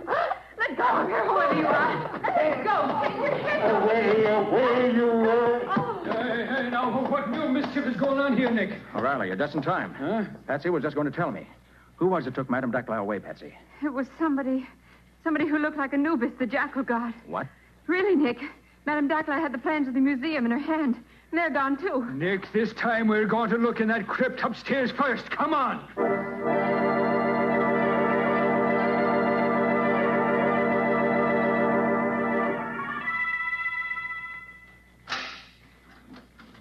Right, find that light switch now, Nick. Right, Riley. Yeah, there she is, laying right at the feet of that creature Anubis there. You mean the statue of Anubis, Riley? It may be a statue now, Nick, but I am near to believing that the thing comes alive when it chooses. Madame Dackler alive? She's still breathing, Patsy. What do you make of it, Nick? She's been drugged, Riley. Quick, get her over to the door where the air's fresher. Yeah. That's right. She's coming around now. Where am I? You're all right, Madame Dackler. Oh, but I am in the crypt now. And the last I knew, I was in the library. I knew it. I knew steel doors are no barrier to Anubis. Help her outside, Patsy, so I can lock the door here. You lean on me, Madame Dackler. But I tell you, it is useless to lock that door. Anubis can pass through all barriers. Maybe so, but Professor Glidden can't. Come on, Madame Dackler, I'll take you back to the library. Then I'm going to put the professor in jail where I can keep my eye on him. From now on, there'll be no foreign on this. Patsy. When Riley opened the crypt just now and found Madame Dackler, did you notice the peculiar fragrance in the place? I must have been too excited to notice it, Nick. What was it like? It was the perfume of roses, Patsy. Musty, ancient roses. You should have recognized it. You mean it was like the perfume from the bottle I spilled in Waldemar's office? Yes, Patsy. It smelled exactly the same.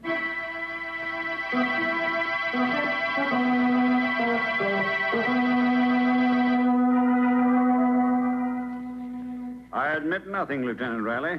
I can't tell you how either Shelby or Madame Dackler got into the crypt. It's like I've been trying to tell you, Glidden. It's very simple.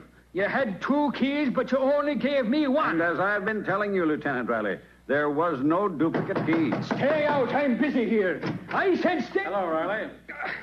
Hello, Glidden. So it's you again, Mr. Nicholas Carter. Well, I don't care whether Professor Glidden is your client or not. We're not releasing him. I don't want him released, Riley. I just want to ask him a few questions. Tell me, Professor Glidden, when you sent those relics of King Snefru to the Egyptian Museum, did Dr. Waldemar have any chance to examine them? Why, no. They were all heavily boxed and crated. That is, everything except the sarcophagus. That was handled separately. Waldemar installed the sarcophagus in the crypt before I arrived. I see. I seem to recall that Shelby helped him set it up. The boxes and crates were all upstairs when I got back. But I opened them alone and set up everything myself, including the statue. That's all I wanted to know. I'm sorry, Professor, that you'll have to spend the night here. But I hope to arrange your release by morning. All right, Sergeant. Take the professor to his cell. Yes, sir. Come along, Professor. Say, Riley. Will you do something for me? Why should I? Why shouldn't you? You'll learn something yourself, and that's always a help in a murder case. All right, Nick. When can I lose? Fine. Pick up Patsy. She has all my notes, and you may need them. Then both of you go to the crypt. Where'll you be, Nick? I have to attend to another matter first. Now listen carefully, Riley. Here's what I want you to do. When you get to the...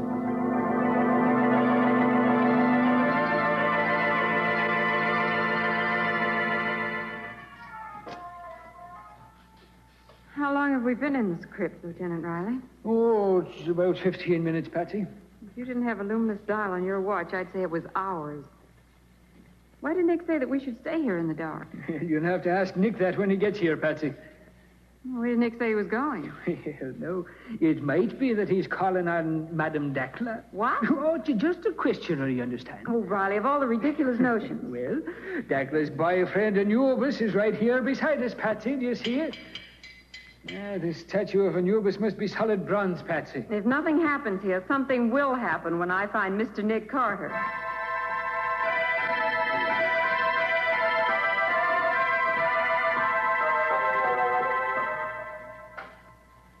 Only 10 minutes more, Patsy. I'm getting so used to this darkness, I can see the sarcophagus plainly. Looks so big. It is big. It's almost... What's that? I don't know. Sounds as if something was happening at last. Riley! Hey, what is it, Patsy? Now, you're not getting hysterical now, are you? Riley, I smell something. The perfume of roses. And it's getting stronger. Now, what has the perfume of roses to do with all this here? Riley, look. Look at that sarcophagus. Patsy, what we're looking at can't be happening here. Oh, but it is. That sarcophagus is rising straight up in the air. I've always said that seeing was believing. Look. I see what's doing it, Riley. You can't tell me that anything that will make a stone coffin weighing half a ton go floating up in the air 5 feet off the floor, Patsy. It's on top of an elevator, Riley. An elevator? Sure, that's what's lifting it. Well, glory be. You're right, Patsy. That's what that rumbling sound was. Riley. Yeah? There's a man coming out of the elevator with a flashlight. Wait till I draw my gun, Patsy. I'll fix You're too late, Riley. I have you covered. It's Dr. Waldemar. Why... Riley, that elevator is the vault from Waldemar's office. Quite right, Miss Bowen. I have you both covered. Don't try anything, either of you. Well, what would you be trying, Waldemar? There will be 2 new victims in this vault, Lieutenant Riley. 2 fools who, like Shelby, found out too much. But I'm sorry it isn't 3. Nick Carter would be a welcome addition. You really mean that, Waldemar? Nick, where are you? Carter, how did you get here? I've been waiting for you in King Snefru's sarcophagus. And now if you... I'll kill you first, Carter. I doubt that. Okay, Patsy. Look out, Patsy! He's knocking over that statue! It's falling over!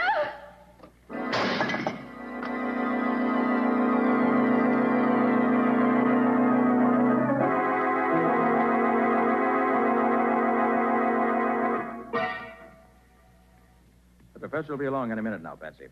He called me at the hospital and asked me to meet him here outside the crypt in 15 minutes. Said he wanted to examine the elevator in the crypt. Was Waldemar dead, Nick?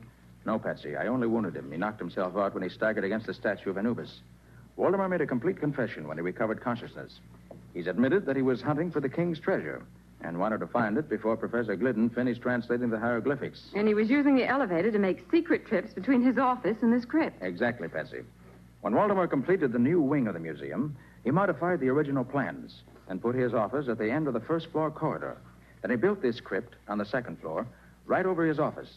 Evidently, the elevator was already installed, and Waldemar brought the sarcophagus up on top of it. And there was a sarcophagus standing in an alcove that was really the elevator shaft. Mm-hmm. The elevator itself became the vault in Waldemar's office. He disguised it with shelves and loaded them with curios. But it was still an elevator. And you think Shelby found out about it? Shelby must have helped Waldemar arrange things, since it was more than a one-man job. Then later, Shelby decided to look for the treasure on his own. Apparently. Waldemar confessed that he murdered Shelby for those very reasons and left the body in the crypt to blame the crime on Professor Glidden. And Waldemar put Madame Dackler in the crypt so Glidden would be blamed again. Exactly. But he didn't have to kill Dackler. She knew nothing, you see. He merely grabbed Dackler in order to get the original plans of the museum. And here comes the professor now, Nick. Oh, hello, Professor. Right on time, I see. I'm so glad to find you here, Carter. I wanted you to be here when I examined the crypt in the elevator. I want no more surprises. Well, I don't think anything else is going to happen up here, Professor, but I'll be glad of the chance to do a little extra looking around myself. Oh, there's that Anubis again. He's on his face this time. It was quite clever of Waldemar to disguise himself as Anubis. He really did resemble the statue. Well, look, Nick. Where, Patsy? There at the statue lying on the floor. Why, the head is completely turned around. Yes, the fall must have knocked it loose.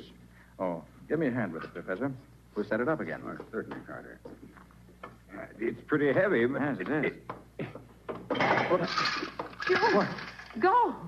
Oh, Nick, is it real? I imagine it is, Miss Bowen. Why, this must be the treasure of old King Snefru's. So that's where the royal treasure was hidden.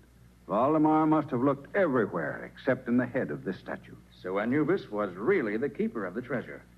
Well, congratulations, Professor.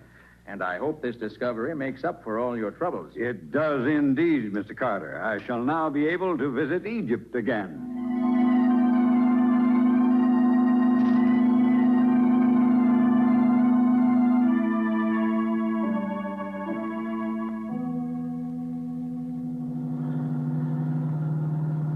Well, Nick, there's just one problem that still bothers me. And I suppose, as usual, that the problem represents the crux of the whole case. It does. When I put that jar of perfume on the shelf, did you already know that the vault was an elevator? I did, Patsy. The elevator floor wasn't quite level. That's why you tripped as you went into the vault. But of course. But, Nick, what made you think it was an elevator in the first place? Quite simple, Patsy. There had to be an elevator to take the sarcophagus up to the crypt on the second floor. But, Nick, there's an elevator in the other wing of the museum. They could have taken the sarcophagus up that way and wheeled it across to the crypt. Patsy, how large is the sarcophagus? Why, it's 8 feet long and 6 feet wide and 4.5 feet high, didn't you say? Mm-hmm. And how wide is the door to the crypt? 4 feet, according to your measurements. Exactly. Now, Patsy, do you think you could put a sarcophagus 4 feet 6 inches high through a door only 4 feet wide? Of course not, Nick. Of course not, Patsy. Not even Dr. Waldemar could do it. Up through the alcove was the only way. Waldemar probably hoped that no one would think to compare the size of the door to the size of the sarcophagus. And nobody did, except Nick Carter.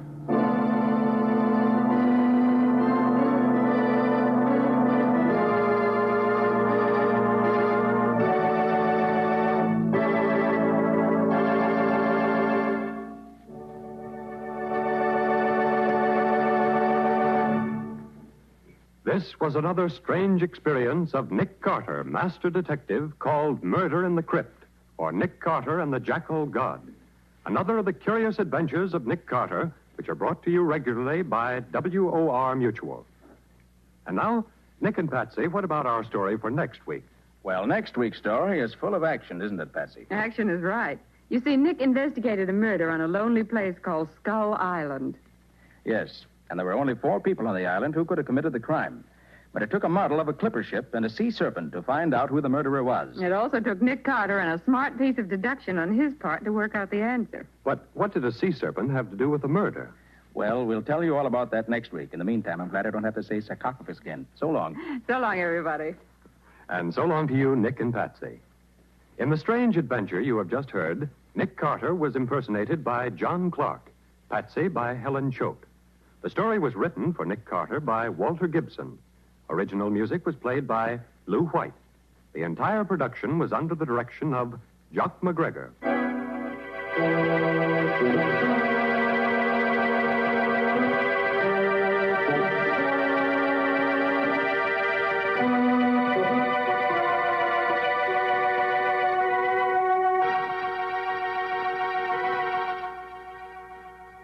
Next week at the same time, listen to another curious experience of Nick Carter entitled Murder on Skull Island. Or Nick Carter and the Mystery of the Sea Serpent.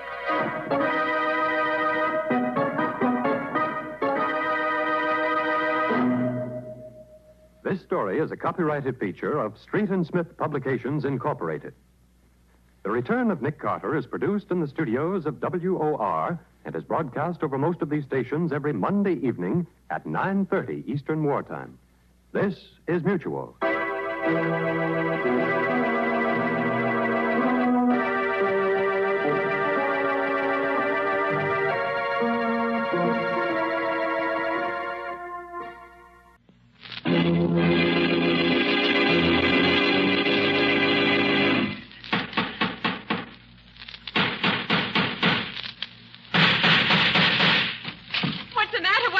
Another case for Nick Carter, master detective.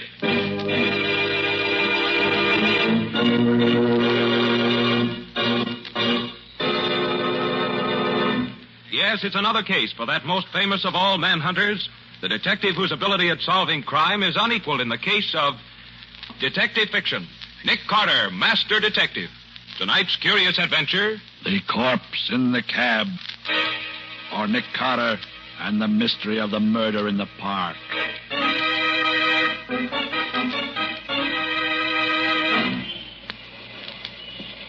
Taxi? Taxi? Mr. Ramsey, you are very kind indeed to take such an interest in this problem. My dear fellow, I consider it my civic duty. Taxi! Here's a cab now. Yes. Okay, gents, make it snappy. We're blocking traffic. All right. You get in first. My party, you know, my party. Thank you.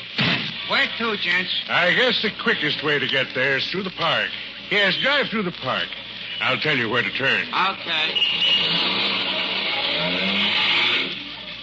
I believe it is on West 54th Street. And there's a flag out there. Excuse me, driver. Yeah? Do you mind if I shut this glass partition between us? Go right ahead, boss. You're paying the fare. Here, let me do it for you.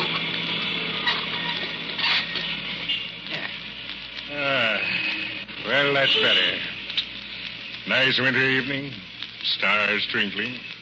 Ought to pick us up for the grim business ahead. Lucky thing I ran into you. Lucky thing. Yes, indeed, Mr. Ramsey. It seems fate destined me to make your acquaintance this afternoon. Yes, lucky thing.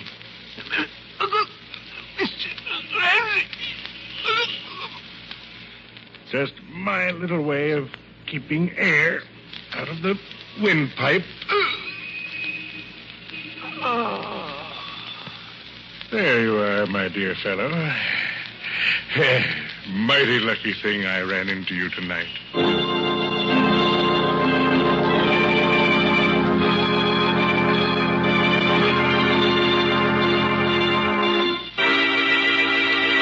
You gotta help me, Nick. You gotta. They'll slap me and stir. Now, take it easy, Shorty. Take it easy. Now, tell me again exactly what happened. Like I said, two guys hail my cab. One of them says to drive through the park. He'll tell me where to turn out. And when you get out of the park? The one guy opens the petition again and says to pull up. He's getting out.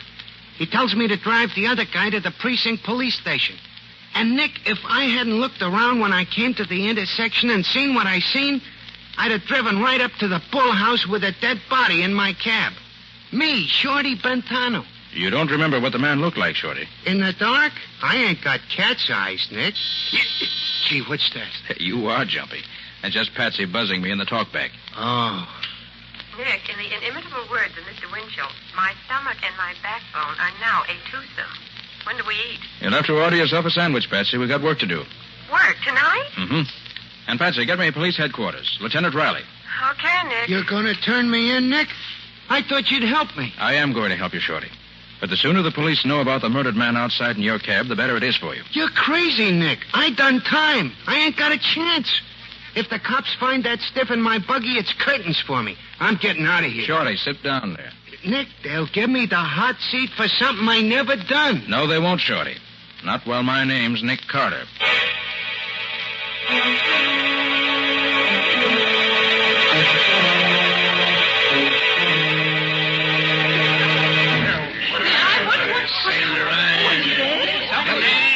Stand back. Just a little accident, that's all. Get back on the sidewalk, buddy. Nobody gets through here. Beats all, Nick. Not one bit of identification on this body. No bullet trace, no knife, no nothing. What did you want the murderer to do, Riley? Leave his calling card? I'm always getting stuck with one of these dud cases. It takes months to solve them. We don't even know who the stiff is. Now, Riley, flash your light inside here again. Oh, sure. Yeah. You see something? I'm just looking. You see, his pockets are turned inside out. The motive was robbery, all right. No, Riley, I don't think so. Huh? Doesn't look prosperous enough to rob. Nick, you're always looking for what's not there. That might mean something, too. Now, Riley, evidently the murderer didn't care to have his victim's identity uncovered too soon. Say, what are you looking at his hands for, Nick? Riley, have your laboratory analyze this white powder under the nail of his right index finger. Well, say, there is something under his fingernail. Yes.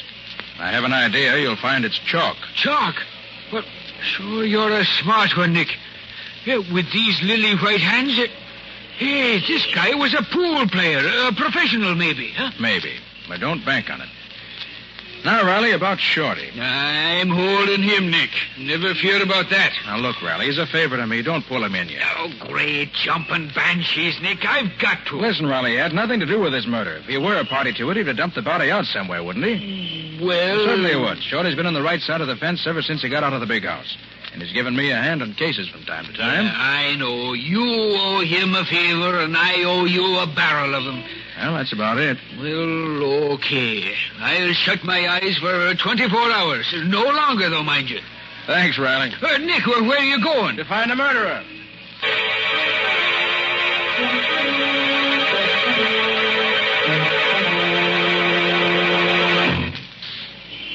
Boy, this is some buggy you got here, Nick. 4 speeds ahead, a siren, 2 searchlights. Anytime you need a chauffeur regular, I'll hire on. Like driving my car, huh? It's like handling a baby carriage. Uh-oh, we're turned into 54th Street now, Nick. All right, Shorty. Slow down a little. Now, what was it you heard your passenger say? One says the quickest way to get there is through the park. I'll tell you where to turn off. And then the other guy says it's on West 54th Street and there's a flag out.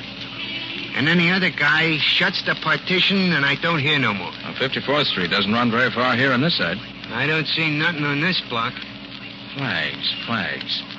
Usually on public buildings, aren't they? You think maybe this is going to be a clue, Nick? Shorty, everything's a clue when you don't have much to go on. Nick, look. Flagpole. Yeah, very handsome flagpole. Yeah, but it's a police station. A police station? Good. What's good about it? Let's get out of here. You're safe until tomorrow night, Riley keeps his word. You want I should keep going slow? Nope. I got the first link in our chain. You can put the speed on again. Where to now? To pick up Patsy. I sent her to the Bureau of Missing Persons on 30th Street. Ah, Nick, another cop house. I don't like them places.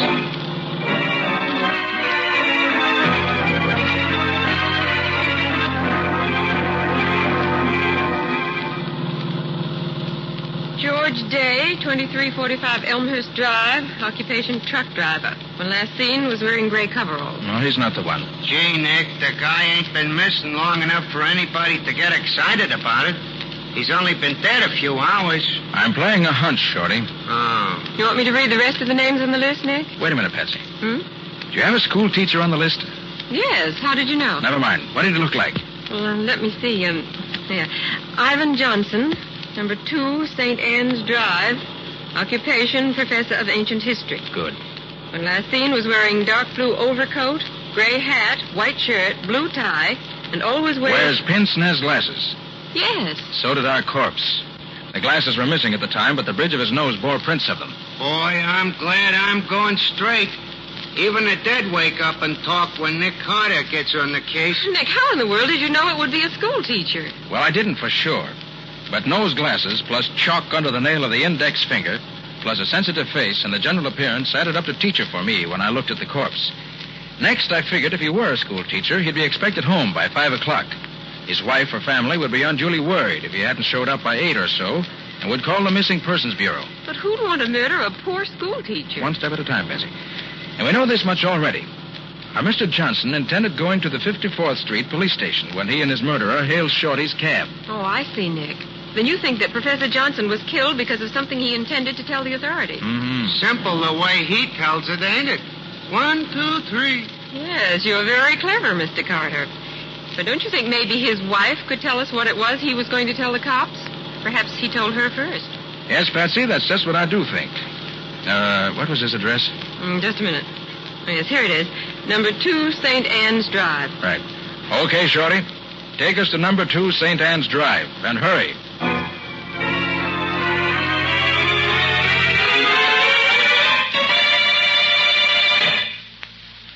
Mrs. Johnson, I'm Nick Carter.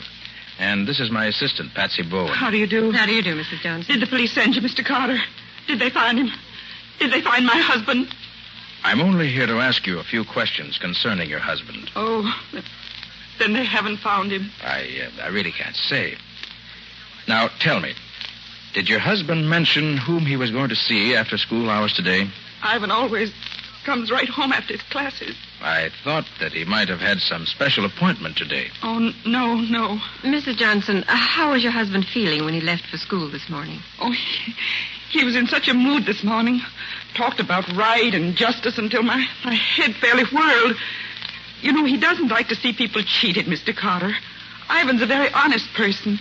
What do you mean, cheated, Mrs. Johnson? He said he wasn't going to stand by and see the students in his school tricked out of their dimes and quarters. He was going to see right and justice done. The kids are being cheated.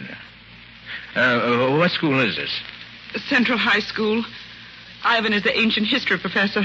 He's taught there for 12 years. And where's his office there?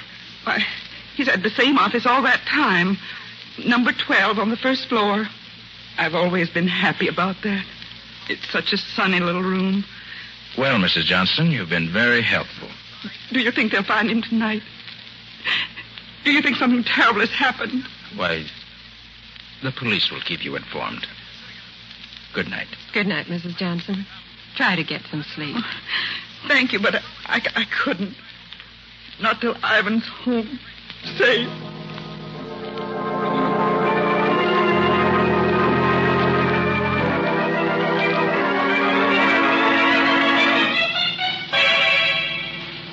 But, Nick, I thought thought you were going to the school where Professor Johnson taught. That's not over here in the West Side Business District. Glad to see you on your toes, Patsy, and working in all 4 cylinders. Nose to the grindstone, shoulder to the wheel, and all that. I'm proud of you. All right. But what are we doing over here? In just a moment, you'll see for yourself. This is the place, Nick. Right, Shorty. All right, come on, Patsy. Want me to go with you, Nick? No, you stay here and keep your eyes open. Okay, and good luck. Come on, Patsy. We still got a lot to do if we want to keep Shorty out of Lieutenant Riley's foul clutches. I'm glad they didn't lock the front door in this office building tonight. Hey, that's funny. There's no night watchman here. There usually is. Well, Patsy, never look a gift horse in the teeth. No watchman, no trouble. Hey, it's spooky in here. There's one little light in this whole foyer. Wish we'd brought Shorty in with us. He'll do us more good, keeping watch outside. You really think this is where Ivan Johnson was this afternoon? Well, we know Shorty picked him up in front of this building. And this is the only office building in this block. All the rest are warehouses. It's pretty deserted, if you ask me. Mm-hmm. And the elevators, of course, have stopped for the night. And this is a 10-story building. Well, Nick, maybe if we look at the directory board, we'll be able to figure out what office Professor Johnson might have visited. Well, that's what I'm hoping. Now, let's see.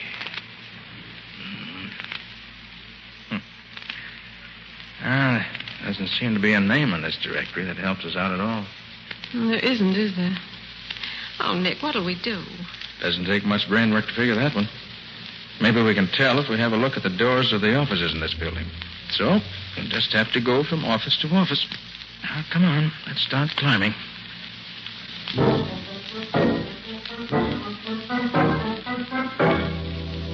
There's nobody on this floor. All doctors and dentist offices. Don't think Johnson's business was with any of them today. Come on. Up we go.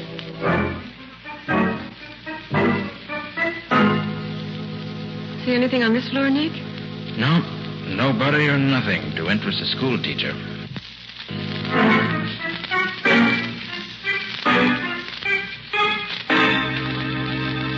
Nick, I don't think I can make another floor. You've got to, Patsy. We must cover every floor.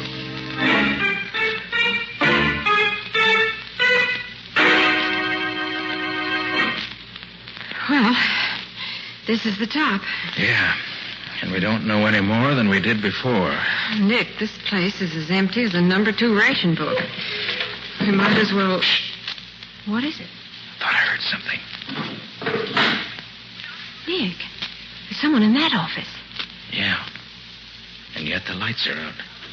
The name on the door says Gerald Ramsey, promotion counselor. Let's pay him a visit. Stay behind me now, to the left of my flash. All right. And who is flashing that pretty light in my office at this time of night? Mr. Ramsey? That's my name. And yours? Nick Carter. Surely you don't mean that you're Nick Carter, the great detective. That's who he is, Mr. Ramsey. Sorry to bother you, Mr. Ramsey, but my assistant and I were just having a look around this building. Oh, well, too bad the fuse is blown out of my office here. Or you could have a good look. Who are you after? You don't happen to know of any business in this building that might have dealings with a school teacher, do you? A school teacher? Mm-hmm. Let me see. A school teacher. Why, no, if there is, I never heard of it. But then there's such a lot I never heard of. Uh-oh. Oh, you knocked over that whole stack of packages. Oh, I'm so sorry, Mr. Ramsey. I dropped my handkerchief and I was leaning over to pick it up. Anything breakable in them? Oh, no, it's quite all right. Oh, thank goodness for that. Yes, just some things a friend of mine left here until he came back. Just leave them there. I'll take care of them. No, at least let me pick them up. No. Never mind. Just leave them there. They won't mind staying where they are for a while, I'm sure. Well, all right, if you say so. Yes, I do. So you can just run along and continue your search for whatever it was you were looking for. Good evening. Good evening. Now, Patsy, if you're okay, we better be on our way. Sorry we disturbed your reverie, Mr. Ramsey. Reverie. That's good. Really? He was an odd specimen. You think he knows anything, Nick? Well, if he does, he isn't talking. Come on. Oh, gosh, Nick, all that climbing up and downstairs just for nothing. I'm worn out. Maybe it wasn't all for nothing, Patsy. You mean you found a clue somewhere here? I don't mean anything, yet. Oh, but Nick. I hope you could still walk well enough to get down the 10 flights of stairs ahead of us, Patsy. I don't feel quite like carrying you just now. I guess I can make it under my own power. Where to now? Central High School. Time's a-wasting, and we still haven't uncovered a clue to the murder of the man in Shorty's cab.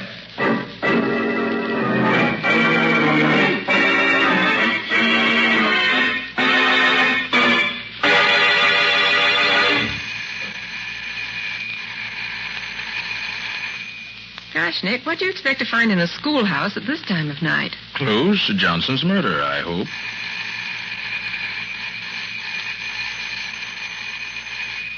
It's no use, Nick. The janitor's not here. I'll have one more try.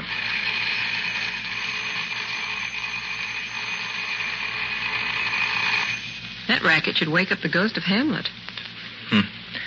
No answer. So Nick Carter's trusty pick lock will do the trick. Mm-hmm.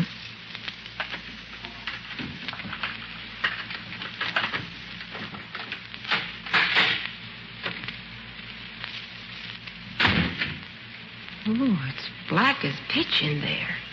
Stay right beside me. Seems to me I heard that one before tonight. And look, Nick. I barked my shins in the dark in that character's office. And so if you don't mind, this time I'd like to see where I'm going. Okay, Patsy. I'll use my flash and keep it down low. Shin height. No, that's better. Now, come on. Better hurry, or our friend Shorty's going to be sitting in the clink with a murder rap pinned on him. Okay. And she said his office was on the first floor, didn't she? Yes, number 12. All bright and sunny. Here we are, Nick, number 12. I wish it were bright and sunny in here now. This time we'll just dispense with the formalities of announcing ourselves. Well, the door's open, Nick. Yes, so it is. Come on. Snap on the light, Betsy. Switch is right behind you. Okay. Hey. Well, looks like somebody else has given Mr. Johnson's room a going over. I'm afraid we got here too late. Papers all over the floor, window wide open. What do you suppose they were looking for? Same thing we are, Patsy. Clues. Except for a different reason. You think it was the murderer? Could be. Wow. What are you reading, Nick? This poster on the wall here. Oh. $1 buys a destroyer, high school students. Subscribe just $1 to the High School Victory League and help buy a destroyer. That's the second time tonight I've seen something like that. Oh, where's my hanky? Need any help? No, I've got one right here in my pocket. There. Hey, wait a minute. Where'd you get this? What? The sticker that came out of your pocket with a handkerchief. Well, I don't know, Nick. Why? Why? It's got the same legend stamped on it that poster has. Victory League. Well, so it has. Did you buy this sticker? No, I buy my destroyers by buying war bonds. Well, think, Patsy. Where did you get it? It was in your pocket with your handkerchief. Well, I don't know, Nick. I never put anything in this little pocket except my handkerchief. I can swear to this sticker. Look out,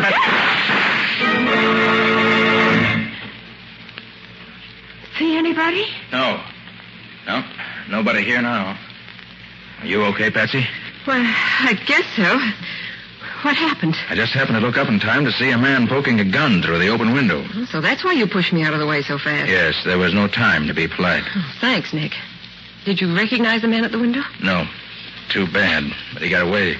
Gee, Nick, you certainly shot that light out fast. Well, if he can't see us, he can't shoot us. A very logical deduction, Mr. Carter. Hey, Patsy. Give me that sticker you picked up tonight. You think it means something to this case? You bet I do. I've just remembered where I've seen one like it. Where, Nick? Never mind now.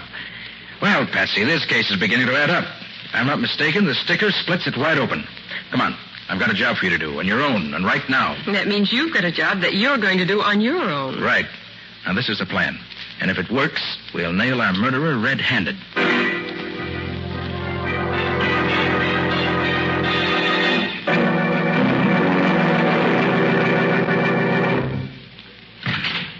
Boss, you in here? My dear fellow, you know I'm in here. Did you get the fuse fixed? Yeah, and while I was fixing it, I got something else, too. Come on in, you.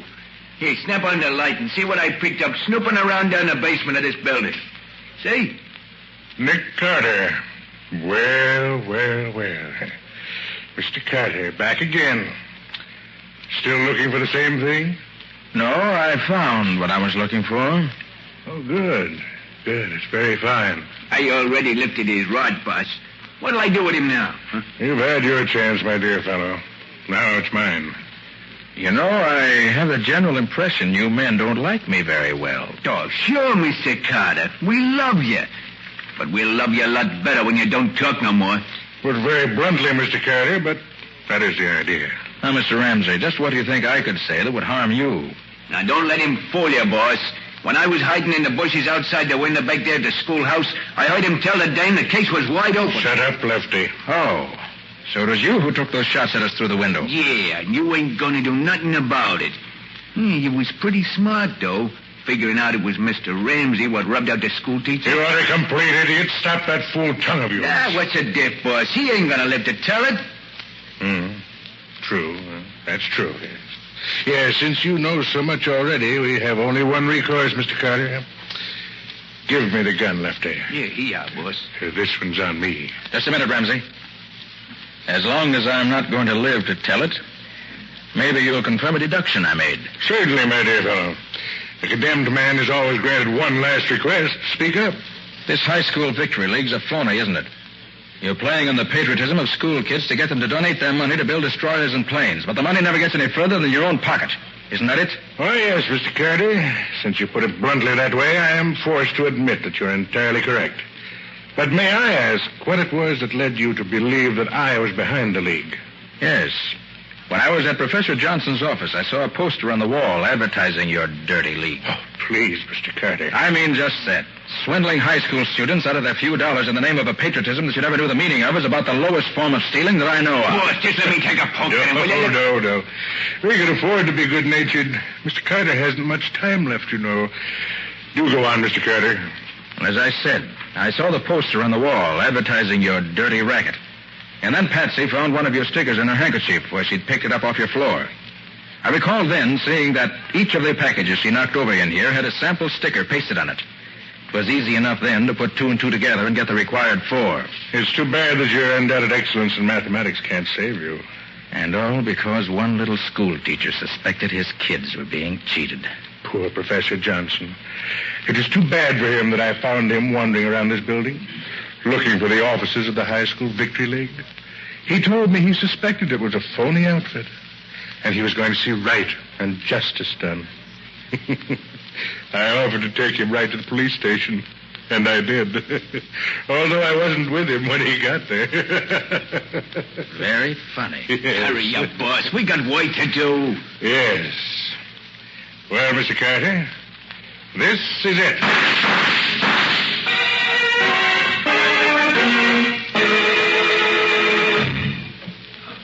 Blasting banshees, Nick. Don't do this to me again. I tell you, my nerves won't stand it. Oh, what's the matter, Riley? You got your men.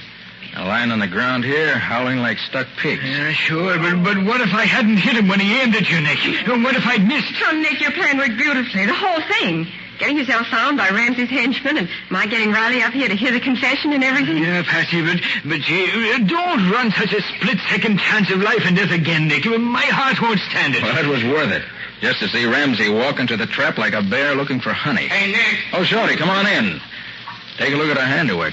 Gee, so that's the bum who tried to frame me to the hot seat. He'll be getting it himself before long, thanks to Nick Carter.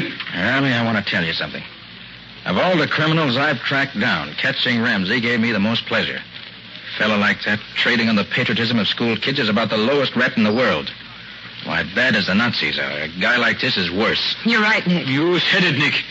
Well, Riley, you've got all the evidence you need. Mm-hmm. The package of posters in the next room, the package of stickers here, and the confession. Right, Nick. We can take over from here. Thanks. Okay, Riley. So long. So long, Nick. So long, Patsy. So long, Lieutenant. Well, Patsy, come on. Chin up. Carry on and all that sort of thing. It's not my chin that's worrying me, Nick. It's having to walk down those 10 flights of stairs again. That'll be the 4th trip tonight. Why, Patsy. And at your age, too. Look, Nick, can't we just sit here on the top step for the next 6 hours? You think you'd be rested enough then to walk down the 10 flights? I think that by then the elevators will be running again. And what a wonderful invention the elevator is.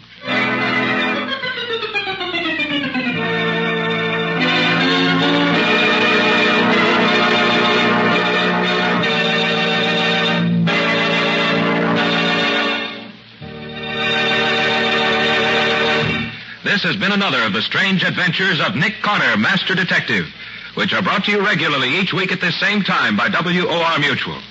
Now, tell us a little about next week's story, Nick. Well, next week's story includes rather more adventure than actual detecting. But if Nick hadn't been able to make the first few deductions that really started him off on the right track, there would have been no adventure. And there was adventure, and plenty of it. I came nearer to meeting my match when I met Dr. Donaldson than at any other time in my career. This Dr. Donaldson was a specialist in secret and dangerous poisons, and he tried one of them out on Nick. But in the end, I managed to get the better of him and solve a mystery that had the police completely stumped. We call it the empty coffin because it was an empty coffin that gave us the first clue. And it was two different doctors making out two separate death certificates for the same death that led to that first clue. Well, that's enough for now. Join us next week for the story of the empty coffin. So long. So long, folks. And so long to you, Nick and Patsy. Until next week. In the strange adventure you have just heard, Nick Carter was impersonated by Lon Clark, Patsy by Helen Choate. The story was written for Nick Carter by Barth Conray. Original music was played by Lou White.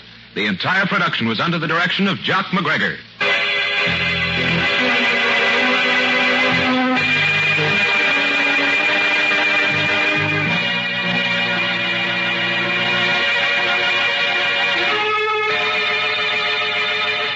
Next week at this same time, listen to another curious experience of Nick Carter entitled The Empty Coffin, or Nick Carter and the Mystery of the Doctor's Poison.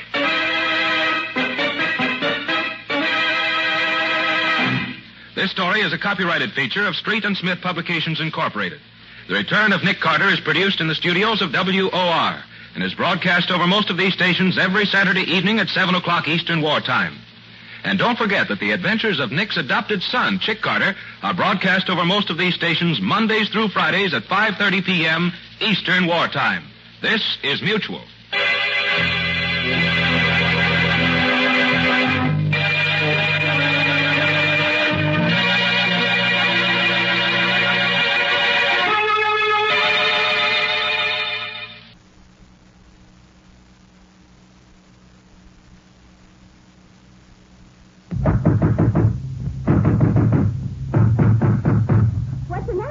It's another case for Nick Carter, Master Detective.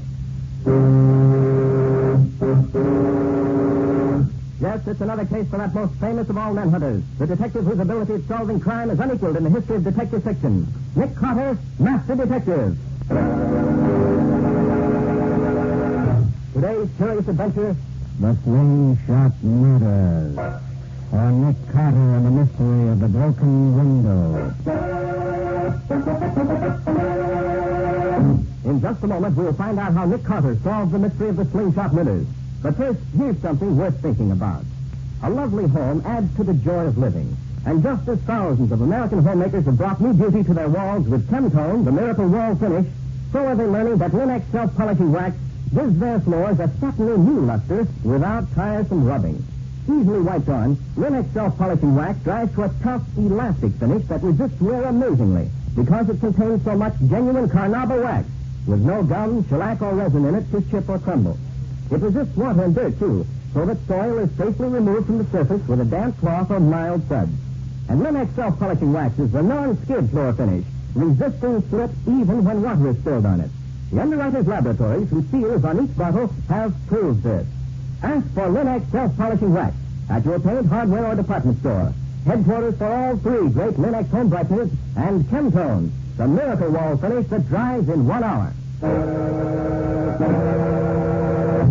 And now for today's mysterious adventure with Nick Carter. Our story opens in Nick's office, where he and Patsy are having a good-natured argument. Good-natured, that is, until about now.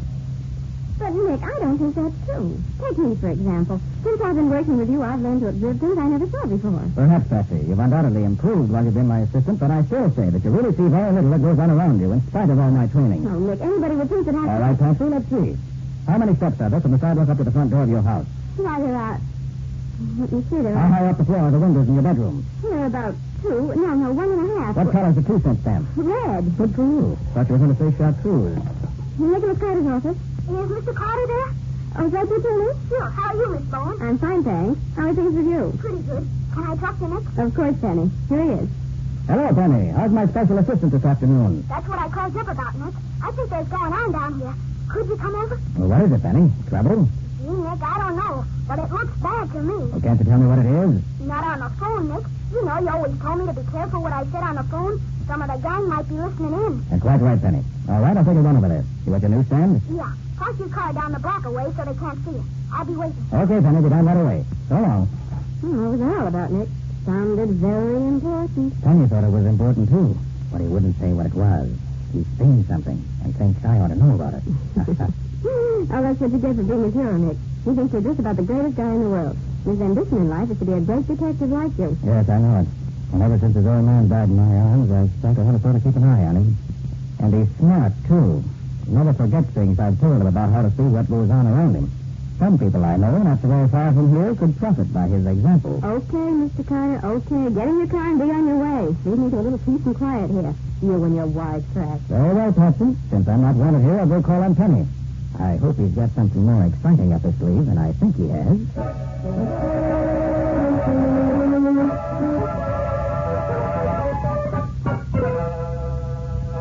Nick, I thought you were never coming. Sorry, Penny, but you know how traffic is. Sure, I know. Come around the back of the stand, Nick, so nobody will see us talking together. Okay, Penny. Now, what's up? You see across the street there? You see the bank? Yes? And you see the empty stores on each side of the bank? Yes? Well, a little while ago, a big black sedan pulled up and two guys got out and went into the vacant store on this side of the bank. Then two more guys got out and went into the empty store on the other side. Then the sedan drove away and left the four guys there. That's odd. Any idea what might be going on? Well, Nick, there's several factories around here, and today's the day the bank downtown sends the money to this bank for the payroll. Tomorrow, Saturday, you know. I see what you mean, Penny. You think those men may be planning to hold up the bank when the money gets here, huh? Yeah, gosh, Nick, don't it look like that to you? Could be, Penny. Yes, does look suspicious. But Penny, robbery's not in my line. This is a job for Lieutenant Riley in the city police. I'll give him a ring and tell him what you saw. You'll have to hurry, Nick. It's almost 4 o'clock, and that's when the car comes to the meet. Well, I'll phone Riley now. Maybe he can get one of the squad cars. Here it comes up. Yes, and I'm a car, all right. And it's stopping in front of the bank. They're starting to unload the money, and they don't know that Wait here. I warned them, Benji. Go back, Penny. Keep out of the way. I'll see if I can help the guards by picking off some of the thugs with my gun. Look out, Nick. Don't get yourself killed. I won't. I'll stay behind this pole. You got one, Nick. I think so, but I'm... Nick, are you good? Are you, Nick? You're good. Oh, Nick, something hurt my leg. Nick, they're getting away. Nick, we didn't stop them.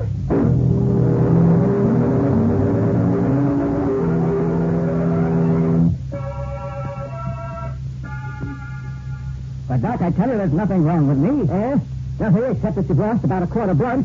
There's a nasty hole in the side of your neck. But I can't stay here doing nothing. I've got to get up to those thugs. I've got to get out of here. Just tell me you were here. Are you hurt, Daddy? Oh, it's only a scratch, Patsy. But this Sawbones wants to keep me here cooped up like a pet rabbit. How is he, Doctor? He's got a bad hole in the side of his neck. Nothing fatal. He'll get over it, but he's lost a lot of blood, too. He's got to be quiet and good natured. Now, look, Doc, look. Nature's going to have a tough time doing anything for me if you keep me here worrying because I can't get out. Nick, you're going to stay here and like it. Good girl. If you don't behave, I'll call some attendants and have them undress you. Then you'll have to stay here whether you like it or not. But, Patsy, I tell you, there's not... Oh, that's Penny. What's you doing here? I want to see Nick. Here I am, Penny. I'm coming, son. You get right back in that bed, Nick Carter. If you don't... Sorry, Patsy, but Penny wants me. Why, Penny, what happened to you? Oh, nothing much, Nick. A bullet got me in the leg, that's all. That's all. Well, that's enough. Are you hurt bad, son? No, Doc says I'll be all right in a few days. But I got something to tell you, Nick. What is it, son? You know when I yelled at you just before you got shot? Yes, I remember.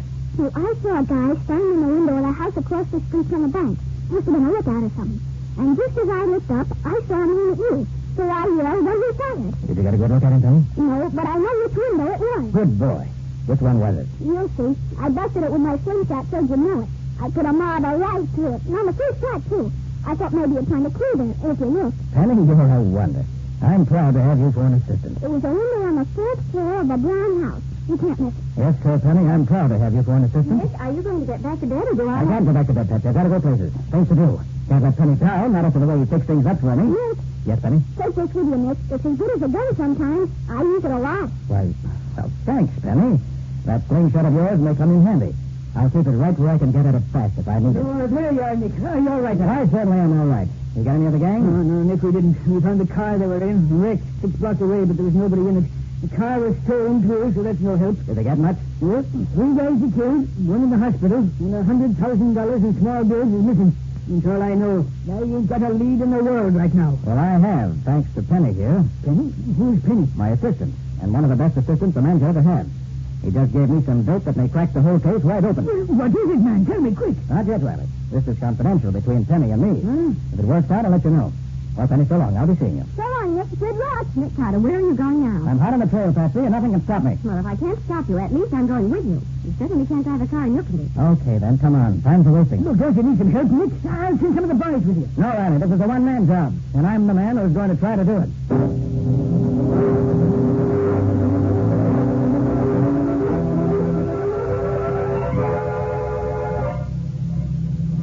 Patsy, I wish you hadn't come. There may be trouble. You may just as well save your breath, Mr. Carter, because I'm going wherever you're going, and that's that. You can't drive in your condition. I could if you'd let me. Well, I'm not going to let you, so that's that. I don't know what gets into you women. When you make up your minds, a team of horses couldn't change it. You ready to tell me where you're going? I can't keep on driving blindly all around the city, Nick. All right. I give up. I'm going back to the scene of the robbery. What are you going to do there? That, my nosy young friend, is strictly my business. Okay. But I'd feel a lot safer if I knew what you were planning to do. It's dark now. You can pull up just around the corner from the bank. I'll get out there. Then you go back to the office. How will you get back? Don't worry about me. I can take care of myself. I hope so. Is this where you want to go? Yes, drop me here. Now remember, you. Back to the office. Okay, bully. But I don't like you going anywhere alone, as weak as you are. It's skill that counts in this business, Patsy, not muscle. I'll get going. I've got work to do.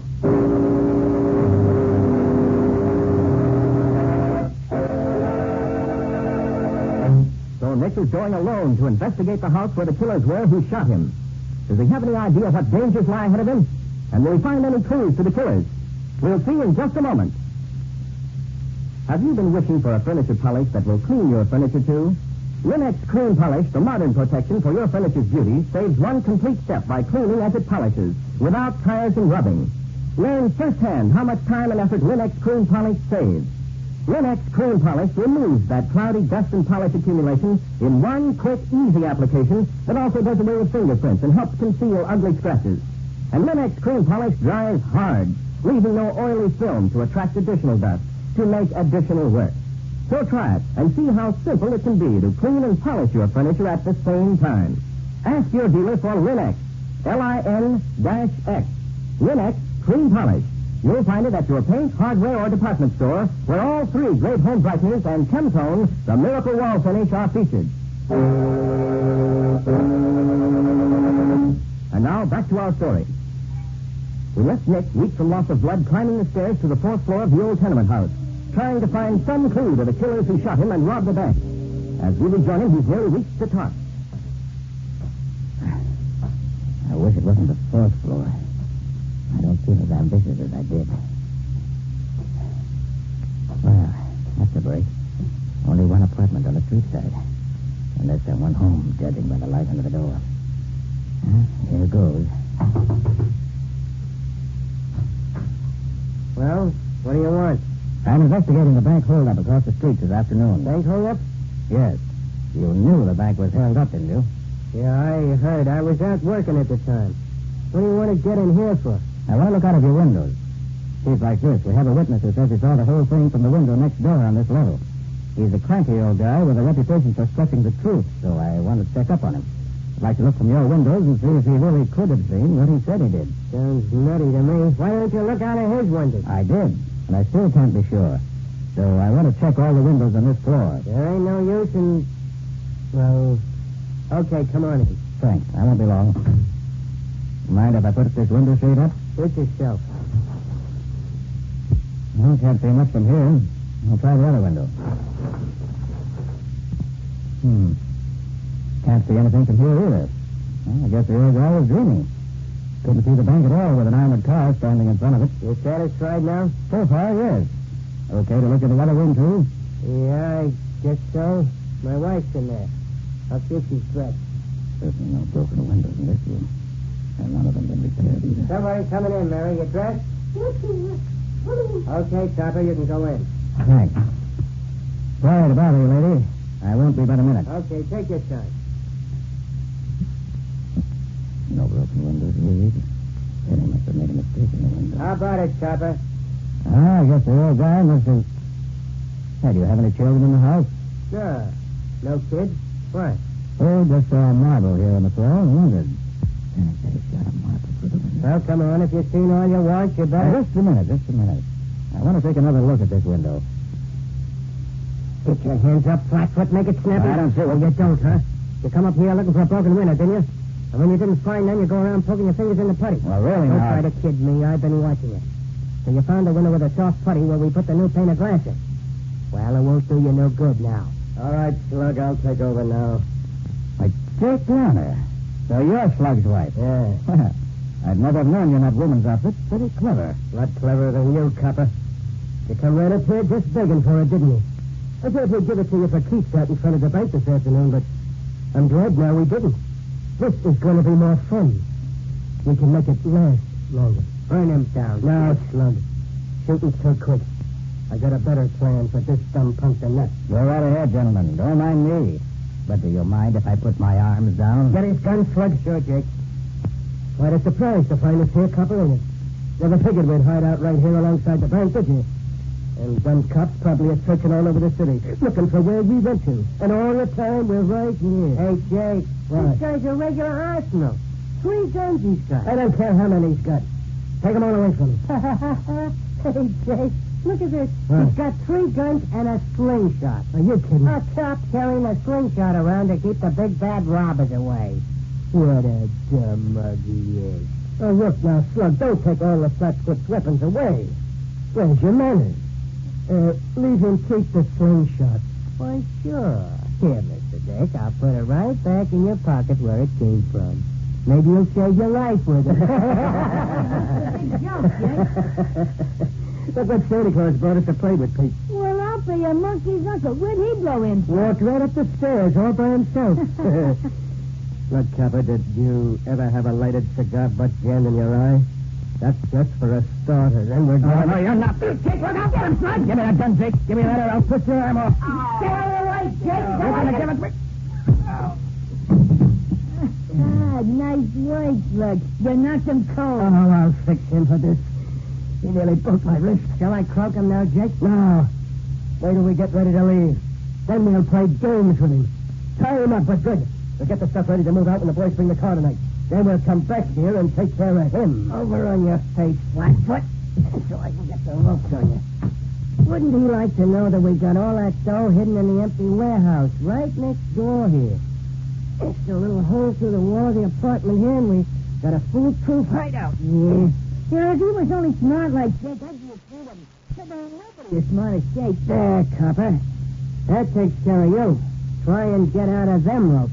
Hey, what'd you let the Flatfoot in here for anyway, Slug? Don't be dumb, Pete. If I hadn't, he'd have smelled something funny and come back again with a wagon. Anyways, how'd I know he was wise to the busted crack? You know, Jake, maybe you ain't so smart at that. Yeah? What's eating you? Well, you thought it was so smart to double back here with the cash and hide out right across the street from the bank, and the first thing, the cop smells his way right up here. So what? Only one cop come to me, and he ain't walking out of here, is he? Well, no. Who's running this business anyway? You are, Jake. Okay. All right. Now, Pete, you and me are going back into the warehouse and fix up the stuff ready to leave. Slug, you stay here with the copper. Clean up the joint good. Fingerprints and any kind of junk that might leave a tip. Don't leave nothing. We'll be back when we took care of the dough. Okay, Jake. I'll watch him. Oh.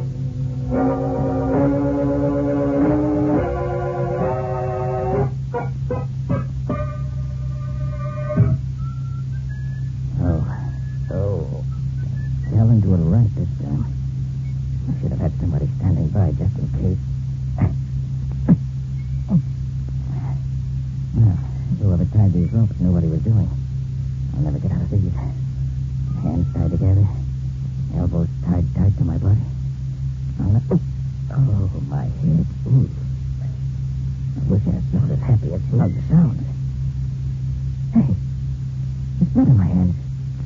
The bullet hole in my neck must have opened up. The blood's made my hands slippery. Yes, I think I can get my hands loose.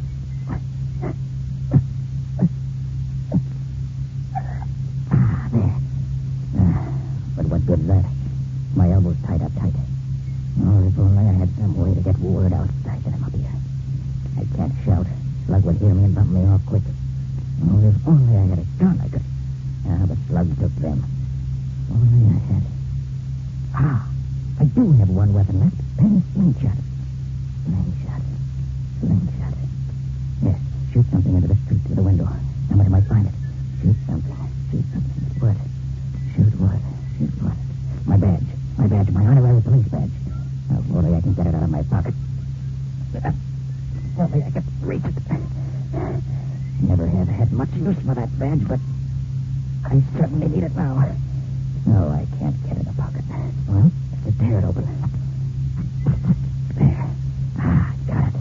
Now for the slingshot. In the outside pocket. There we are. Now, if I can stretch my arms far enough apart to shoot this badge through the window, I can... What's that? Hey, copper, what are you trying to... The guy's still out cold. He couldn't have done nothing. But somebody broke that window. Maybe the dick's only faking. Maybe he ain't really out. Let me take a look. Gosh. Here you go, Oh, what a break. He's out cold. I thought I wasn't coming close enough so I could grab his legs, but he did. Lady Luck must be on my side today. Just luck his head hit in the radiator that way. Now, if I can wriggle over there and get his gun. Just a little more. Oh, Jake will be back any minute. I got to use that gun before. There.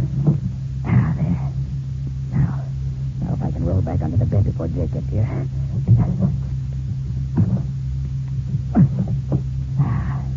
So far, so good. Lady Luck, stay with me. Slug, what happened? Slug!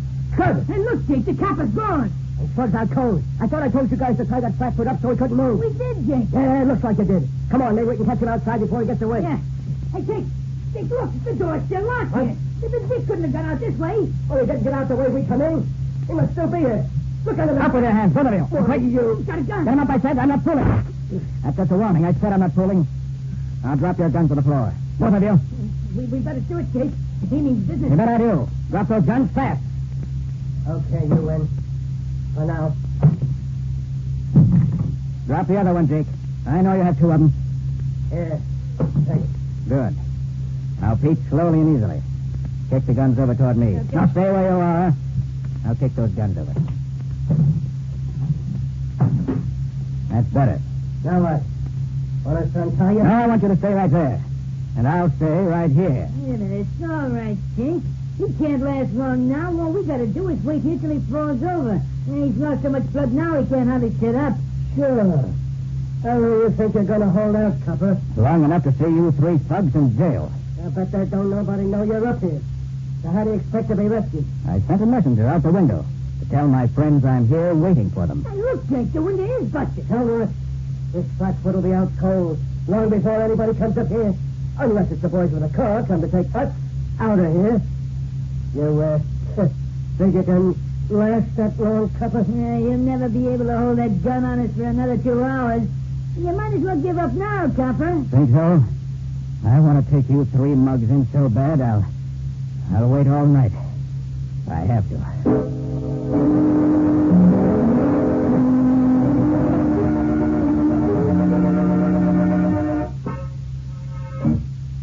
Get back? I can see you. Don't you try any funny business with me. He's almost gone, Jake. Another couple of minutes and he'll be out like a light. Yeah. As soon as he drops that gun, we'll rush him. I don't know how he lasted this long. Stay right there. Stay there, both of you. I can wait. Just as long as... Now, he's gone. Come on. Oh, everything! You get your hands up, you guys! Oh, hello, Patsy. Riley. What's going on here, Nick? These are the thugs that dug up the bank. Oh. Money's in the warehouse next door. You're no wonder, Nick. Take care of these fellas, Sergeant. Send a couple of men to get the money out of the warehouse, like Nick says. Oh, Nick, I've been so afraid for you. Did they hurt you? Oh, I'm all right, Patsy. Just a little tired. That's all. She's a great girl, that Patsy. When she left you, she phoned me and told me what you were trying to do, Nick. So I got some of the men together and came as quick as I could. And we got a flat tire, or we'd have been here sooner. And looky, here's your badge, Nick. Little bent, but as good as new. Thanks, Riley. Lucky you found it. It wasn't me that found it. It was Patsy herself here. You found it, Patsy. Yes, Nick. Then Riley spotted the broken window and we came up. But don't ever let me hear you say again that I'm not observant. Maybe I don't know how many strips there are in front of my house. But when it comes to things that count, I can see them.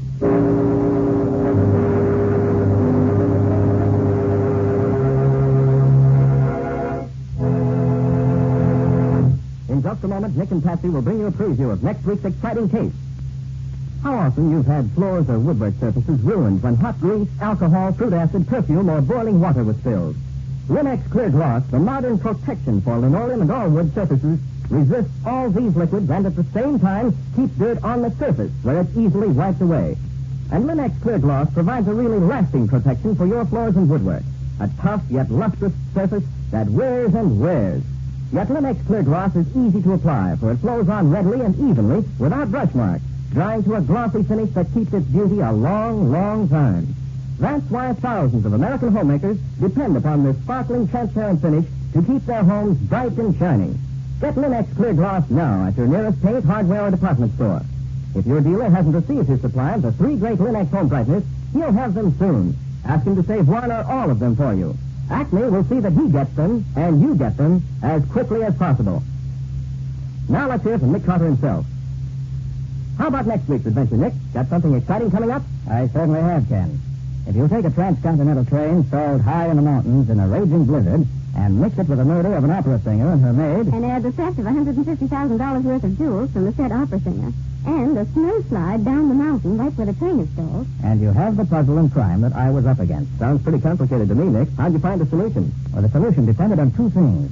A broken bottle of perfume and a chow dog that was lost in the snow. You certainly make it sound attractive. Did it work out okay? You should ask that, knowing Nick. Sorry. What do you call the story? I call it Murder on Mad Mountain. Or the mystery of the opera singer's dog. So long for now. So long, everybody. And so long to you, Nick and Patsy. We'll be looking forward to seeing you again next week. Next week at the same time, listen to another curious experience of Nick Carter, Master Detective, entitled Murder on Mad Mountain. Or Nick Carter and the mystery of the opera singer's dog. Nick Carter, Master Detective, is a copyright feature of Street and Smith Publications, Incorporated. It is presented at this same time and over these same stations by the 3 great Linex home brighteners. Linex Clear Gloss, Linex Cream Polish, and Linex Self-Polishing Wax. This is Mutual.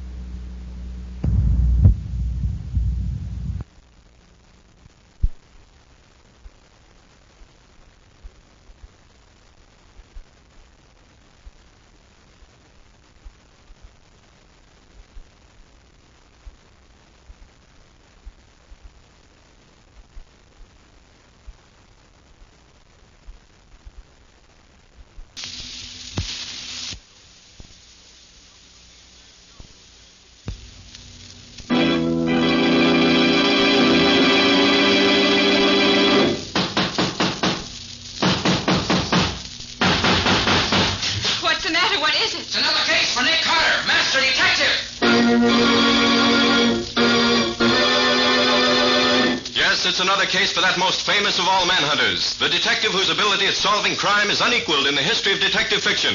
Nick Carter, Master Detective, presented by the 3 great Linex home brighteners. Linex Clear Gloss Varnish, Linex Cream Polish, and Linex Self-Polishing Wax, created by Acme, America's great producer of fine Acme quality paints.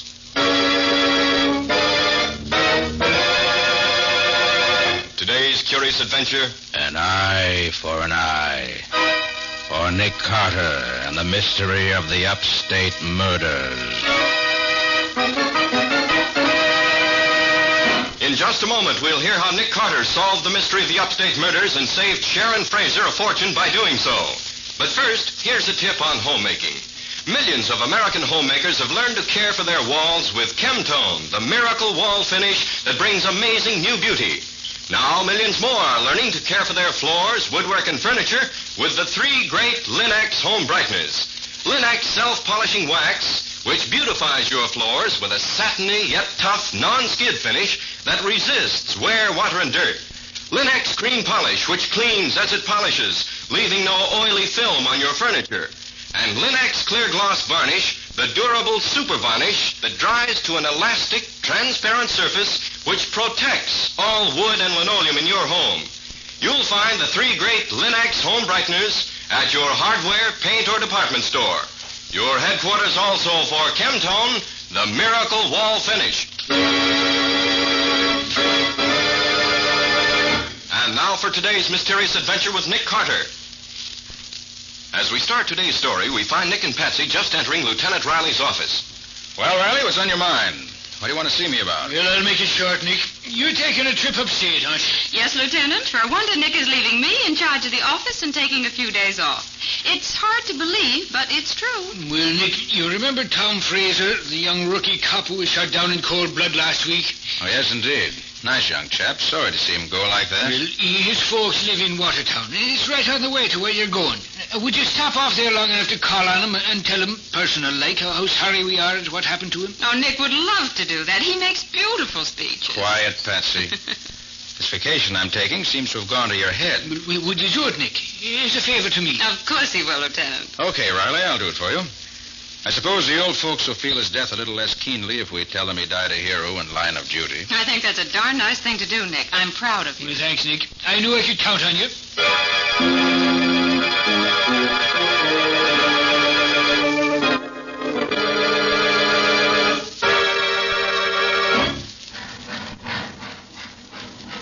Can you take me to the Fraser place on Upper Main Street? I sure can, mister. Get in and I'll get going.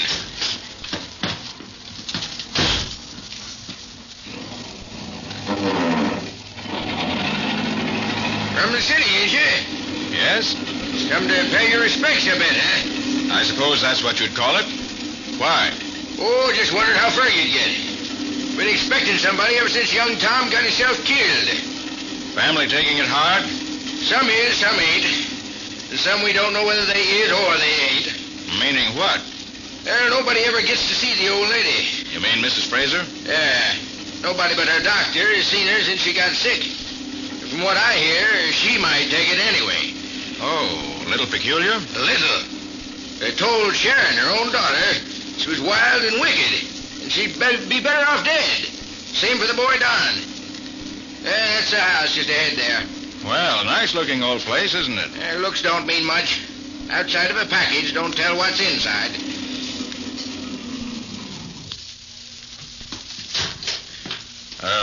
Wait, please. I'll be right out. No, I'll come back. But I'll only be a... I said I'd come back half an hour. Well, okay, but don't forget me. I won't. Don't you forget about me.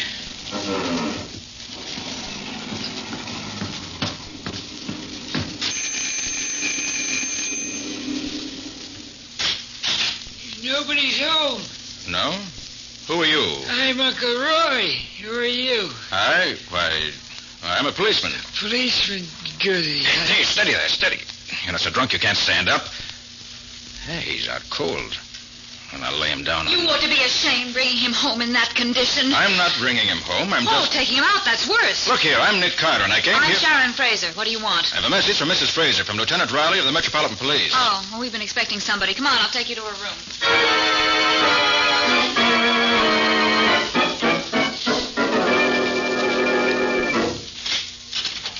Dr. Gavin, this is Nick Carter. He wants to talk to Mother. Nothing exciting, I hope, Mr. Carter. Just the condolences of the Metropolitan Police Department on the recent death of her son, Tom. Tom. Mrs. Fraser, Lieutenant Riley thought the world of your son, and he wanted me to tell you that Tom died in service to the people. You may well be proud of him. Proud of him. And the Lord said, Take now thy son whom thou lovest, and offer him for a burnt offering upon one of the mountains which I shall tell thee of. Proud of him. Oh, maybe you don't understand, Mrs. Fraser. Lieutenant Riley... Mr. Carter, suppose you come outside with me. Well, all right. Mrs. Fraser is not fully conscious of what goes on around her. You've done all you could. What was all that she was quoting from the Bible? In cases of this kind, it's not unusual for the patient to lean heavily on the Bible as a refuge from reality. But her son... Yes, I know, Mr. Carter. There's nothing to be done about it. All right, Doctor, whatever you say. Well, if you think I can do no good here, I'll just get back to the station. That would be best, I'm sure. And thank you for coming.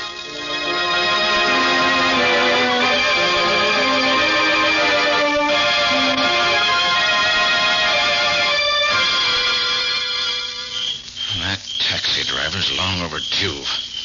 Wonder if he ever intended to come back. You waiting for somebody? Oh, yes.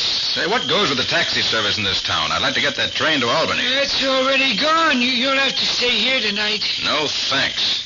I don't care for the atmosphere here. You feel it, too? I do. It's the most unpleasant feeling of hatred. Hatred that's monstrous and unnatural. Yeah, I know. I get a little uneasy here evenings myself. I'll be glad to have you... That's my sister. Mrs. Fraser? Yes. Well, come on. There's trouble up there, all right. Oh, you wicked. You tried to poison me. Here, what's all this? Get out of here. Mother's upset and there's no reason. Poison in my milk. You tried to tickle me. Is her milk here? Yes, but I'll have her handle it. that milk's all right. I just brought it up. She hasn't even tasted it. And what made her think it was poison? You tell me. You're a detective, aren't you? Where did this milk come from? I got it out of the refrigerator. My brother Don was with me. He got a glass for himself and brought it upstairs. He stopped to talk to Mother while I changed my clothes. And where's your brother now? In his room, I suppose. Well, take me there at once. It's the next room to this. Look for yourself. I will. Sharon, come here. What's the matter? Your brother's dead, and he's been murdered.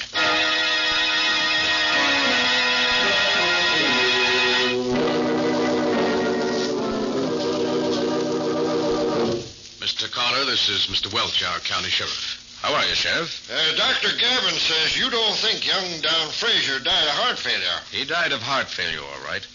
Heart failure brought on by a generous dose of poison. I'm afraid Mr. Carter, being from the city, is used to dealing with the sensation. Probably.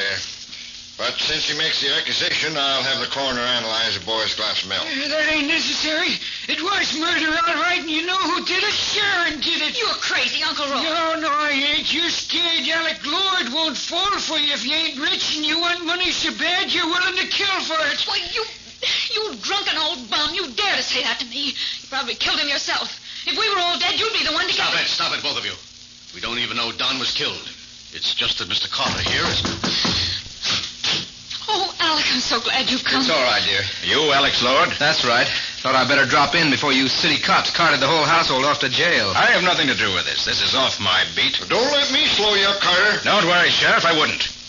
When I'm getting out of here, killer or no killer, I'd like to be getting to Albany. Where's the phone? It's in the downstairs entrance hall. You'll see it right at the foot of the stairs. Thanks. I'll close the door. Then I won't disturb anyone. Oh, don't mind us. We're leaving now anyway. Good night.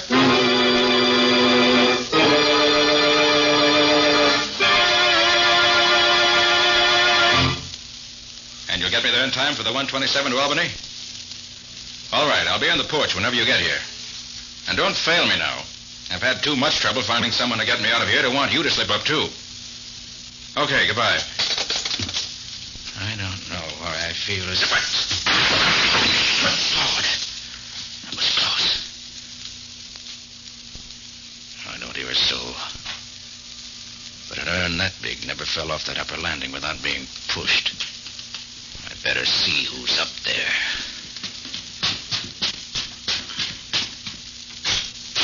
You get some transportation, Mr. Carter? Doctor, come here. Yes? I want to show you something. What is it? Something wrong? Look over the railing. See that big urn? All smashed up at the foot of the stairs? Oh, yes. Why? That just missed me by inches a moment ago. You think somebody was trying to kill you? Think? I'm sure of it. Did you hear anyone up here? Well, yes. Yes, I did think I heard someone out here a minute ago. So there really is a killer in the house. I hadn't believed it before. You fellas hear anything? Why, no. Did you? Just thought I heard a crash. Well, you did. Someone tried to kill me. Golly, then I did hear somebody tiptoe past my door a bit back. You know who it was? No, it sounded like they went down the back stairs to the kitchen. Let's see who's down there. If anyone is, which I doubt. Come on.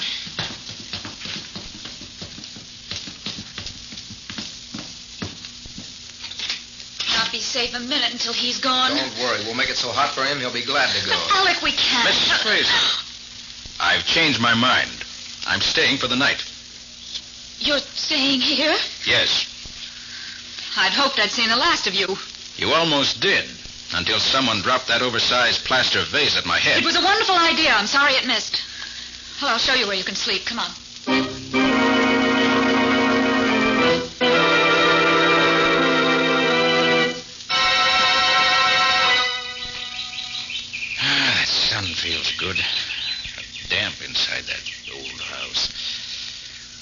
Well, 8 o'clock. Wonder what time they serve breakfast around here. Starting your snooping early, aren't you? Why, yes. Lovely morning for it. Out for a walk in the sunshine? Just out to get the mail, if you must know. I'll let you know if there's anything for you in the box. Thanks, but I'm not expecting anything. Oh, I'm happy to say nobody else thinks any more of you than I do. There's no mail. Down, Sam. Drop to the ground.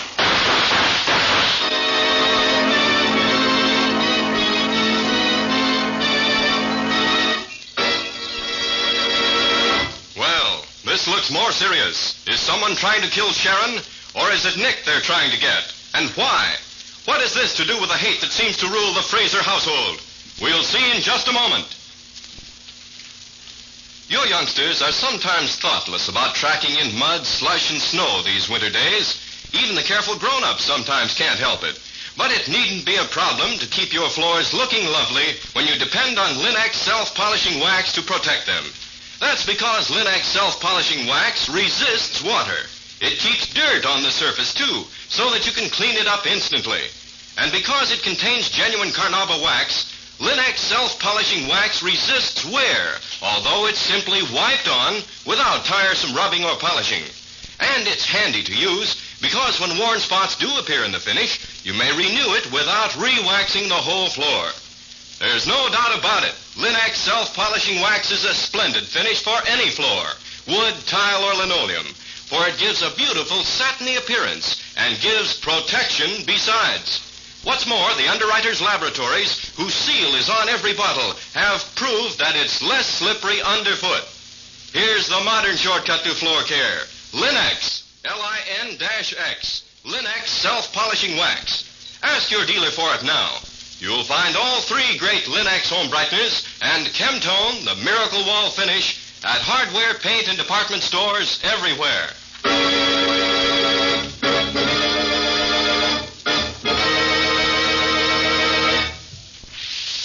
And now, back to our story. We left Nick and Sharon as they were being shot at by an unknown killer who seemed to be hiding in the nearby brush. Down, Sharon. Drop to the ground.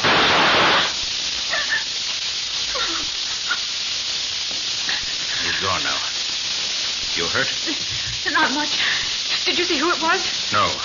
Saw the bushes move, that's all. It wasn't Peter Rabbit. Let me see that arm. It's nothing. You're right. Just a bad scratch. You'll be all right. Here. Let me help you back to the house. Thanks. I feel a little fuzzy. I don't like being shot at. You're lucky his aim was no better. He might have killed you. I know. What's going on here? Did I hear shooting? You did. Take care, Sharon. I'm going to do some investigating.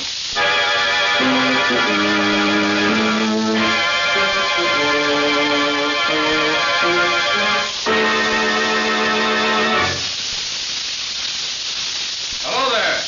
Looking for something? Yes. Looking for a killer. A killer? Yes. And the man I'm looking for has my mark on him. I found blood in the bushes from which he did his shooting. Well, maybe that's the man I saw. What do you mean?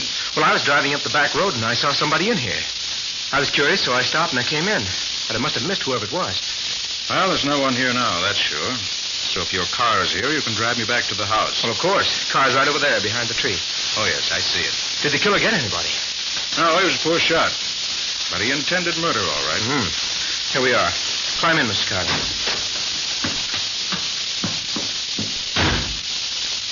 I see you have a rifle in the car here. Why, yes. Mind if I look at it? Not at all. Nice little gun. Haven't had time to clean it, have you? I know. I was doing a bit of hunting this morning on the way out. I see. Let's be getting back, shall we?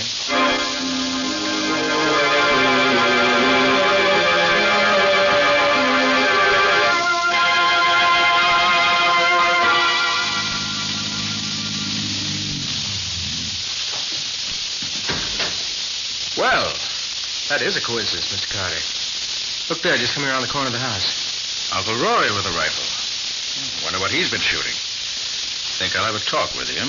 Okay, I'll see you later. Hope he's not the one you're after. Get anything? No, didn't see a thing. Nice gun you've got there. May I see it? Oh, sure. Here you are. Nice balance. Yeah. Dirty, isn't it? Thought you hadn't shot it today. Haven't. I must have forgot to clean it the last time. Smells pretty fresh for that. What are you getting at with all them questions? Somebody shot Sharon a little while ago. Sharon? She hurt bad? No, but that's only because the killer missed. You know anything about it? Me? Why, Mr. Carter, I loved that girl as if she was my own daughter. And why'd you accuse her last night of killing her brother? That was for her own protection, Mr. Carter.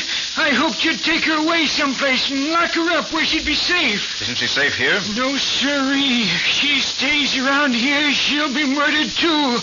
I know what's going on around here. Now, who'd want to kill her? Why, there's... I'm sorry to interrupt, but Mrs. Frazier's very low.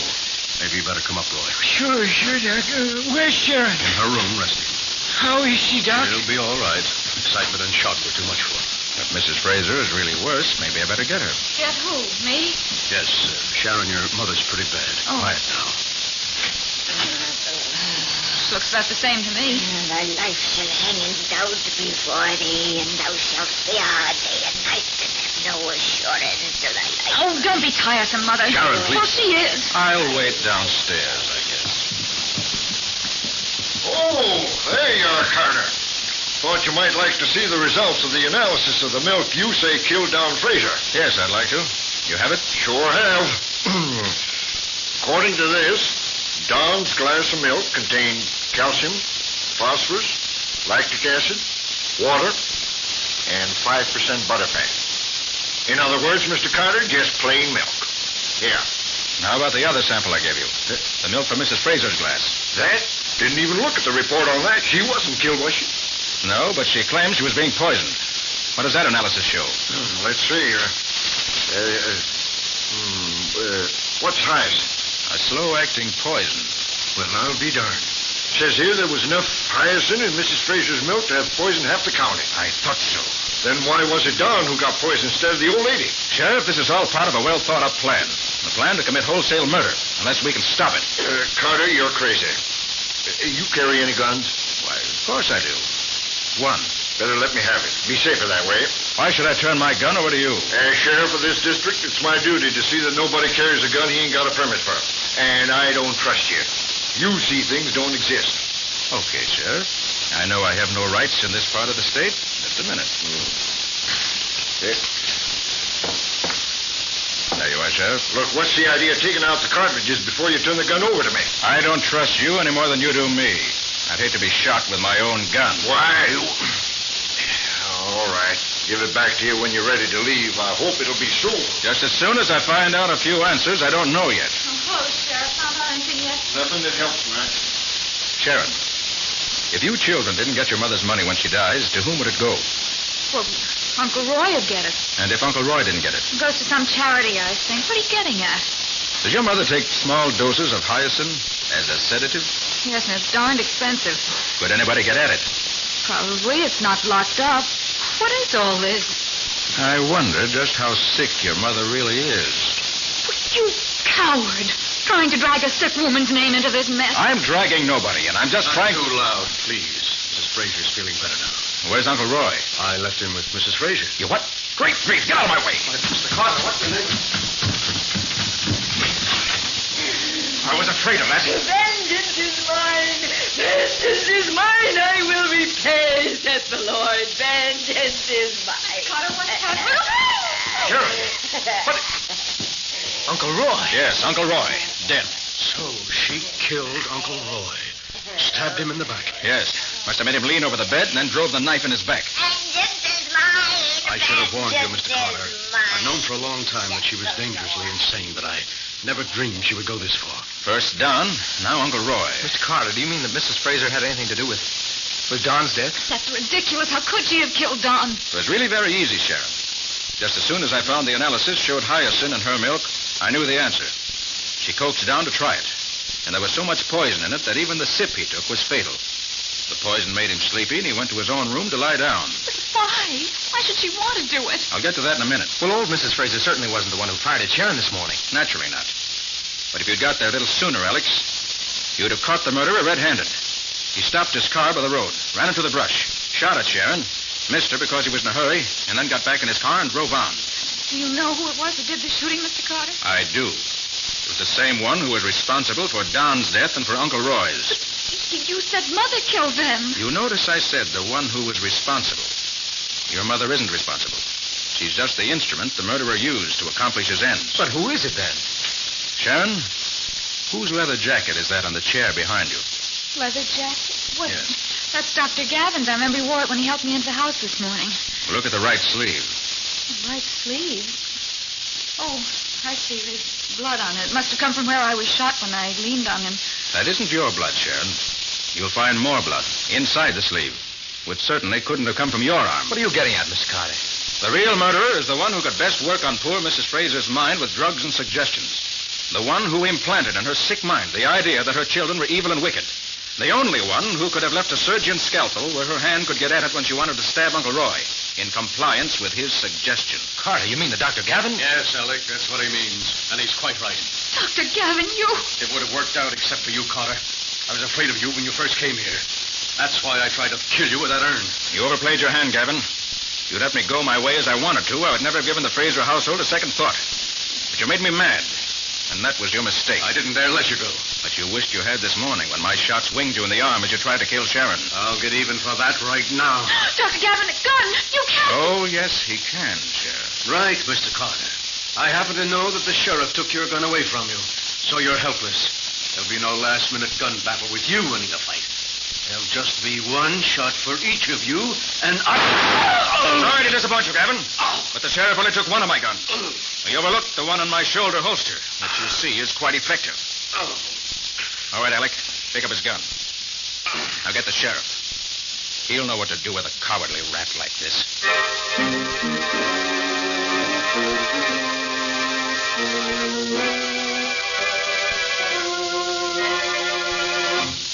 But I don't understand why Dr. Gavin wanted to get them all killed off. What did he hope to get out of it, Nick? Well, that was all brought out at the inquest, Patsy. Seems that this Gavin was an imposter. Never was a doctor. Got kicked out of medical school in his senior year for being mixed up in an illegal operation. He met old Mrs. Fraser a few years ago, and in some way convinced her that he was a great doctor. As far as I know, he had no other patients. He concentrated on her because he knew that she had over $1 million salted away. And he wanted it. But how could he hope to get it, Nick, even if he did kill off all the other heirs? Well, Patsy, remember I told you that after the children and Uncle Roy were killed, the money was to go to some charity? Yes, I remember that. Well, investigations showed that the charity that was to get the money was a phony outfit that Gavin had fixed up for the occasion. In other words, Gavin and the charity were one and the same thing, and existed only for the purpose of getting the Fraser million. That's a pretty clever setup at that. Yes, but Gavin forgot one thing, though. What was that? When he was whispering biblical quotations to the old lady, he should remember the one that goes, an eye for an eye, tooth for a tooth, a life for a life. Oh, I see what you mean. That's the one that applies to him right now. A life for a life. Too bad he missed that one. Well, how are you, Patsy? Any word from Nick? Oh, just a minute, Nick. Oh, hello, Lieutenant. I'm talking to Nick right now. Oh. Want to say hello to him? Well, sure. Why not? Nick? Yes? Lieutenant Riley just dropped in. He wants to say hello to you. Hold on. Nothing doing. That's one reason I came up here for a vacation, just so I wouldn't have to say hello to Riley. Oh, but Nick... Bye-bye, Patsy. See you when I get back. Well, he couldn't wait to talk to you, Lieutenant, but he said to give you his regards anyway.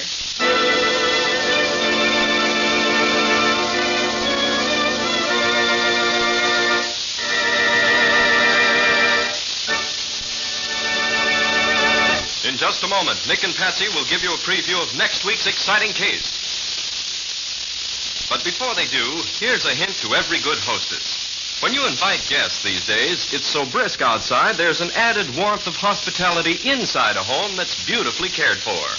And your home has that look when you care for your floors, your woodwork, your furniture, with the 3 great Linex home brighteners. You'll notice, for instance, that your furniture takes on new loveliness when you've used Linex cream polish to remove that cloudy accumulation of dust and previous polish. For Linex cream polish cleans as it polishes your furniture. Yes, it's true. In one quick, easy application, you banish messy fingerprints and dirt from your furniture, leaving a gleaming luster without that oily film which attracts more dust, makes more work. Linex cream polish saves one whole step in your cleaning day routine. And you'll like the way it helps conceal ugly scratches, too. Get it at your dealers now. Linx Cream Polish, spelled Lin-X. Get all three great Linx home brighteners, Linx self-polishing wax, Linx Cream Polish, and Linx Clear Gloss Varnish at your nearest hardware, paint, or department store.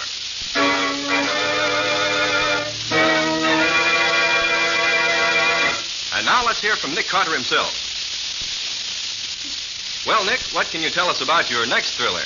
A young friend of mine fell heir to a large and prosperous farm. But the three members of the family who had owned the farm before him had all three died within a period of 4 years. Their deaths were also natural and so perfectly open and above board that he got suspicious. Everything looked too good. Well, that seems like a peculiar way to feel. Well, Ken, the peculiar part of it came in when we started our investigations and found he was right. And found it out only just in time to save the life of the young fellow himself. The whole thing was extremely cleverly worked out. What do you call it, Nick? Ready for murder. Or the mystery of the dead Scotty. Now, so long. So long, everybody. And so long to you both. See you again next week as usual.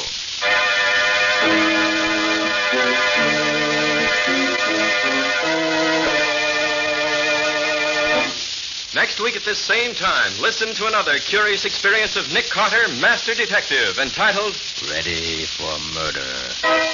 Or Nick Carter and the Mystery of the Dead Scotty.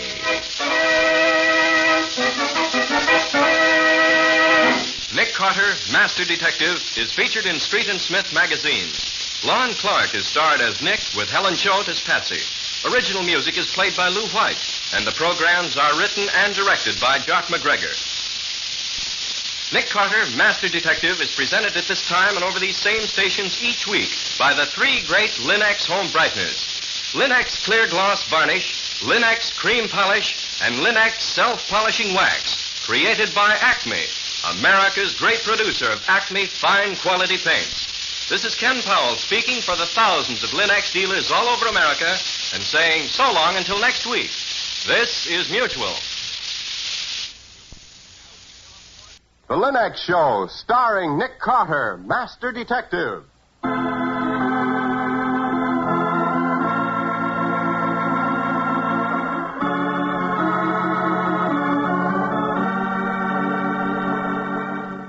This is the story of a man known the world over as one of the most daring and resourceful characters in the history of detective fiction.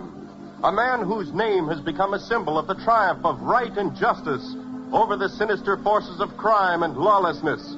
Nick Carter, Master Detective.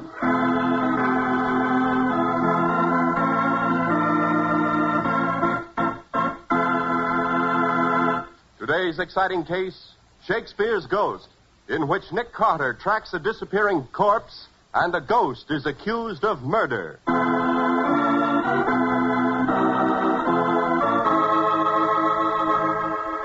Nick Carter is brought to you each week by the three great Linx home brighteners. Linx Cream Polish, Linx Clear Gloss, and Linx Self-Polishing Wax. You know, there's no time like New Year's for making good resolutions. And ladies, one of the best resolutions you can make for 1946 is that you'll keep your floors sparkling bright and beautiful with Linx Self-Polishing Wax, the anti-skid wax finish that beautifies your floors without making them slippery. Your folks are sure to appreciate the added skid resistance Linx Self-Polishing Wax gives, and how proud you'll be of the satiny, lustrous appearance it lends all your floors and linoleum. Depend on Linx Self-Polishing Wax, the modern way to new floor beauty.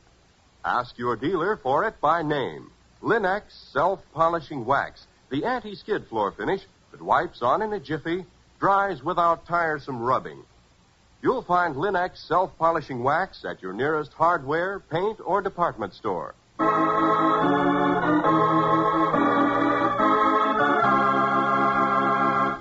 And now for today's exciting case from the life of Nick Carter. As we look in on the old brownstone mansion at the corner of 4th and 5th, Nick is clearing up the files on his desk as Patsy answers the door. Let's see. Alexis Flanton, convicted of arson, 15 years. Harry North. Gentlemen to see you. Mr. Carter, my name is J.T. Reed. But I don't suppose that means anything to you. Not unless you're the J.T. Reed who bought the original letters of John Keats, the poet, at the Gibson Auction Galleries on March 15th, 1920. Why, that's amazing. Absolutely right, even to the day of the month. How in the world did you know that, Mr. Carter? Oh, I've always been interested in literary memorabilia, and an important sale like that stuck in my mind, that's all. I see. Well, as you may surmise, I have quite a collection of rare books and manuscripts. Now, last week, a Mr. Rodney Stone called at my country home. He was a fully accredited representative of Blatchford and Blake. The English firm of rare book dealers? Correct. And as their American representative, he offered to sell me a copy of the Gutenberg Bible. Mm-hmm. But as all my capital is invested in books, I told Mr. Stone that at present I was more interested in selling some books than in buying. And he offered to sell some for you? Yes. His credentials were so good, I gave him my first folio Shakespeare and a few other items. He signed a receipt for them and took them to his hotel here in town. Well, Mr. Reed, you wouldn't be here unless something had gone wrong. What is it? Well, just to make sure, I checked Stone's hotel, and he was registered there. But then I sent a cable to his London office to confirm the details. And this, Mr. Carter, is the answer I just received. We have no American representative named Rodney Stone. His credentials obviously forged. Suggest you contact Nick Carter immediately to investigate this fraud. That's Ford and Blake, London. I took their advice, Mr. Carter, and came here at once. Yes, I've handled 2 or 3 cases for them. Have you been to Stone's hotel? Well, I thought I'd better see you first. I phoned, however. He's still registered there. Well, it's probably a fairly amateurish swindle case, but I don't like to disappoint people who cable a recommendation 3,000 miles. Then you'll go with me to see Stone? Yes, and there's another reason, too, Mr. Reed. I've always had a soft spot for Shakespeare. Come on. Let's go rescue old Master Will from the clutches of a rather clumsy con man.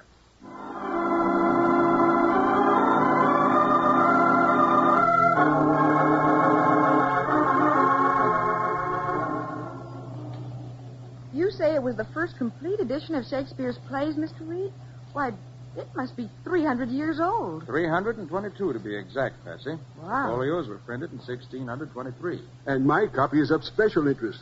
The flyleaf is signed by Ben Jonson, Shakespeare's friend and fellow poet. A Johnson copy? Wow. Yes. Oh, there's a legend about that copy. Very foolish, I suppose, but... Yes, I know the legend. Well, what is it, Nick? 3 times in 3 centuries that copy has been stolen. And each time the thief has been found later with his head cut off. Oh, slightly grisly, what? The legend is that Shakespeare's ghost comes back and slays the thief for meddling with his friend Johnson's copy. And that's the copy that this man Stone has stolen? Yes, Miss Bowen. And if this legend is true, then his head... Oh, nonsense. Just a silly story, Betsy. Yes? Well, if you think it's a silly story, why have you stepped on the gas?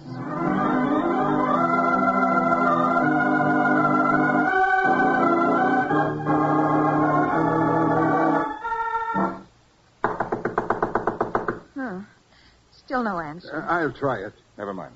I'll open the door. But how? I always carry skeleton keys. There. Let's go in. Nick. Great heavens. Inside quickly, both of you. Shut the door. That man on the floor. His head.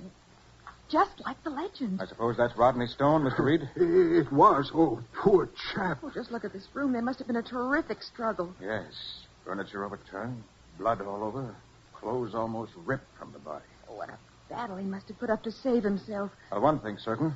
Our simple case of fraud has certainly become a lot more serious. The bedroom door's open. I'll go in and see whether there's anything in there. Are you going to examine the body, Nick? In a moment, Patsy. First, I want to get an all-over picture of the room from here. Uh-huh.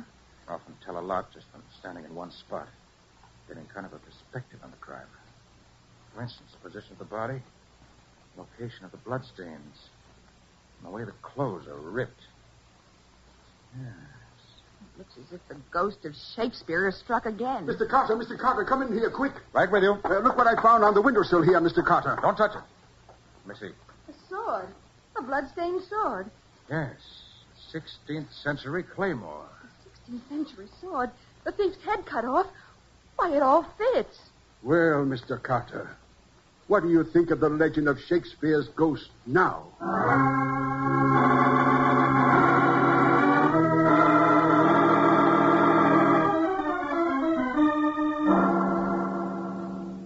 find any clues, Nick? No. Bring me a pillowcase from that bed, will you, Patsy? I want to wrap up this sword. Yes, Nick.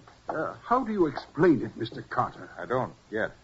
This is the 23rd floor. That door was locked from the inside. There's no fire escape or balcony outside these windows. Here's the pillowcase, Nick. Thanks. Now, gently. That's it. Well, it's a good thing we're all intelligent adults, because it certainly looks like the work of a ghost. That's one of the things that bothers me, Mr. Reed. Looks too much like ghosts. I think I'll go back and give the body a closer examination for What is it, Nick? What's wrong? Look, Patsy. Why, the body? It's disappeared. Vanished.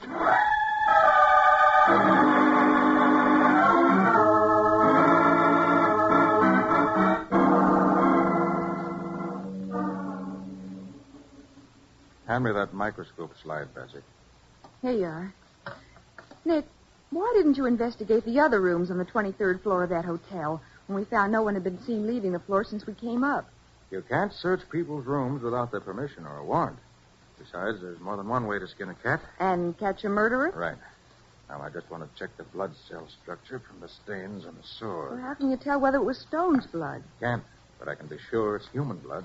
Evidence can be framed, you know. Uh-huh. Well, how about it? Yeah, human blood, all right. Been on that sword about 7 hours, which means about 6 hours before we found it. What does that prove? Could prove or disprove a great deal. Pass me that steel punch, will you? Sure. I just want to take a small chip off this sword. There. Obviously, hand-forged. Now I'll smelt down this little piece over a high-heat flame. Here's a crucible. Thanks. Now, Patsy, while you're waiting for that steel chip to melt, we should look up J.T. Reed in our files. All right, Nick. You sure we've got him listed? You ought to be there. Uh-huh. Here's his card. Joseph T. Reed. Chief interest, books, manuscripts, and curios, and... Mm-hmm. Oh, quite a patriotic citizen, too. Did a lot of volunteer war work. He did, huh? Uh-huh. Very interesting. Let me see that. Oh, there's a signal on the heat gauge, Nick. The steel's melted. Better tend to that first. Mm-hmm. I'll just add this catalyst.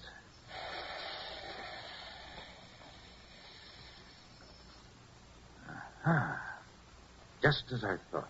What's the matter, Nick? Was the sword a modern fake? On the contrary, Patsy, the chemicals used in its manufacture prove almost conclusively that it's authentic Elizabethan. Now let me see Reed's file card. Here you are. Nick, why were you so anxious to prove the sword is genuine? Because it shows someone is trying to throw suspicion. Great Scott. What is it, Nick? What do you see on the card? Patsy, send a wire to J.T. Reed. Tell him we're coming out to report to him tonight. Well, that's more like it. A little action. If Reed can tell us what we need to know, we may crack this case tonight. Oh, tell me what's on your mind, Nick, please. I can tell you two things, Patsy. First, there was more than one criminal involved. There was? And second, they're among the most cunning and cold-blooded men I've ever met. You haven't met them yet. Well, we may tonight. Hand me my Colt automatic. And then we're on our way.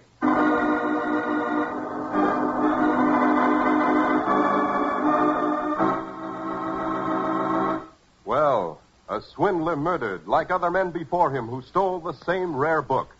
The legend of Shakespeare's ghost brought to life as a genuine Elizabethan sword is found in the room. Then the body disappears. Where will this mysterious trail of bloodshed and theft lead, Nick? We'll see in just a moment. What happened last time you waxed your floor? Did hubby grumble because the floors were slippery? Did the youngsters use that fresh new wax job for a skating rink? Not if you used Linex self-polishing wax. For Linex self-polishing wax cuts down the slipperiness of your floors and at the same time gives that satiny beauty only real wax can give. Yes, it's true. The underwriters' laboratories have proved by test that hardwood, linoleum, and rubber tile all are less slippery after Linex self-polishing wax has been applied. Yet your floors and linoleum will look more beautiful than ever before when you use Linex self-polishing wax. And you'll find it easier to keep them clean, too, for Linex self-polishing wax gives a finish that lasts longer, so that you just whisk a damp cloth over the surface to keep them spick and span. What's more, Linex self-polishing wax wipes on in a jiffy and dries quickly without tiresome rubbing. So, in every way, it's the wise choice for wise homemakers. Get Linex self-polishing wax now. It's the modern anti-skid floor finish. Get all the great Linex home brighteners for new home beauty the whole year round.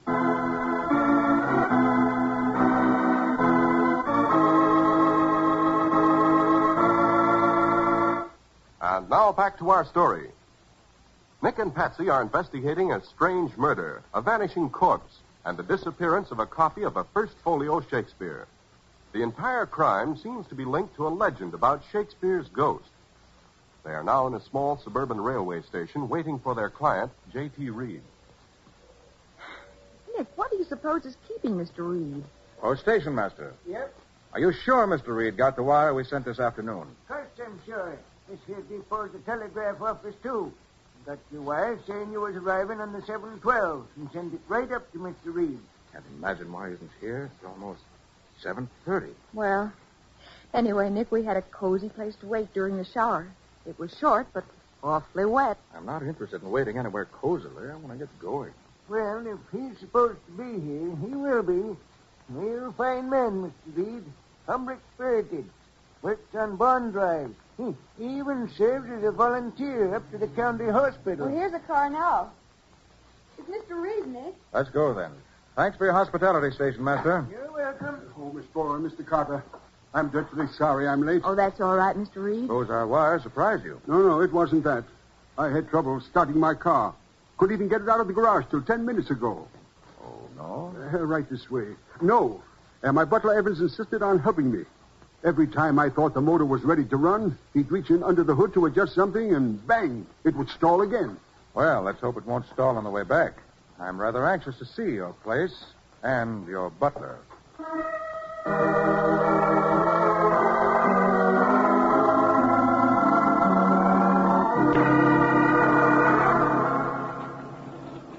Mr. Carter, I do hope you can get my beautiful books back for me. I'll do my best, Mr. Reed. Oh, by the way, were they insured? Oh, yes, thank heaven. But I want my books back. Mr. Carter, shouldn't we notify the police? No, Mr. Reed. You can't make a murder charge stick without a corpse. But I saw it. I could testify that No corpse, no case. Oh, well, just around the next turn and we're home. Ah, there it is. Oh, what a lovely place. Isn't it, Nick? Yes, indeed. Charming place. The whole scene is so nice. Smoke curling from the chimney. Oh, that's funny. What is, Miss Bowen? Smoke curling from the chimney on a warm summer night. Oh, that's the hot water heater. Really? An awful lot of smoke for one of those things, isn't it? Oh, yes, it's a nuisance. We have to burn soft coal, all we can get right now. Who tends the boiler, Mr. Reed? Why, Evans the butler. Even though he considers it a little beneath his dignity. Why do you ask? Oh, no particular reason. Just curious. Well, I'll leave the car here in case we want it later. Let me help you, Patsy. Thanks.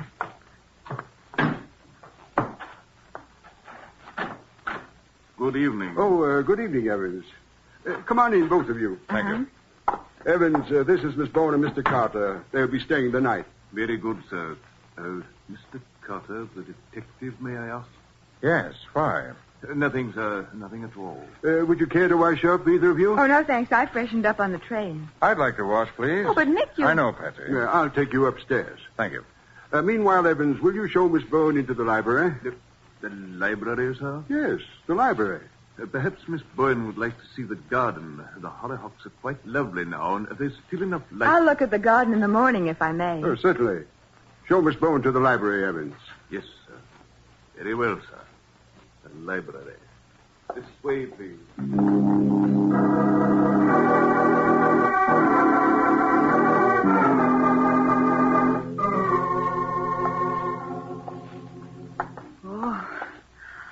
Oh, gee willikins, what a collection of books. First edition Paradise Lost. David Copperfield in the original part. Beg pardon, miss. Oh, Evans, you surprised me. I didn't hear you come in. Sorry to startle you, miss. Thought you might like some tea. Thank you. And, Evans, could we have a little more light in here? Why... You've only this one lamp on. The whole other half of the room is dark. Makes it gloomy. I don't think it's gloomy, miss. I do. May we have a little more light, please? Very good, miss. Oh, look at that other wall. Yes, miss. Wait, It's covered with armor, swords and things. Yes. Very interesting. If you need anything, you will please ring this. Thank you. Let's see. I think I'll take a look. Complete suit of armor, time of Henry II. Foil and target, 14th century. Crossbow. Quiet, Patsy. Oh, Nick, it's you. I thought... Well, never mind. Come along. We've got work to do. Oh, but Nick, look here at the collection of armor and swords. So I see. Like a good collection of British battle swords, too. Look here, Nick. See this? Oh, yes. One sword missing. And the label says it was a 16th century claymore. True enough, Patsy. Good for you. Nick, that butler... Save it for now, Patsy. Come on. We've got work to do. Where are we going? Out through the French windows, into the garden. Whatever for? To see the hollyhocks and other things. Come on.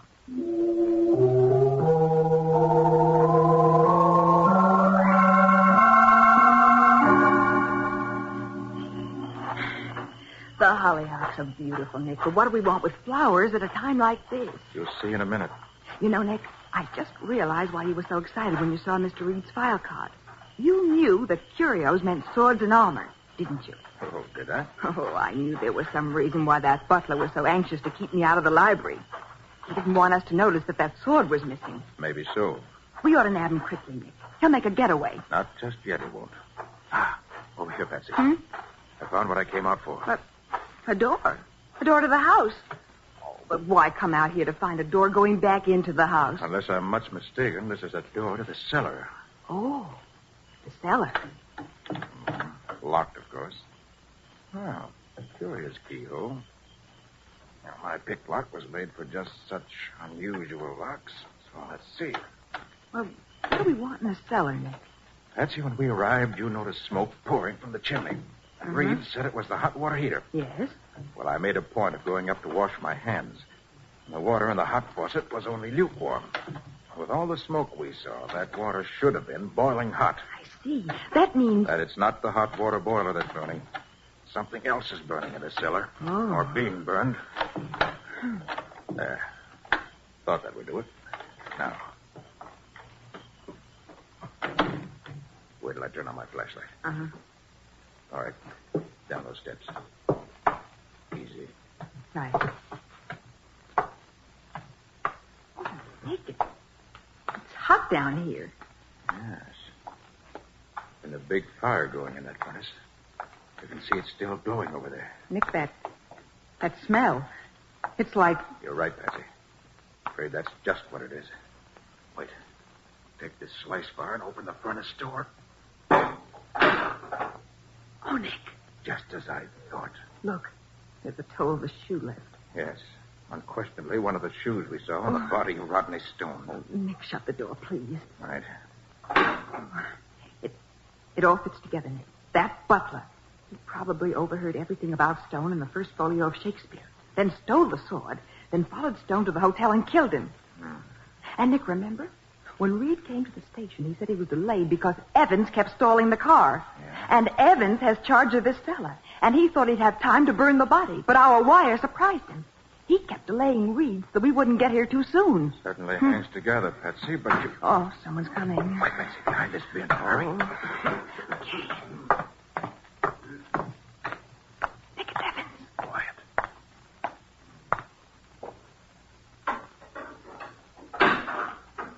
Well, Evans? Just keeping the home fires burning? Mr. Carter. Drop that poker, Evans. But, Mr. Carter... Drop it, I said. All right. Have all the cold-blooded, fiendish But, killers... I got you dead to rights, Evans. Now you're going to tell us where you've hidden those books. No, I have... Stay where you are. I've got a gun. So have I. Mr. Reed. I've got the drop on you, Carter. Let go of your pistol. Very well. Now, kick it over here. Good. I congratulate you, Carter. You're cleverer than I thought. But from now on, things will go my way. And what way is that? I'll turn Miss Bowen over to my associates whom you haven't met. They'll take excellent care of her. And then tomorrow you and I will visit the police and the insurance company. And if you don't testify as I wish, Miss Bowen will. Oh, Nick. You see, I don't want the books back. I want the insurance. It's a great deal more than the present market value of those books. And you're too clever. You really might find those books. You're darned right he would. Nick Carter can find... Look, on the wall behind you. The shadow of a bearded man. Shakespeare's ghost. Yeah, what? Why? Doc Patsy. Right. Oh. Now, Mr. Reed, I have the drop on you. Well, you smart boys are always fooled by the simplest tricks. The furnace door was open, and by manipulating my fingers behind my back, I cast a shadow of a bearded man on that wall behind you. Oh, thank you, Nick. I wouldn't have liked to meet Shakespeare's ghost. I think I'm much more attractive with my head on. Now, Reed, I'm sure you won't be too reluctant about naming your accomplice, because you won't want to go to jail for both of you. Then we'll turn over to the police two of the most cold-blooded thieves I've ever met. Thieves? You mean murderers? No, Patsy, they aren't guilty of that. They couldn't have murdered Rodney Stone because Rodney Stone never lived.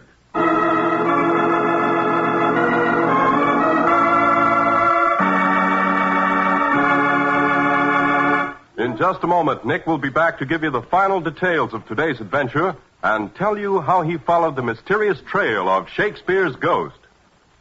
Fingerprints and dust smudges can spoil the appearance of the finest furniture, as every housewife knows.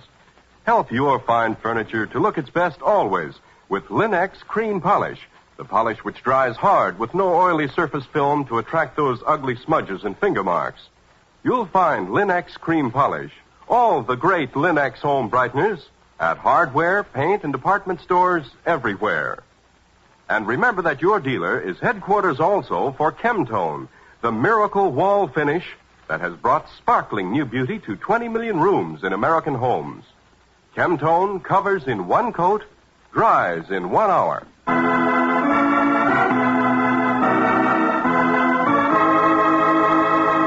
And now let's hear from Nick Carter himself. You see, Patsy, there never was such a man as Rodney Stone. It was all a scheme that Reed and his accomplice cooked up to collect the insurance on those books. You see, Reed's file card told me he'd been a volunteer worker at the county hospital.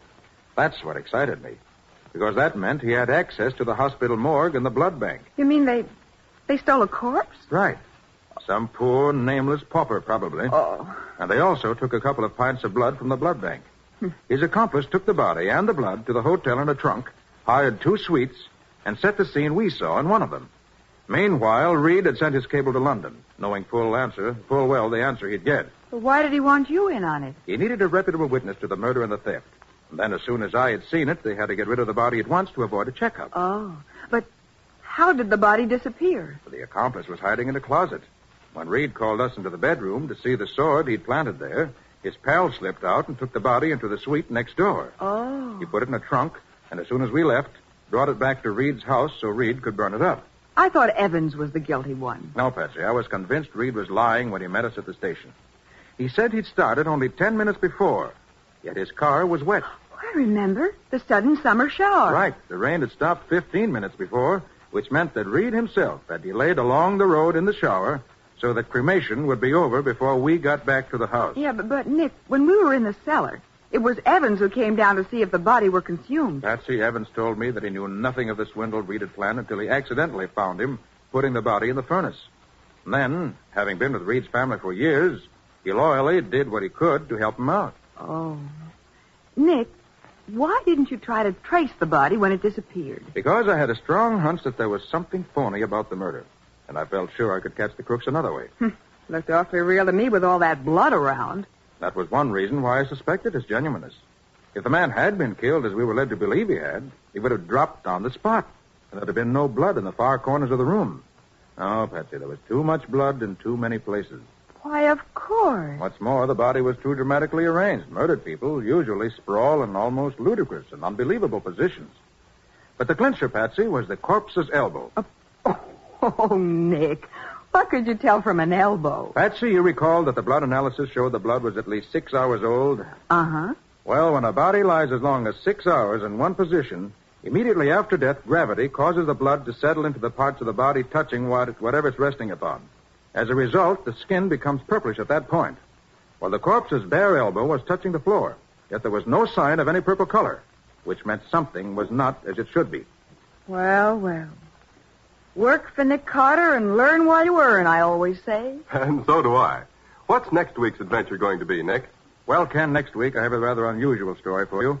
A man came to my office and told me he had just killed a man. Well, that's odd. I suppose he came to give himself up. Oh, no. He came to ask Nick to find the body of the man he just killed. Well, we found it all right. But it took a black mirror and a pinched bar to find the killer. Well, I thought you said he confessed. He did. And that's what makes the story. I give up. What do you call the story? I call it The Case of the Wandering Corpse.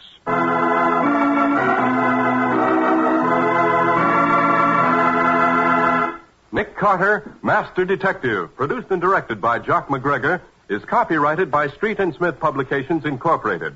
Lon Clark is starred as Nick, with Charlotte Manson as Patsy. Script is by Stanley Kaufman. Original music is played by George Wright. The programs are fictional, and any resemblance therein to actual persons living or dead is purely coincidental.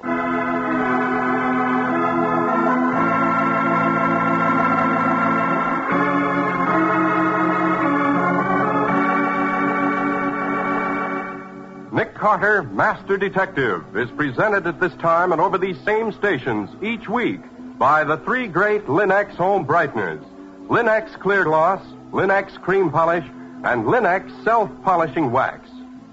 Now the makers of the great Linex home brighteners take this opportunity to send you their most cordial good wishes for a bright new year, filled with contentment, prosperity, and the realization of every personal ambition.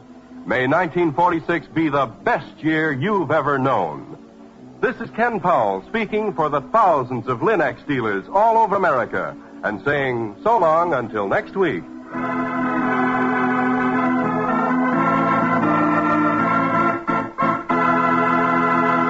This is the Mutual Broadcasting System. For Chasing Dirt presents Nick Carter, famous for chasing crime.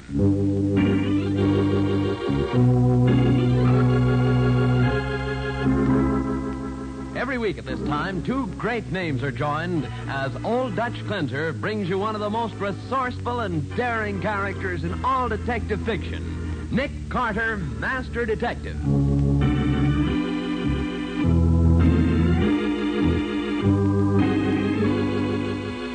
But, Nick, with the man you're chasing murdered and the stolen diamonds gone from their hiding place, how can you possibly hope to carry on? That's simple, Patsy. We just follow the clues. Clues? What clues do we have? The gold-headed cane, the angle from which the knife was thrown. And the ink spots on the bill. Of course. When we put them all together, they spell the end of our search. But there's no time to be lost. We dock in less than 2 days.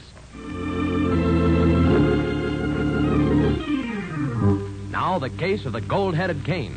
Today's adventure with Nick Carter, brought to you by Old Dutch Cleanser. As our story starts, we find Sir Armand Coleman and his servant Gig being shown through the Filbert Diamond Mine, one of South Africa's biggest. I say, Mr. Hopkins, it's awfully decent of you to take your time to show us through the mine. Being general manager of a mine like this must be quite an undertaking. Yes, Sir Armand, it keeps me pretty busy. But we're always happy, to show visitors how diamonds are mined. Yeah, but how do you know one of these visitors won't walk off with some of the diamonds? You don't seem to have any guards here. We don't need them, Sir Armand. Before you leave the mine, you have to pass through a special exit gate, where an X-ray machine shows the attendant whether or not you have any diamonds on your person, no matter how cleverly concealed. Oh, I see. Clever idea, that. Blimey, look at all the diamonds spread out on the table, Sir Armand. By Jove, they are beauty. Yeah, those are some of the choice samples of diamonds found in this mine. May I look at them, Mr. Hopkins? Closely, I mean. Why, certainly. Now, Mr. Hopkins, could I ask you a question, please? Yes, of course.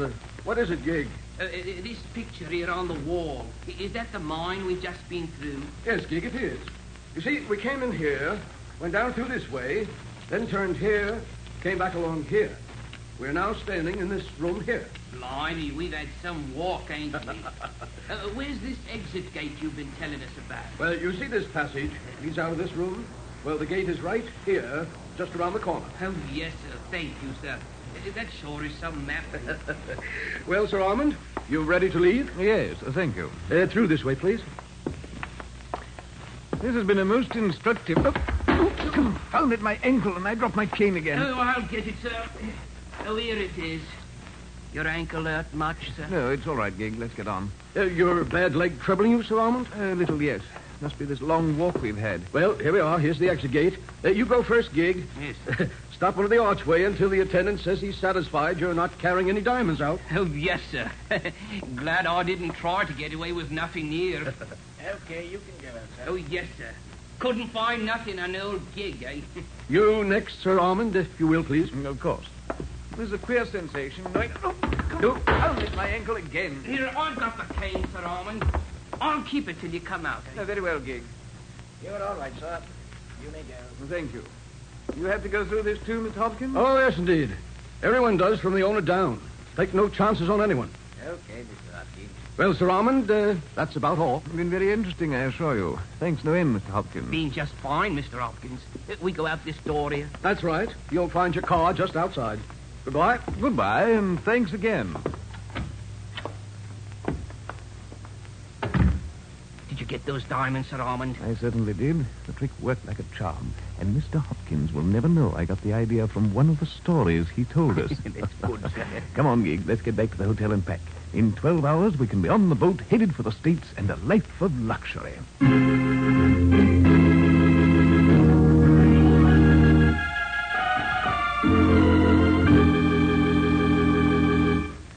Take this message, Miss Gerald. Yes, sir? 50 carats of first-quality diamonds stolen from Filbert Mine in daring robbery.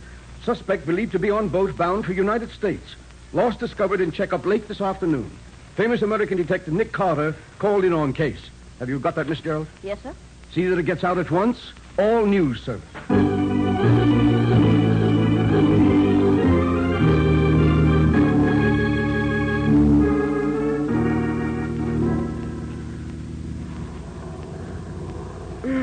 This has been a wonderful trip, Nick.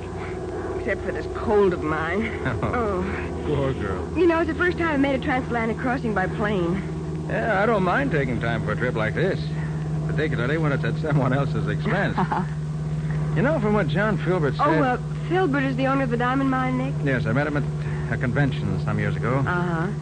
From what he said, he's more worried about how the diamonds got out than he is about the loss of these particular stones. You'll find out, Nick. I'll bet on that. Well, hope you're right.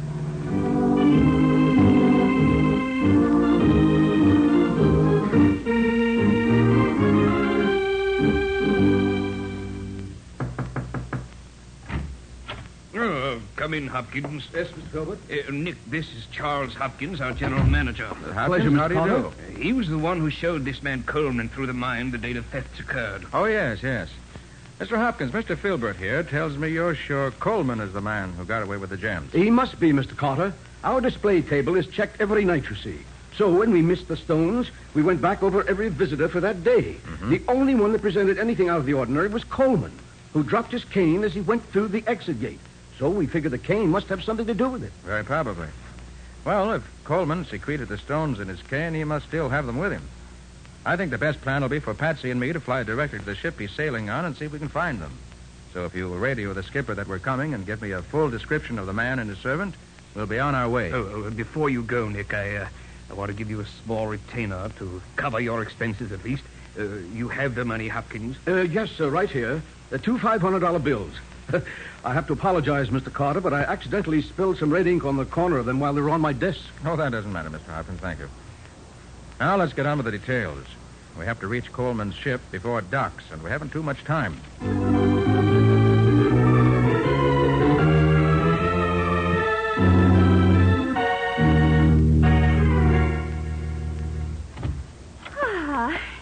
Been such a beautiful stroll around the deck, Monsieur Coleman. I say, Madame Duquesne, I think a cocktail won't go badly before we go down to dinner. Ah, that is such an excellent idea, Monsieur. Shall I mix the cocktails, sir? No, Gig, you may go. We won't need you until after dinner. Oh, yes, sir. You'll find everything you need right there. Madame Duquesne, we've gotten to know each other quite well these last few days. Yes. Why don't we stop being so formal? You call me Armand, and I'll call you Sarita. Ah, that is another of your lovely ideas, Monsieur. Armand? Shall I mix the cocktail? I am very good at it. If you like. You'll find the things on that table. You would like a Manhattan, Armand? They are my favorite. Whatever you desire, Sarita. Huh? There's the vermouth. Oh, of course, Dick. Oh, shall I? No, I have it. Oh, Armand. I've spilled it all over my hands. Now I shall have to wash them. The wash basin's in the other room, Sarita. I'll mix the cocktails while you're gone. Hurry now. I shall return at once. Mixing drinks is a man's job anyway. A woman's job is to look pretty and feed a man's vanity. Do I feed your vanity, Armand? You do indeed, my pretty. And I'm happy that you do. I shouldn't... What is that funny noise, Armand? Are you drinking already? Please wait for me. Now, Armand, I'm ready for... Who are you? What are you? Armand, who is that? Armand!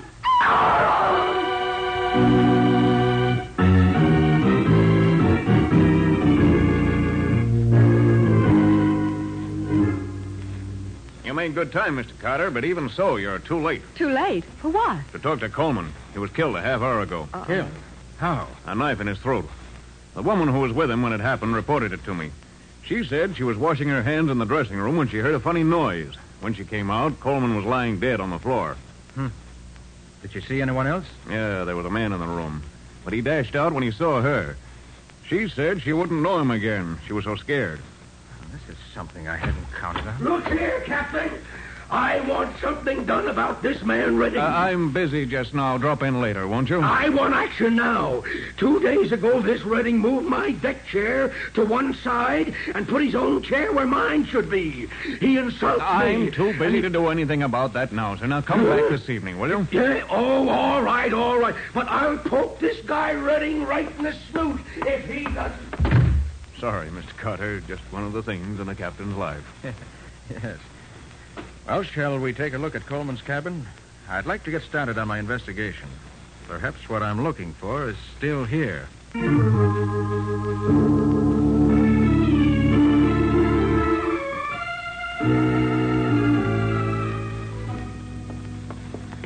This is Coleman's stateroom, Mr. Carter. Dr. Samuels, this is Nick Carter and Miss Bowen. Mr. Carter, this is the ship's doctor. How do you do, sir? How do you do, Doctor? How do you do, Doctor? That's Gig, Coleman's servant. Is everything the way you found it, Doctor? Yes, Captain. You said Mr. Carter was coming, so I've made my inspection without moving anything. Oh, thank you. Doctor, would you say that this knife was stabbed into the throat or thrown?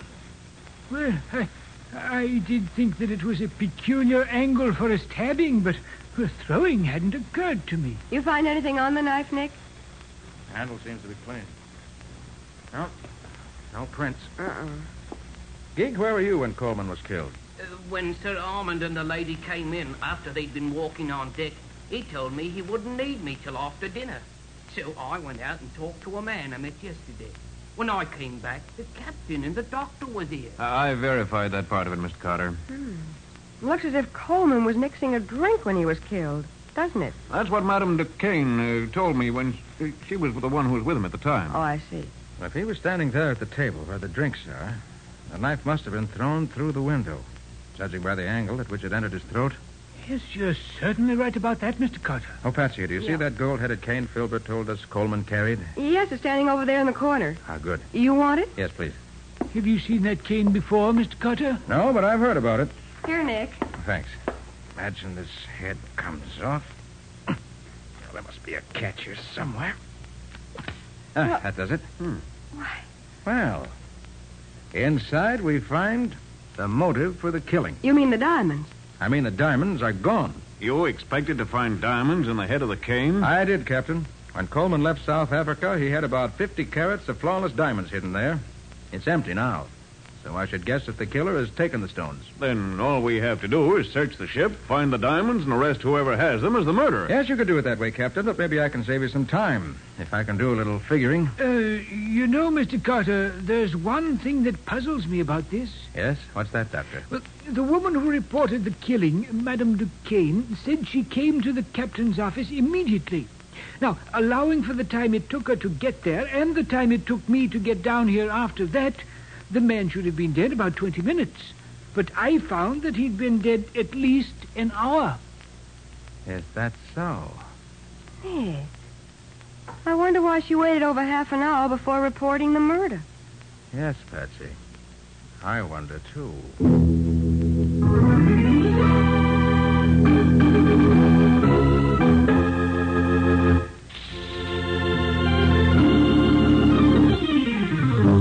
And now back to the case of the gold-headed cane. Today's adventure with Nick Carter, brought to you by Old Dutch Cleanser. As we pick up our story, we find Nick, Patsy, and the captain standing on deck outside the window of Coleman's stateroom. You see, Captain, it's just as I said. A knife thrown through this window at anyone standing at that table would enter the throat at the exact angle the knife entered Coleman's throat. Nick, this is a curious coincidence. What's that, Patsy? The name on this deck chair right under Coleman's window is Redding. Yes? You remember that the passenger who busted into the captain's office was complaining about his chair having been replaced by one belonging to a man named Redding? Yes? Well, here it is. So Redding wanted to be in this particular spot no matter whom he annoyed, huh? Mm-hmm. Patsy, take down the names of the passengers in the adjacent chairs and see if any of them saw anything of this. Surest thing you know, Nick. What are you going to do? Going to see what Mr. Redding has to say about this.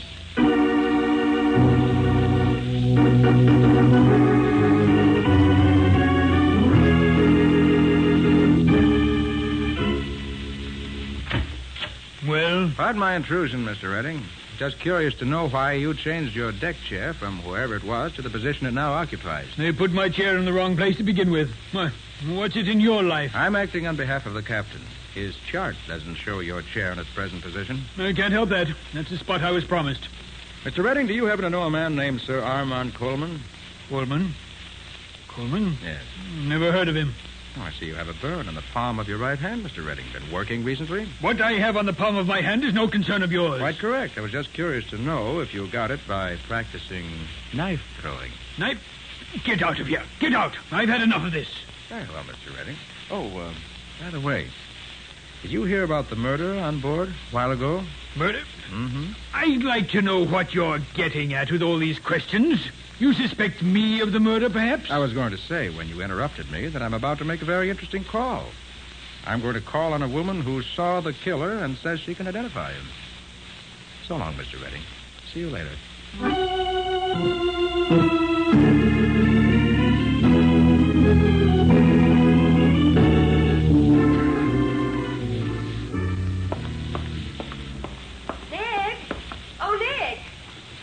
Wait a minute. Oh, Patsy, you had time to find out about those other passengers? Nobody saw anything, Nick. They were all downstairs, below decks, I guess I should say. Yes, I guess you should. That you, Mr. Carter? Oh, yes, Captain. Anything new? Maybe, and maybe not. I'll leave you to judge. Okay, what is it? Well, as soon as Madame Duquesne, the murder witness, got back to her cabin, she called for a plumber. Said the drain in her wash basin was stopped up. As it happened, the plumber was free, so he went there at once. He cleaned out the drain and left. But when he got back to his quarters, he discovered one of his wrenches were missing. He asked Madame Duquesne about it, but she said she hadn't seen it, and he's sure he left it there. Well, very interesting indeed. I'm on my way to her stateroom now, Captain. You want to come along? Maybe we can find the answer.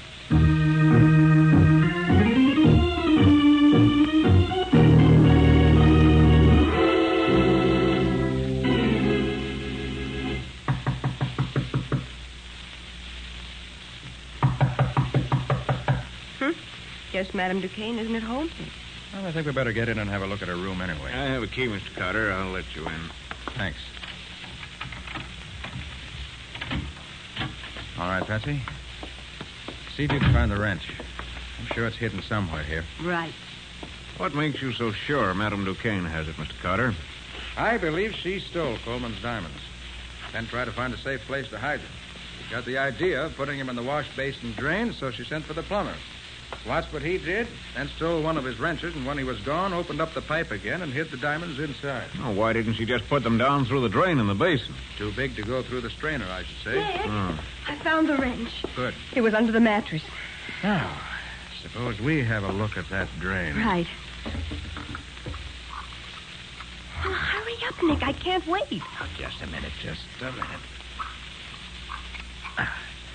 There. Oh.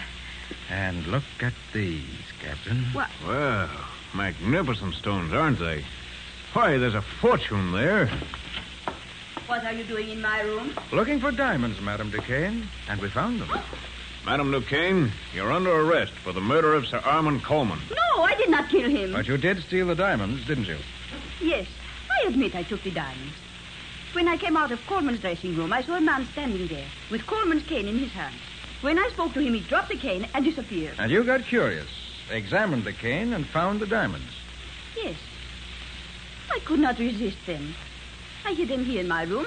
Then I reported the murder as if it had just happened. In heaven's name, why did you do that? I had to. Gid knew I was with Coleman. He knew we were to be together for dinner. If I had not reported it, I should have been blamed for the murder myself. Can you prove you didn't kill him? No, she didn't do it, Captain. But she knows who did. Don't you, madam? I believe I would recognize him if I saw him. Good. And I think I know who it is. Will you come with me and identify him? I will be glad to do that. If you let me get my... Madam Duquesne. That just came through the window. She's dead, Nick. Come on, Captain, after it. There he goes, up forward. Stop! Stop! Stop or I'll shoot. If you want me, come and get me. He's going over the rail. Don't jump, man. There he goes. You two can play at that game, Captain. Stand by to pick us up. Don't, Carter. You'll kill yourself. You fool. Man overboard! Man overboard! Man overboard!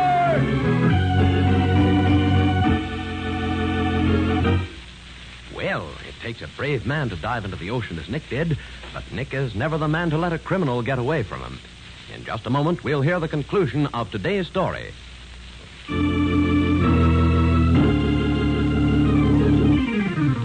And now for the conclusion of the case of the gold-headed cane. Today's adventure with Nick Carter, brought to you by Old Dutch Cleanser. Stopping his liner in mid-ocean, the captain rescues Nick from the icy waters together with his unconscious captive, Redding. The latter is put to bed in his cabin under the doctor's care while Nick thaws out in the captain's quarters. An hour later, Nick drops into Redding's cabin. You think he'll pull through, Doctor? Yes, I think so. He lost some blood from the wound in his leg where you shot him, but it's nothing serious. Can I talk to him? Oh, no, not just now. He's sleeping. I just gave him a sedative to quiet him. He's very restless. He's sort of wandering in his mind. He kept calling for someone to get him out of this. I didn't get the name he said, but it sounded as if he was being paid by someone to do what he did.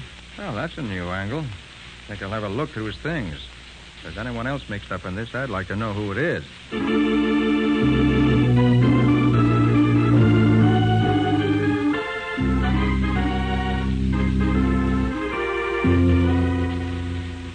Mr. Carter, Miss Bowen, to see you, Mr. Filbert. Well, Nick, glad to see you back. Glad to be back, John. Did you accomplish anything, Nick? Well, yes and no. I found the man who stole the diamonds, but he was dead when we found him. Oh, that's a tough break. But I got the diamonds back for you. Here. Excellent, excellent. You never seem to fail to get what you go after. In this particular case, John, I got more than I went after. Eh? Is Mr. Hopkins around? Well, yes. I'll ask him to come in. Yes, Mr. Filbert? Ask Mr. Hopkins to step in here. Yes, sir. I want him to hear the rest of this story. I think it'll interest him even more than it will you. Well, You want to see me, Mr. Filbert? Oh, hello, Mr. Carter. Have a successful trip? I did. Found the thief and recovered the diamond. And had a very pleasant plane ride in the bargain. Good. Mr. Hopkins, I'm puzzled about one thing. Yes, Mr. Carter. You said the diamonds on that display table near the exit gate were checked every night, didn't you? That's right.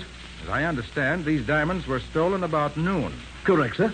And why wasn't the loss reported until late on the following day? Well,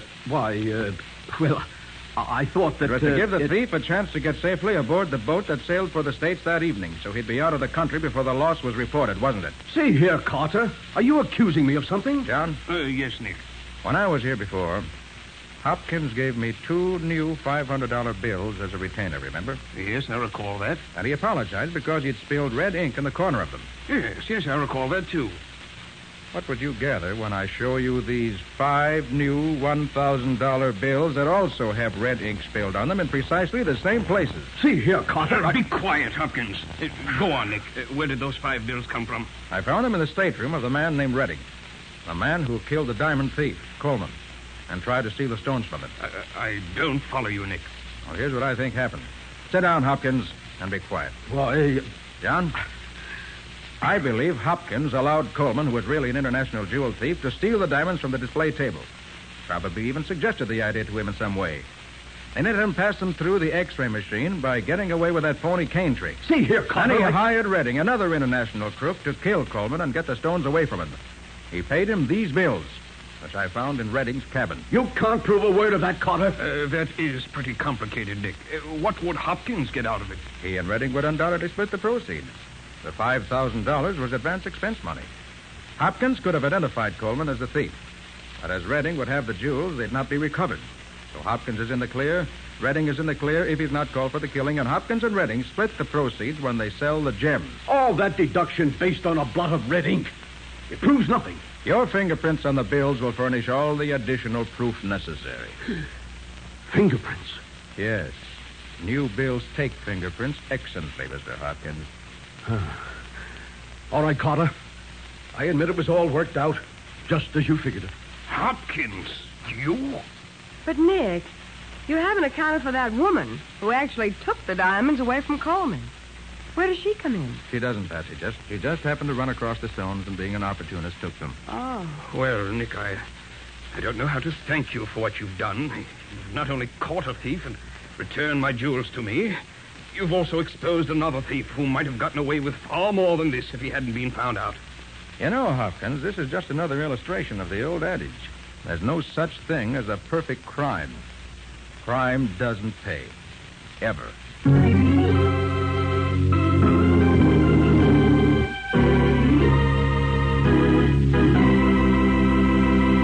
I'm curious, Nick. What happened to Redding? Well, by the time the ship docked, Bob, Redding had recovered sufficiently to stand trial.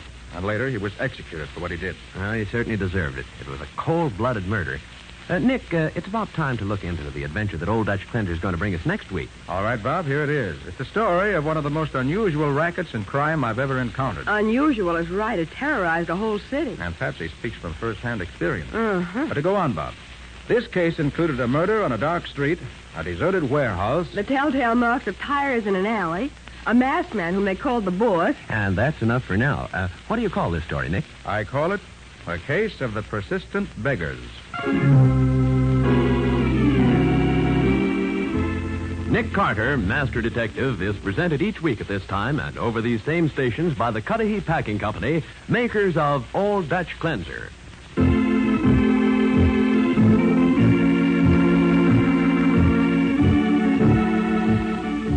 Nick Carter, Master Detective, produced and directed by Jock McGregor, is copyrighted by Street and Smith Publications, Incorporated. Lon Clark is starred as Nick, with Charlotte Manson featured as Patsy. Today's script was written by Jock McGregor, plot outlined by Peggy L. Mayer. Original music is played by George Wright. This program is fictional, and any resemblance to actual persons living or dead is purely coincidental. This is Bob Martin saying, when minutes count, use Old Dutch Cleanser.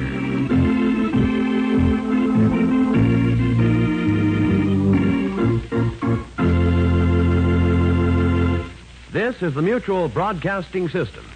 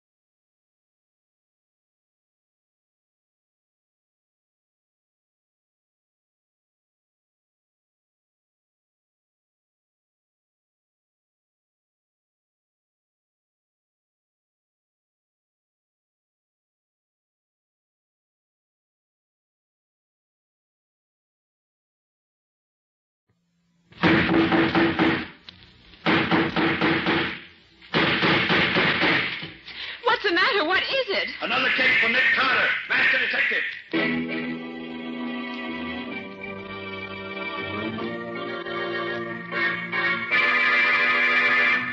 Yes, it's another case for that most famous of all manhunters, the detective whose ability at solving crime is unequaled in the history of detective fiction, Nick Carter, Master Detective. Tonight's curious adventure... The body on the slab. For Nick Carter and the mystery of the missing husband.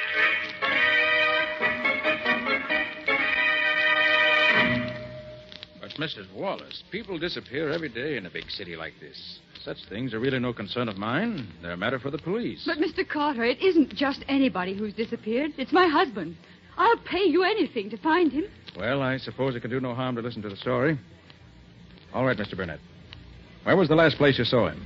In a sort of saloon gambling house on West Street, down by the waterfront. A two-story house, very run down. Wait a minute, Burnett.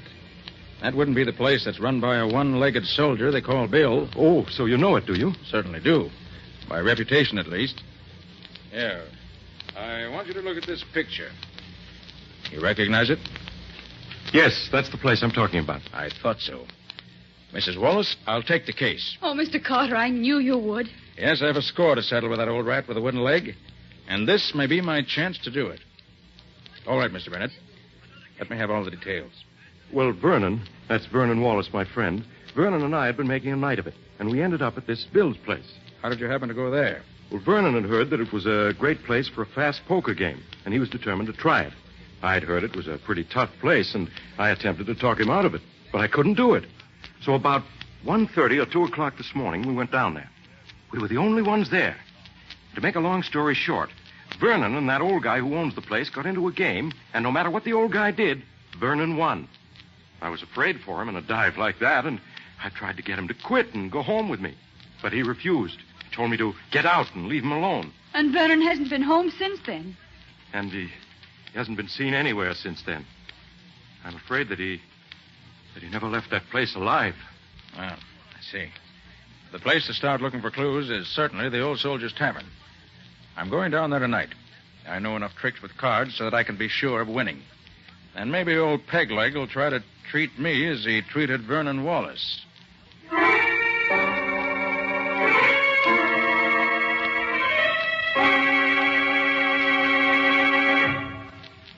Well, stranger, I gotta admit I'm licked. You broke the bank. Yes, luck's been with me ever since I sat down here. Well, it's getting late. I've got to be getting home. How about a drink before you go, stranger? You'll not refuse me that. Why, no. I'll have a drink with you. But only one. Sure. One'll be okay. Hey, Mike, 2 beers and make it snappy. Yeah, coming up.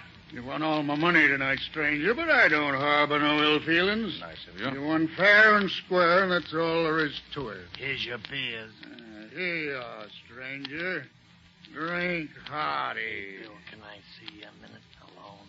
Sure, Mike. Excuse me, stranger. I'll be back before you can shake a stick. Well, that's all right. I'll enjoy my drink while you're gone.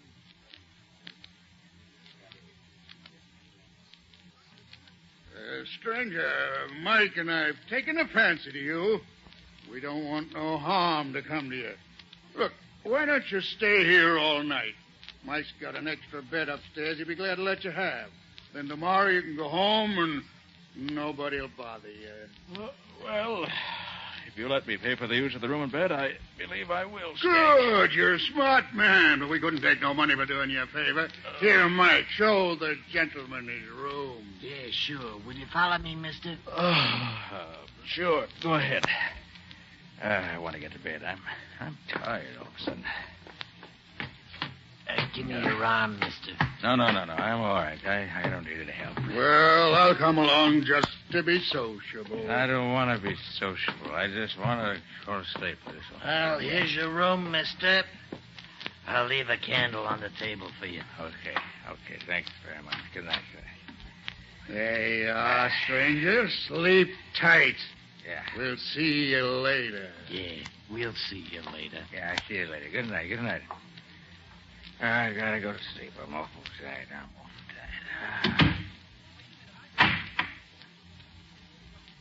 Well, got myself into this easy enough. Hope I'll find it as easy to get out again when the time comes. No light, but a candle. One it'll do to give me a look around. Instead of this bed. It doesn't look too comfortable. But... Oh. Blood. Let's see. The man were lying on this bed. That blood is just about where a dagger would go through his heart.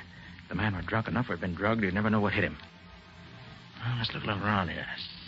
I wonder what's in this closet. Locked.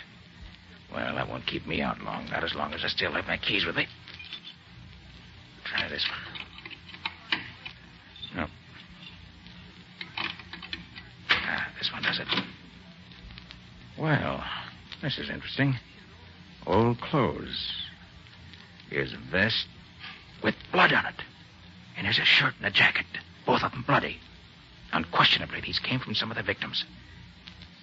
Well, nothing to do now but wait for that one-legged scoundrel and his pal to make the next move. Well, I guess I'll be safe if I merely sit on the edge of the bed now. Oh, yes, I won't need this candle anymore either. Now to wait for them. Oh, there they come. You get there by He's asleep, all right. I can hear him snoring. Well, with the slug I put in his beard, he'd have to be either sleeping or dead. All right. Easy does it. Is he still asleep? Yeah. You hold this light while I... Get your hands up, both of you. Well, I'll be... And drop that knife you got in your hand, Bill. How can you be awake when we... Really very simple, Bill. Keep those hands up. I just poured that drink you gave me on the floor instead of down my throat. What are you going to do with us? I'm going to turn you over to the police. With the evidence of the bloody clothes in the closet and what other evidence they'll undoubtedly find when they search this place, you both should have an interesting time of it. Why don't you kill us now and be done with it? Because I want some information first. Why should we tell you anything? Because if you do, I shall probably be able to get your sentence reduced somewhat. If you don't... I got you. What do you want to know? Last night, a young man won all your money. He hasn't been seen since. You mean that fellow with the little mustache? I do. Did you murder him the way you tried to murder me? I didn't do nothing with him. Maybe I wanted to, but I didn't. Isn't it a fact that this chap's friend tried to get him to leave you and go home? Yeah. And when he wouldn't go, the friend finally went off without him? No, that's a lie. They left here together. What? You trying to tell me one of them didn't leave before the other? No, they went out together. You know where they went? How should I know? There was a taxi waiting right outside the door here. Seemed to be waiting for them to come out. Then the guy with the money gets inside, and his friend sits in front with the driver. Oh. Friend sat in front of the driver, huh? But you know that cab if you saw it again? Sure, it had a big dent in the back of the body. Painted with red lead. I've seen them around this part of the city before. I see. Well, Bill, as soon as I can turn you and your pal over to the law, I'll have Penny find that taxi with the dent in the back. Trail seems to lead direct to him.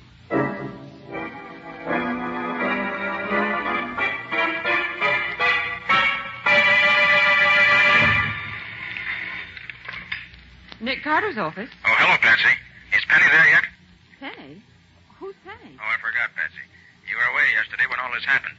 Scubby got a rush assignment to cover the Balkan campaign for his paper, and I had to leave in a boat till it sailed last night. Scubby gone without saying goodbye to me? Well, he couldn't, Patsy. You weren't here. He asked me to do it for him. Oh, Nick, I'm going to miss Scubby. Of course, Patsy, we'll both miss him. But while he's away, I'm having Penny Eagles work on my cases with me in Scubby's place. Who's this Penny Eagles? I never heard of him. Oh, he's an old friend of mine. Very clever fellow. When he was younger, he was an expert forger. How did you happen to get mixed up with him? Well, he was accused of a murder he had nothing to do with, and he had me get him clear. Then he got interested in law enforcement, turned over a new leaf, and has gone straight ever since. You'll like him, Patsy. I hope so. Well, she'll be in a minute now. As soon as he shows up, have him call me at Shermore 3-1222. Shermore 3-1222. Right. I'll wait here for his call.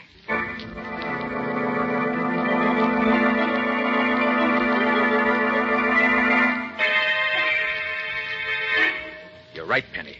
That's the taxi we're looking for. And I know that driver. You do? Yes. He's John Hagan, ex-convict and confidence man. Friend of yours? Hardly. Seen him in court several times, but he's never seen me. What's he been doing since you've been watching him? Well, all afternoon and the early part of this evening, he's acted like any other cabbie. Taking whatever fares he could get. But the latter part of the evening, he's been fussy about who rides in his cab. How do you mean? Well, I've seen several parties try to take his cab, but all he's picked up in the last 2 hours were 2 drunks, and oh, were they pie-eyed. I see. I think I know what he's looking for, Penny. And I'm going to give him just the kind of a passenger I think he wants. Wish me luck. But, Nick, what are you going to do? Well, so long, old fella. I gotta be getting home now. I'll see you tomorrow, maybe, huh? Okay. So long, but don't take any wooden nickels. Okay, pal, that's fine. Don't take a wooden nickel. I had to. Hey, taxi, mister? Huh? Taxi? Taxi, Hey, mister? what do I want a taxi for? I got a car of my friend own. of yours I- told me to come for you and take you home. Oh, a friend of mine, huh? Oh, well, that's all right. It's okay. Where's the door? I can't find Hey, what's out. the address, mister? The address, it's the corner of 2nd and 5th. And don't bother me anymore, bud. I got to get me some sleep. Okay, drive on, McDuff.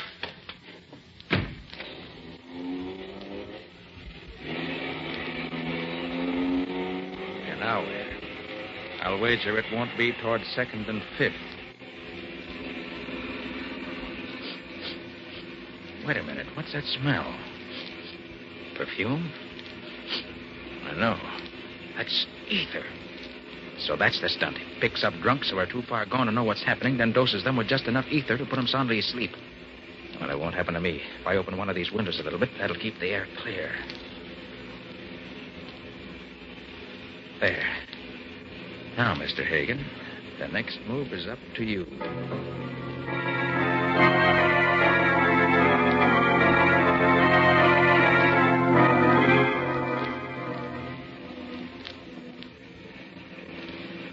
Certainly plenty deserted, way out here. Wonder how much further we're going.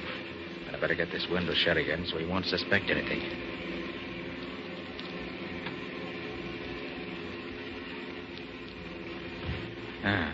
So we're near the end of our journey, huh? Very well, Mr. Hagen. I'm ready for you.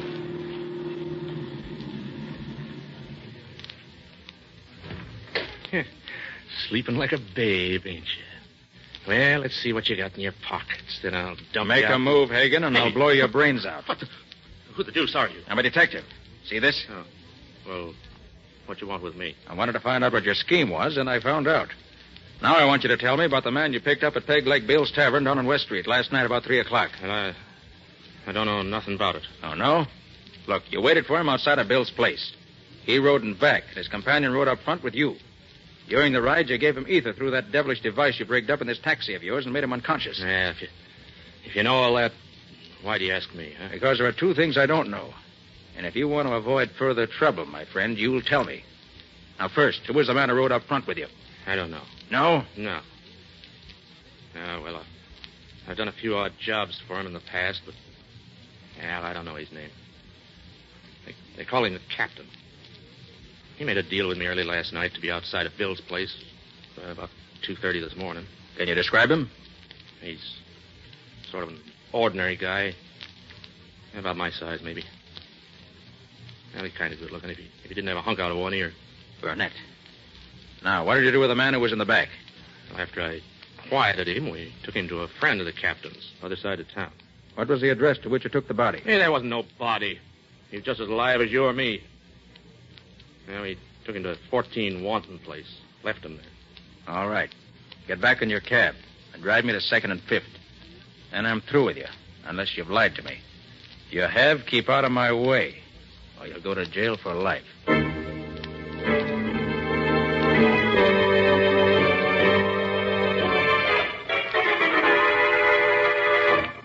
This is where Mrs. Wallace lives, Patsy. Well, I hope she's home.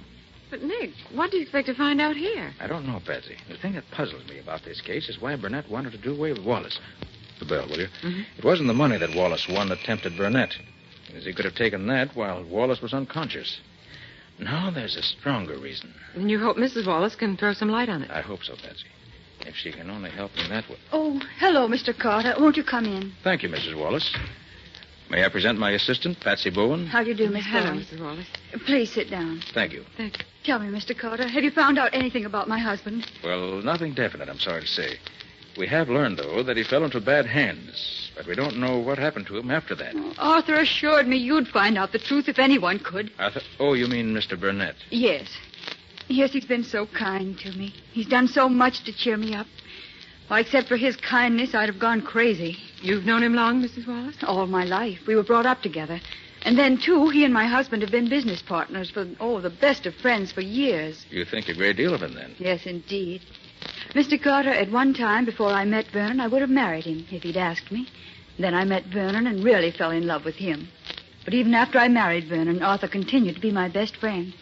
I think very highly of him. You're lucky to have such a friend, Mrs. Wallace. But he could never take my husband's place. You must find Vernon, Mr. Carter. If it's possible to find him, Nick will do it. Yes, Mrs. Wallace. You may rely on me for that. Well, shall we be running along now, Patsy?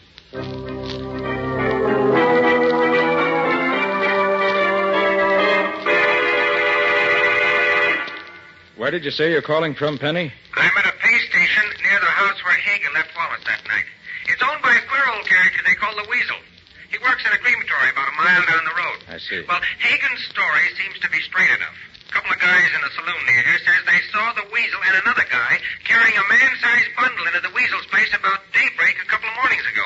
And it hasn't come out again, as far as I can find out. Well, did you learn anything about the firm of Wallace and Burnett? Yeah, I picked up a lot of rumors, Nick, but not many facts. Here's how it goes. Burnett ruins the firm and throws the blame on Wallace. And those who know don't think that Burnett lost much money when the firm failed, but Wallace did. So I was right. What else? Well, Burnett was the one who started Wallace gambling and drinking. Wallace is the nice guy, but he seems to be the weak sister. But nobody seems to know what Burnett's got against him. Well, by putting together what Mrs. Wallace told us and what you've learned, Penny, I think I begin to see the answer. I think that... Hold it, Nick. The guy who looks like Burnett is going into the Weasel's place. Good. Don't let him get away from you, Penny. I'll meet you there as soon as I can.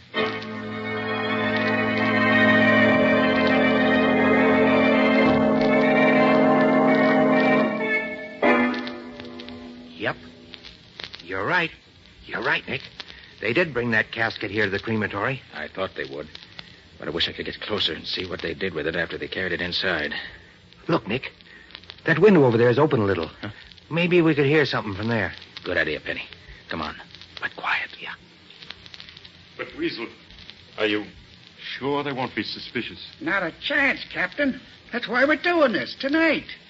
The owners of the crematory are going to make a test of a new heating fixture tomorrow morning. And they told me to have the ovens hot by 10 o'clock. I'm just getting them hot a little ahead of time.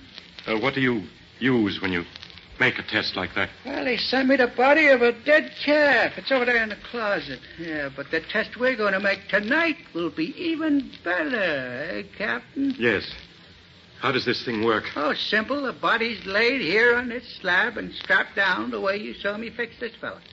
In the next room, there's a lever attached to the slab. When the lever's pulled, the slab slides into the oven. The door closes behind it, and the destruction of the body begins. Do we have to watch it burn? You can't see the slab nor the ovens from the room where the lever is. How long does it take to reduce the body to ashes? 6 or 8 hours. It'll be all over by daylight. Even if the body isn't... You mean even if the body ain't dead yet? Yes, that's what I mean. And Wallace is still alive. Well, it's a little unusual to cremate a live body, but it works just the same. You'll never know what happened. It'll be all over in an instant. Well, we got nothing more to do here. Might as well go in the next room and wait for the ovens to get hot enough. Then you can pull the lever and slide the body. You mean I have to pull the lever that sends him into... Sure. He's your friend, ain't he? Come on, Penny. There's no time to waste. We have to work fast.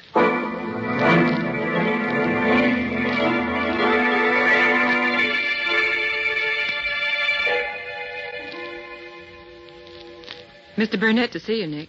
Oh, yes. Come in, Mr. Burnett. I just want to take enough of your time to tell you that Vernon Wallace's body was found last night. Really? Where was it? Floating in the river. Mrs. Wallace has identified it by a ring and certain other articles found on the body. Must have been a terrible blow to her. She's badly broken up, naturally. But I hope to be able to console her, in part at least, for her great loss. I'm sure you will. Will this repay you for your trouble? Oh, amply, Mr. Burnett. And thank you. Good. Good day, Mr. Carter. Good day, Mr. Burnett.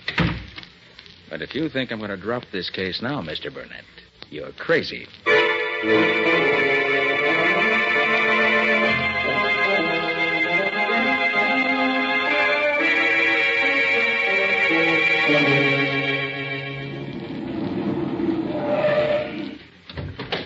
Nick, here I am. Over here. I got here as soon as I could after I got your call, Penny. Brought my new helper, too, as you see. Yeah, so I see. Hi there, helper. Hello, Penny. I hope I'm going to be able to help you and Nick. You'll do all right. Now, in this case. Now, what's the dope, Penny? Well, a couple of hours ago, a taxi pulls up in front of Mrs. Wallace's house. Mm-hmm. The driver goes into the house. About 15 minutes later, he comes out again with Mrs. Wallace and her maid. They get in the cab, drive away. With you after him, of course. That's right. Well, they drive around and finally end up way out here. There must have been a couple of guys in the cab when the women got in. Because when they got out there, they were both gagged and their hands were tied behind them. Well, they took them in the old house. I found a phone to call you. Did they hurt them? Well, not so far as I could tell. Gee, I wish I could see what they're doing now. I hope they're all right. Oh, Millie, this is terrible. My mouth is still sore from that dirty old cloth they used for a gag. Where do you suppose we are? Oh, I don't know, Mrs. Wallace. I've never been this far from town before. Could you see anything out of the window? Oh, nothing I recognize. Oh, I should have known better than to be fooled by such a simple trick. I might have known that old Mrs. Parker couldn't be so sick she had to see us at once. Why, I saw her only the day before yesterday. No, fooled me all right. I thought... I hope you're comfortable, ladies. We are not. We certainly are not. What's the idea of bringing us here? Well, I'll tell you. The Cap says is how he's going to collect some big dough from you two. You mean we're being held for ransom? Yep. Well, how much money do you want? Well, the Cap says he won't take less than $50,000. Oh, Mrs. Wallace, we'll never get out of here. Nonsense. He must be insane to expect me to pay him that amount of money. Well, he says he won't take a cent less. Well, he won't get it. Never. And he's a dangerous man. You better not get him mad at you. I'll be back at 8 o'clock tonight for your answer. Oh, he'll kill us. I know he will. Be quiet, Millie. He won't kill us as long as he thinks there's any chance of getting the money out of us. But what if we can't... A man at the window. It's Mr. Burnett. Oh, Arthur. Arthur, I hoped you'd come. Are you safe, Louise? Have they hurt you? No, Arthur. We're both safe. But how did you ever find us? I just climbed up the porch to the roof, then over to your window. Have they told you why they brought you here? Yes, they want ransom. $50,000. And they'll kill us if you don't save us. Not while I'm here. I'll see that no harm comes to you. But what can you do? You're only one against the two of them, and they're both vicious criminals, I know. Do be careful, Arthur. Louise, if I save you from these rats, do you think that you... Ask me later, Arthur. Not now, please. Very well, if you say so. Now tell me, what time are the men coming back again? Do you know? The man we talked to said they'd be here at 8 o'clock. That gives us just over an hour. Now, here's my plan. When they come, I'll be hit.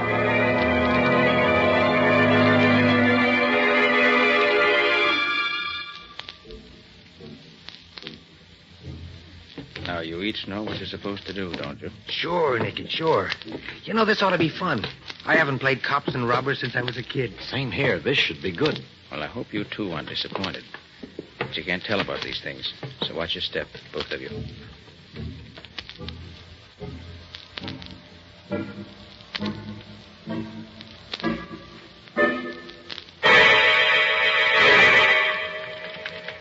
Here they are. Leave everything to me. Well, you made up your mind to pay the ransom the Cap wants? We'll pay you nothing. Not a cent. You know what that means, don't you? It means that you better get your hands up, all three of you, if you want to live. Who are you? I'm here to save these two ladies from you and your gang. Oh, yeah? Let him have it, fella. Oh, I warned you.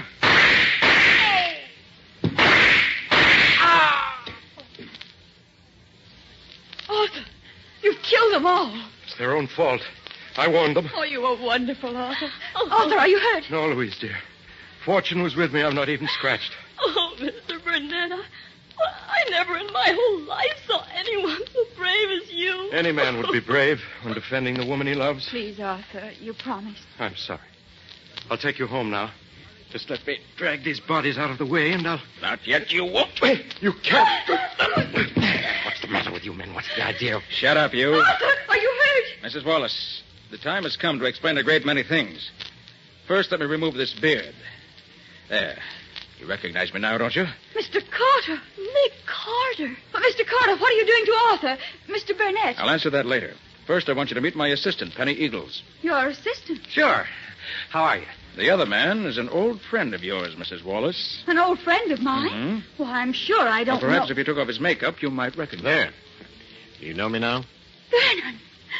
Oh, Vernon. Louise, my darling. But Vernon, Arthur told me that you... That I was dead?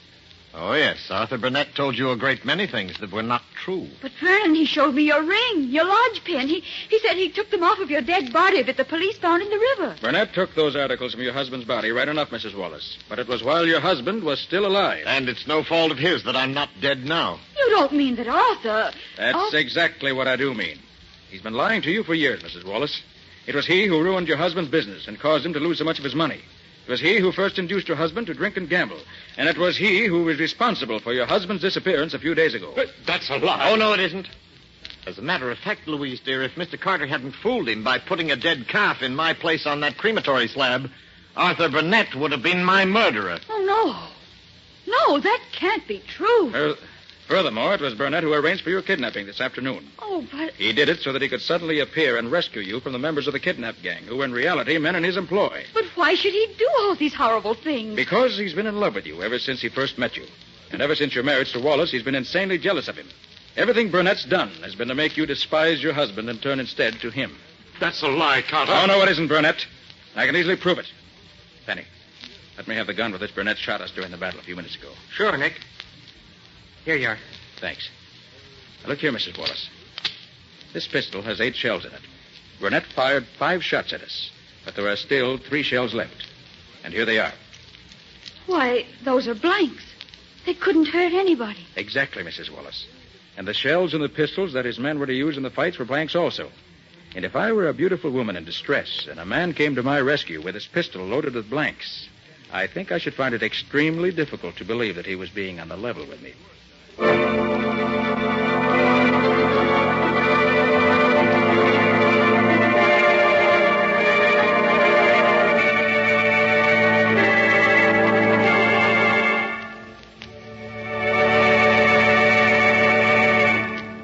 That was another strange experience of Nick Carter, Master Detective, called The Body on the Slab, or Nick Carter and the Mystery of the Missing Husband.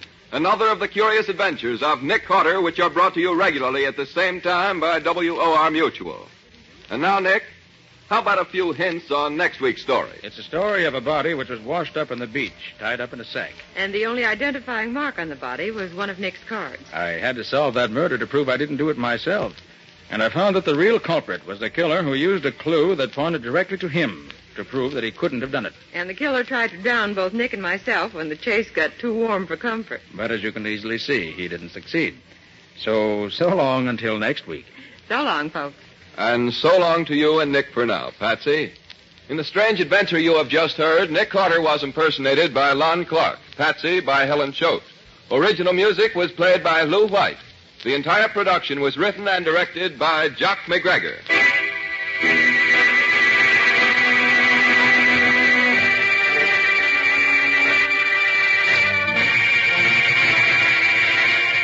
Next week at the same time, listen to another curious adventure of Nick Carter entitled The Drug Ring Murdered. For Nick Carter and the Mystery of the Left-Handed Killer.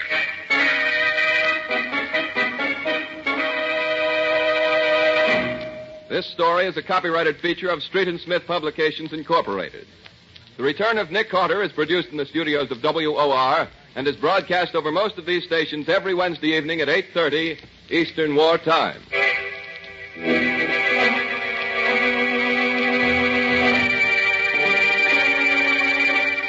This is Mutual. New post-war Old Dutch cleanser, famous for chasing dirt, presents Nick Carter, famous for chasing crime.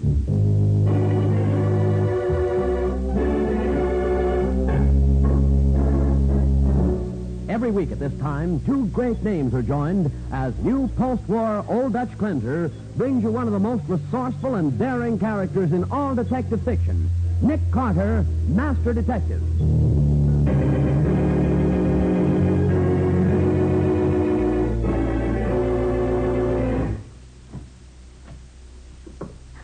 Nick, someone's coming down here in the basement. So I hear. Oh, Nick, I'm scared. Take it easy. Have you got your gun? I'm all set. Nick, is it... I'm not positive, Betsy. But if my hunch is right, it's the murderer we've been looking for. Now for the case of the Hermit Thrush. Today's exciting adventure starring Lon Clark as Nick Carter, brought to you by new post-war Old Dutch cleanser. Our story begins outside an imposing edifice, which 70 years ago was considered beautiful and luxurious. Today, with its boarded windows and air of decay, it is ugly and ominous. A tall, distinguished-looking man stands on the dark porch of the mansion, banging away with the heavy bronze knocker. Mr. Kavanaugh! Miss Drew, open the door! Mr. Kavanaugh, do you hear me? Hey, you! What? What's going on up there? Oh, policeman, good. Don't you know it's the middle of the night? People are trying to sleep, and here you are. Officer, you've got to help me get into this house. Are you crazy? That's Mr. Otis Kavanaugh's house. Nobody goes in there. But, officer, Mr. Kavanaugh locked himself up in there 15 years ago, and he's never come out. I know that. And what's more, he don't let nobody in. Nobody except his housekeeper and his lawyer. But I'm Otis Kavanaugh's lawyer, Leonard Kelsey. What? You say you're his lawyer? Yes, and I've got to get inside this house, even if I have to break in. Well, you're not breaking in, mister. Not as long as I've got anything to say about it. But I'm afraid Mr. Kavanaugh has met with foul play of some kind. Well, what makes you think that? I phoned here half an hour ago, officer. Eleanor Drew, that's Mr. Kavanaugh's housekeeper, answered the phone. So what? She was very excited. She said that she and Mr. Kavanaugh had been quarreling, and she refused to let me speak to him. Yeah? Then, when I called back a few minutes later, no one answered the phone. Well, that is funny, seeing as how Mr. Kavanaugh never goes out of the house. Officer, please. Miss Drew is a woman of violent temper. She hates Mr. Kavanaugh, even though she continues to work for him. We've got to get in there, I tell you. She may have killed him. Did you try the door? Of course not. It's always kept locked. Officer, I am... Wait. The door ain't locked now. What? Hey, maybe something funny is going on in here. Come on, let's have a look. Here, let me find the light. Here it is. Now we can... Good Lord. Holy smoke. It's Miss Drew. And it looks like you've been worrying about the wrong party. It's the housekeeper that's met with foul play, Mr. Kelsey. She's been murdered. Well,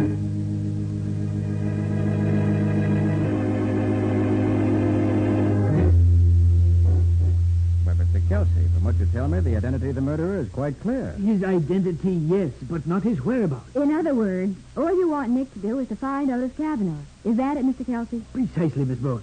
Well, the police are quite capable when it comes to locating missing persons, Kelsey. Especially in a case like this.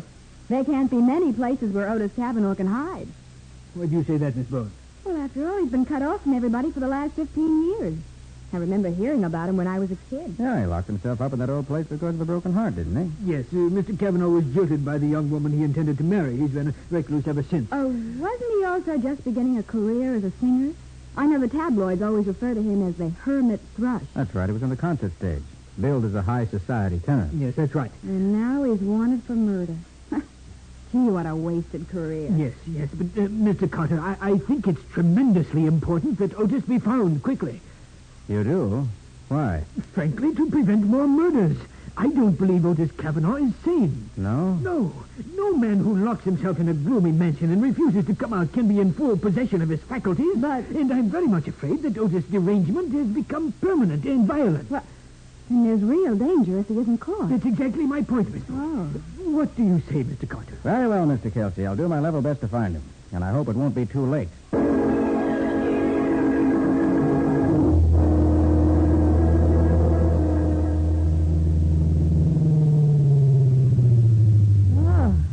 So that's the Kavanaugh mansion. How long has this house been boarded up this way, Kelsey? Why, ever since Otis went into seclusion. And you and Miss Drew were the only ones that saw him in all those 15 years, huh? The only ones, yes. Oh, there's Sergeant Matheson, Nick. Oh, hi, Matty. Well, I'll be... What are you doing here? Why, Mr. Kelsey here hired me to lend a hand in the Drew killing. Any objections? A lot of good it'd do me to object. Okay, come on in. Thanks, Matty, for the cordial invitation. Oh, this is really a dirty old place, isn't it? Yeah, this Drew dame may have called herself a housekeeper, but, brother, she never kept house. She was Otis' private secretary, his cook, and his nurse as well. And how she hated him. Huh? She hated him, yet to continue to work for him? It's rather odd. Well, although Otis was a recluse, he wasn't a miser, Mr. Carter. He paid her very well. I see. What was about him, Eddie? In the next room, Nick. Come on, I'll show you. You sent out an alarm for Kavanaugh? Yeah, we got every man on the force on the lookout for him. Any chance that he's hiding somewhere in the house? We searched every inch of the joint from top to bottom. He's not in here. Well, here she is. Oh. Got it right through the heart, didn't he? Yeah. How horrible. Matty, Yeah, Nick. you have any reason to believe it wasn't Kavanaugh who killed her? Nick, there's only one way it adds up. Now, look. Kavanaugh don't budge out of the house for 15 years, and then when he does blow, he leaves a body behind. To me, it's open and shut. Well, that sounds reasonable, Nick. Especially since Mr. Kelsey spoke to Miss Drew just a few moments before she died, and she and Kavanaugh were having a quarrel. You know what they were quarreling about, Kelsey? No, she didn't say. Oh. Hey, why'd you call Kavanaugh? Oh, it was about his monthly annuity check. His annuity check? Yes. Mr. Kavanaugh's father left his money tied up in trust, and Otis received an annuity. Well, why call so late at night? Time meant nothing to Mr. Kavanaugh, and I'd been working late at my office, so I phoned to see whether he'd mind if I stopped by with this check and save me a trip tomorrow morning. Well, couldn't you have mailed it? Oh, no. Otis Kavanaugh always insisted that I deliver it to him in person. Uh-huh. Matty, did you find the murder weapon? No, not a sign of it, Nick. What about fingerprints? Boys are working on him. We'll have a report by morning. Good. Well, looks as if the only question is where Kavanaugh could be hiding. Well, I might make one guess. We found this in Miss Drew's pocketbook. Why, it's a telegram. Now, let's see. It's addressed to Otis Kavanaugh. Yeah. Says, arriving steamship Montevideo Monday. Monday? Well, that's today. We'll go straight to Granger's tourist camp on Highway 47. Must see you. Signed, Oliver. Oliver? Who's Oliver, Kelsey? Why, I don't know, Mr. Carter. I never heard Mr. Kavanaugh mention anyone by that name. Well, whoever he is, what made him think Kavanaugh would leave the house even to meet him somewhere? I don't know, Matty. But there's one place where we might get the answer. Sure. Granger's tourist camp. Right. Come on, let's go.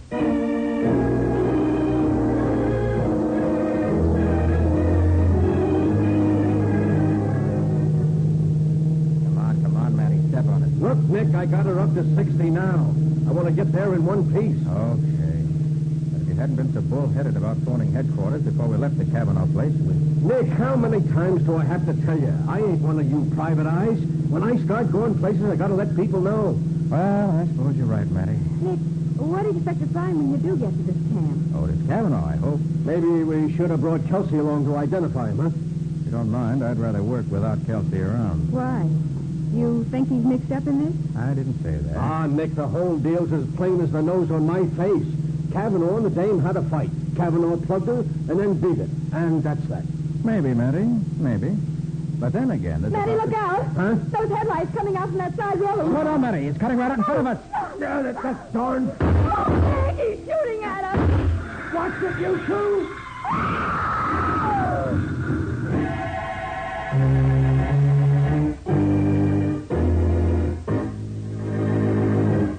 With the tire shot out from under him, Matty tries to control the careening automobile. But it's too late, and with Nick and Patsy huddled together in the back seat, the speeding car plunges into the ditch at the side of the road.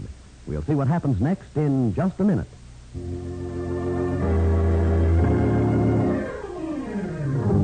And now back to the case of the Hermit Thrush. Today's adventure with Nick Carter, brought to you by new post-war Old Dutch Cleanser. As we pick up our story, Nick, Patsy, and Sergeant Matheson are just recovering from the shock of having their car skid off the road at high speed. Patsy. Patsy, are you all right? I think so, Nick. Well, I ain't all right. Look at this bump on my head. Oh, golly. Well, thank heaven whoever was shooting at us wasn't a better shot. I don't think those shots were meant to kill us. Huh? They were supposed to delay our arrival at Granger's camp. Well, they certainly succeeded. We'll have to wait until morning to get out of this ditch. We can't wait until morning. I don't want to take a chance at having a homicidal maniac like Kavanaugh running around loose. Well, maybe we can hitch a ride out to Granger's. That's just what we're going to do, Matty. If necessary, we'll commandeer a ride. Come on.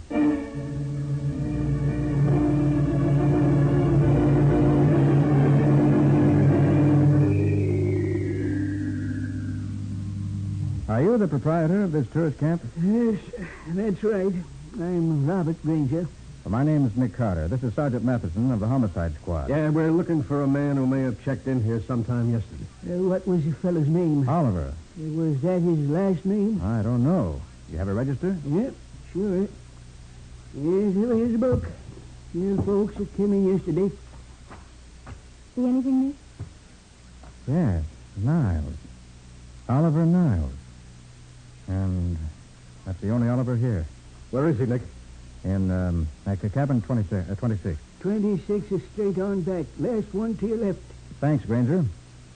Okay, we shall see what we shall see.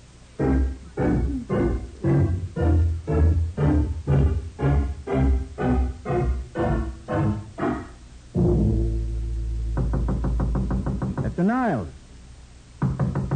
Mr. Niles. No soap, Nick. Nobody in there. There ought to be. The lights are on. Well, how about looking in the window? I guess we better. Nick, you don't think we're too late, do you? I hope not. We can see in through this window, Nick. Uh-huh. Have you seen anything?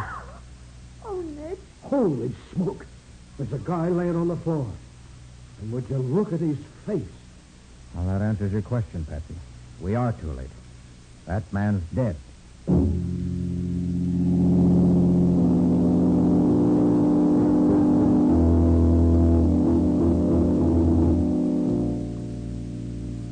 And you say you're not sure whether this man is Oliver Niles, Ranger. No, I ain't, Mr. Carter. You sure can't tell much from his face. Not after somebody shot him point blank with a shotgun. Oh, it's awful. Hasn't been dead more than an hour, Nick. Only there was some sort of identification on him. Take a look around, will you, Patsy? Go through everything. See what you can find. Okay, Nick, I'll look. I don't get it, Nick. We already know who he is. Do we? Why, he was Oliver Niles, of course. It's perfectly clear what happened. Yeah? What? Sure. Kavanaugh found out where we were heading and beat us to the punch. Took a couple of pot shots at us on the road and came out here and knocked off Niles. But why, Matty? Why? What's he up to? I don't know. He probably don't know that himself. Didn't you yourself call him a homicidal maniac? Nick. Yes, what is it, Patsy? Nick, look. He was in his bed. Under his pillow. Uh-oh. Watch. Let me see. Well. Something engraved on it, Nick? Yes. From MV to OC. Christmas, 1932. OC? Why, that stands for Otis Kavanaugh. What? Well, Matty, what's this do to your neat little theory? Oh, brother, it knocks it into a cocked hat. Nick, this guy ain't Oliver Niles at all. It's Otis Kavanaugh. Oh, boy, we finally caught up with him.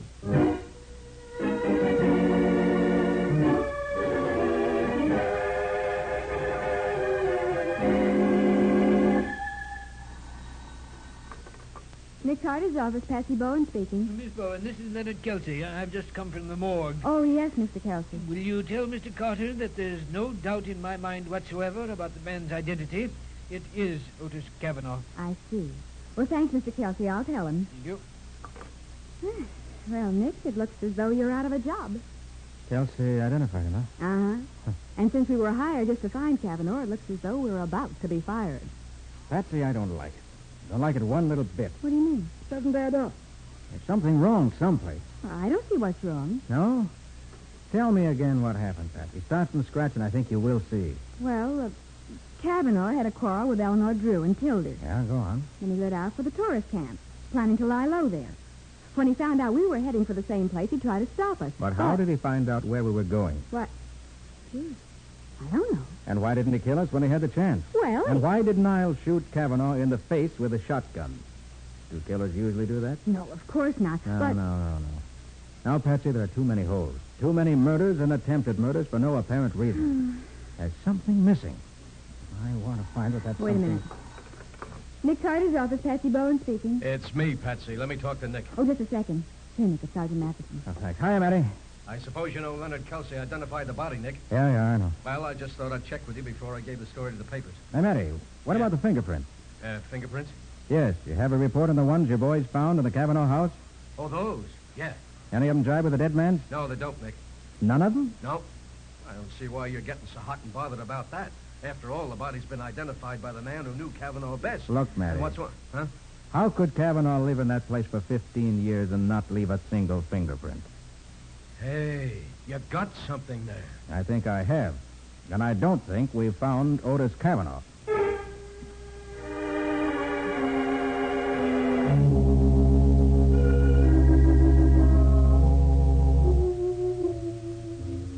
See, Nick, this Kavanaugh mansion is even spookier in the daytime than it is at night. Well, don't worry. We're only going to be here long enough to take a look through Kavanaugh's private papers. To see if we can find out who is Oliver Niles, maybe? Maybe. Here. This looks as though it might have been a study. In here. What's the matter? That window there, that crack in the shutter. Oh, Nick, I could have sworn there was a man's eyes looking in at us. Well, there's no one there now. Yeah. Well, maybe this creepy old house is making me see things. Forget it. Okay. All right, let's have a look in this file cabinet. Oh, my goodness, Nick, millions of papers. It'll take us forever to go through all those. They're all old, too, turning yellow and black. Yeah. Oh, here's a scrapbook, Nick. Oh? Well, let me look at it. Those are reviews. The critics' comments on Kavanaugh's debut as a concert singer. Uh-huh. And back here are some society columns.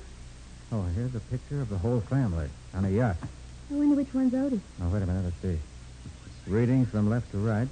Mrs. Roger Hobart, Mr. Roger Hobart, Mr. and Mrs. James Niles. Niles? Yes, and the two sons, Mr. Oliver Niles and Mr. Otis Otis Kavanaugh. Hey, they're two sons? What does that mean? Just what it says. Mr. and Mrs. James Niles and their two sons. Mr. Oliver Niles and Mr. Otis Kavanaugh. Then Oliver Niles and Otis Kavanaugh were half-brothers. Right. Otis Kavanaugh's mother must have been married twice. The second time to a man named James Niles. Of course, Nick. Look at that picture. Otis and his half-brother look very much alike. They certainly do. Good heavens, Nick. This means that the man we found at the tourist camp could have been Oliver Niles. Yes, could have been that. It also explains how Kelsey could have been mistaken. Patsy, it may explain a lot of things. Oh, Nick, we've got to find Otis Kavanaugh. If we don't... Oh, just the telephone. Oh, but who could be calling up here? I don't know. Well, I'm going to find out. I wonder where that phone is. It's over there, in the alcove under the stairs. Oh, yes, I see it. I'll get it. Hello? I warn you to give up your investigation, Carter.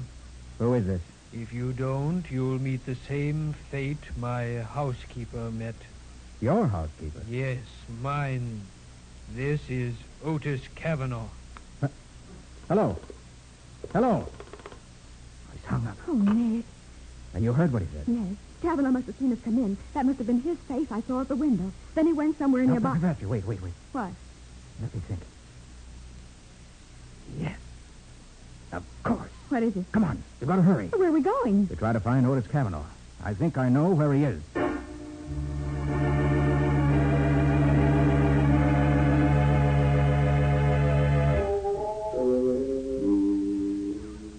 you crazy? Otis Kavanaugh couldn't be down here in the cellar. You just talked to him on the phone. That wasn't Kavanaugh. That was... How do you know it wasn't? Patsy, don't you remember how Otis Kavanaugh was billed as a concert singer? Yes, as a high society tenor. Well, is it likely that a man who had sung tenor could speak in a deep bass voice like the one we heard on the phone? Of course not. But that still doesn't prove that Kavanaugh's down here. Well, maybe it doesn't prove it, Patsy, but we're going to keep on looking. I have a feeling that we're going... What's that? The door. The head of the cellar stairs. Someone's coming down. Yeah.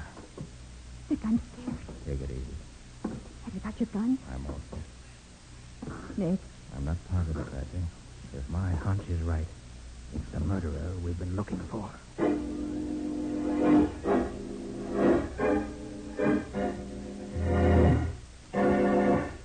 Nick and Patsy wait tensely in the basement of the old Kavanaugh mansion while someone descends the cellar stairs. Whether or not it's the killer and who he is, we'll find out in just a minute. Now for the conclusion of the case of the Hermit Thrush.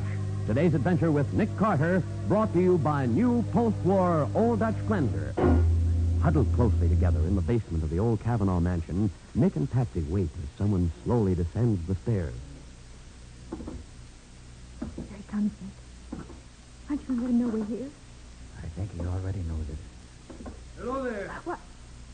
Why, it's not Otis Kavanaugh at all, Nick. It's Mr. Kelsey. Yes. Come on in, Kelsey. Oh, Mr. Carter. And Miss Bowen, too. What in the world are you doing down here? We've been looking for Otis Cavanaugh. In the cellar? I'm afraid you'll never find him here. You're mistaken, Kelsey. You mean you found his grave? So he is buried down here. Yes. Nick, look out. He's got a gun. My hunch was right, Kelsey? You and Eleanor Drew buried Cavanaugh down here 15 years ago. Knowing that won't do you any good now, Carter. Nick, please, he's got us covered. And I'm going to kill you both. I can't afford to have my secret known.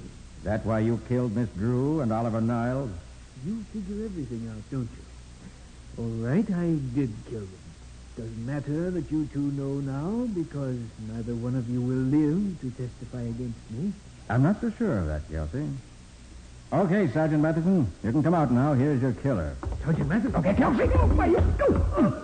Patsy, get his gun. Okay, Nick. Gosh, he's out cold. Oh, that's the same. Pick it up. Oh, gee. He sure fell for an old gag looking around when you called Sergeant Matheson, who isn't within 5 miles of this place. Oh, they do it nearly every time. Now, our next job is to get our murderous little friend here down to headquarters and have him booked for murder.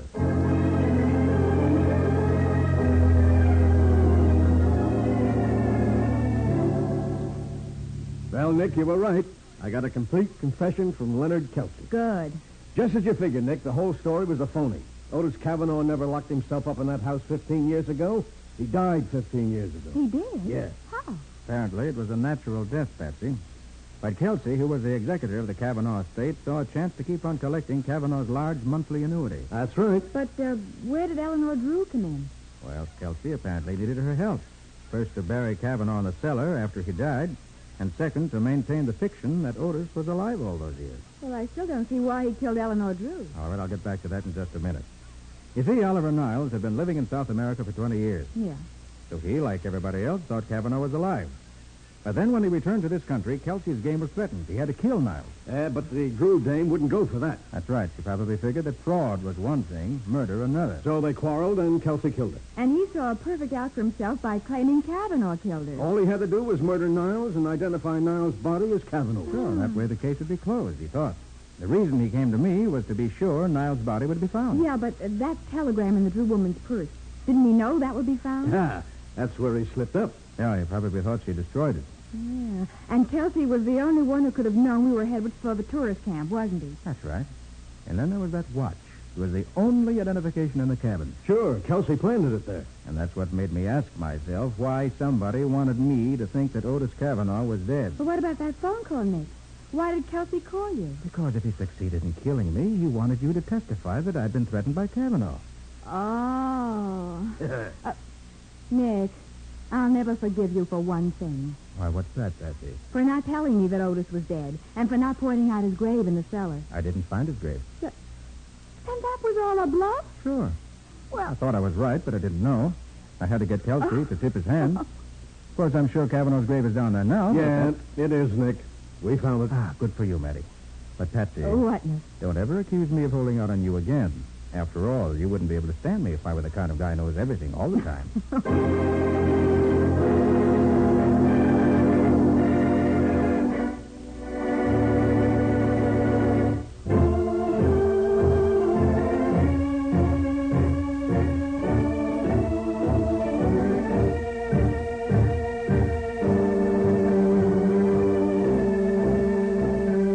Nick Carter, Master Detective, produced and directed by Jock McGregor, is copyrighted by Street and Smith Publications Incorporated. Charlotte Manson is featured as Patsy. Today's script was written by Ken Pettis and Lou Schofield. Original music is played by Henry Silverne. This program is fictional, and any resemblance to actual persons living or dead is purely coincidental. This is Bob Martin saying, when minutes count, use new post-war Old Dutch Cleanser.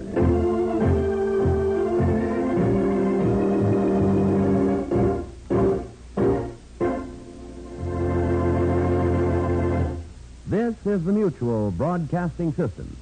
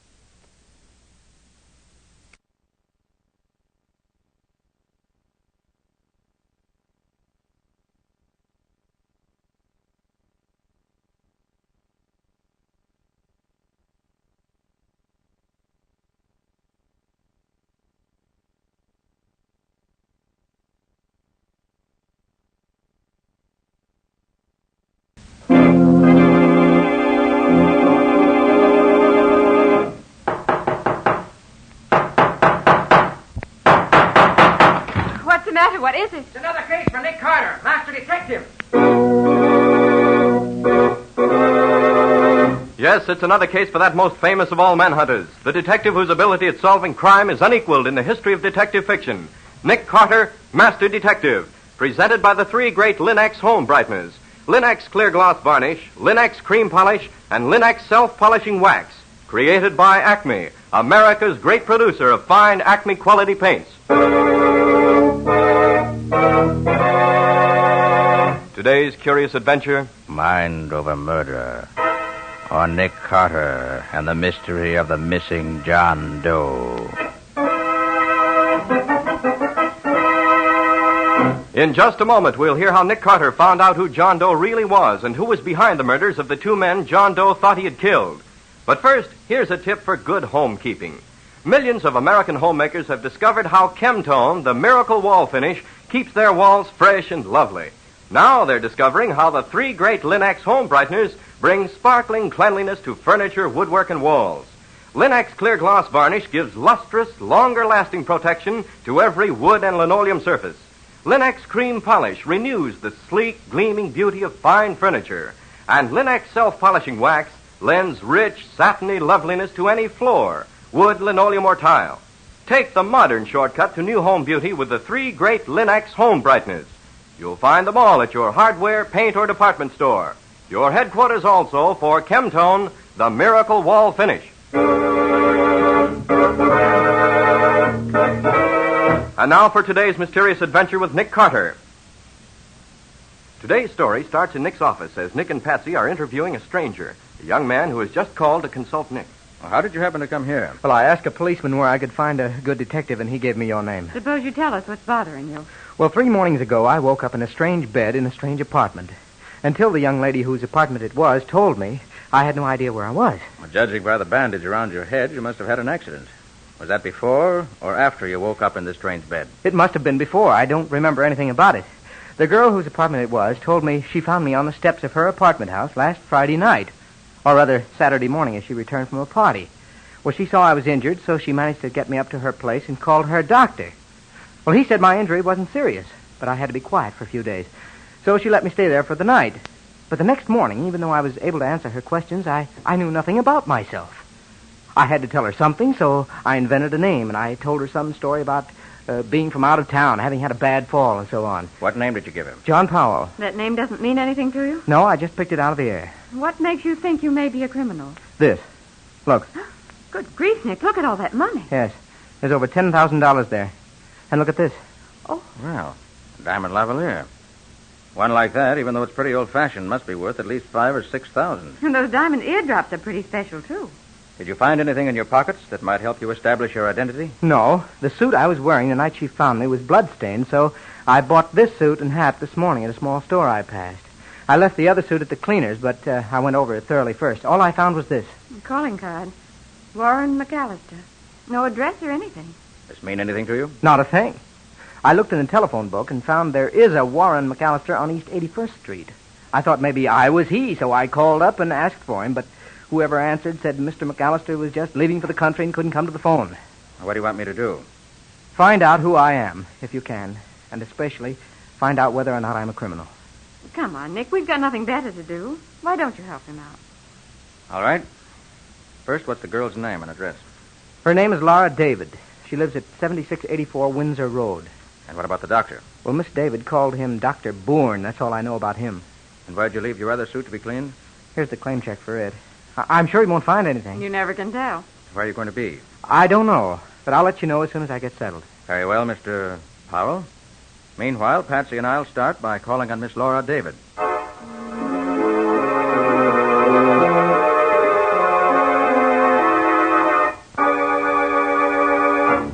Apartment 3D, David.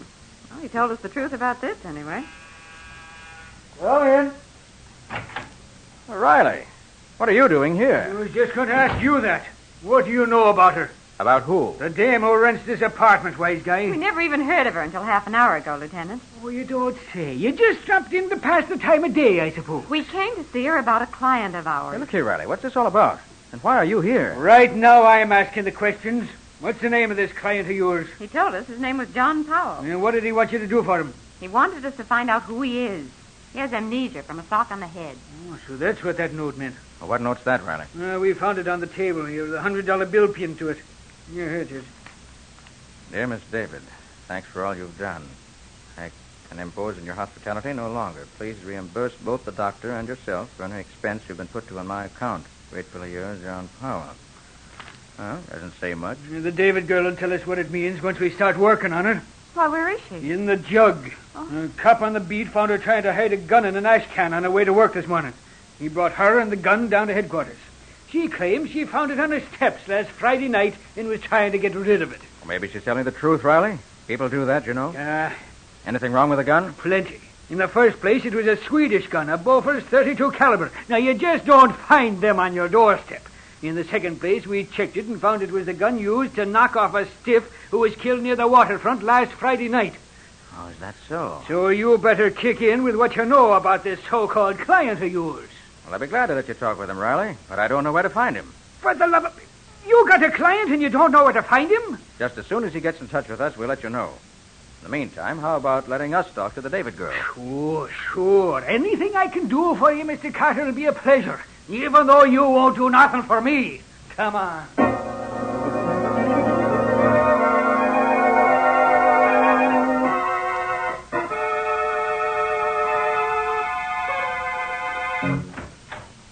Well, Patsy, we certainly didn't get much out of that David girl.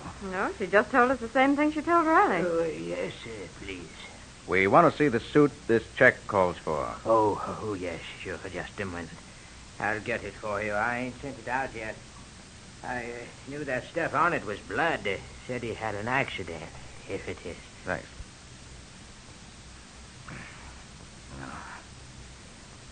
No. Pockets all empty. Just as he said they were. No labels. Uh-oh. Look here, Patsy. A hole right through pocket, lining cloth and everything. Smells of powder, too, Nick. Yes. He fired the gun right through the pocket. Didn't have time to draw it. Nick, is this part of the lining of the jacket, or is it something in the lining? Let me see. Here. Feels like something in the lining, I should say. Yes. There's a hole in the pocket here. Just a second. Here it is. But what is it, Nick? It's one of these small labels you paste on your baggage showing the ship you sailed on. Oh. This one came from the Abercrombie. Well, does that help? It may. We'll find out later. Well, that's all we can do here. Now let's call on Mr. McAllister.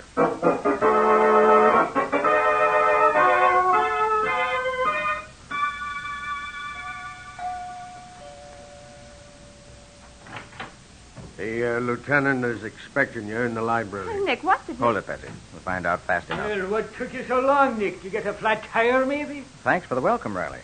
Hey, what's going on here? As if you didn't know. But I don't. Well, Riley, what is it? Uh-oh. Look there, Nick. Is that McAllister? Yes, it's McAllister. And dead as a doornail. And don't tell me you don't know nothing about it, because I wouldn't believe it. Well, so McAllister is dead, too. How is this going to affect Nick's efforts to learn who John Powell really is? Or does John Powell know more about this than he's told Nick? We'll see in just a moment. Folks have a habit of forgetting to use the doormat, whether they come home through winter snow and spring rain or from summertime swimming pools. And the water they track in certainly spoils the appearance of shining, freshly clean floors. But those floors look spick and span again in a twinkling when you keep them protected with Linex clear gloss varnish, because it keeps both dirt and water right there on the surface where they're easy to whisk away. That same protective finish gives sparkling beauty to woodwork and furniture as well. For Linex clear gloss has a gleaming, transparent luster that provides a background of distinction for all your household things. And how Linex clear gloss wears. It resists damage by hot grease, boiling water, fruit acids, perfume, even alcohol, which means it's as fine for use on tabletops as for wood floors and linoleum. What's more, Linex clear gloss varnish is so easy, so smooth to brush on that it's no job at all. And once applied, it gives your home the handsome, well-kept appearance in which you take such pride. So ask your dealer now for Linex, Lin-X, Linex clear gloss varnish. You'll find all three great Linex home brighteners and Chemtone, the miracle wall finish, at hardware, paint, and department stores everywhere. And now back to our story.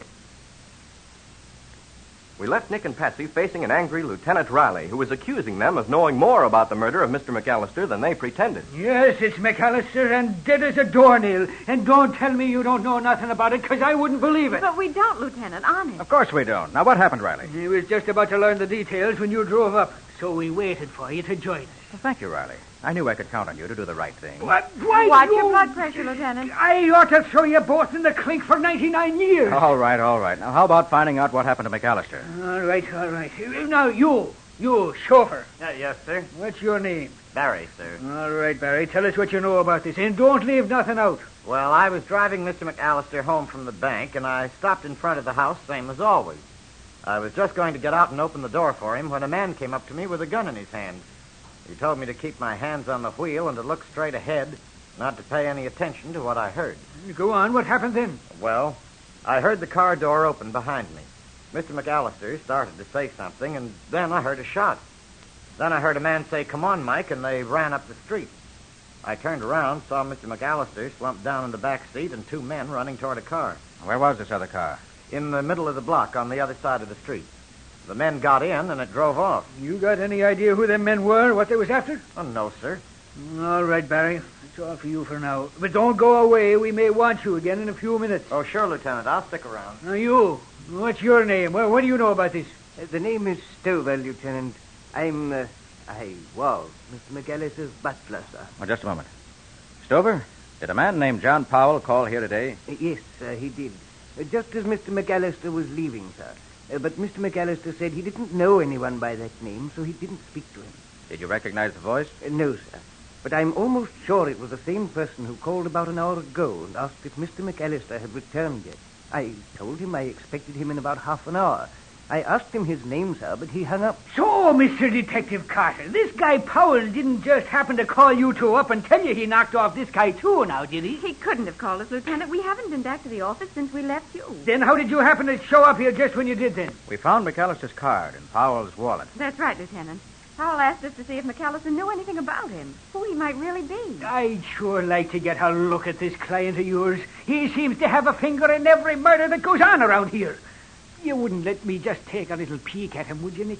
Just for the sake of our long and lovely friendship? Riley, I mean it. I haven't the Hey, what's going on? Nick, there goes McAllister's chauffeur. I told that guy to stick around here. He'll be right back, sir. He's just taking the car round to the garage on the next avenue, the same as he always does when it's not being used. But we got to go over that car for fingerprints as soon as my men get here. I'll go get him. I'll have him back here before you can say John Joseph Michael Riley. Stover, what do you know about that chauffeur, Barry? Why, not much, sir. He came to work here about 3 months ago. Mr. McAllister hired him himself. Did you see any part of what happened when Mr. McAllister was shot? Just the end, sir.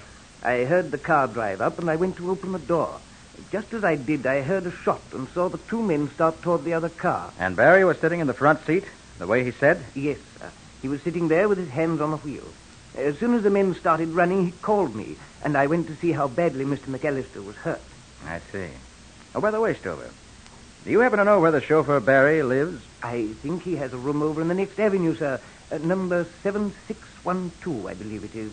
It's over a bakery. Thank you. Well, Patsy, I think that's all for us here. Where to now, Nick? I think we'll take a trip down to the waterfront. I want to call on the purser of the Abercrombie. Did you say the Abercrombie, sir? Why, yes. Why? It's probably only a coincidence, sir. But Mr. McAllister was very much worried last Friday night because a man he was expecting on the Abercrombie failed to show up. Is that so? Who was this chap who didn't show up? I don't know, sir. Mr. McAllister was looking forward to seeing him. He was bringing him something important, I believe. He sent his car down to the pier to meet him, but Barry reported that he wasn't on the boat. Was Mr. McAllister interested in anything besides his bank? Oh, yes, sir. He was the head of several committees which were acting against enemy propaganda in this country. Combating enemy propaganda, huh? Oh, this thing is beginning to make sense, Patsy. Now I'm more anxious than ever to talk to the purser of the Abercrombie.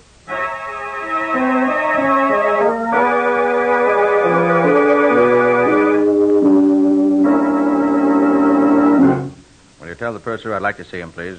This doesn't look like an American ship, Nick, even though it is named the Abercrombie. It isn't, Patsy. It was originally the Prince Knut, a Danish vessel. It was taken over by the English when Hitler rolled over Denmark. Now it sails for Sweden, I believe. You think that the label we found in John Powell's clothes may mean that he came in on this boat? I hope so, Patsy. And there's another thing makes me think that may be true. The gun that Miss David found, the one that Powell must have dropped on the steps of her apartment house, was a Swedish gun, remember? Yes. A Bofors 32? Mr. Carter, you want to talk to me, yes? Yes. Was there a passenger on your boat this last trip by the name of John Powell? John Powell? No, we have only 3 young gentlemen traveling alone. I remember well. One Swedish-American, Mr. Lars Sjöström from Michigan. One Norwegian, Mr. Halverson. And the young South American, Mr. Richard Vallon. Richard Vallon, huh? Doesn't sound much like Powell, Nick. You are from the police, maybe? Well, yes, in a way. Why? Then I think maybe this Mr. Vallon could be the one you are looking for. We had trouble with him on the way. What kind of trouble? Oh, it was not serious. Just his room steward reported to me that he was armed, that he had seen pistol on his dresser. So I called on him and asked him to give me pistol for the trip. It is rules, you know. Yes, I understand. But he did not want to give it to me. He talked about it for a long time. Then at last he gave it to me, and I put it in safe. And then we dock, I give it back to him. Very interesting. Did you notice the make of it? Oh, yes. It was Bofors 32 caliber. So Bofors 32.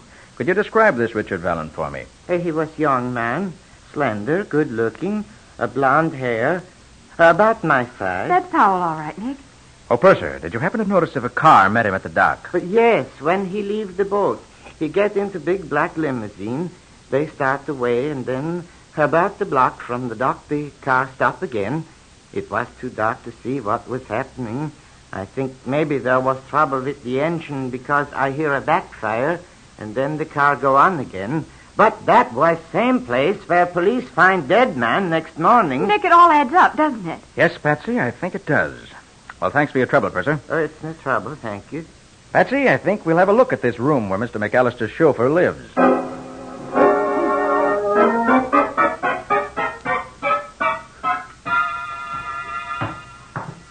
Do you expect to find Barry here, Nick? I rather hope not.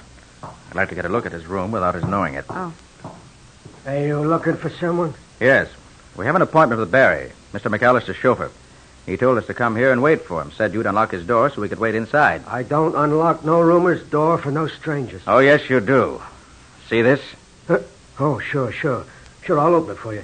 Don't have to act like that about it, though. Go ahead, open up. Is it on this floor? Yeah, right over here. There you are. Hurry up, will you? Now, sit down inside here where I can see you. Okay. That's it. All right, Patsy, shut the door. Okay. Now, let's see what we can find here.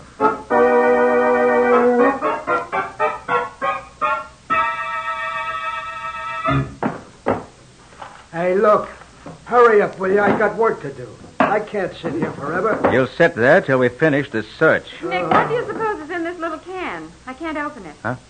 Hey, Patsy, let me have that. Yes. Mm-hmm. Yes, the cover is on pretty tight. Well, that's movie film, isn't it? Certainly is. Well, let's see. Oh, boy, look at that. Well, what is it, Nick? Looks like pictures of German atrocities and destruction in some of the conquered countries. Oh. Oh, these are brutal.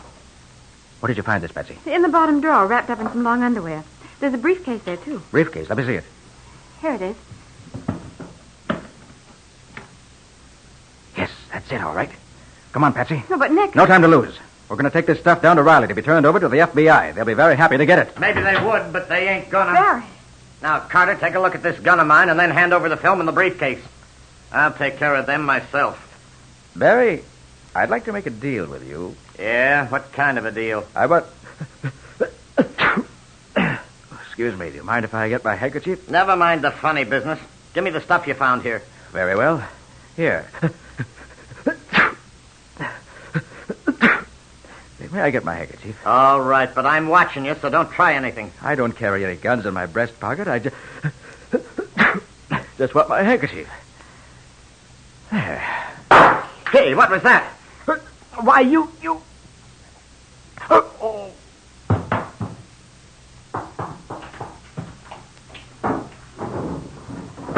All right, Patsy. You can stop holding your breath now. We get out of here fast. Find a cop and bring him after quick. Right, Nick. Gee, I'm glad I realized what you were doing in time, so I didn't get knocked out, too. That little flask of quick-acting knockout gas comes in handy sometimes. Now, my unconscious friend, I'll just collect the film and the briefcase and turn them over to Riley to be forwarded to the FBI. They'll be glad to get evidence like this.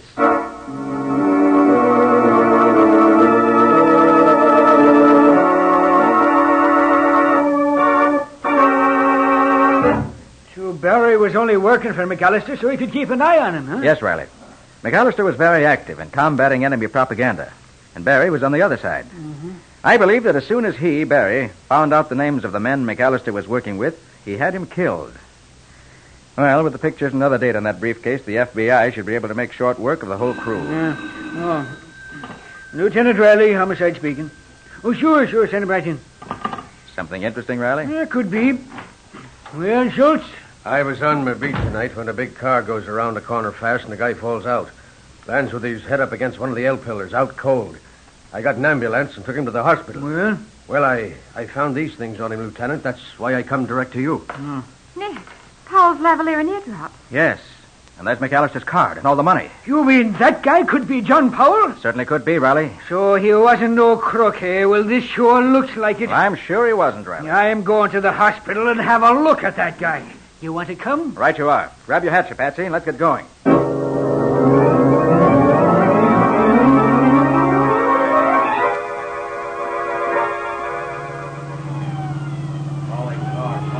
Oh, it's wonderful, Nick. When you ride with the police department, you don't have to watch out for traffic or red lights or anything. That's more. You save gas when you don't use your own car. That's mighty Calling important. Lieutenant Riley.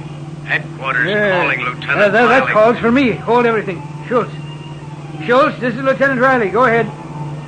We just got a call from the guy we took to the hospital last night, Lieutenant. He says he saw a car used by McAllister's killers. Says car license is KX56-7D. I checked that number and it belongs to Gussie Lang. Gussie Lang? Schultz, send out some men at once and pick up Gussie and his gang and bring him in and hold him for questioning. Get going fast. That's all. Right, Lieutenant. We'll take care of him fast enough.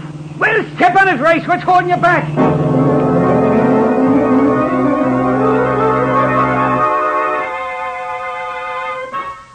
So, Paul, you actually saw McAllister killed last night. Yes, plain as I see you now. I was waiting for him to come home in the hopes that he could identify me. When the killers started off, I jumped on the rear bumper of their car, but when they went around the corner, I got thrown off. Hit something, I guess. You hit your head on an L pillar. Best cure in the world for amnesia. Practically never fails, Mr. Vallon. Vallon? How'd you know my name? I only knew it myself a few minutes ago. We find out things. Now, suppose you tell us what happened when you landed off the Abercrombie last Friday night. That is, if you can remember now. I remember, all right. I got off the boat, and McAllister's chauffeur met me. We drove a block or so from the dock, and he stopped. Two men opened the car door and started to get in. I saw they had guns, so I fired at one of them. Then something hit me on the head, and that's the last I knew. Now, look here, Powell or Vallon or whatever your name is. Where'd you get all that money we found on you? Them sparklers. They don't look honest to me. The jewels belonged to my great-aunt Miriam. I took them across to have them recut in Amsterdam. Then the Germans took Amsterdam, so I had to bring them back. The money belonged to a refugee I met who asked me to deposit to my account until he could get over here. But I still don't see why those men tried to hold me up. Nobody knew I had the jewels with me. It wasn't the jewels they wanted, Vallon. It was the roll of film and the envelope of documents you had in your briefcase. Were they important? Where did you get them? Well, a friend of my father's gave them to me, asked me to give them to Mr. McAllister when I got over here. But what were they, Mr. Carter? The film showed Nazi atrocities in conquered countries. The documents were pictures, descriptions, and names of active workers in anti-American activities here in this country. McAllister's chauffeur, Barry, was one of the head workers. When you prevented those men from getting what they wanted, Barry dumped you out of the car and took the film and the papers to his room to hold until he could dispose of them safely. But we got there first. Well, Lieutenant, are you satisfied that Mr. Powell, or I should say Mr. Vallon, is innocent?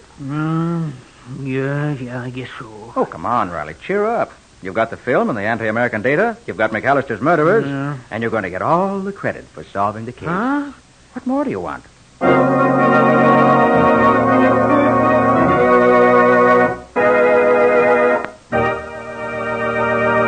In just a moment, Nick and Patsy will bring you a preview of next week's exciting case.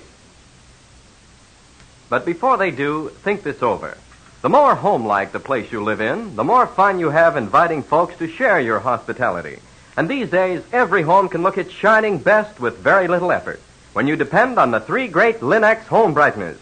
Take Linex cream polish, for instance.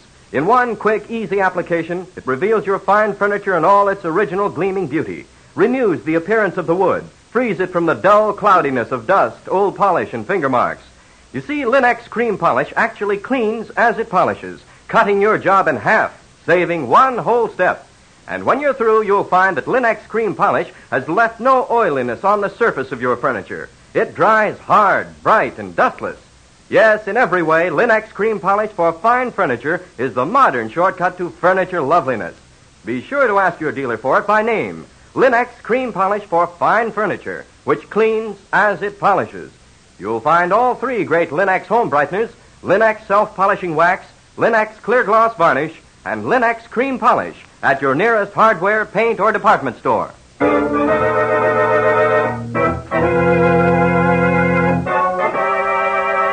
And now let's hear from Nick Carter himself. Well, Nick, how about a peek into next week's story? Got a few hints for us? Well, next week's story, Ken, is about one of the wildest and most exciting nights Patsy and I ever spent. I should say it was. What happened, Nick?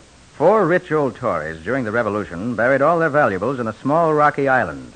Their heirs had found a clue to the burial place of the treasure and called me in to solve the clue, which was in code. But they didn't figure on the one man who wanted it all for himself and who was willing to kill to be sure he got it. What do you call the story, Nick? It's called 4 Rings of Death. Or the mystery of the Tory Island murders. I hope you'll be with us next week.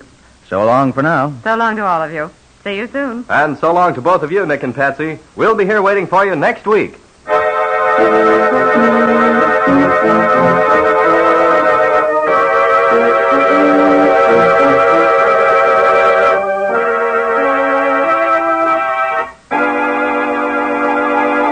Next week at this same time, listen to another curious experience of Nick Carter, Master Detective, entitled 4 Rings of Death.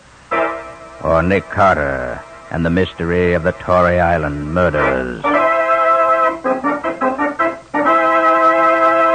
Nick Carter, Master Detective, is featured in Street and Smith magazines. Lon Clark is starred as Nick with Helen Choate as Patsy. Original music is played by Lou White, and the programs are written and directed by Jock McGregor.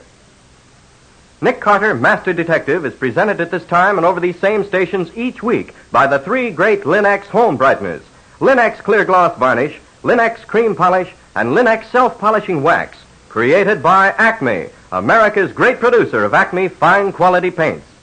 This is Ken Powell speaking for the thousands of Linex dealers all over America and saying so long until next week. This is Mutual.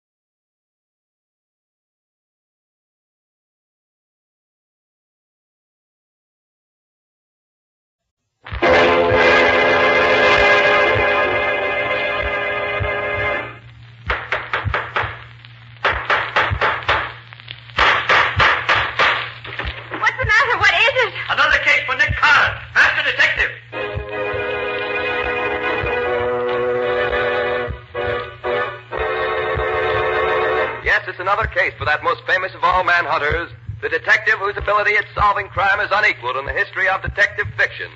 Nick Carter, Master Detective. Tonight's curious adventure, Records of Death. For Nick Carter and the mystery of the unclaimed box.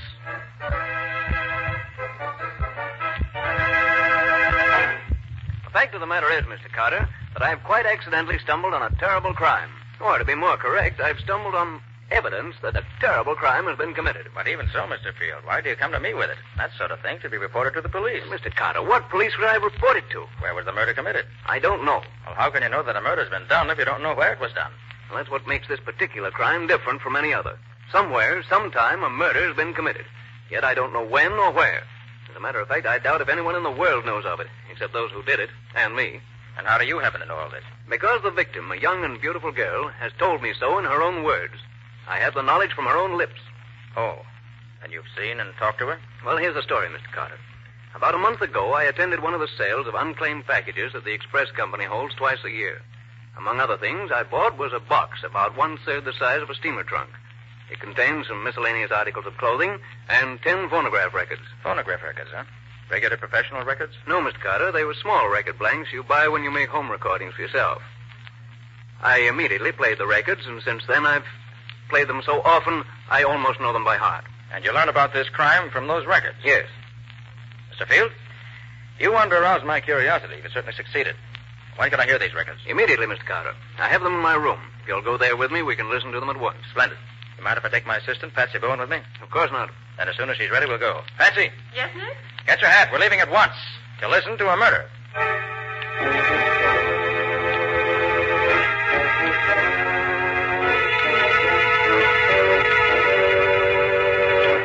This is the box, Mr. Carter. Beautiful, isn't it?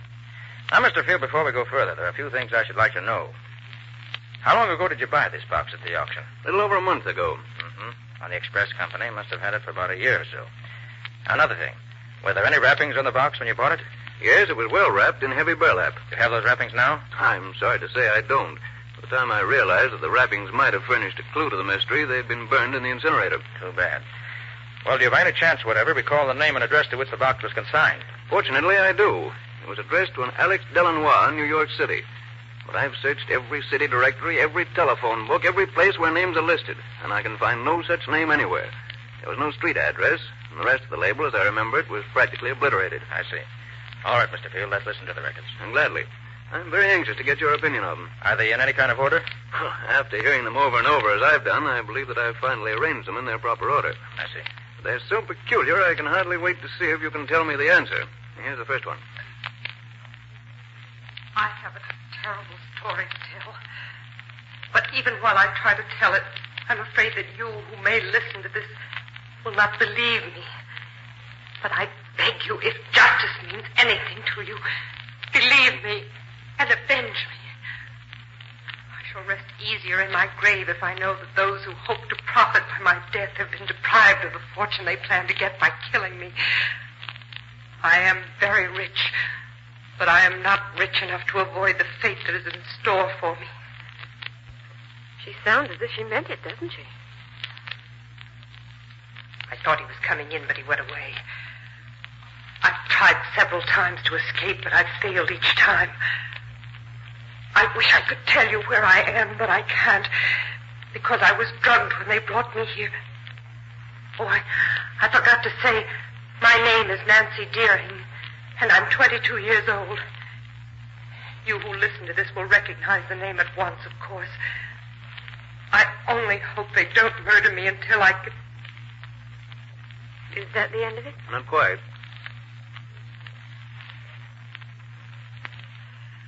He almost caught me that time. But now he's left me alone again. Maybe I can... That's all. Apparently he came back before she expected him. She certainly had plenty of trouble getting a story out of the records, didn't she? Yes. She was interrupted many times, and generally in the wrong places. I imagine no trouble is too great if you're really desperate. What a terrible feeling it must be to expect to be killed any minute. Here's the second record, if you're ready. Okay, Field. I don't know where I left off with my story last time, and I dare not play it back. If they should ever hear what I'm trying to do, they'd take the machine away from me. Then I'd be completely lost. I feel that my end is coming very soon now. They may carry out their plans to... In the gloaming, oh, my darling, when the lights are soft and low, and the flickering... I think he's gone now. I'm sure Ralph was listening at the door, but the singing apparently convinced him I was listening to the radio. When the time comes, I know it will be Ralph who kills me. Olive will undoubtedly help him, but Ralph is the leader. I found that out the other day when they tried to get me to sign the papers which will give them possession of my fortune. I shall never sign, but that... When the lights The rest of the are record is that song. They did her best in and her story on those records. Too bad she didn't succeed better. She managed to get most of her story on the records, one way or another. The only thing she really missed out on was telling us more about herself than just her name. Probably never occurred to her that the records might travel thousands of miles before someone would hear them. Yeah, here's the third record. Last night, somebody searched my rooms while I was in bed. Maybe they suspect that I'm making these records. Although I'm very careful, I play the radio all the time, so they'll be used to hearing the noise. Ralph told me yesterday he was sure I was going crazy. Maybe I... Nancy, Olive asked me to tell you that. And that ends that. Whose voice do you suppose that was there at the end? I suspect it was Ralph's. It's amazing how much of the scene she recreates this way without really saying anything definite. You can feel the tension and the suspense right along with her. Yes. On the fourth record, she was able to get part of the visit that Ralph paid her one day. She must have known he was coming and prepared for it by putting the record blank on the machine in advance.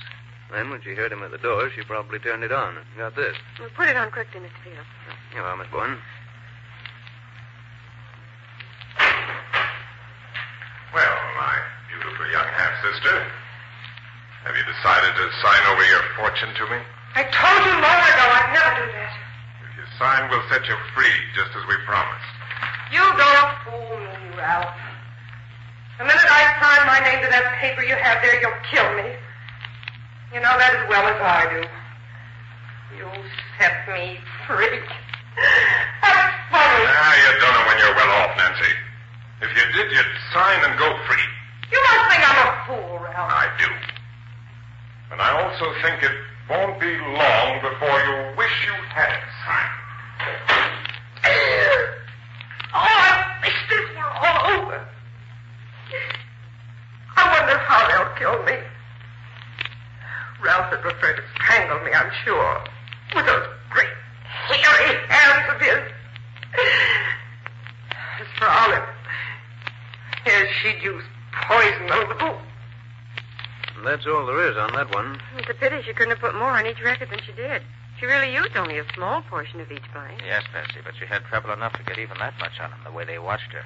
Nick, where could she get the blank records in the first place? They certainly wouldn't have let her have them knowingly. If I were to make a guess, Patsy, I'd say that when they took her to the place where she was kept prisoner, they probably took along her clothes and some of her furnishings. Mm-hmm. And among them probably was this radio phonograph. Perhaps she specially asked for it because she loved music or something, and the record blanks were probably in the machine along with the other records. That could be. How about the fifth record, Mr. Field? I've never been able to make much out of this one. Maybe you'll have better luck. You mean it's not like the others? Quite different. Here, I'll start it near the end. The whole first part is just scratch and nothing else.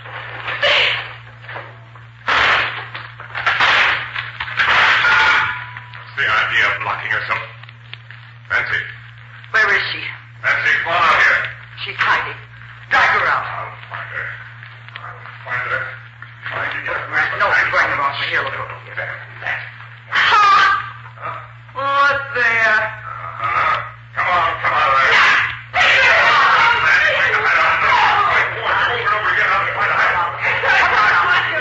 Come on, get her. Now, the sooner you get her, the better. No. Fool. Give me that. No. Nearly got me that time, didn't you? Too bad for you. You didn't succeed. You little devil, I'll fix you, but good. Not very clear, is it? Perfectly clear to me. Nan locked her door and started the record. For some reason, she waited before saying anything. Then Ralph and Olive came, found the door locked, and, being suspicious, broke it down. Nancy hid, and they dragged her out. There was an argument about something that I didn't get. Nancy grabbed Ralph's pistol and took a quick shot at him, but she missed. Before she could pull the trigger again, he took the gun away from her. Good grief, Mr. Carter. It's clear enough when you tell it. Well, here's the sixth one. I must hurry. The time is very short. I may be interrupted any minute. I'm seldom left alone anymore. They seem to be afraid of what I'll do if I'm left alone. I wondered that they hadn't killed me before this. I wonder if they... There's nothing but scratch for quite a bit here, but she starts again.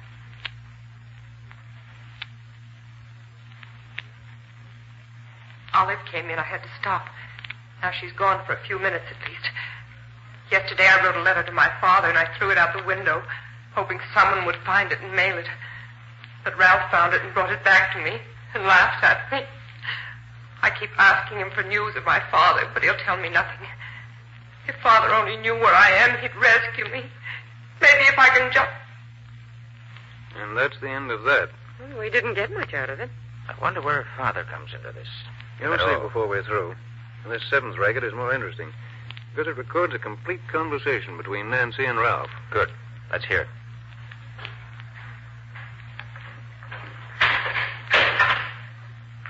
Well, my dear Nancy, how are you today? If you had your way, I'd be dead. Why don't you kill yourself and save us the trouble? You mean save you from having a murder on your conscience? You have such a thing? Murder is a very ugly word, Nancy. You're murdering me inch by inch every day that I stay here. Well, I don't object to doing it that way if I can. You little cat! If you ever throw anything at me like that again, I'll tie you up so you won't be able to move out of your chair. Ralph, if you really want me to sign those papers for you, just let me go to my father. If you do, I'll sign anything you ask. That's out of the question, Anne. But if you sign, we'll see that your father finds you soon enough. And it's only because I'm your half-brother that I offer you this. You sneaking liar! I'll show you. No! Please! Next time I'll kill you. If you weren't my half-sister, I'd do it right now. And I'd enjoy doing it. So don't tempt me too far. I might forget that your mother and mine were the same. Please. Ralph. Will you get me a glass of water? Oh. Please, please. Well, all right. But no tricks or I'll lose... Oh, gosh, I wish we could have had more of that. Yes. We might have learned something really important. You will. Nancy knew the record was near the end, and that glass of water was merely an excuse to get Ralph out of the room while she put on a new one. Good for her. She's a clever girl. Oh, what a terrible ordeal she went through. Never knowing from one day to the next whether it was her last. Quiet, Betsy, please. Thank you. You were gone quite a long time. I met Olive in the hall. She reminded me to tell you we've decided that unless you do as we want you to, you have just one more day to live. Just one. Do you think that frightens me? I'll almost welcome death, because I know it's the only way I'll ever get away from you two. And I'm firmly convinced you'll never succeed in getting possession of my fortune. Of course we'll get it. No doubt about that. I don't think you will. No? No. That is, you won't get it unless you're planning on murdering my father, too.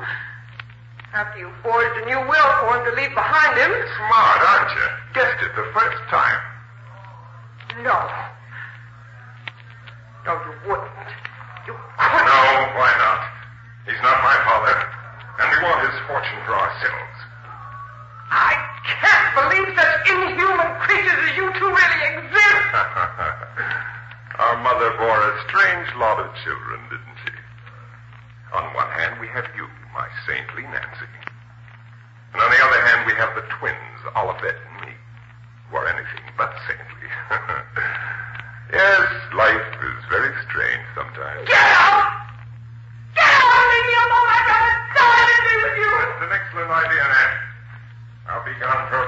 15 minutes. If you're wise, you won't be alive when I return. Goodbye. I hope forever.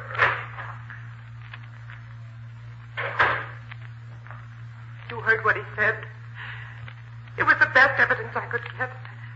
Ralph really made a full confession without knowing that every word he said was being preserved for you to hear. But my father, why was he died? Oh, I beg you, whoever you are, hears his words. If you can do anything to avenge our death, in heaven's name, do it. I go to my death believing that through you I shall have my revenge at last. Oh, please don't fail me. I see the record's coming to an end. Good night. Pray for me. Good God. If you didn't know she was in deadly earnest, you'd almost think she was putting on an act. I still feel terribly moved when I hear that record. She never had a chance, really. Well, let's hear the next one. That's the 9th, isn't it? Yeah, number 9 is almost a blank. But here it is. They almost caught me that time. They mustn't do that because they might find the records I've already made and destroy them. They're both coming back in a few minutes, but maybe I can... Is that all there is on that one? That's all. That's the end of the record. There's one more, isn't there? Yes. Number 10. The first 2/3 of it's blank. It starts here. Stand back, both of you. No, but you see I'm armed. You know I can shoot and shoot straight. I'll kill the first one of you to move. Confound it, that's my gun. Where did you get it? Olive gave it to me so I could defend myself. That's a lie, you know it. What is it?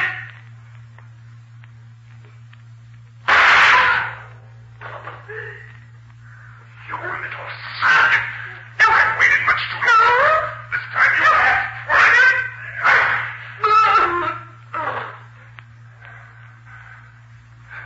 Well, that takes care of you. Olive. Olive. Yes. Yeah. What happened? The bullet just grazed your temple. Must have stunned you momentarily. Oh. Is Nancy dead? Yes. She's dead. What'll we do with the body? The old man will be here in a couple of hours. We don't want to be caught. And that's the end of the last record. Poor Nancy. She certainly got a tough break. I truly believe that's the most remarkably told tragedy in history. Oh, Mr. Carter, have you got any ideas? I have, but I'm not ready to talk about them yet. Well, what's the next step now, Nick? Well, first of all, Patsy, I want to examine the other contents of the box thoroughly. I can look them over more intelligently now that I've heard the records. Then I want to play those records over and over till I know them by heart. And then? Then I expect to be able to give you the answer to the problem.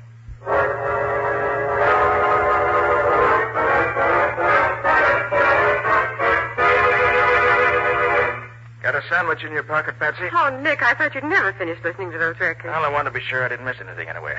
And I believe I've learned everything those records could tell me. You mean you really found some clues, Nick? Yes, indeed, Patsy. There are several clues marked out for us very plainly. Oh, that's wonderful. But first, I want to go over that list from here to the other things that were in that box addressed to Alex Delanois. Of course, Nick. Let me see now. Yes, here it is. Opera cloak with label Felix and Company, Toronto. And a beautiful and expensive thing it was, too. Silk slip with the name Olivette Dupre pinned on it. Wish I could wear silk like that. Patsy. A silk slip with the name Nancy Deering pinned to it. A New Testament with the name Evangeline Dupre on the flyleaf. Several rings, all very valuable. A real pearl necklace.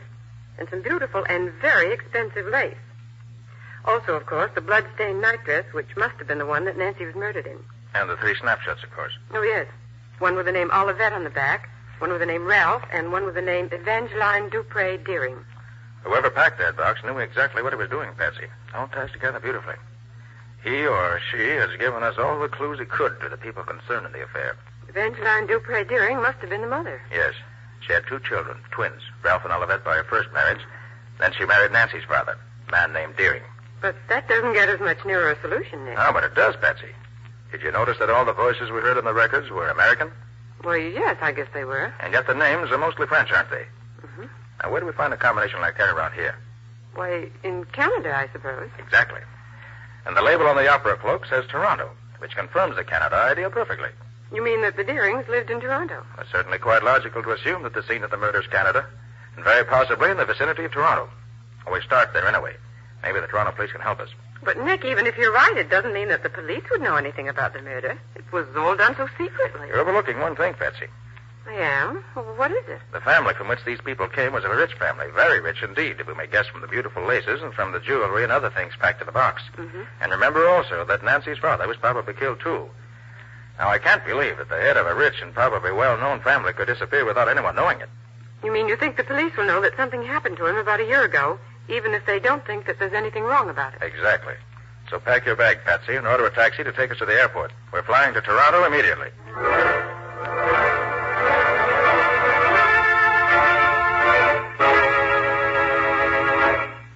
I'm very happy to welcome you back to Toronto, Mr. Carter. It's been many years since you've been up here to see us. Well, thanks very much, Chief. Now, you mind if I ask you a few questions? No, of course not. Go right ahead. Did you get a letter about a year ago telling that a murder had been done, and that if you wanted proof, you should claim an express box sent to New York City in the name of Alex Delanois? Wait a minute. By George Carter, we did get just such a letter. But we thought it was the work of a crank and destroyed it. Do you mean it was true? I have every reason to believe it was. Now, another question.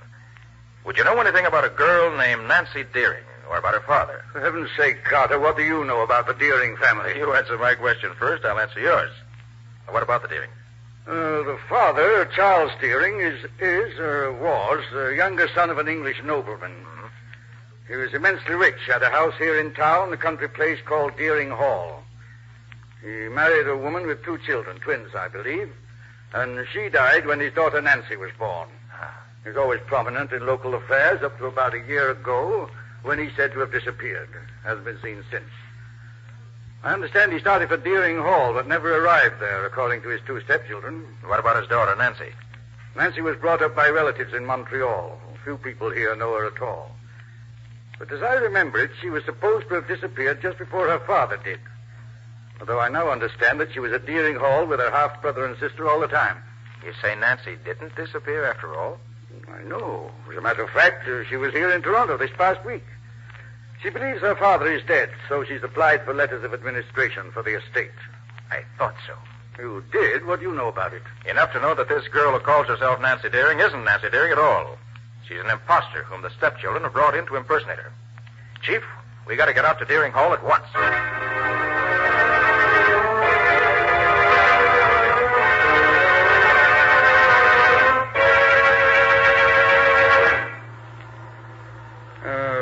Leading into the Deering estate turns off somewhere right in here, Carter. I'm not quite sure. Well, look, Chief. There's a man standing in the road up ahead. Oh, so there is. And he's motioning to us to stop. He looks almost like a dwarf, doesn't he? He's certainly a queer-looking individual. Perhaps you are going to the hall. Yes, we are. Why? Could you take me back there? I have walked so far, I am tired out. Oh, of course. Climb in. What?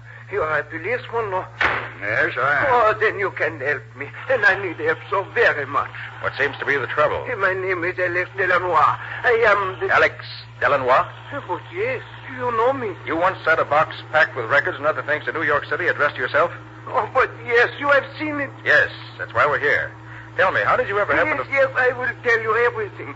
I was the caretaker at the hall. Miss Deering let me stay in one of the old tower rooms because I am, as you see, a cripple. Sometimes I do not get out of bed for days at a time. About a year ago, the 2 stepchildren of those so very wicked devils came to the hall. They brought a girl who was kept a prisoner in one of the bedrooms. Alex, isn't that the road to the hall just ahead there? No, but yes, the hall is about a half a mile in off this road. Go on with your story, Alex. Yeah, the girl was so carefully guarded by those 2, I could not get to her room. I could not help her. I am a cripple. No, you did what you could, Alex. You being there helped her, I know. How did you manage to get the things packed in the box? After they killed Nancy, Poor enfant. They did not guard their room so carefully. I got in, I took the records and the other things and packed them in the box. A fisherman I know up by the lake sent the box by express for me. I wrote to the police in Toronto and in New York and told them what had happened and asked them to claim this box. But I am afraid they did not do it. No, we didn't. We thought the letter was just a hoax. What about Nancy's father? The day after Nancy was killed, he came here and they tried to kill him too. Tried to? You mean they didn't succeed? No, not quite. They hit him on the head with a pistol and threw him into the lake from the high cliff. But I saw them do it and I rescued him. I took him to my room and nursed him myself until he could get a doctor. How is he now? Well, he's about well now, I think. There's the house right ahead, Nick. Drive right up to the door, Chief. I'll go ahead. You keep in the background in case they know you. Okay, Carter. But I'll be right behind you. Alex, you and Patsy stay here in the car. Oh, but of course. Sure, Nick.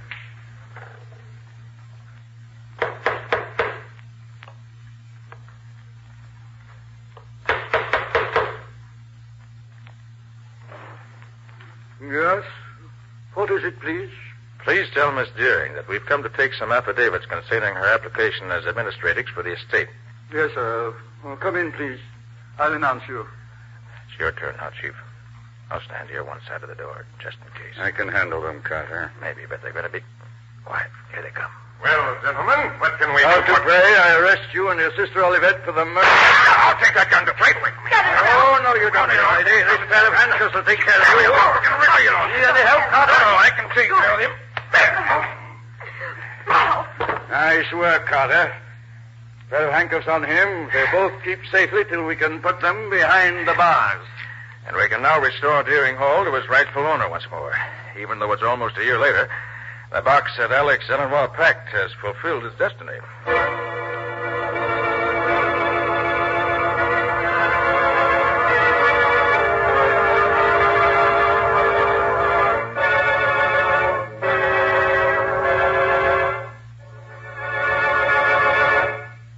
This has been another of the strange adventures of Nick Carter, Master Detective, which are brought to you regularly at the same time by WOR Mutual.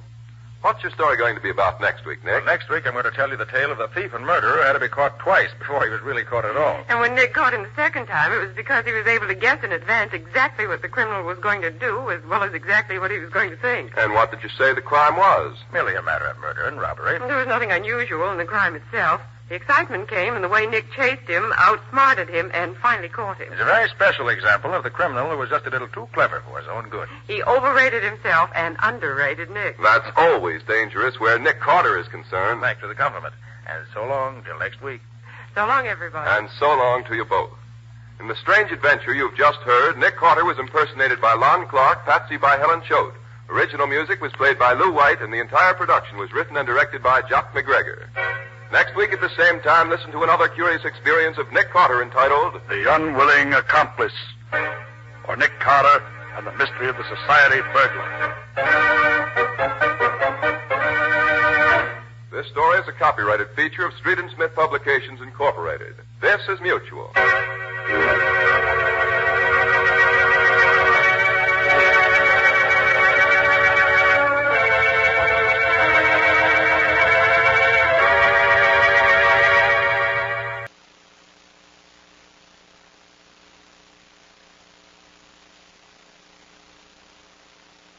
Old Dutch Cleanser, famous for chasing dirt, presents Nick Carter, famous for chasing crime.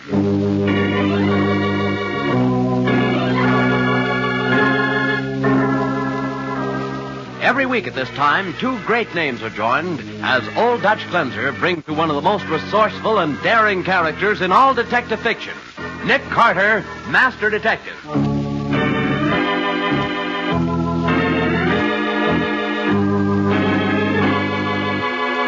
This is the silliest business I ever heard of, Nick. Ordering a dish of macaroni just so somebody else won't get it. Yes, Patsy, but it's this particular dish that holds the fortune. But what if you don't get it before Green Hat does? Then I failed in what I promised to do. But what happens after you get the dish of macaroni, Nick? We search it for what it contains. And after that? Anything can happen.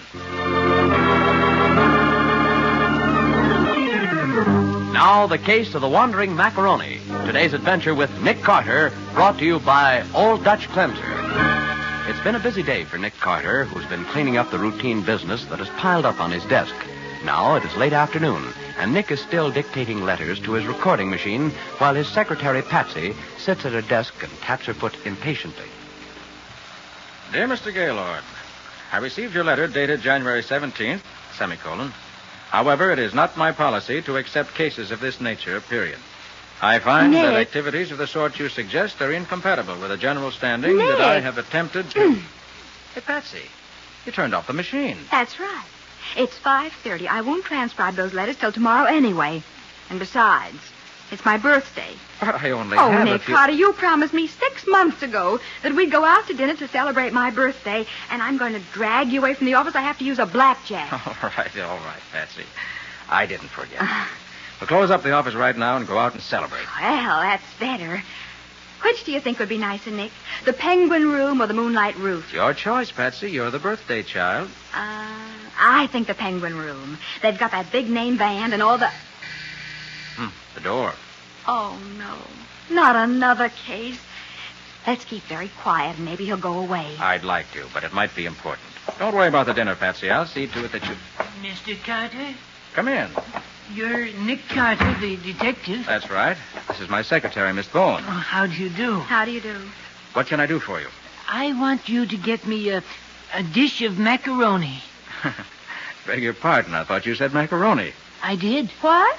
Well, perhaps I'd better explain. Well, I should think so. My name is Griswold, Ben Griswold. Years ago, I used to work as a contact man for your father, Sim Carter, when he needed an inside track on unusual circles. Say, wait a minute. Ben Griswold, I remember you. I hoped you would. Why, you used to come to the house when I was a boy and help me with arithmetic. That's right, Nick. But I need your help now. I can't go to the police. I can't afford publicity of any sort. It would ruin me. I'd be glad to do anything I can, Ben. But I pay any fee you ask. Now, don't worry about that. For an old friend of my father's, it's on the house. But you said you wanted a dish of macaroni. Yes.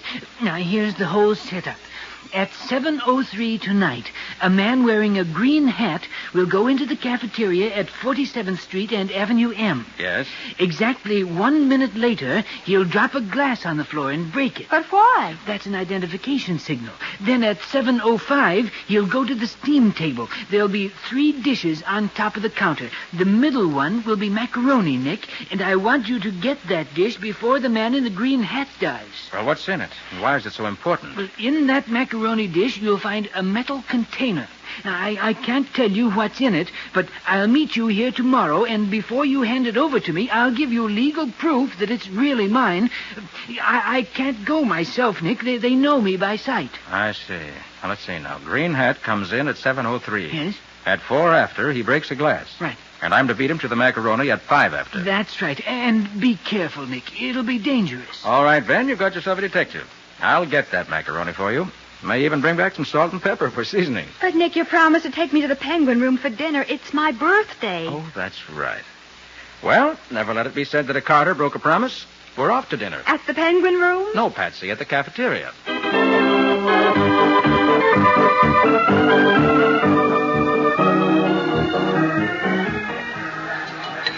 Baked beans for a birthday dinner. We'll make it up later, Patsy. We'll take in the penguin room and the moonlight room. Oh, there he is. Green hat? Where? Behind you. There by the water cooler. I see. He's looking at his wristwatch. He's awfully big, Nick. Yeah, looks as though he could walk upstairs with a piano under each arm. I don't like that bulge in his coat either. That's a shoulder holster. There goes the broken glass right on schedule. Have you got enough change? A whole pocketful. Come on. Right. You keep away from Green Hat, Patsy. When you see me start for the door, get going fast and meet me outside. Right, Nick. Now, wait a minute. Can I help you, Bud? Coffee, black, and plenty hot. Draw one. What do you want coffee for now, Nick? Might come in handy. There you are. 5 cents. Thanks. Now down to the steam table. Here comes Green Hat fast. We'll beat him. Here's the macaroni in the corner. I'll drop a quarter and grab it. Hey, you give me that macaroni. Why should I? I paid for it. Hand it over. Hey, look out with that coffee. Look out. Oh, hey. Come on, Patsy, beat it. With you. Walk as fast as you can.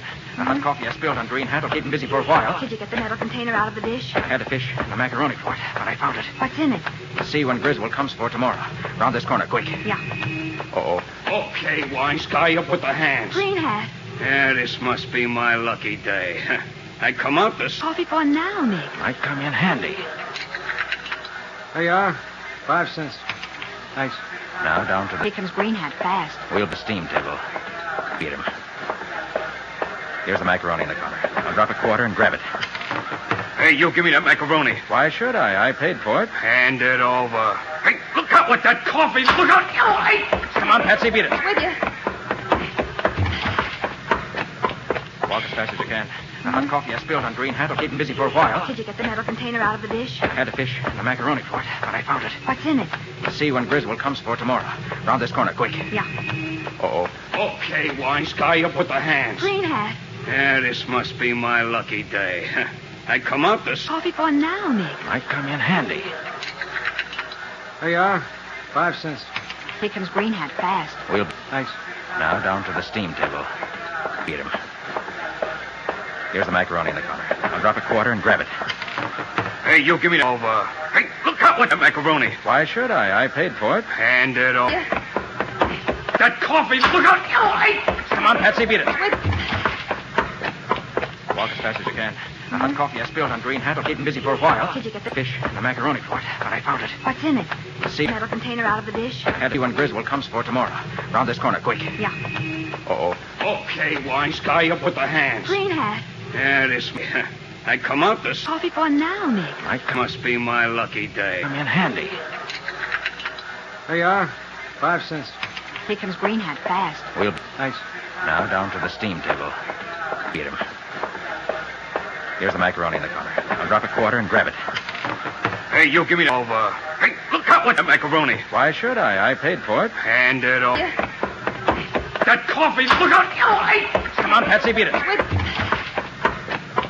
Walk as fast as you can. The hot coffee I spilled on Green Hat will keep him busy for a while. Did you get the... Fish the macaroni for it, but I found it. What's in it? See... Metal container out of the dish? Had to when Griswold comes for tomorrow. Round this corner, quick. Yeah. Uh-oh. Okay, Wine Sky, up with the hands. Green Hat. Yeah, this... I come out this... Coffee for now, Nick. Must be my lucky day. Come in handy. There you are. 5 cents. Here comes Green Hat fast. We'll... Thanks. Now down to the steam table. I'll drop a quarter and grab it. Beat him. Here's the macaroni in the corner. Hey, you give me that over. Hey, look out with the macaroni. Why should I? I paid for it. Hand it over. That coffee, look out. Oh, hey. Come on, Patsy, beat it. With... Walk as fast as you can. Fish the macaroni for it, but the hot coffee I spilled on Green Hat will keep him busy for a while. Did you get the... I found it. What's in it? See when Griswold comes for tomorrow. Metal container out of the dish? Had it round this corner, quick. Yeah. Uh-oh. Okay, Wine Sky, up with the hands. Green Hat. Yeah, this... I come out this... Coffee for now, Nick. Must be my lucky day. Come in handy. There you are. 5 cents. Here comes Green Hat fast. We'll... Thanks. Now down to the steam table. I'll drop a quarter and grab it. Beat him. Here's the macaroni in the corner. Hey, you give me that over. Hey, look out with the macaroni. Why should I? I paid for it. Hand it over. That coffee, look out. Oh, hey. Come on, Patsy, beat it. With... Walk as fast as you can. Fish the macaroni for it, but the hot coffee I spilled on Green Hat will keep him busy for a while. Did you get the... I found it. What's in it? See when Griswold comes for tomorrow. Round this corner, quick. Yeah. Metal container out of the dish? Had it. Uh-oh. Okay, Wine Sky, up with the hands. Green Hat. Yeah, this... I come out this... Coffee for now, Nick. Must be my lucky day. Come in handy. There you are. Here comes Green Hat fast. We'll... 5 cents. Thanks. Now down to the steam table. I'll drop a quarter and grab it. Beat him. Here's the macaroni in the corner. Hey, you give me that over. Hey, look out with the macaroni. Why should I? I paid for it. Hand it over. That coffee, look out. Oh, hey. Come on, Patsy, beat it. With... Walk as fast as you can. Fish the macaroni for it, but the hot coffee I spilled on Green Hat will keep him busy for a while. Did you get the... I found it. What's in it? See when Griswold comes for tomorrow. Round this corner, quick. Yeah. Uh-oh. Okay, Wine Sky, up with the hands. Metal container out of the dish? Had it. Green Hat. Yeah, this... I come out this... Coffee for now, Nick. Must be my lucky day. Come in handy. There you are. Boy, that's just the way to treat a new pair of nylons. There's the door, Patsy. It's open, too. I think it leads to an alley. Yes, it does. Fresh air. Careful. The green hat may be around someplace. Uh-huh. Oh, dear. What's the matter? I've got ashes in my shoes down the back of my neck. So have I. The first thing I'm going to do is go home, take a shower, and get into some clean clothes. Oh, no, you're not. Why, I am, too. Right now I got a phone call to make. But... And I'm running a race, a very important race. A race? Nick, you feeling all right? Never felt better. But this race... Going to run a race, Patsy, with the Department of Sanitation.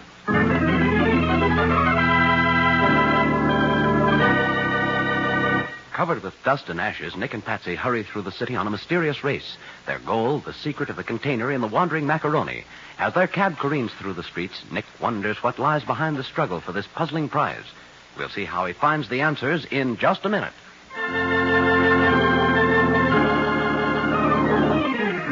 Now back to the case of the wandering macaroni. Today's adventure with Nick Carter, brought to you by Old Dutch Cleanser. Covered with ashes, Nick and Patsy hail a cab and hurry back uptown. It is after midnight when they are dropped on a corner, and now they hurry along the dimly lighted, deserted street. Patsy is still trying to brush the dust out of her hair. Nick, I don't see why I can't go home and clean up. Later, Patsy. We gotta hurry now. There's the cafeteria down the street. Oh, but just look at my stockings. There isn't enough left of them to make a pair of bobby socks. Here we are. Why, this is the same corner where Green Hat held us up. Nick, what are you diving into that trash can for? The container from the macaroni. I dipped it in here when I was picking up your purse. So that's why Green Hat couldn't find it when he searched you. I was afraid the sanitation department would get here first and empty it again. Oh, blast it. What's the matter? Who put banana peels in here? You find it? No, not yet. Wait. Yes, here it is. Good. Our little macaroni-covered friend. Nick, there's a car pulling up, a police car. I know.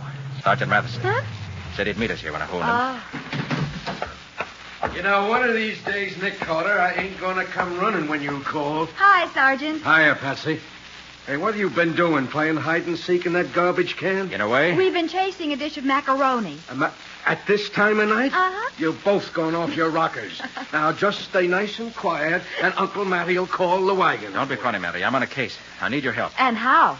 I'd like to look through your files and check a few things. Okay, Nick. Hop in back, and I'll take you downtown. Now, what's all this about? I can't tell you much now, Matty, but I have a hunch we're on a trail of something big.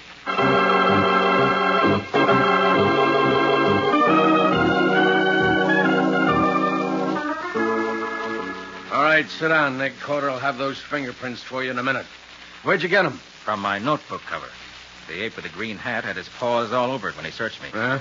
They kept the wallet, but he gave me back the notebook. What about the other guy? The colonel? Yeah. There, Matty, is a smooth operator. Didn't touch anything. And tried to keep his face in the shadow, but he leaned forward when he reached for my wallet. Why don't you check through our file, Nick, and see if you can spot him from the photographs? Good idea. Patsy saw him, too. She can help. Hey, where is Patsy? Down the hall, washing up. You could use some soap, too, Nick. I haven't time. Gotta crack this before tomorrow morning when I see Griswold. Any luck in the file? Not so far. No one that even looks like the colonel. Come in. There's a record on those prints, Sergeant. Mr. Carter was right. This guy's got a record as long as your arm. Okay, Carter, thanks. Now, read it off to me, will you, Matty? I'll keep looking for the colonel. Now, let's see now. Oh, quite a guy, your man in the green hat, Nick. Yeah. Name Shiv Garson. Convictions 3, 6, 9. Everything from dope and hot cars to making book. Wanted by the Treasury boys for smuggling. I better have him picked up. What's the latest they got on him? Well, here he's been spotted down in South America. Port of San Luis Oro. Looks like the Treasury's been keeping a close eye on that baby, Nick. Well, Hey, I'll be... Well, what is it, Nick? You find the colonel's... I found my client's picture. What do you mean? Here on this card. Ben Griswold, convicted 1923, illegal stock manipulation. Served 2 years in state prison. Ben Griswold. Say, I remember that case. I was a rookie when it broke. Remember anything about him, Eddie? Well, now, let me see. Yeah, he was a research scientist, but he got mixed up with a couple of stock-juggling wizards and took the rap. Oh? He's been going straight ever since, as far as I know, Nick. So that's what he meant when he said he was a contact man for my father in unusual circles. Huh? Must have been an underworld agent after he got out of prison. Could be. Matty, after I check these piles, I want to borrow your laboratory for a while. All right, sure thing, Nick. I've got a little special work to do. All right, I'll have Carter open it up for you. But how about the container from the macaroni? We can't wait till morning for the unveiling. Can you pick Griswold up tonight if we need him? That's no problem. We'll find him somehow. Good. And if you can get him down here and hold him till I call, I think we can break this tonight.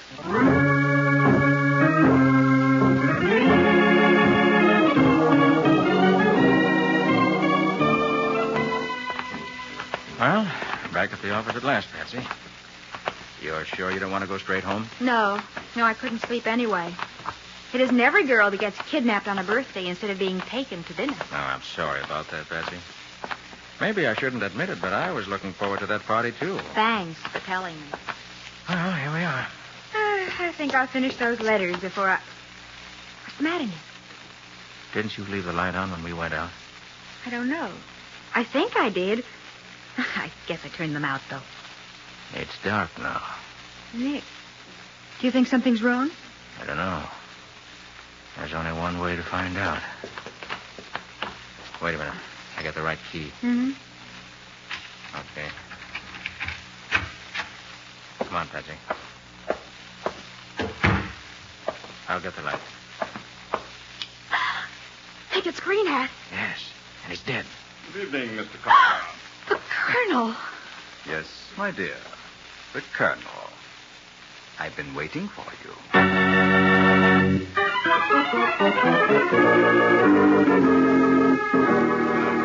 Sit down at your desk, Carter.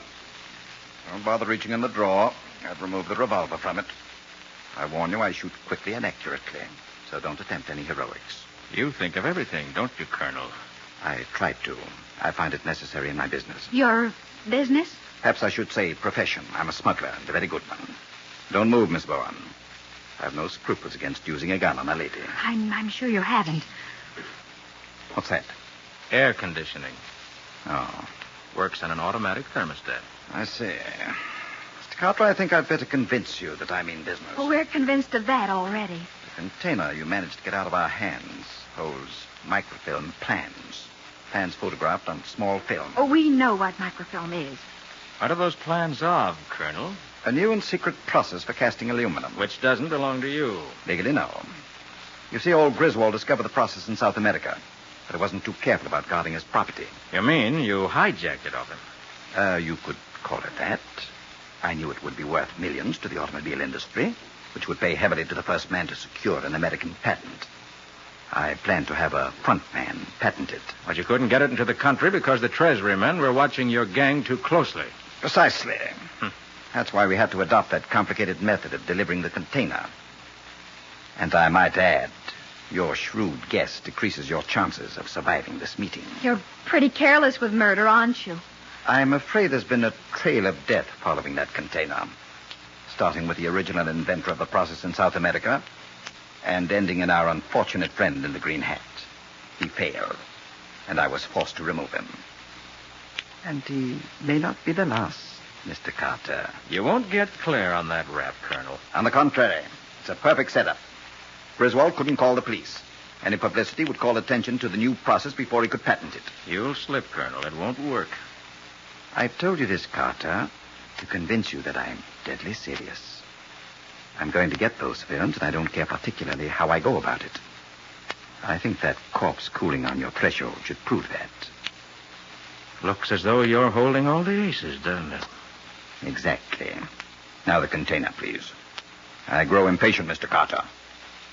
If you don't hand it over by the time I count 3, I shall proceed to shoot your secretary right between her very pretty eyes.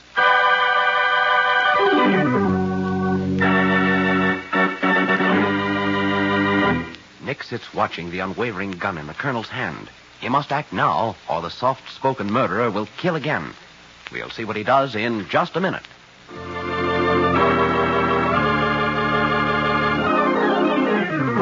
And now for the conclusion of the case of the wandering macaroni. Today's adventure with Nick Carter, brought to you by Old Dutch Cleanser. Nick's office is quiet as the colonel covers Nick and Patsy, his finger typing on the trigger. The only sound is the colonel's voice. 1, 2. Hold it, Colonel. I don't see why I should stick my neck out for a client. Nick. Last you show intelligence, Mr. Carter. Nick, how can you... Patsy, the container I gave you. But, Nick, he'll... Don't argue. Give it to me. Oh, all right. Oh, what's the use of hiding it in the heel of my shoe if you're going to double-cross your client anyway? Very clever, Carter. I see the heel unscrews. Here it is. Well, guess there's nothing left to do, Colonel. Here's your container. Don't leave your chair. Put it on the desk. Okay. Now sit back. Don't move, Carter. Glad you finally displayed reason. Now, before we decide what to do with you, we'll see whether this is the real container. It opens on this end. It's stuck. Out of the way, Patsy, quick! Colonel, let go then. I've got the gun now, Colonel. And now we'll see how you like looking down the barrel.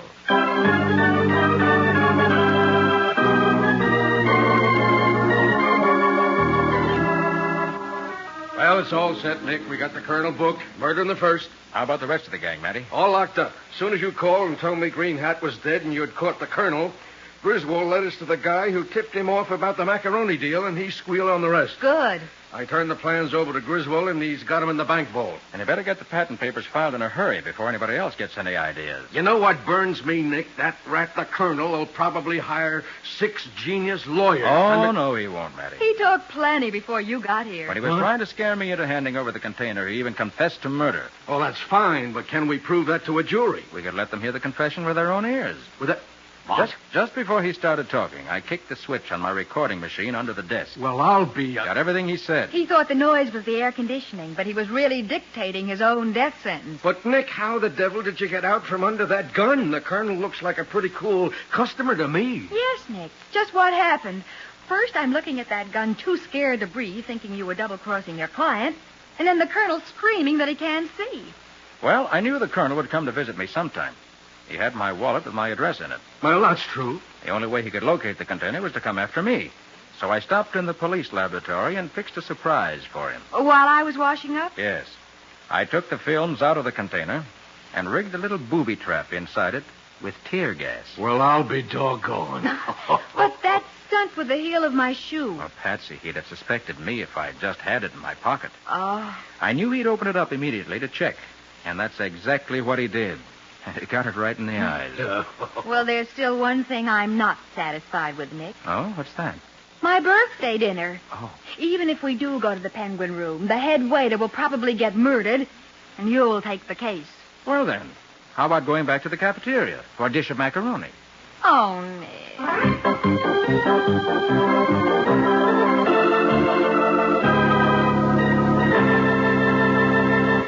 Well, Nick, what about the adventure Old Dutch Cleanser's going to bring us next week? I'll get to that in just a moment, Bob. First, I wish to call attention to the fact that this is the first day of National Farm Safety Week. I want to remind every farmer I possibly can that the best way to prevent accidents on his farm is to be sure that everybody knows his job. Safety records in industry are achieved by training and watchfulness. The same thing is true on the farm. So don't take chances. The life you save may be your own. Now, Bob, next week we're going to meet a man who was murdered because he was cured of a disease he didn't have. And the most amazing thing about him was the fact that his face could take pictures after he was dead. A man's face that could take pictures after he was dead. That sounds fascinating. What do you call the story, Nick? I call it The Case of the Dead Camera. Nick Carter, Master Detective, is presented each week at this time and over these same stations by the Cudahy Packing Company, makers of Old Dutch Cleanser.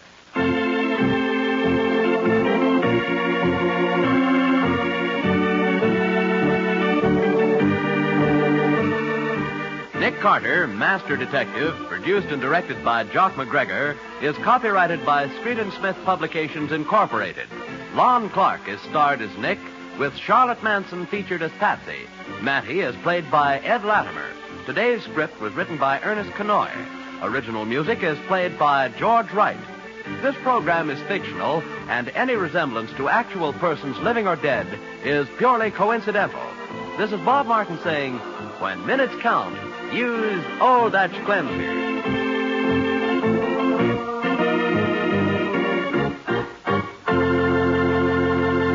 This is the Mutual Broadcasting System.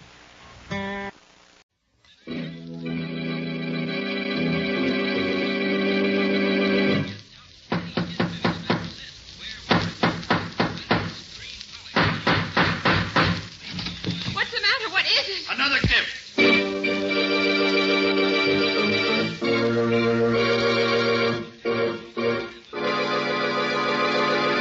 Yes, it's another case for that most famous of all manhunters, the detective whose ability at solving crime is unequaled in the history of detective fiction, Nick Carter, Master Detective. Tonight's curious adventure, The Double Disguise, for Nick Carter and the mystery of the kidnapped heiress.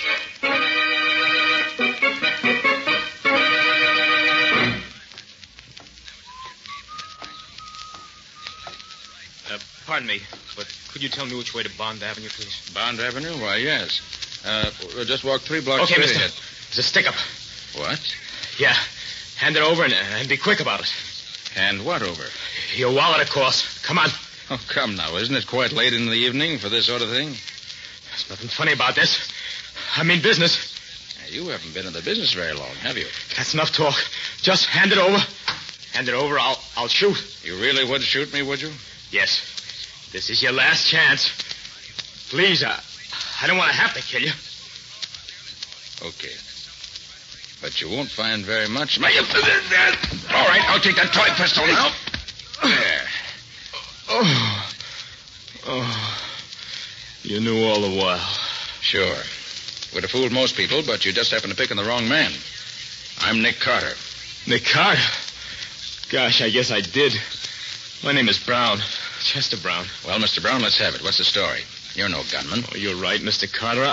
I've never done this sort of thing before. Now, why'd you try to hold me up, then? Oh, I was desperate. I've been out of work for 3 months now. In times like these? Yes, I know, but I'm a salesman. There's no need for them now. How about manual work? I tried that, but my heart isn't very strong. Oh, I see. Married? Yes, I was married 6 months ago. Where do you live? We live in a couple of rooms in a boarding house. Only a few blocks from here, Mr. Carter. Why do you ask? I'd like to go home with you and meet your wife.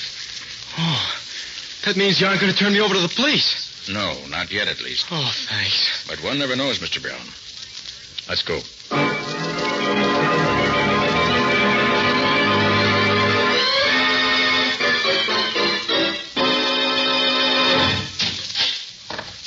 Right this way, Mr. Carter. Stella? Oh, Stella! Stella!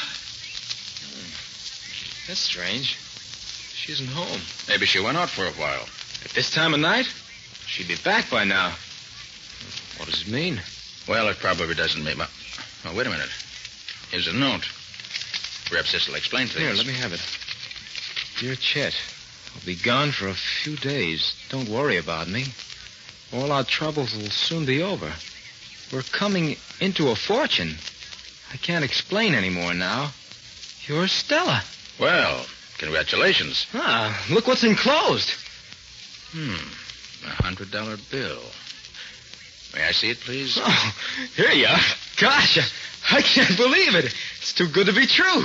Tell me, Mr. Brown, is your wife any rich relatives? Rich relatives? Never heard her speak of any.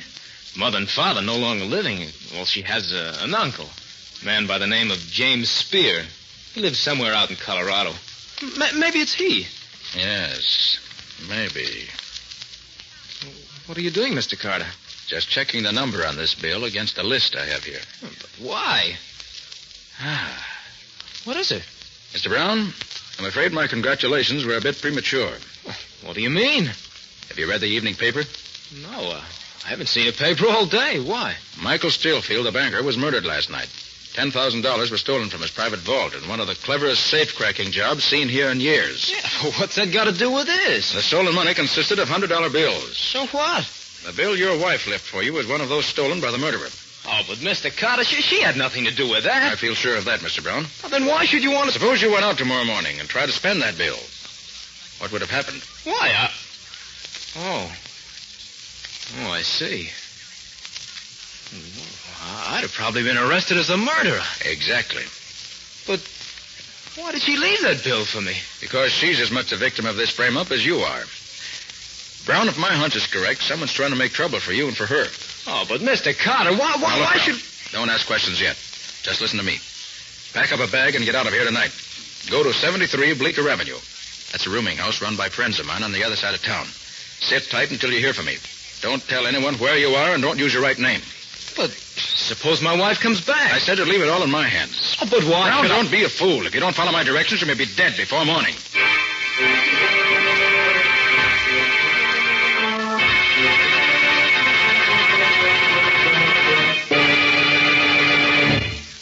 So you don't think either Brown or his wife had anything to do with the murder, Nick? No, Patsy, I don't. It's too obvious a frame-up. A frame-up? Yes, don't you see?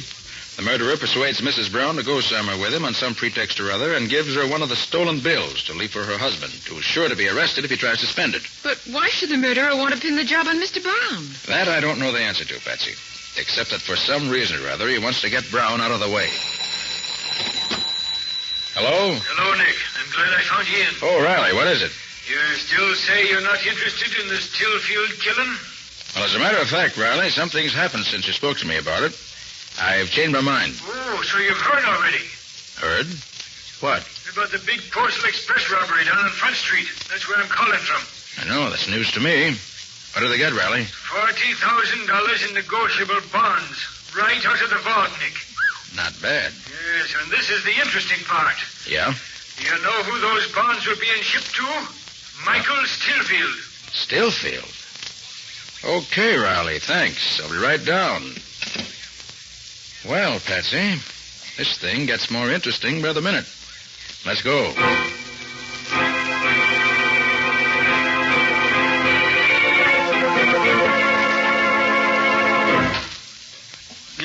Here you are, Nick. Hello, Patsy. Hello, Lieutenant. Well, Riley, let's have a look. Sure thing, Nick. Come on inside. Now, this is Mr. Johnson, Nick. He's in charge of the express office. How do you do? So glad you came, Mr. Carter. Nothing like this has happened in the 30 years I've been with the company. Well, I suppose there's always a first time, Mr. Johnson. That's the vault over there, Mr. Carter. No, thanks.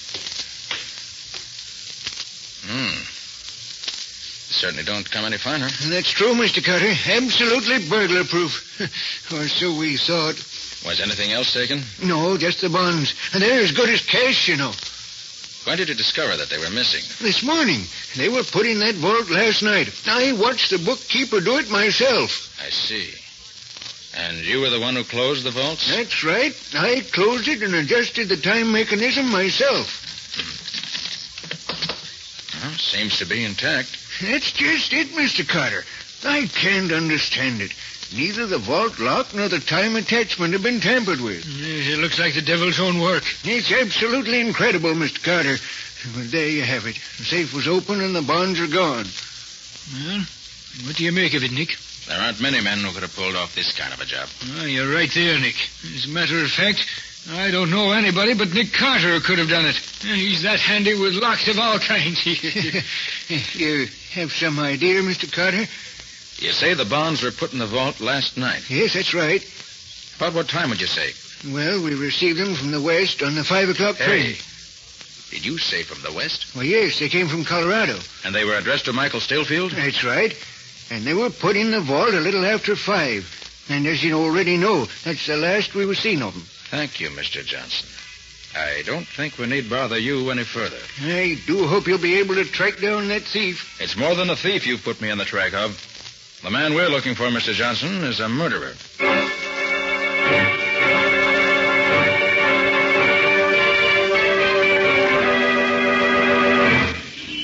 Hey, what was that stuff you were giving Johnson about looking for a murderer, Nick? That's exactly what I meant, Riley. You mean there's a connection between the murder of Michael Stillfield and this robbery, Nick? You catch on fast, Patsy. How do you figure it, Nick? Well, in both cases, it was Stillfield's property that was stolen. And in both cases, there was a remarkable safe-cracking job, right? Yeah, there's no doubt about it.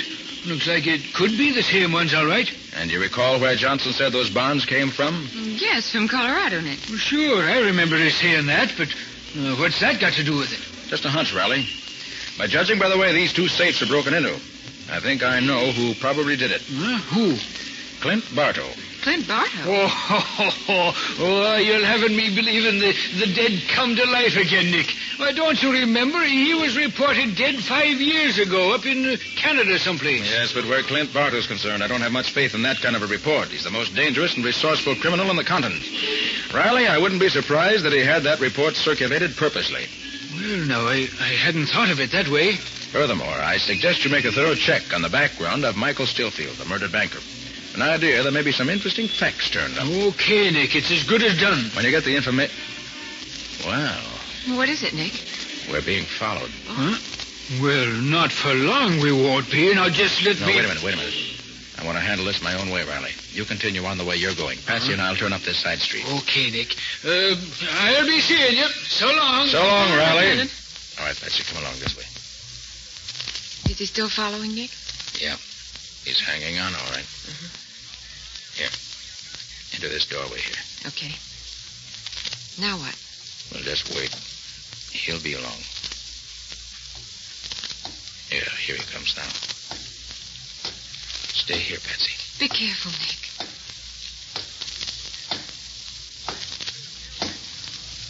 Hey, you. What's the idea of following me? What? Who? Me? Yes, you. You've been tailing me ever since... Oh, no, you don't. Hey, let go of me. I ain't done nothing, mister. No, not yet you haven't. Now talk, my friend. And let's hear something interesting. Okay. I was tailing you. That's what I thought. What's your game? Oh, not my game. It was some bloke I met near the express office. Yes? What about this bloke? Well, he says there's a 10 spot in it for me if I keep an eye on you all day. You know, see where you go and what you do. Well, then what? Well, that's all, mister. And I was supposed to report back tonight at 8 with the dope and get paid. I see. Where were you supposed to report back? Beach Street, opposite the railway station. What did this man look like? Oh, you can't miss him, mister. He's about 6'6", dark hair, and he has a long curved nose. Well, so he's the one. Oh, you know him, huh? Yes, I think I do. You were offered $10, you say? Here's 20. What for? For forgetting all about reporting back, see? Oh, I get it. Sure thing. Thanks. Wait a minute. Yeah? I want to get a good look at you. Huh? Mm-hmm. Yeah. Okay, I shan't forget what you look like in a hurry. Now beat it, and remember, stay out of my way. Okay, mister. All right, Patsy, come on. What now, Nick? We're going back to the office. I've got a special job to do now that requires a complete change of wardrobe. In fact, Patsy, a complete change of everything.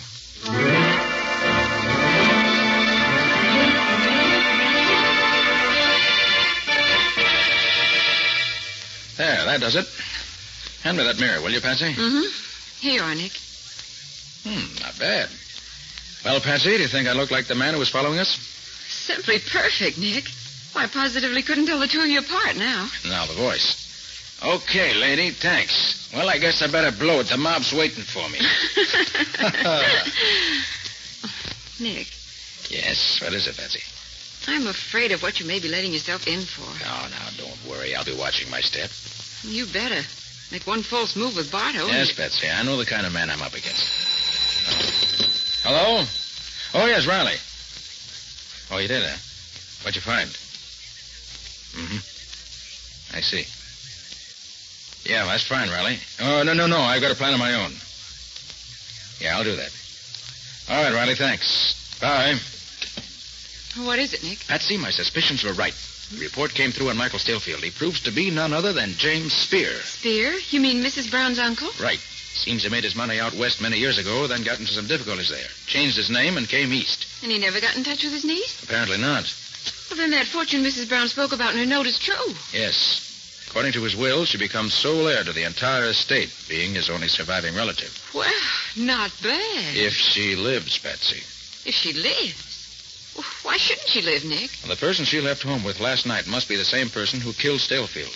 The $100 bill she left her husband proves that. And you think that... I think that if that person is Bartow, she's in very real danger. Stillfield owned the fortune and was killed. Now Mrs. Brown owns it, and she may very well be next on the list. Oh, I see what you mean. What time is it now, Patsy? 7:30. Okay, I better be off. I'm going to keep my 8 o'clock date. You will be careful, Nick. Yes, of course I will. You know what you're to do. Yes, I'll do just what you told me. Good. Well, so long, Patsy. I'll be seeing you. I hope so, Nick. I hope so.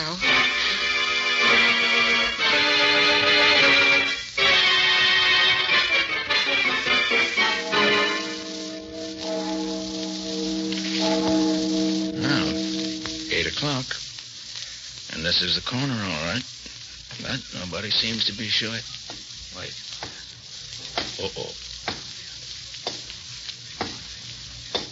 You waiting for someone, Bud? Yeah. I was supposed to meet a guy here at 8.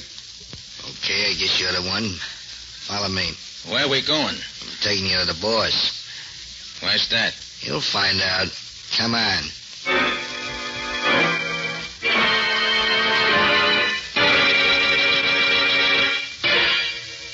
Here we are. Just a minute. It's me, boss.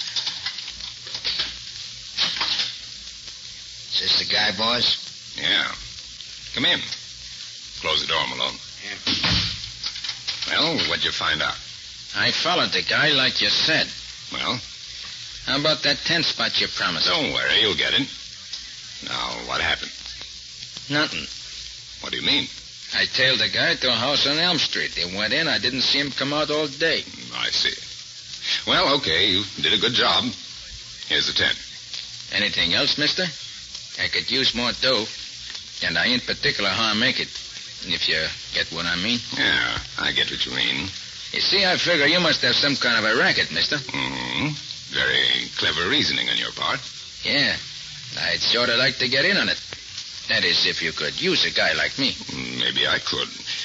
You don't happen to know the name of that man you were following, do you? Never seen him before. Well, it was Nick Carter. Nick Carter? Mm-hmm. Who's he? Never heard of him, eh? Well, he's just about the greatest detective this side of the Atlantic. Yeah, this Carter must be quite a guy. Quite a guy is right. With quite a bag of tricks. He's the one man that stood between me and a fortune on 3 different occasions. Put you in the jug, huh? No, not quite. But on account of him, I've had to lay low the last 5 years. Now I've got another fortune within my grasp, and he's not going to stand in my way again. No, sir. I'll see to that. Yeah, worked out a scheme, huh? Yeah. Beautiful one. Beautiful and simple. He's going to be hoist by his own petard. Come again? One of his own great tricks is going to be his undoing. I don't get you. All right, Nick Carter. You can come out from under that trick voice now. Keep him covered, Malone. Yeah, right.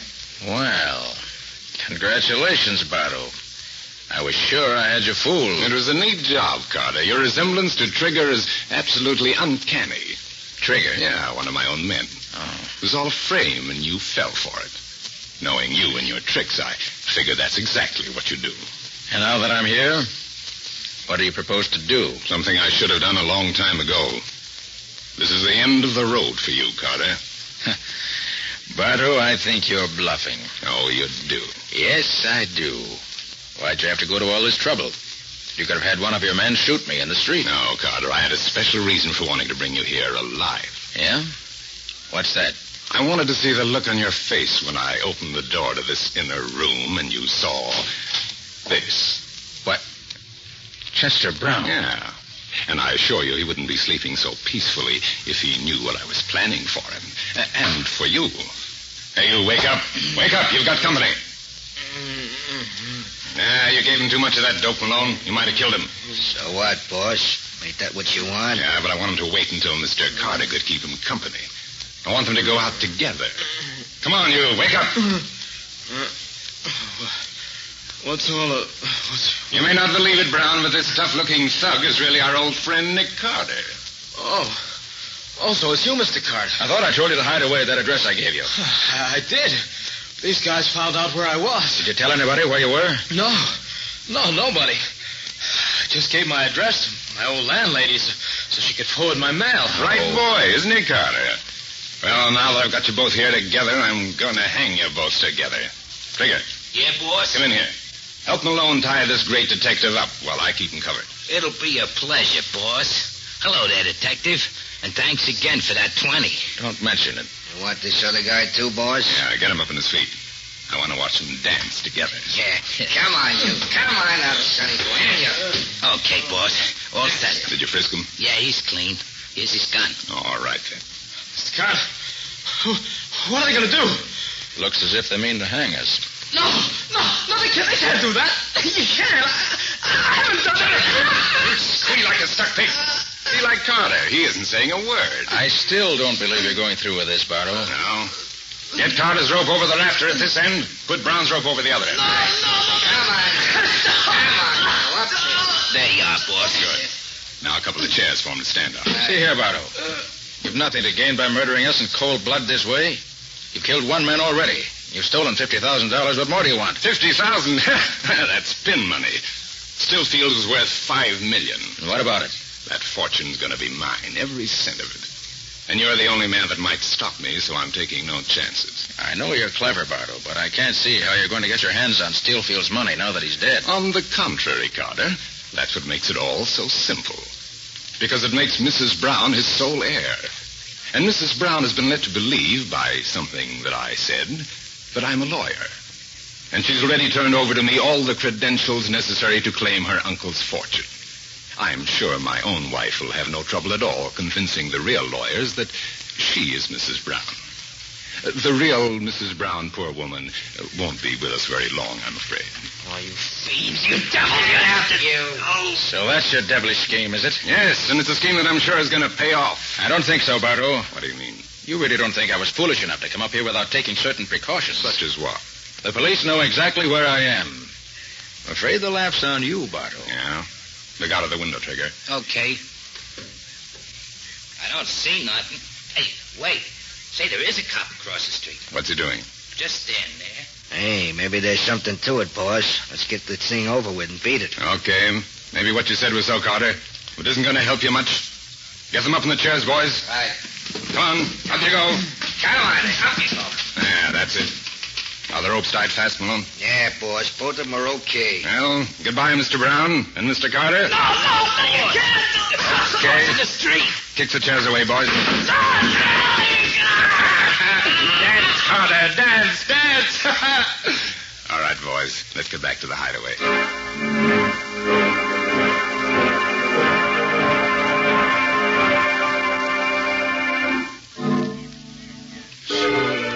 So that was his plan, Patsy. Yes, Lieutenant.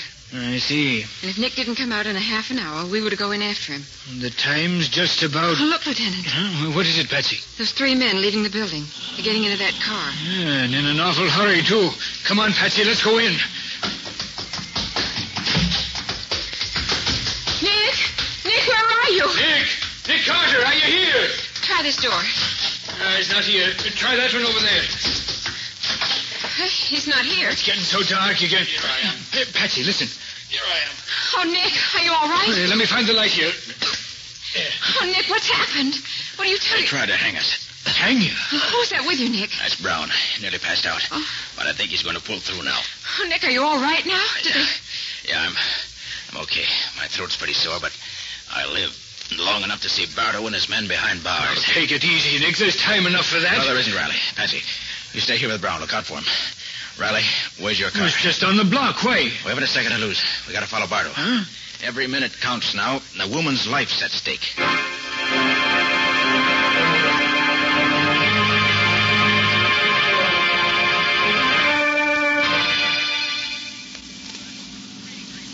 There's no sign of him yet, Nick. Oh, that's all right, Riley. Keep straight ahead on this road. Hey, do you have an extra gun in the car? Yeah, you'll find one under the seat there. Good. Oh, yes. Here it is. Well, how does your head feel, Nick? Much better now. How did you ever get loose, Nick? They actually had you strung up, didn't they? They sure did. I can still feel it. Well, how did you do it? Well, after they tied my wrists, I got Bardo to talking and gave me time to work him loose. Oh, you mean you swelled your wrists when they tied them so that when you relaxed, they'd be so much smaller, huh? Mm-hmm. Except that having my hands free wouldn't have helped me much if Bardo and his men hadn't left right away. Fortunately, they saw you coming across the street, and they ran as soon as they strung us up. Well, what did you do then, Nick? By that time, I'd worked my hands loose.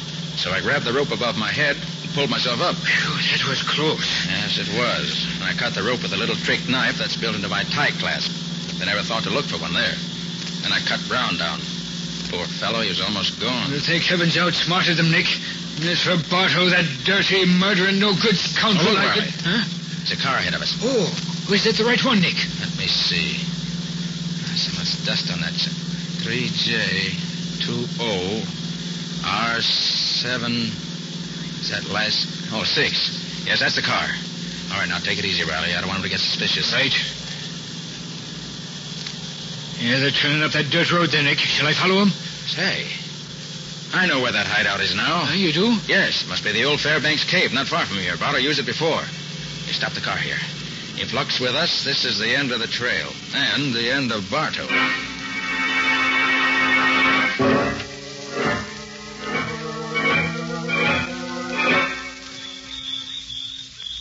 Yeah, that's it over there, Riley. See it now? Yeah, we got him cornered like rats, Nick. All we have to do now is sit tight and wait for him to come out. No, that won't do. They've got Mrs. Brown in there. We got to get in before it's too late. Hey, Nick, there's someone coming out. It's Trigger. Come on, Riley. This is our chance. Quiet now. We'll creep up on him. I'm right with you, Nick. You'll get behind him.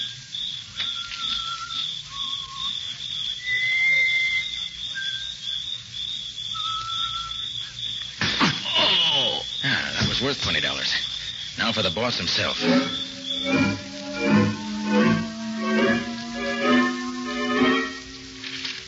Well, boss, when are we going to get it over with? Right now, Malone. Did you take a look at her? Yeah, she's all tied up the way we left her. All right. Say, Trigger. Trigger. Yeah, boss, coming. What's up? That special little job on the lady inside.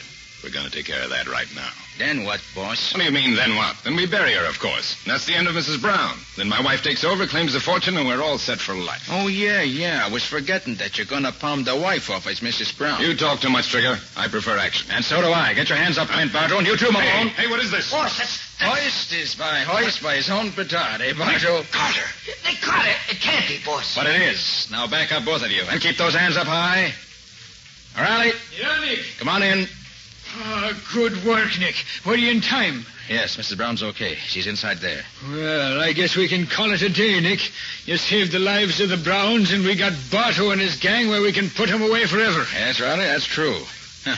Clint Bartow and his tricks. Hoist by his own petard. Huh? What in the world does that expression mean, Nick? That? Oh, it's an old Hindu proverb, Riley. It means, men who make noose for other fellow sometime find it around own neck.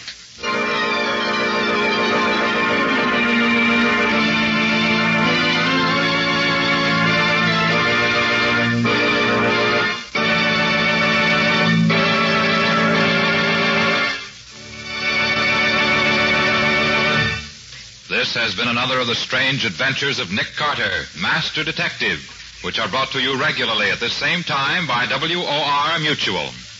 What's on the menu for next week, Nick? Imagine a murderer sitting in the death cell at State's prison.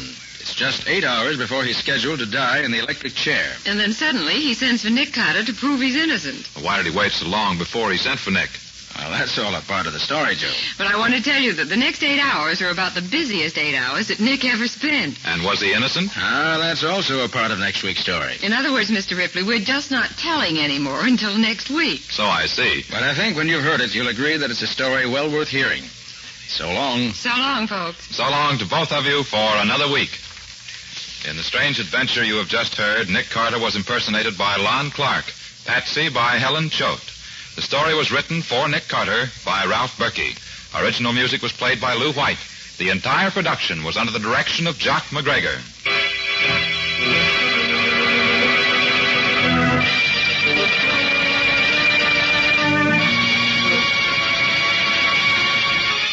Next week at the same time, listen to another curious experience of Nick Carter entitled 9 Hours to Live, or Nick Carter and the Mystery of the Death House.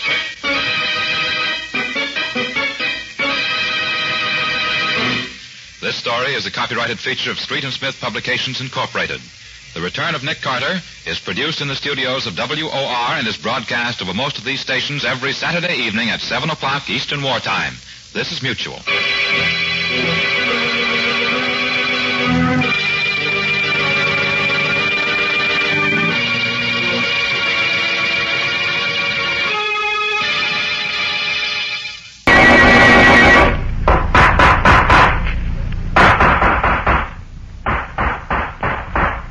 What's the matter? What is it? It's another case for Nick Carter, Master Detective. Yes, it's another case for that most famous of all manhunters, the detective whose ability at solving crime is unequaled in the history of detective fiction. Nick Carter, Master Detective.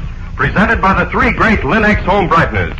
Linex Clear Gloss, Linex Cream Polish, and Linex Self-Polishing Wax. Created by Acme, America's great producer of Acme quality paints. Today's curious adventure, Murder in the Night. Or Nick Carter and the mystery of the milkman's discovery. In just a moment, we'll hear how Nick Carter solved the mystery of the murder in the night. But before we do, listen to this. Homemaking is an art. And as a successful homemaker, you know that the real achievement is keeping your home attractive. That's why you use Chemtone, the miracle wall finish, to give your walls renewed loveliness. Now, to keep floors, woodwork, and furniture at their shining best, it's the three great Linex home brighteners. Linex Clear Gloss, the durable super varnish that dries to an elastic, transparent surface which protects all wood and linoleum in your home. Linex Cream Polish, which cleans as it polishes, leaving no oily film on your furniture. And Linex Self-Polishing Wax, which beautifies your floors with a satiny yet tough, non-skid finish that resists wear, water, and dirt. Get the three great Linex home brighteners at your hardware, paint, or department store. Your headquarters also for Chemtone, the miracle wall finish. And now for today's mysterious adventure with Nick Carter. Nick and Patsy are spending a short vacation at the home of Walter Summers, sheriff of a small county in upper New York State. Peace reigns supreme over the Summers household as our story opens. A peace which unfortunately is rudely shattered by...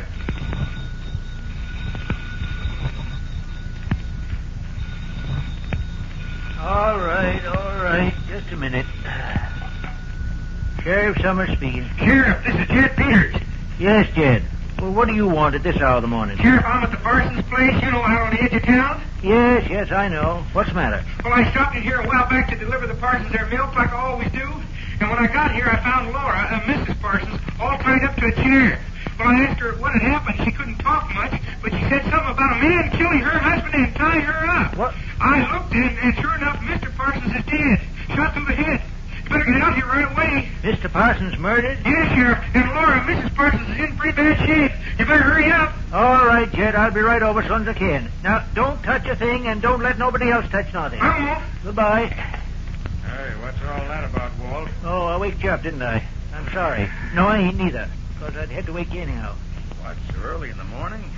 Can't be more than 6 o'clock. Just 6:45. But murderers don't care what time it is.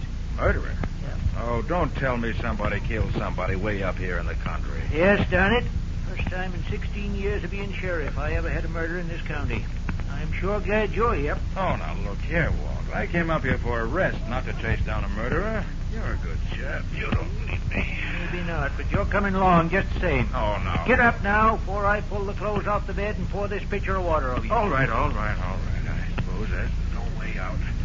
But you're to be in charge. Well, if that's the way you want it, that's all right with me. Now hurry up and get some clothes on while I tell the medical examiner to meet me at the Parsons place in 15 minutes.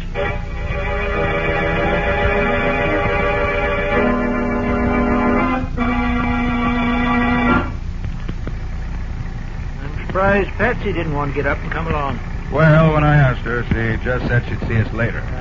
Said she wanted to get all the beauty sleep she could first. Looks as if she was going to get the vacation, not you. Don't fool yourself. I'm going to see that this killing is solved in record time. If I have to prove I did it myself. Anything for peace and quiet. You know, it's funny about the Parsonses. Young Henry Parsons and his wife, a right pretty little girl she is, too. They come to town about 2 years ago. Stayed at the hotel till they found a house that they liked. It's a little bungalow, built right smack on the edge of the cliff overlooking the river. The fellow that owns the bungalow, he sort of took a liking to Henry and got him a job in the lumber mill. He's been there ever since. Good steady worker, they tell me. Did they have any enemies? Oh, not so far as I know. They never went out much, but everybody liked him. He was a real nice fella.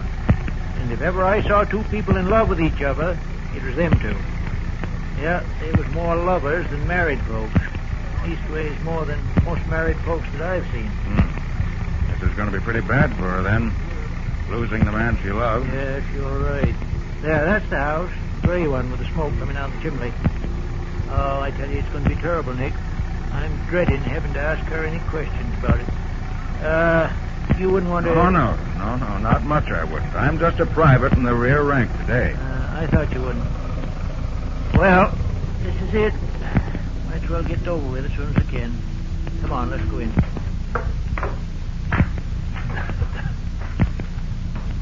Door's probably open. Yes, it is. Doc Winslow ought to be here in just a few minutes now. He only lives a few miles further from here than I do. Morning, Sheriff. What? Doc, you here already? You must have flew over. Well, I left soon as I got your message. Oh, good for you. Meet Mr. Nick Carter, a friend of mine.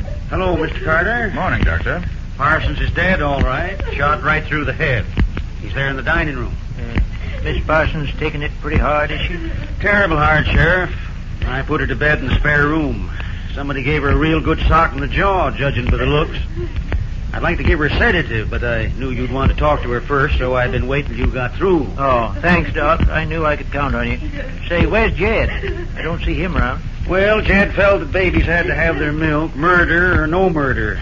So I told him to go ahead, but to come back soon as he could. And I told him not to tell a soul what happened here. Well, that's something anyway. I hope he minds what you told him. Now, look, Sheriff, you going to question Mrs. Parsons now, or is it... Yes, right now, Doc. Come on, then. Come on, Nick.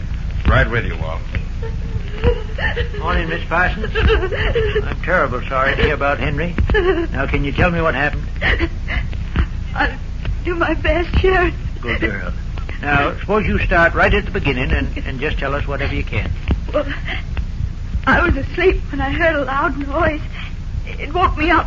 What kind of a noise? I don't know, just a loud noise. Like an explosion. Like a... Yeah, all right. We know what you mean. And then what?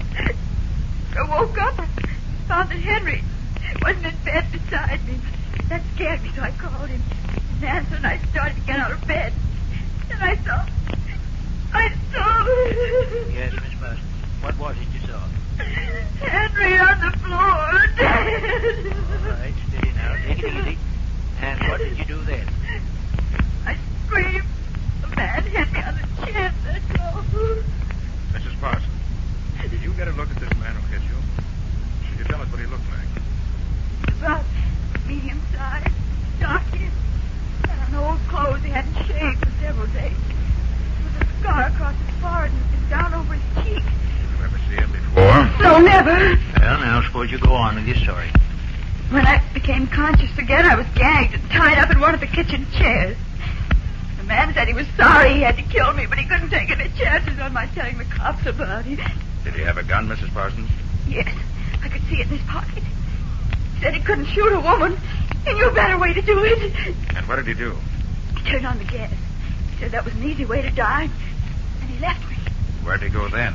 I heard him moving around in the dining room, and I heard him climb out the window and shut it. And he left the gas turned on? Yes, I almost died before Jed got in and turned it off. And then Jed cut you loose.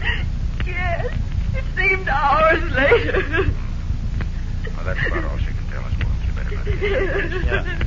Well, thanks, Miss Parsons. That'll be all for now. We'll let you know if we want to know anything else. I'll send the doc in. Thank you. Doc, you can put her to sleep now. Wait till then. About time, too. Poor kid, she's pretty near all in. Nick, you heard her describe that man that done it. Why, yes. Why? I know him. You know him? Not personally, I don't mean, but I know who he is. Been hanging around town for over a week now. There's been 2 burglaries while he's been here, too. I've been going to arrest him on suspicion, but now, by gosh, I got a real reason to arrest him. Yes. Looks that way. Well, let's take a look at the body. Yeah, Doc said it was here in the dining room. Ah, yes, there it is. Must have just been coming out of the bedroom when he was shot. Yeah, never knew what hit him, seems like. Now, look there, Walt. The center window. What? Oh, the catch is smashed. So that's how he got in. Yes. Henry must have heard him in here, got up to see what was going on, and the burglar shot him. Footprints here on the windowsill, too. And I can see some prints down in the garden under the window. Well, sir, that settles it. I'm going to find that tramp, and I'm going to get a confession out Now, of wait, him. Walt, wait. You have to have more evidence than a footprint to convict a man of murder. But Mrs. Parsons can identify him easy because she saw him. Well, suppose you go after him. I'll stay here and see what else I can dig up in the way of evidence. You don't want to go with me? No, it's better if we each work on a separate angle. Get results quicker that way. Okay, Nick. I'll get hold of my deputy, and we'll find that murdering tramp in short order. Just a minute, Walt, just a minute. Thought I heard someone just outside this door. You mean somebody's listening? I think so. Let me open the door. Well, Jed, what are you doing here? Nothing. Well, Jed, you hear anything worth listening to? I wasn't listening. I just happened to be standing here. Well, if you wasn't listening, I don't know All what right, you would... Walt, let me handle it. Well, How does it happen you're back so soon, Jed? Got your milk all delivered? Well, just took the milk to houses where they got babies, then I came back just like Doc told me to. Of course. You tell anybody about the murder? No, Doc said not to. Jed, what time was it when you first heard Mrs. Parsons moaning? When I set her milk on the back porch, about 5 o'clock. 5 o'clock? Yeah. But you didn't phone the sheriff until after 5:30. What delayed you? Why, I was untying Laura, Mrs. Parsons, and trying to get her to tell me what had happened. I see. Did you break in the front door or the back when you came in? Neither one. The back door was unlocked. Oh, the back door was unlocked. So you just came in that way. Why, sure I did. So what are you trying to do, get me balled up? I'm not trying to do anything to you, Jed. I just want to get all the facts straight. Okay, what else you want to know? Suppose you tell us just what happened when you came in the back door. Well, Laura, Mrs. Parsons, was tied up in one of the chairs near the gas stove. I smelled gas, and she said whoever it was had turned it on to suffocate her. So I turned it off. Gosh, she was almost out. Then I cut the ropes that were holding her, and I let her loose. What else did she say? She didn't say nothing much. She was just about unconscious when I found her. She talked about a man coming in and killing her husband and some other stuff I didn't get. I see. And what did you do then? Why, I took her into the spare room and I put her on a bed. Then I called the sheriff. That's all. Jed, I notice you're pretty friendly with Mrs. Parsons. What do you mean by that? Why, the way you call her Laura, that's all. Oh. Well, you see, she's been giving me grammar lessons for about an hour every day after my milk's delivered, so I got to know her kind of well. Mrs. Parsons is very pretty, isn't she? You're darn right she is. Swell to look around the whole route. You like her very much, don't you? Sure I do. She's been awful good to me, and I just like her. You in love with her, Jed?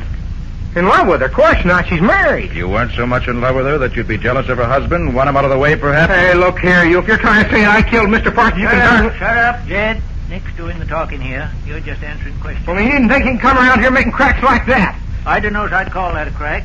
There's been considerable talk around town about how much time you've been spending with Miss Parsons. I never took no stock in it before, but now... I tell you, there's nothing to it, Sheriff. We was just good friends, that's all. All right, Jed. That's all for now. But don't go anywhere. But I ain't finished delivering my milk yet. Listen, if Nick says wait, you wait. I'll tell you when you can go. Murder's a serious thing. Of all the thick-headed dumb clucks I ever... Jed really had anything to do with it, Nick? We certainly had the motive and the opportunity. Can't afford to overlook any angle until we're sure. For the present, I suspect everyone. What in heaven's name is that? That's Mrs. Parsons. There may be more trouble. Come on, come on.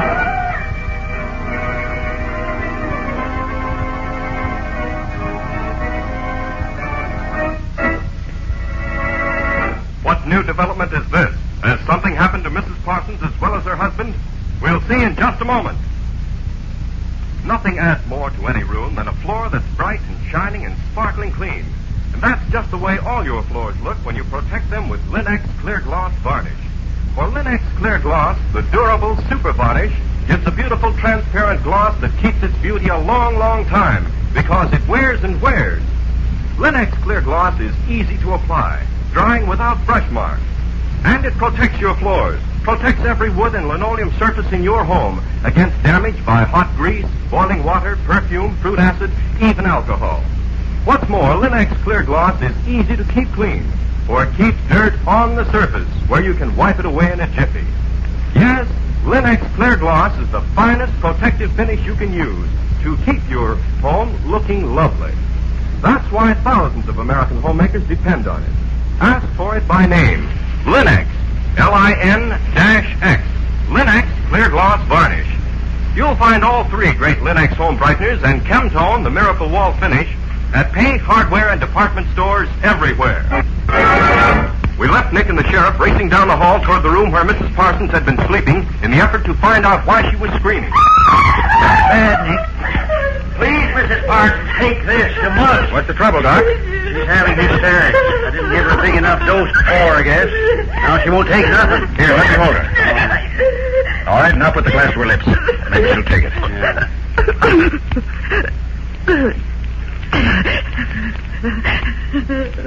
That did it. That'll keep her quiet. Gosh, I thought she was being killed from the noise she was making. You fellas find anything? Yes, sir. We found the marks where the killer, that is, the fellow we think must have killed him, broke in through the window in the dining room. I'm going out after him now. Where you be, Nick? If I'm not here, I'll be at your place. I'm going back and get Patsy as soon as I'm through here. We came up here for a vacation, you know. All right, Nick. I'll be seeing you. Good luck with your hunting.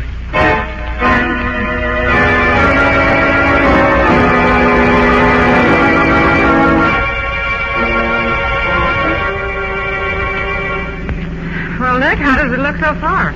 Well, we know that a burglar entered the Parsons house last night and stole some silverware. Uh-huh. When I went back to look after Walt left, I found the sideboard in the dining room was cleaned out. He may have shot Parsons when Parsons surprised him taking the stuff. What about Jed? Well, he certainly had the motive. He loved Mrs. Parsons, and he had the opportunity, that of being on the spot at practically the same time the murder took place. Do you know when that was? Well, we got there about 6. He'd been dead roughly about an hour then. Well, which one of the two do you think did it? I'm not ready to answer that yet, Patsy. Oh. While I was looking over the scene of the crime after Walt left, I found several little things that indicate there may be a third party involved. A third party? Well, what do you mean? Look out for that kid on that bike, Patsy. Pull over. Phew. Gosh, that was too close. Yes. Kids would learn to watch where they're going when they're on the main highway. Well, we missed him. Yeah. So it's all right this time. Can you see the Parsons house from this road, Nick? No, the cliff's too steep.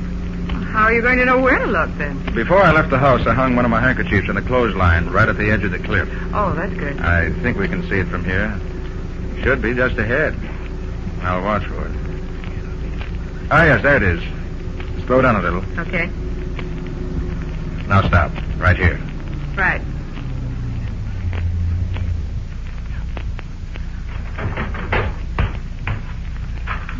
Good thing you hung that handkerchief up there. You'd never know there was a house there. Now you know what you're looking for, don't you? Yes. You don't think it could have gone across the road, do you? I doubt it, Patsy. Take a trained baseball player to throw it that far. No, it's somewhere between the road and the bottom of the cliff. Now you look from here up that way, and I'll look from here down. We've got to find it if it's here. We can't give up until we do.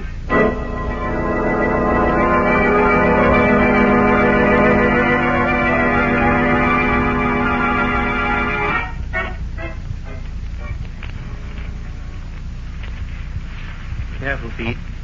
We don't want to warn him we're here, because he's a desperate character. Good thing those kids seen him coming this way, Sheriff. Saves us a lot of hunting around. See anything of that shack they told us about yet? No, but it should be just ahead. Take it easy now. There it is. Right there. All right, now listen, Pete. You stay out here in front. Keep behind that big tree and fire your gun over the shack once in a while to keep his attention on you. I'm going round back and creep up on him from that side.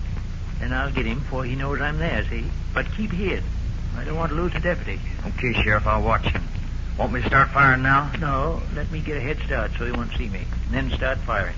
I'll signal you when. Okay, good luck.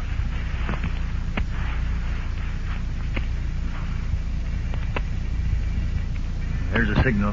Here goes.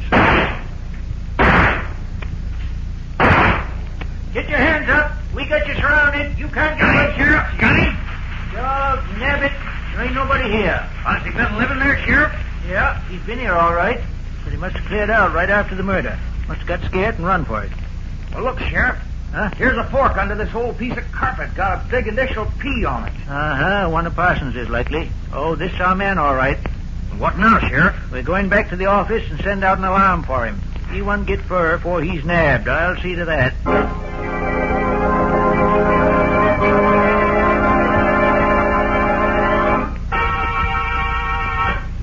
But where are you now, Nick? At your house, Walt. We found the gun. You got the man you went after? We sure did. Good. Got him and the stuff he stole, too. He was caught in the next town trying to pawn some of that silver. My deputy just brought him in. What does he have to say? Oh, he says he found the silver in the woods near his shack. Says he never was near the Parsons house. Well, we'll change his mind for him when we show him what we know. Mm-hmm. Well, Walt, after I started thinking things over, I went back to Parsons' place. Found a couple of very interesting bits of evidence that I'd overlooked before. Suppose you take the burglar out there. I want Mrs. Parsons to identify him. I'll meet you there in 15 minutes. Okay, Nick. We'll be there. Good. I want to get back to my vacation.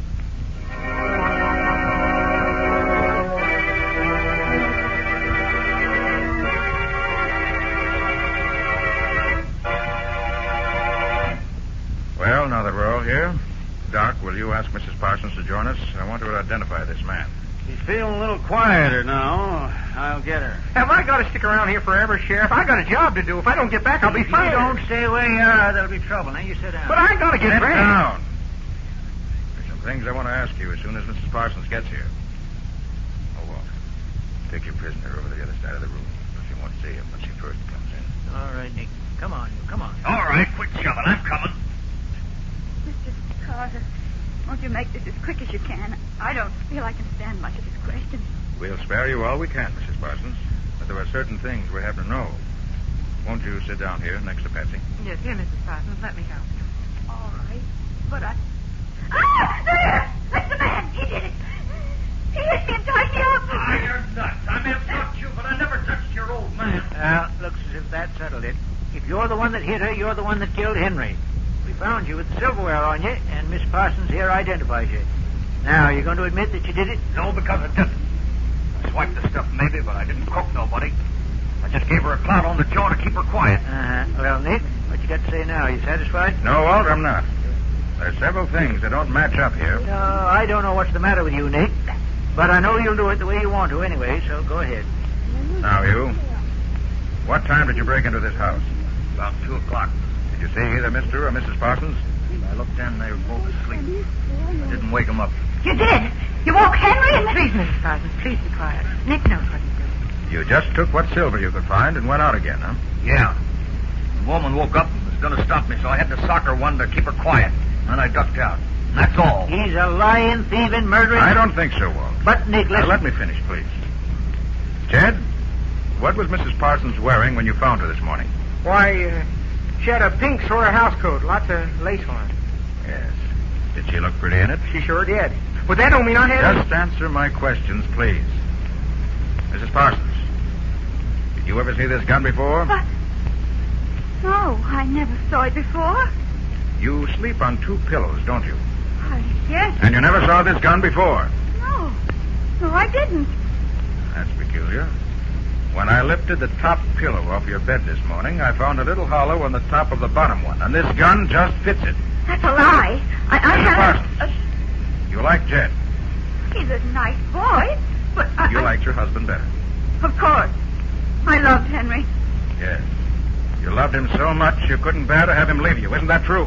I don't... What are you getting at, Nick? I don't get this. Walt, Mrs. Parsons killed her husband. I didn't. It was that man. Are you crazy, Nick? What makes you think she did it? Think? I know she did it. As I see it, she woke up and heard the burglar in the dining room. She'd already decided to kill Henry, but hadn't decided how to do it. And now the thought came to her that she could kill Henry and blame it on the burglar.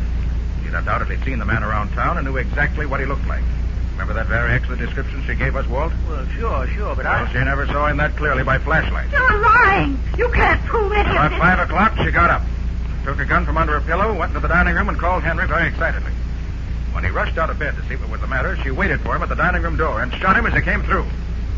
Then she took off her nightdress and put on the pink housecoat. I found the nightdress with some spots of blood on it under the mattress on her bed. You're lying. I wore that housecoat to bed last night. I was cold. Jed. Was that housecoat rumpled up when you saw it this morning? Why... Well, gosh, it looked like new to me. I thought so. Mrs. Parsons, you went to the kitchen. Waited until a few minutes before you knew Jed was due to arrive. Then you turned on the gas, tied yourself in the chair as best you could, and waited for Jed.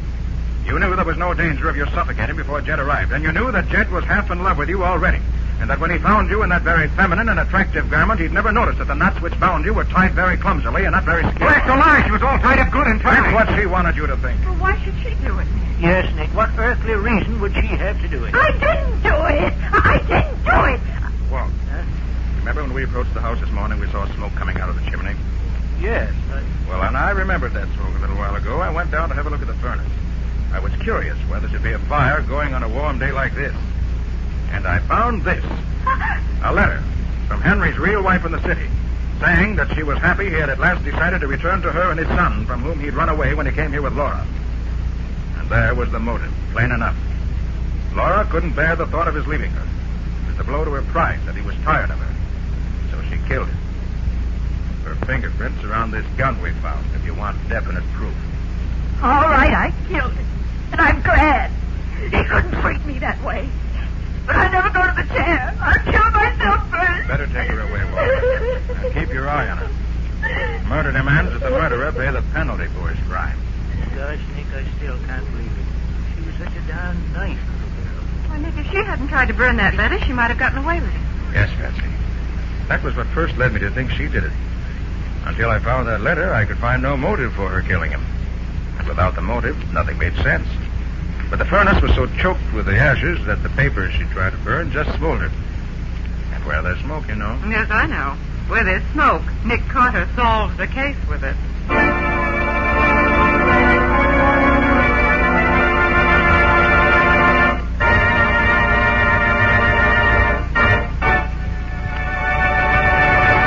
In just a moment, Nick and Patsy will bring you a preview of next week's exciting case. A home that's truly lovely is a place folks want to be. A place where there's fun and relaxation and real joy of living. Your whole family takes pride in your home when you keep it looking attractive with the 3 great Linux home brighteners.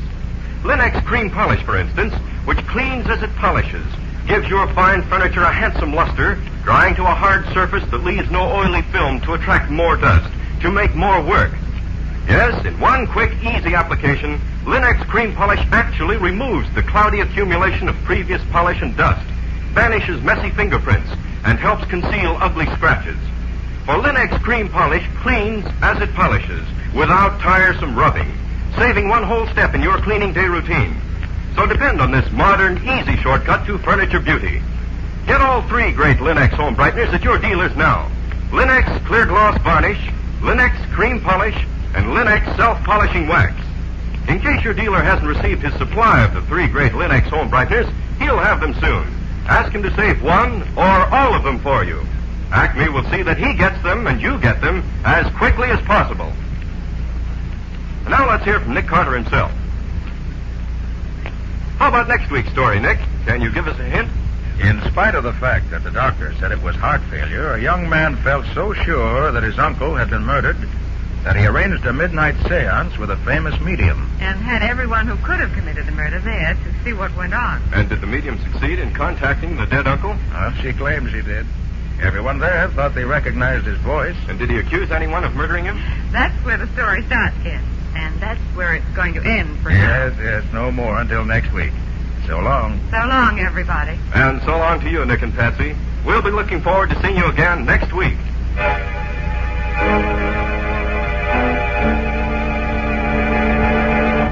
Next week at this time, listen to another curious experience of Nick Carter, Master Detective, entitled Unexpected Death. For Nick Carter and the mystery of the seance murderer.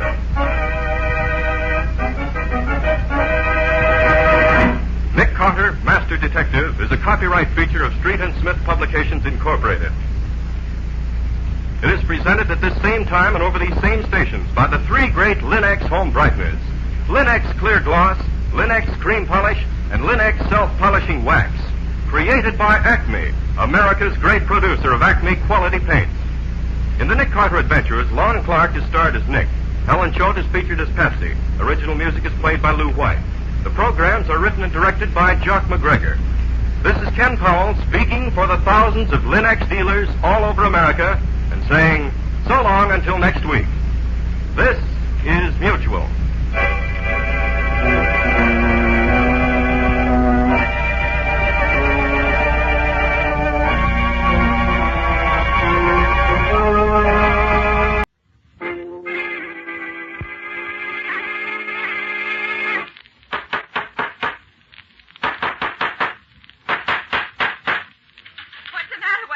Another case for Nick Carter, Master Detective.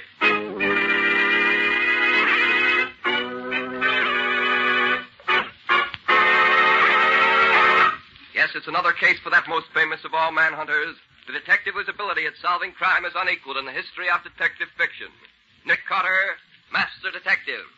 Tonight's curious adventure. Murder by magic. Or Nick Carter and the mystery of the missing identity.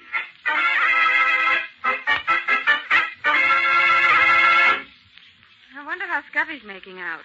Do you suppose that he had any trouble, Nick? I doubt it, Patsy. Scubby knows Philadelphia well enough to get all the information I want without any difficulty. Yes, but he's been gone 3 days now. He didn't plan to be gone that long, did he? Well, no, Patsy, but is that always possible to tell in advance how long it's going to take to find... Nick Carter's office. Nick there, Patsy? Well, Scubby. Yes, he's here. How are you making out? Oh, please put Nick on. I've got to talk to him and quick. Well, sure, Scubby. Here he is. Nick, it's Scubby. He sounds as though there was something wrong. Well, I hope not. Hello, Scubby. What's up? Nick, can you come to Chicago right away? Chicago? Thought you went to Philadelphia. So did I, but I landed in Chicago. What? And am I in trouble? What kind of trouble? I seem to have killed a man. Oh, now, don't try to be funny, Scubby. What's this all about? I'm not being funny, Nick. I'm really in a jam. I apparently killed a man last night. Oh, look here, Scubby. You certainly know whether you've killed somebody or not. But I don't, Nick. What makes you think you have? It says so in the paper. What paper? The Chicago papers. Oh, please, Nick, will you come out here right away? I've got to have help and in a hurry. All right, Scubby. Patsy and I'll leave at once. Where are you staying? In a little hotel on the edge of town called Paradise Mansion. I haven't dared to stir out of here since I read about the murder. Okay, Scubby, sit tight. We'll be there as soon as the plane can get us there.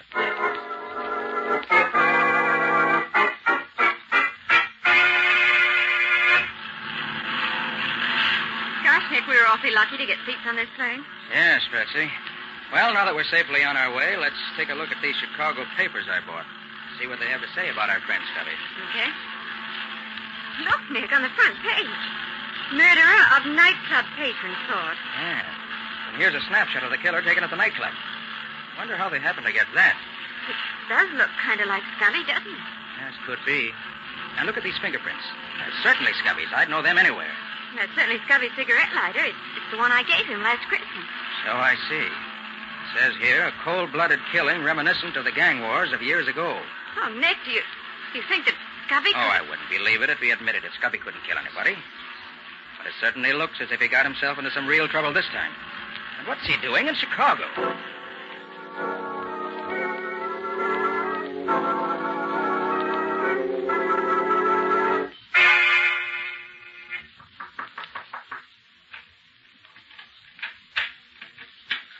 Oh, Nick. Hi, Scubby. Oh, I never was so glad to see anyone in my whole life. Scubby, are you...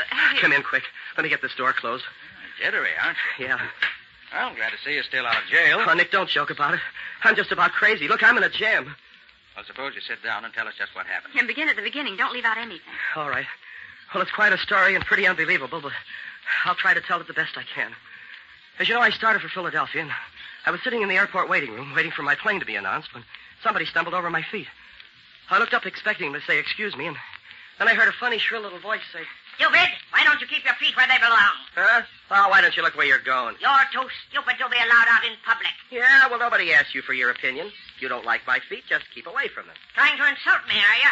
You're not even fit to speak to me, you stupid idiot. Look here, Bud. That's 3 times you've used that word stupid about me. The 4th time might get you a skin nose. Come on your way. You are attempting to divert my senses from the concentration of inner thought to the grosser contemplations of the external world. Come again? But you are as clumsy as a cow at doing it. Look, fella, if you've got somewhere to go, just go ahead. Your room is better than your company. You are being sarcastic. That is because you do not know who I am. All right, I'll bite. Who are you? You tell me and see if I care. It is useless to tell you. That thing you think is your mind is a rusted, worthless tool. A sponge too dried out to soak up anything. Oh, dumb, you mean? Exactly. You really want to know who I am? Quite frankly, I don't give a tinker's damn. I am Chi-Chi, the omnipotent.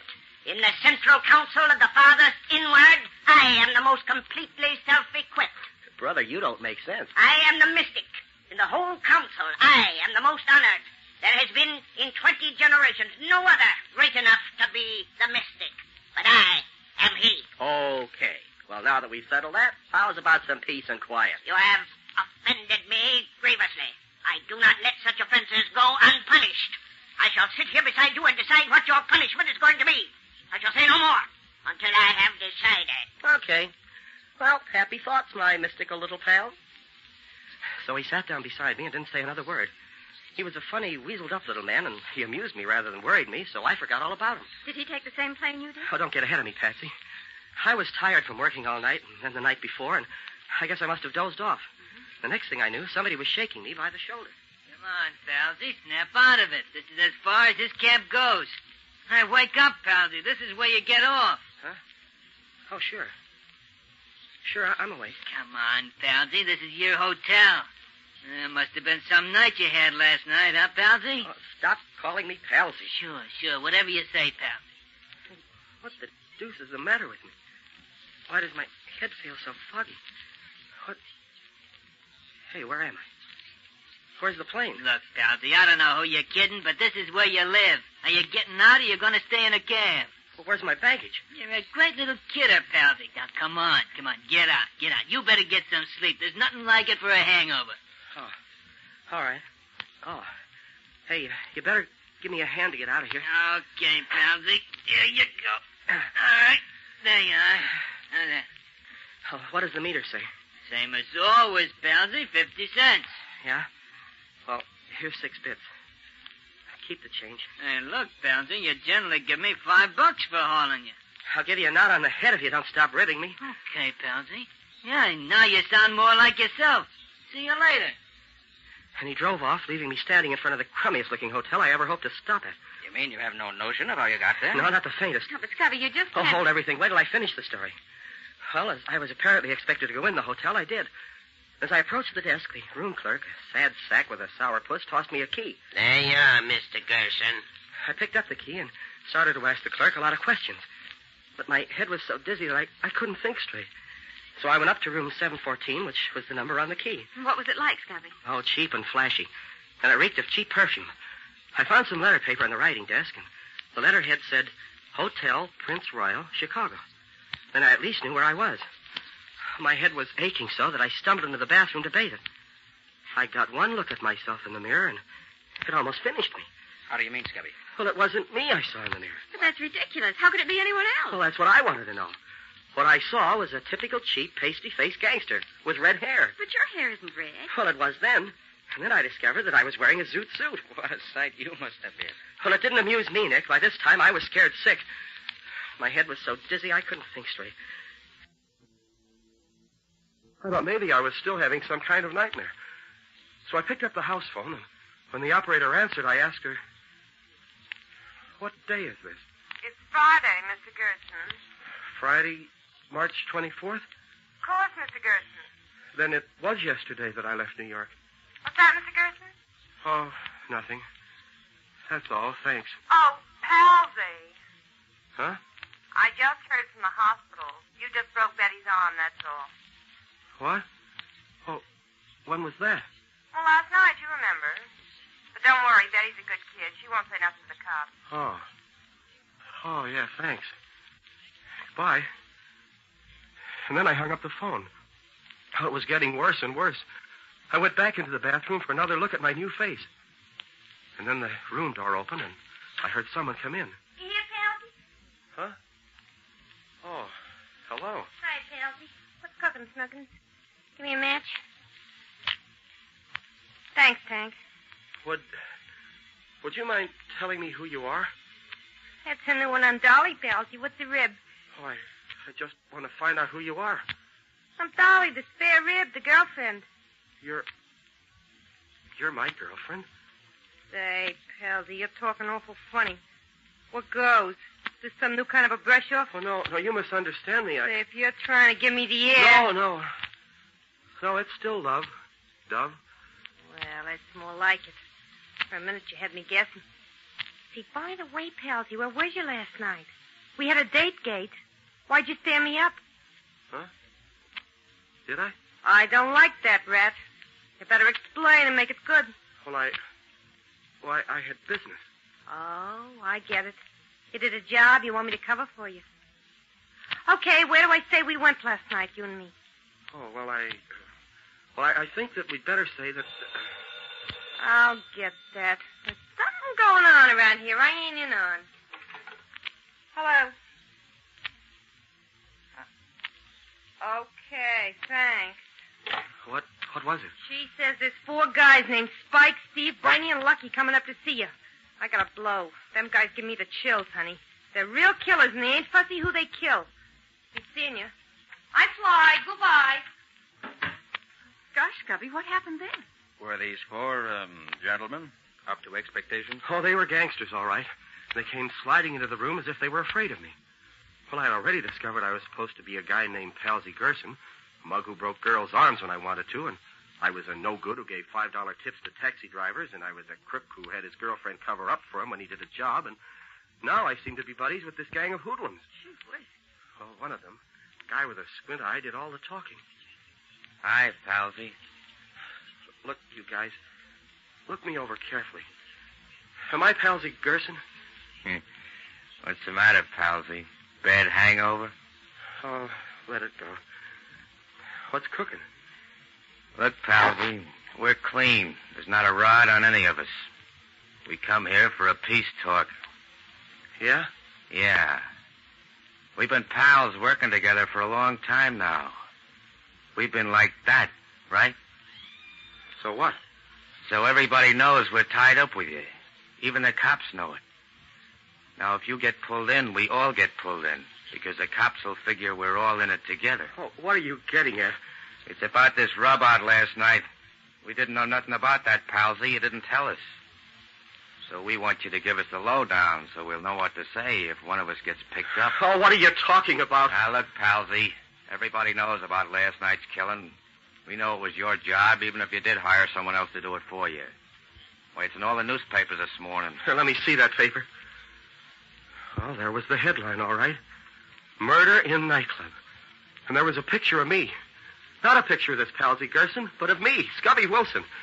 Taken on the spot by the nightclub photographer, it said. And there were my fingerprints, Nick.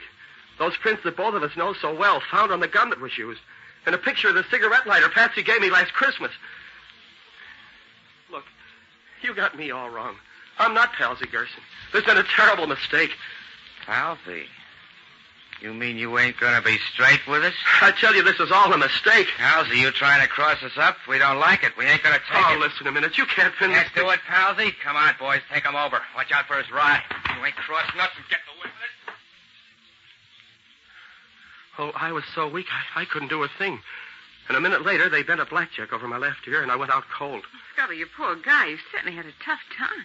Well, how did you get out of that Palsy Gerson role you were playing? I don't know, Nick. When I came to again, I was on the bed in this room. I lay there a few minutes, getting my senses back, and then I jumped off the bed and raced to the mirror. I was myself again. I was Scubby Wilson once more, and in my own clothes, and my hair wasn't red anymore. Yeah. And my own luggage was on the rack at the foot of the bed. But things like that just don't happen, Scubby. Well, so I've heard, Patsy, but you can't prove it by me. So you went to sleep in the airport in New York. When you woke up, your mind was in the body of a local crook named Palsy Gerson. And some of Gerson's pals knocked you over the head. And when you woke up again, you were back in your own body in this hotel. Yeah, that's right.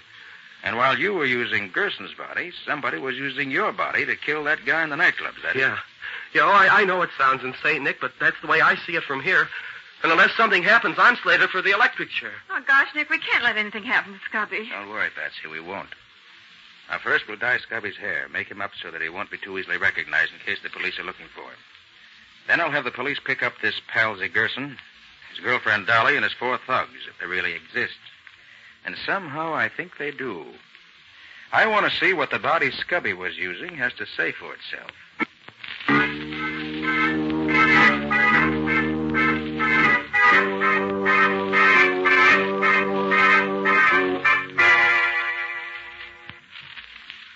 Well, Nick, these past 2 days haven't gotten us very far.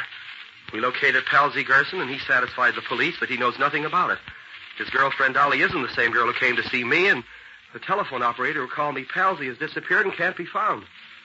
All of which adds up to a large round zero. You're wrong, Scubby. It all adds up to proof that you were part of a well-laid plan. But why, Nick? Why? Look, Scubby, if the police discover that you're the one who apparently killed the man in the nightclub, they'll arrest you.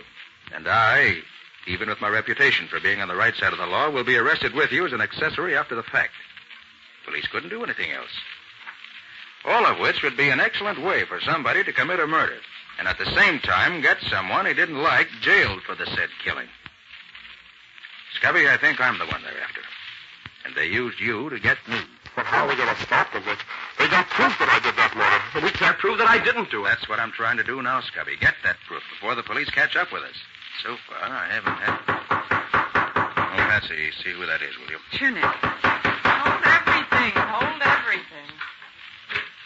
We have warrants for the arrest of Scubby Wilson and Nick Carter in connection with the murder of John Walters.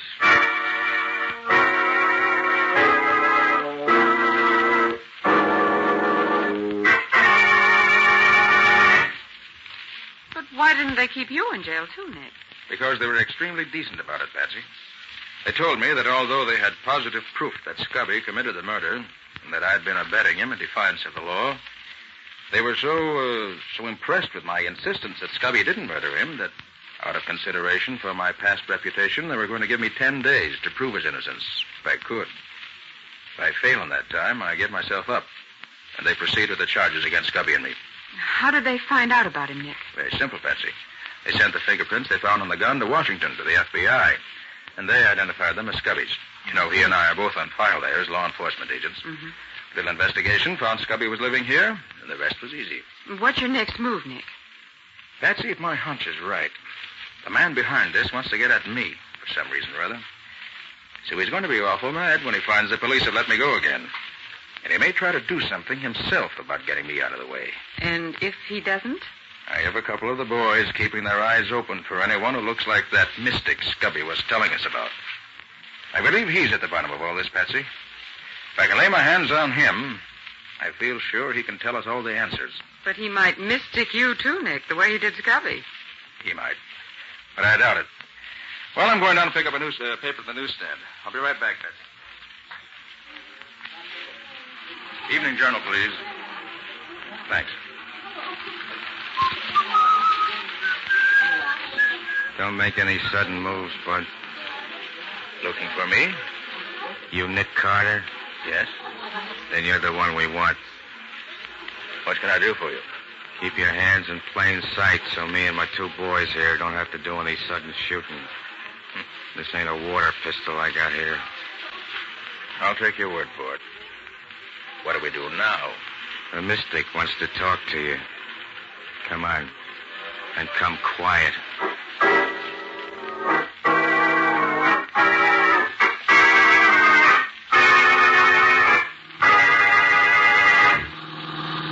Say, friend, any idea why the mystic wants to talk to me?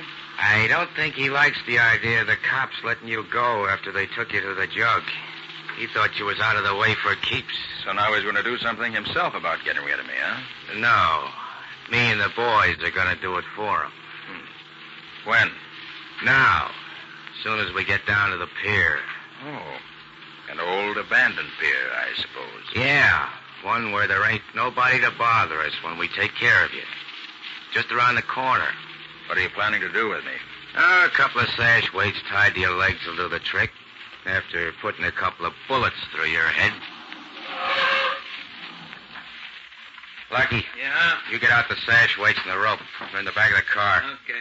Barney. Right. You go get the girl. We'll take care of both the girl and Carter at the same time, like the boss suggested. All right, Carter. You and me will walk out on the pier together. But don't forget, I got this little persuader in my hand. It's getting dark, which is what we want, but even if you can't see this .38 of mine, it's still there pointing at you. I have no doubts you're right, and I shan't forget. You know you can't hope to kill me and not pay for it. I'll take my chances on that, Carter. You ain't the first guy I bumped off, and you ain't gonna be the last. This'll be far enough. Well, then, there's not much I can do about it, is there? No.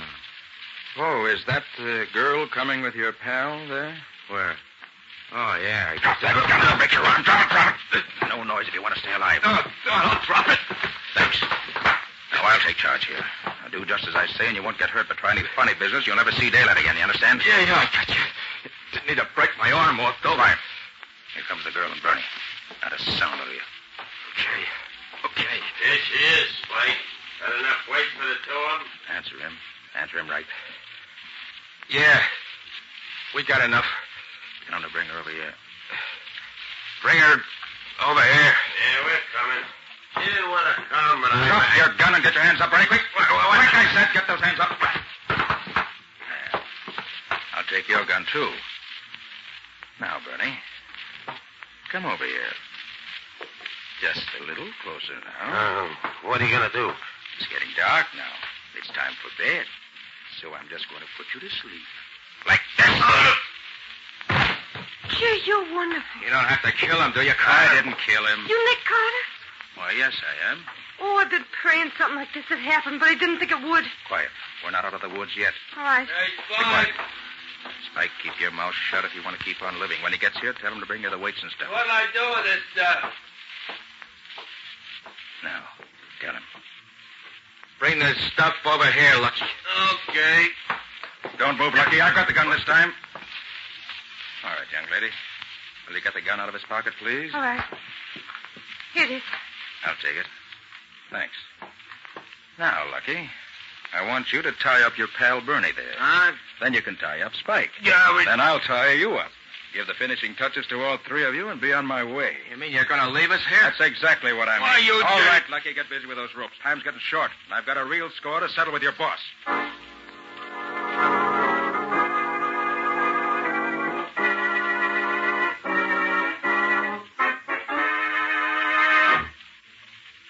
Gee, Mr. Carter, you're wonderful. You sure these lugs ain't going to get out of these ropes? I'm sure. I've had lots of practice in this sort of thing. There. All right, come on. We can leave them there safely now. Say, look, I ain't told you who I am yet, have I? Why, no. Who are you? I'm Dolly. Dolly. You're not Gerson's friend. No, I'm the other one. The one the mystic hired to visit your friend in the hotel. So that's who you are. Sure. How much do you know about this racket? Well, I didn't know nothing about it then, but since they snatched me and kept me locked up in their hideout, I learned a lot from listening to them talk. Let's stop here a minute. What's this all about, Dolly? If that's your name. Now, my real name's Ann. Did your friend really think he was pal Z. Gerson? Yes, he certainly did, for a while. That's absurd, of course. The mystic done it. He has an anesthetic gas that he gives you when you're asleep or knocked out. He doped your friend in the airport and brought him to Chicago. Then he had somebody make him up like a mobster, and he let him wake up in that taxi cab. I suppose he paid all those people to put on the act that convinced Scubby he really was Palsy Gerson. Only the taxi driver, the telephone girl, the hotel clerk, and me. The 4 thugs was already members of the gang. And they beat him up so this mystic could give him another shot of the gas while he was unconscious and let him wake up as himself? Yes. And he was so doped all the time we was putting on the act that he never could figure out what was going on. Very clever. But how did you get in on this? Oh, I wanted to be an actress. They hired me to put on this act. They told me they were ribbing some friend of theirs. But when I saw all the publicity in the papers and I saw that you got arrested, too, I knew it wasn't no gag. I went to where their headquarters was one day to see if they were still there so I could go to the police. But somebody saw me there and grabbed me. I've been locked up ever since. You know why they wanted to do all this? The mystic knew your friend was going to Philadelphia to get some dope on a racket. The mystic was the head of the gang, and he wanted to scare your friend off. He hoped he'd scare you off, too. He's getting ready to work the same racket all over the country. And you was the only one who was getting hot on his trail. I thought that was it. And when we didn't scare off, he had to take matters into his own hands. I suppose it was one of the Mystic's thugs who did the killing in the nightclub? Yeah, it was Spike, made up to look like your pal. And he left the evidence at the cops found. Who was the man who killed? Some fella wouldn't play ball the way he wanted him to. Look, do you know where the headquarters of this gang is? Sure. It's about a block from here. Want me to show you? You bet I do. With your help, I'm going to get that Mystic. If he's there. Come on. It's over this way.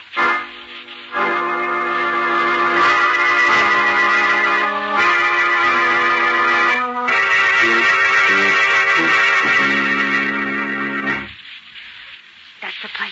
That little house beside the warehouse. Is there another entrance? Yeah, round on the side. That's all. How many in the gang? 5 besides the boy. You got 3 of them tied up on the pier. Good. Can you handle a gun? I don't know. I'll try it if you want me to. Good. Take this one. Go around to the other door. When you hear me fire once, you shoot that gun 6 shots, fast. Can you do that? Sure. What are you going to do?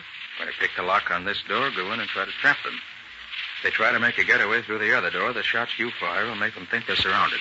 Okay? Sure. Good luck, Mr. Carter. I'll be listening for you. Now, Mr. Mystic, let's see how mystical you really are. First, I get this door open. There. That was easy. Guess they're not expecting trouble. Now to find them. And with Spike taking care of Carter, and the cops taking care of that stooge of his, we'll have nothing to worry about any further. I guess we were too clever for the great Nick Carter. Think so, do you? Up with your hands, all of you. Make it snappy. Nick Carter, get him, boy. Oh, good. You're surrounded. You can't get away. Got it, boss. We ain't got a chance. Drop your guns if you want to stay alive. Very well. You're too many for us this time. Drop your boys. Drop.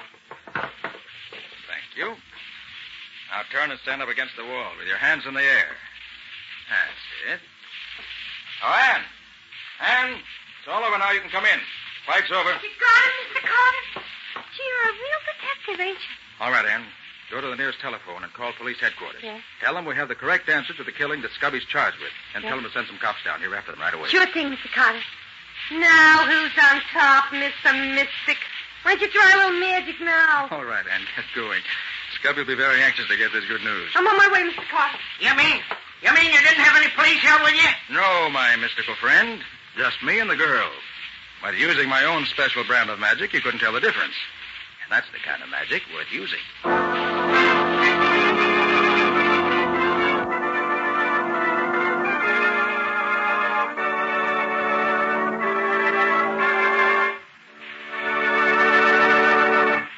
This has been another of the strange adventures of Nick Carter, Master Detective, which are brought to you regularly each week at the same time by WOR Mutual.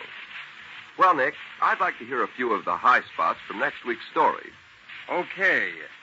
Next week's story started with a cat. But not a common, ordinary cat. This one was a lemon yellow Persian cat with a pedigree. The chase started when I tried to find the said pedigreed Persian puss, which had been stolen from its rightful and very ultra owner.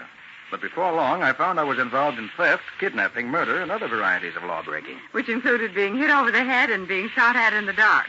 Not exactly an amusing case. No, Patsy, it was a deadly serious case before it was finished. I call it A Cat Brings Death. Or The Mystery of the Missing Persian. And that's all for now. So long. So long, everybody. And so long to you both, Nick and Patsy. In the strange adventure you have just heard, Nick Carter was impersonated by Lon Clark, Patsy by Helen Schultz, Scubby by John Kane. Original music was played by Lou White. The entire production was written and directed by Jock McGregor.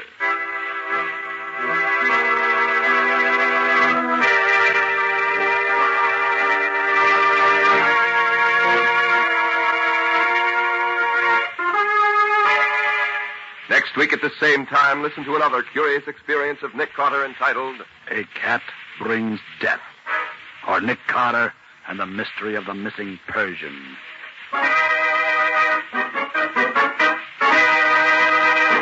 This story is a copyrighted feature of Street and Smith Publications, Incorporated.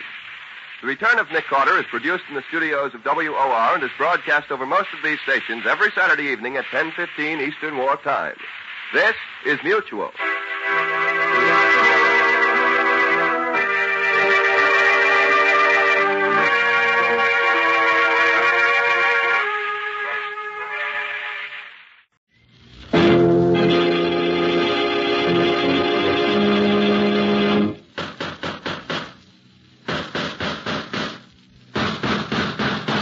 What's the matter? What is it? It's another case for Nick Carter, Master Detective. Yes, it's another case for that most famous of all manhunters, the detective whose ability at solving crime is unequaled in the history of detective fiction. Nick Carter, Master Detective, presented by the three great Linex home brighteners, Linex Clear Gloss, Linex Cream Polish, and Linex Self-Polishing Wax, created by Acme, America's great producer of Acme quality paints.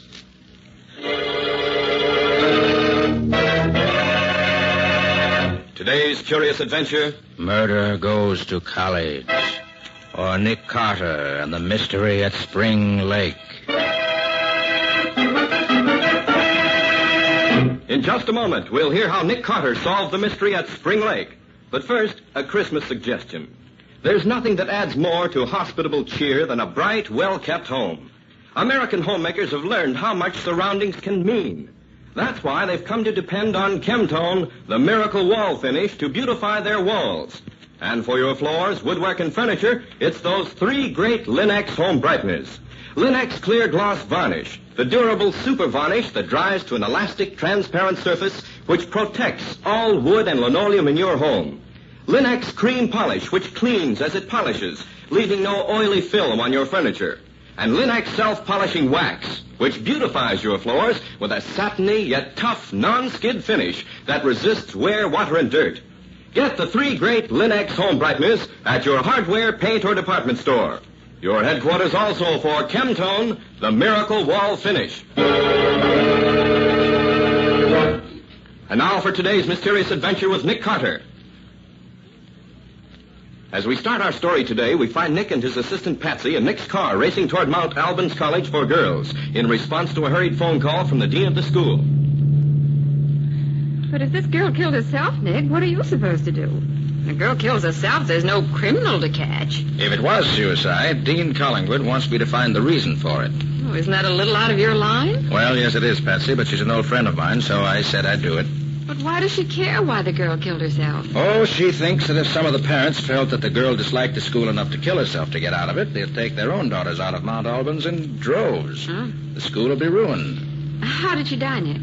Well, the dean said she found a box of sleeping capsules on the table beside the girl's bed, together with an empty water glass. She thought they might be the cause. Well, when Nicholas Carter gets on the scene, everything will be all straightened out. We'll all know exactly what happened and why.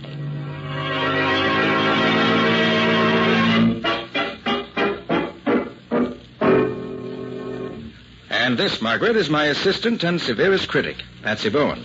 Patsy, Dean Collingwood, head of Mount Albans. How do you do, Miss Bowen? Fine, thank you. Have you notified the police yet, Margaret?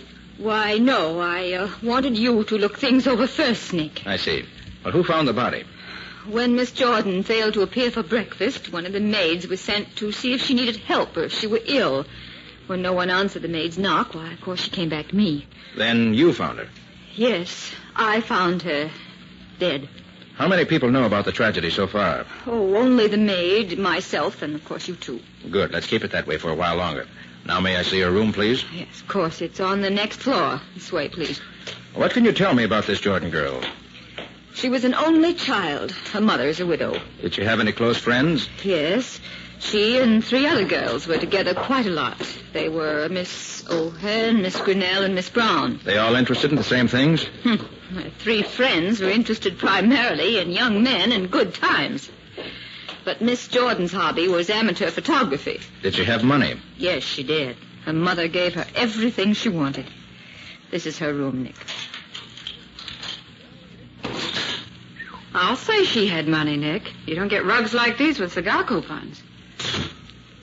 Are these the sleeping capsules, Margaret? Yes. You can't buy these in this state without a prescription. She had a prescription, the number of it, and the physician's name on the box. So I see. And I'll check with him later. Well, Patsy, suppose you look over the things on that side of the room while I go through her desk here. See if you can find anything that might help us learn what's happened. Right, Nick. Any letters, bills, notes, and so on, you know. Yes, I know. Oh, you really shouldn't read her letters, Nick. They're private. Well, if any reporters happen to get hold of them, they'll be as public as Central Park. Reporters? What have they to do with this? Everything. You can't hide suicide or murder. Nick, please, this mustn't be murder. Well, I hope not, Margaret, for your sake. Oh, this is interesting. Letter to a mother. Started but never finished. Darling Mother, I hope you will remember always how close we have been and how much happiness we've had together. You've been so good to me. And that's as far as she got. I wonder why she didn't finish it. That sounds like a farewell letter. It was a farewell note, of course. Well, why wasn't it finished then? Well, she was probably overcome with emotion. I don't think so. She hadn't been crying. Her eyelids aren't red or swollen. Good girl, Patsy. Well, Margaret, will you ask your chemistry professor to analyze one of these sleeping capsules? Very well, Nick. Although I still think that this is all nonsense. Also, I'd like to use your study. I want to talk to this Jordan girl's 3 friends, one at a time. Very well. But don't tell them anything about the Jordan girls being dead. All right, Nick. I'll send the first girl in to you in a few minutes.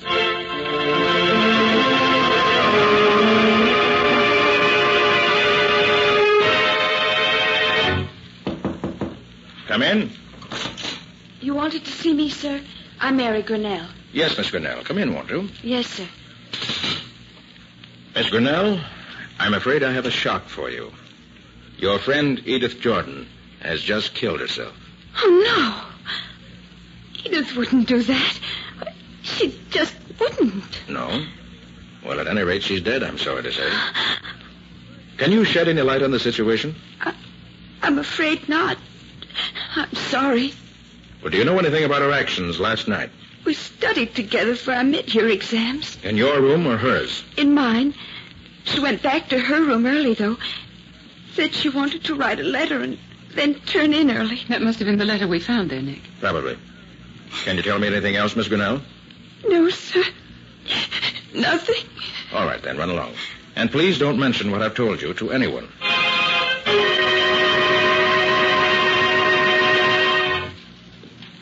Miss O'Hearn, I'm sure you'll be sorry to learn that your friend Edith Jordan has killed herself. Oh, no. No, she wouldn't. Why, she couldn't. She wasn't that kind of a girl. What makes you say that? Oh, why, lots of things. And especially because we plan to go to a matinee together on Saturday. She even got the tickets for us. Tell me, Miss O'Hearn, in your opinion,